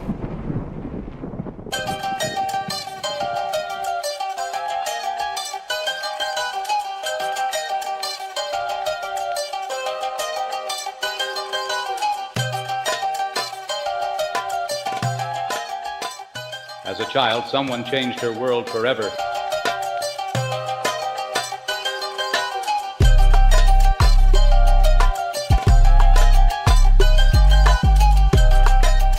She thought her mother was magnificent. He took it all from her.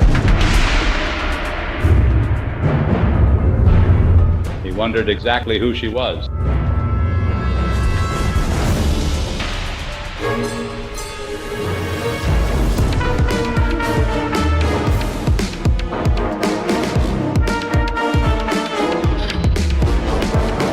He took her childhood, her mother. Now she wants them back.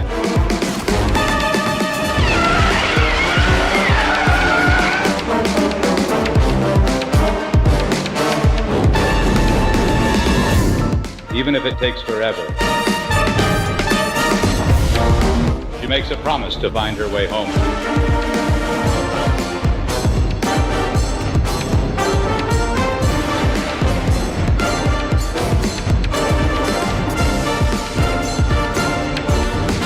She finds him, he's hers.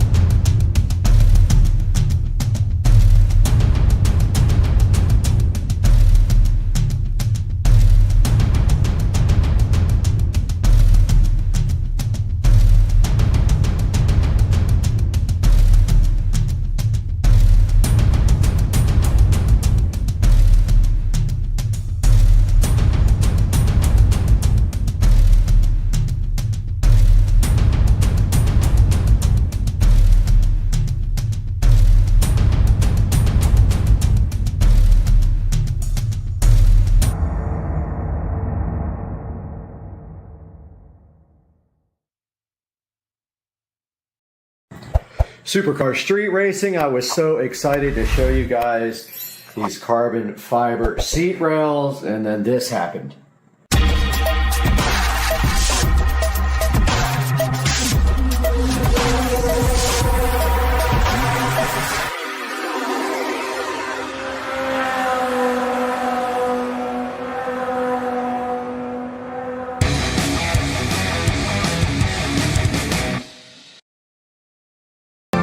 All right, ready, go. Go, Bakery. Go, Bakery. Go, Bakery. Go, Bakery. Is this your are you a cheerleader? Why wouldn't I? Are you trying to be a cheerleader? Well, I am a cheerleader. Oh, you are one. You're not trying to be one. To you. To the gritty. Okay guys, it is the next day and they have shipped me out a brand new set of seat rail covers, and here they are right out of the box, looking much better than the last set. And actually the last set also had a defect on the small rail, very small, but you could still see it. So basically, in order to install these, you have some 3M double-sided tape there. So what we will want to do is prep the seat rails first with some brake clean and then peel off these and push them on the cart. So let's go do that now. Let's go prep the seat rails for the carbon fiber seat rail cover install. All right, here is the first rail.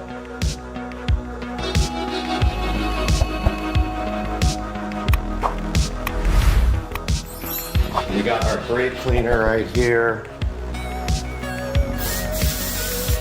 Put it on a rag.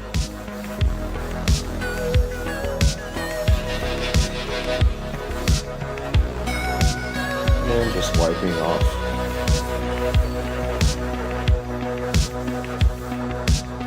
Whatever possible dressing or anything else that could be on there.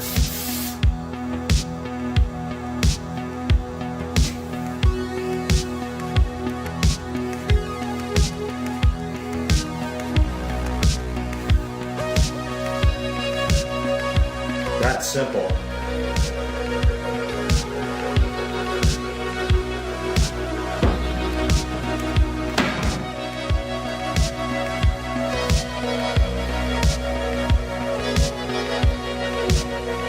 Now we have our carbon fiber seat rail covers here. And this one goes on like this. Just like that. It kind of clicks on, so let's get the 3M tape off if we can.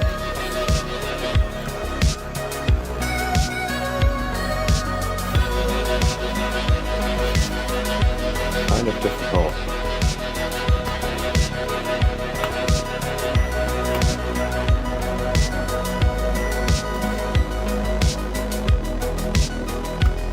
Boy, that's really tough to get.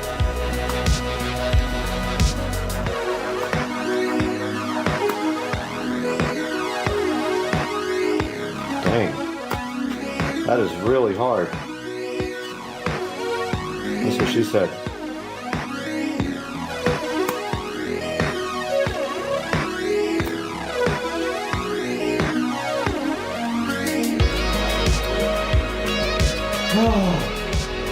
It's so difficult these days.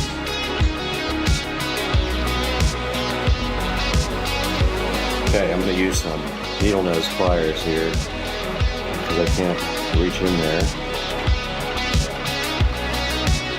I can't even use needle nose pliers.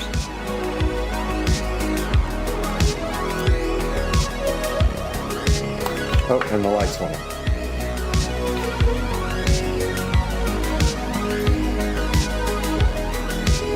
Okay, guys, this thing is being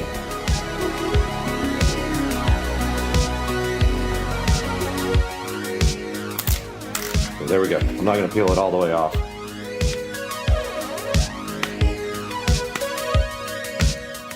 But it is hard to get off.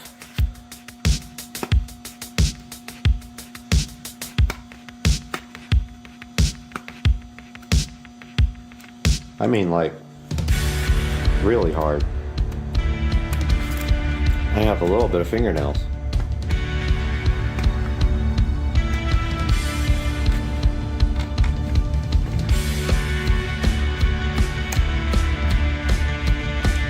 Doesn't help that these are trashed.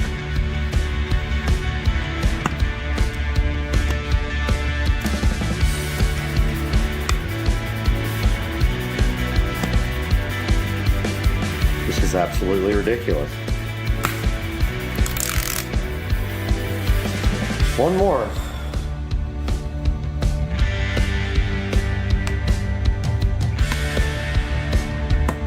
Why don't they have the ones that split down the middle? Alright, that one was a little easier. Alright, now we've got the sticky tape off, finally. Oh man, that sucked.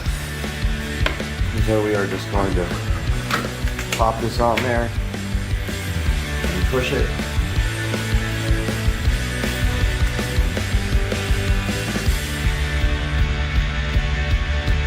And hold it.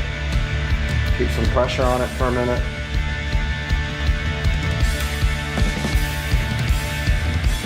So it does not cover all the way over the seat rail. And it is all the way on. It does not cover the whole rail. And it's pushed all the way on. Huh.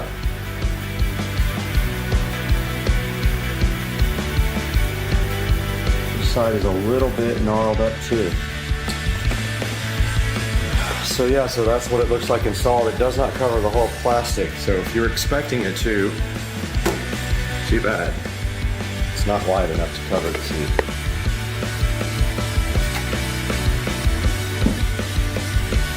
All right, round 2 of trying to peel off sticky tape.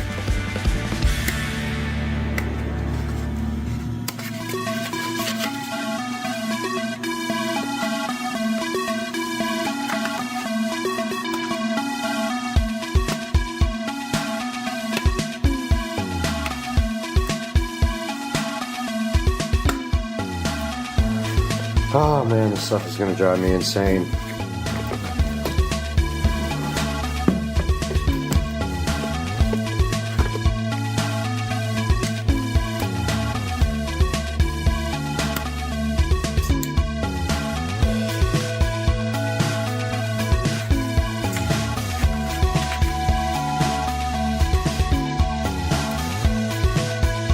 You guys see how hard this is to get off? It is literally kicking my butt.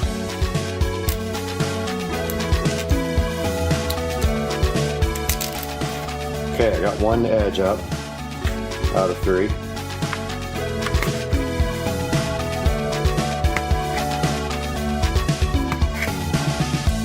Please somebody tell me I'm doing this wrong.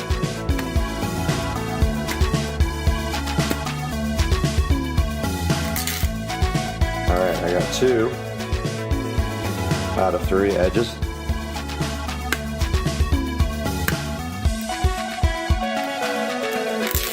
Oh, that one was forgiving to me. Okay, here goes the other one.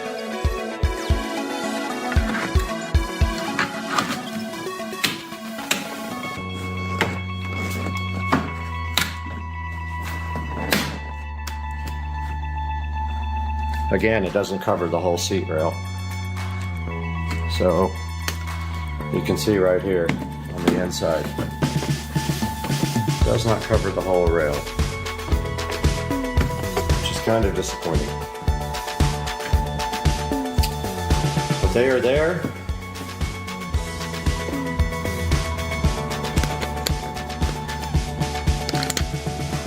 So yeah, overall, they're okay, but that, you see that? It doesn't cover most of the rail. Does on top, but not on bottom. All they had to do was make that a little bit wider.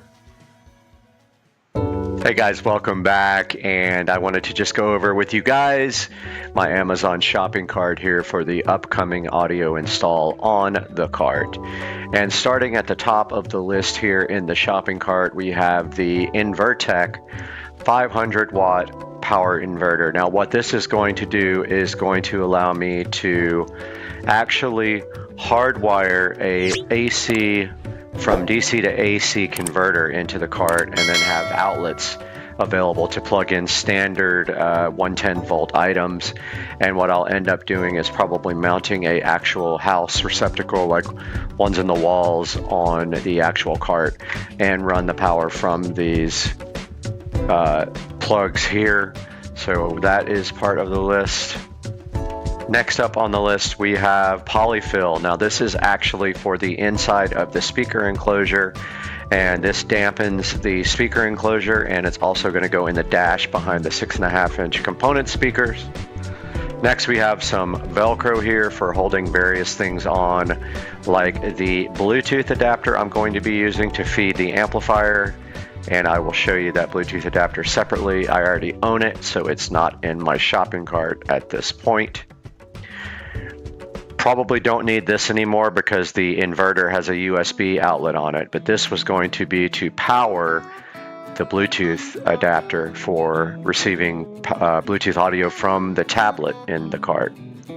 So what this is for is these two RCA splitters connect to the output of the, I'll just go ahead and show you the Bluetooth adapter. So Bluetooth adapter.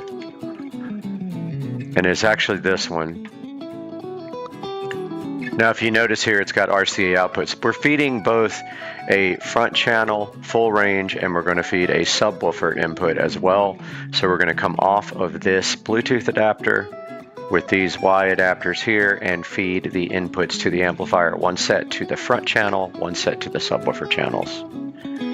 Here we have some crimping tool with some heat shrink connectors. I will need plenty of those for the power connections to 12 volts. Now these are terminal blocks for distributing power. Once we go from 48 volts, which the golf cart batteries produce, and we drop that down to 12 volts for all of our equipment in the cart, we will want a place to connect power and ground, and that's what all these are for. This will connect to the output of the 12 volt down converter, so to speak. Voltage reducer is what it's actually called. Now we have our front speakers. These are the Infinity Reference 6530CX, and they look like this. These will go in the front on the dash, in the speaker pods on the dash, and they have little tweeters here that I'm going to attempt to flush mount if I can find someplace big enough to put them. If not, they will surface mount somewhere. Let's hope. I haven't taken a good look at the dash, but we should have enough area available. Now we have our box. So this box is actually going to fit in the back of the golf cart between, so where people sit in the back and hang their feet down, there's a spot there for just storage, and this seems to fit perfectly. It will just hang over a couple of inches, but that's okay. It's not going to get in the way of anything. It'll hang over towards the back of the cart, but it won't get in people's way. It's going to hold a single 12-inch woofer, and we will stuff that with polyfill that I showed you earlier. Here we have our woofer. This is the SCAR Audio, and this is a dual 4 ohm voice coil woofer, so meaning it has two voice coils. You can see one voice coil there, one voice coil there. Those are 4 ohms. When you parallel these two voice coils, you get a 2 ohm load on the amplifier, and that is what we want. We have a mono channel on the amplifier, so we're going to load it with 2 ohms, which it is safe at 2 ohms. Here is our voltage reducer. This is going to take our 48 volts from the golf cart batteries, and it is going to produce 12 volts. And the only bad thing about these are they are not switched, so I am using a master on-off switch, which is in the list somewhere. Here is a good collection of wire connectors for connecting to the battery. So they have the copper connectors and they have the heat shrink tubing to go over them, and then you crimp the end on or solder it in. I don't have a torch to be soldering, so I will most likely crimp and then heat shrink the ends on. Here's our battery disconnect switch. I'm going to use this from the output of the 48 volt to 12 volt reducer. I'm going to be able to switch off our 12 volt accessories with this one switch. So this will actually go before the 12 volt reducer, and we'll switch off 48 volts into the 48 volt to 12 volt reducer. Then out of the reducer we'll feed our terminals here.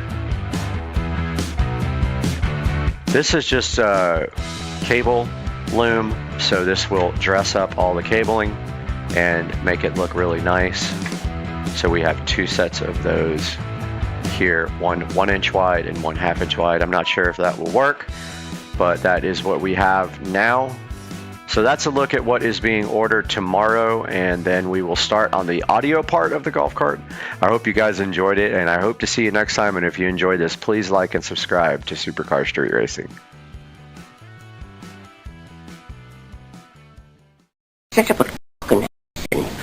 And pleasures. It's not about pleasures at all. It's not about this and the Sanchez. Please stop. And the bow tie. And the cocktail. And the 16 balls. Please stop.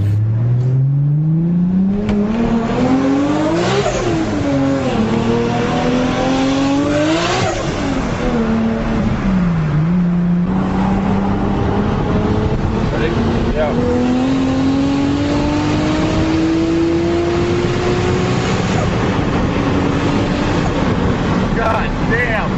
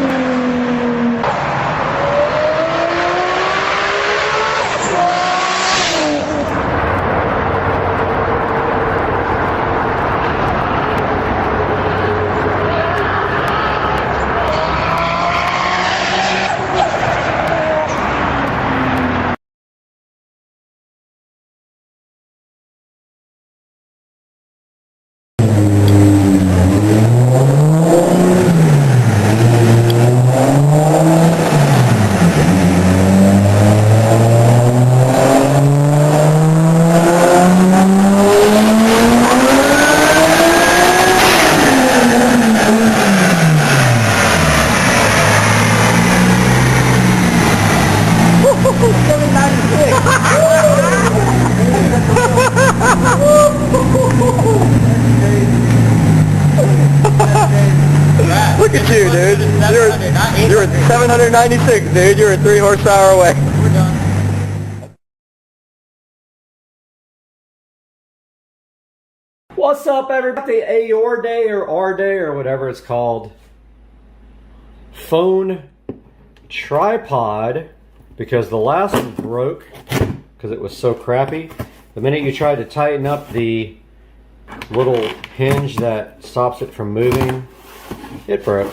So I'm trying not to show my address here, so bear with me while I open this package with one hand, because that's what this is actually for.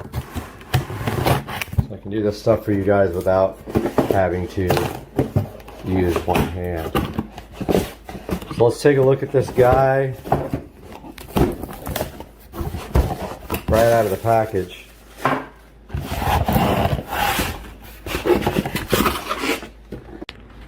Got the box within a box. And it is really hard to open these things with one hand, but that's literally what this is for.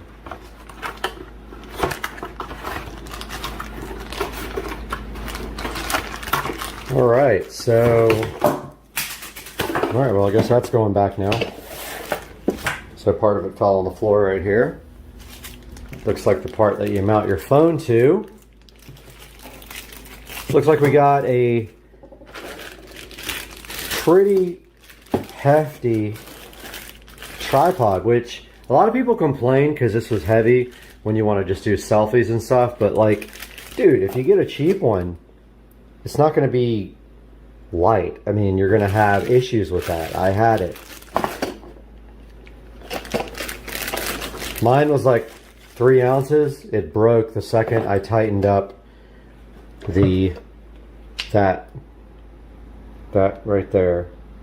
It couldn't handle the weight of the phone, so it immediately broke when I tried to put the phone on it. And here's the phone interface. So that screws on right here to the end of this guy.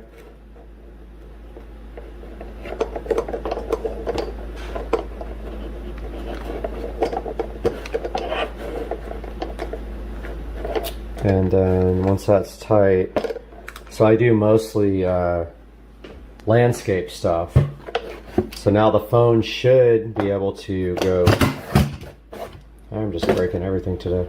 Should be able to go right here somehow. I don't know how you open up this guy right here, but that needs to open up because I have a larger phone. So let me check that out and see how you do that, and I'll be right back. All right, got the tripod connected. It's pretty heavy, like a good amount of weight on this guy. And so you can see now that I'll be able to do some videos with you guys. And maybe I could probably also extend this so I can get a little bit farther out. But this is the first time I'll actually have a tripod that I can, and it's tricky because you have to look over here. If you look at the camera, it looks like you're looking away from the screen. But so this feels solid. It actually has a good amount of weight on it. So I feel comfortable like putting that out there. And it looks like, so this is in, you know, the camera's flipped around to the mode where it sees me. And I think that this will be no problem like doing, you know, I like this thing a lot. So I'm going to flip it around now and do some other stuff and see if you guys like it. It's a habit. I look to the wrong side. The camera's right here.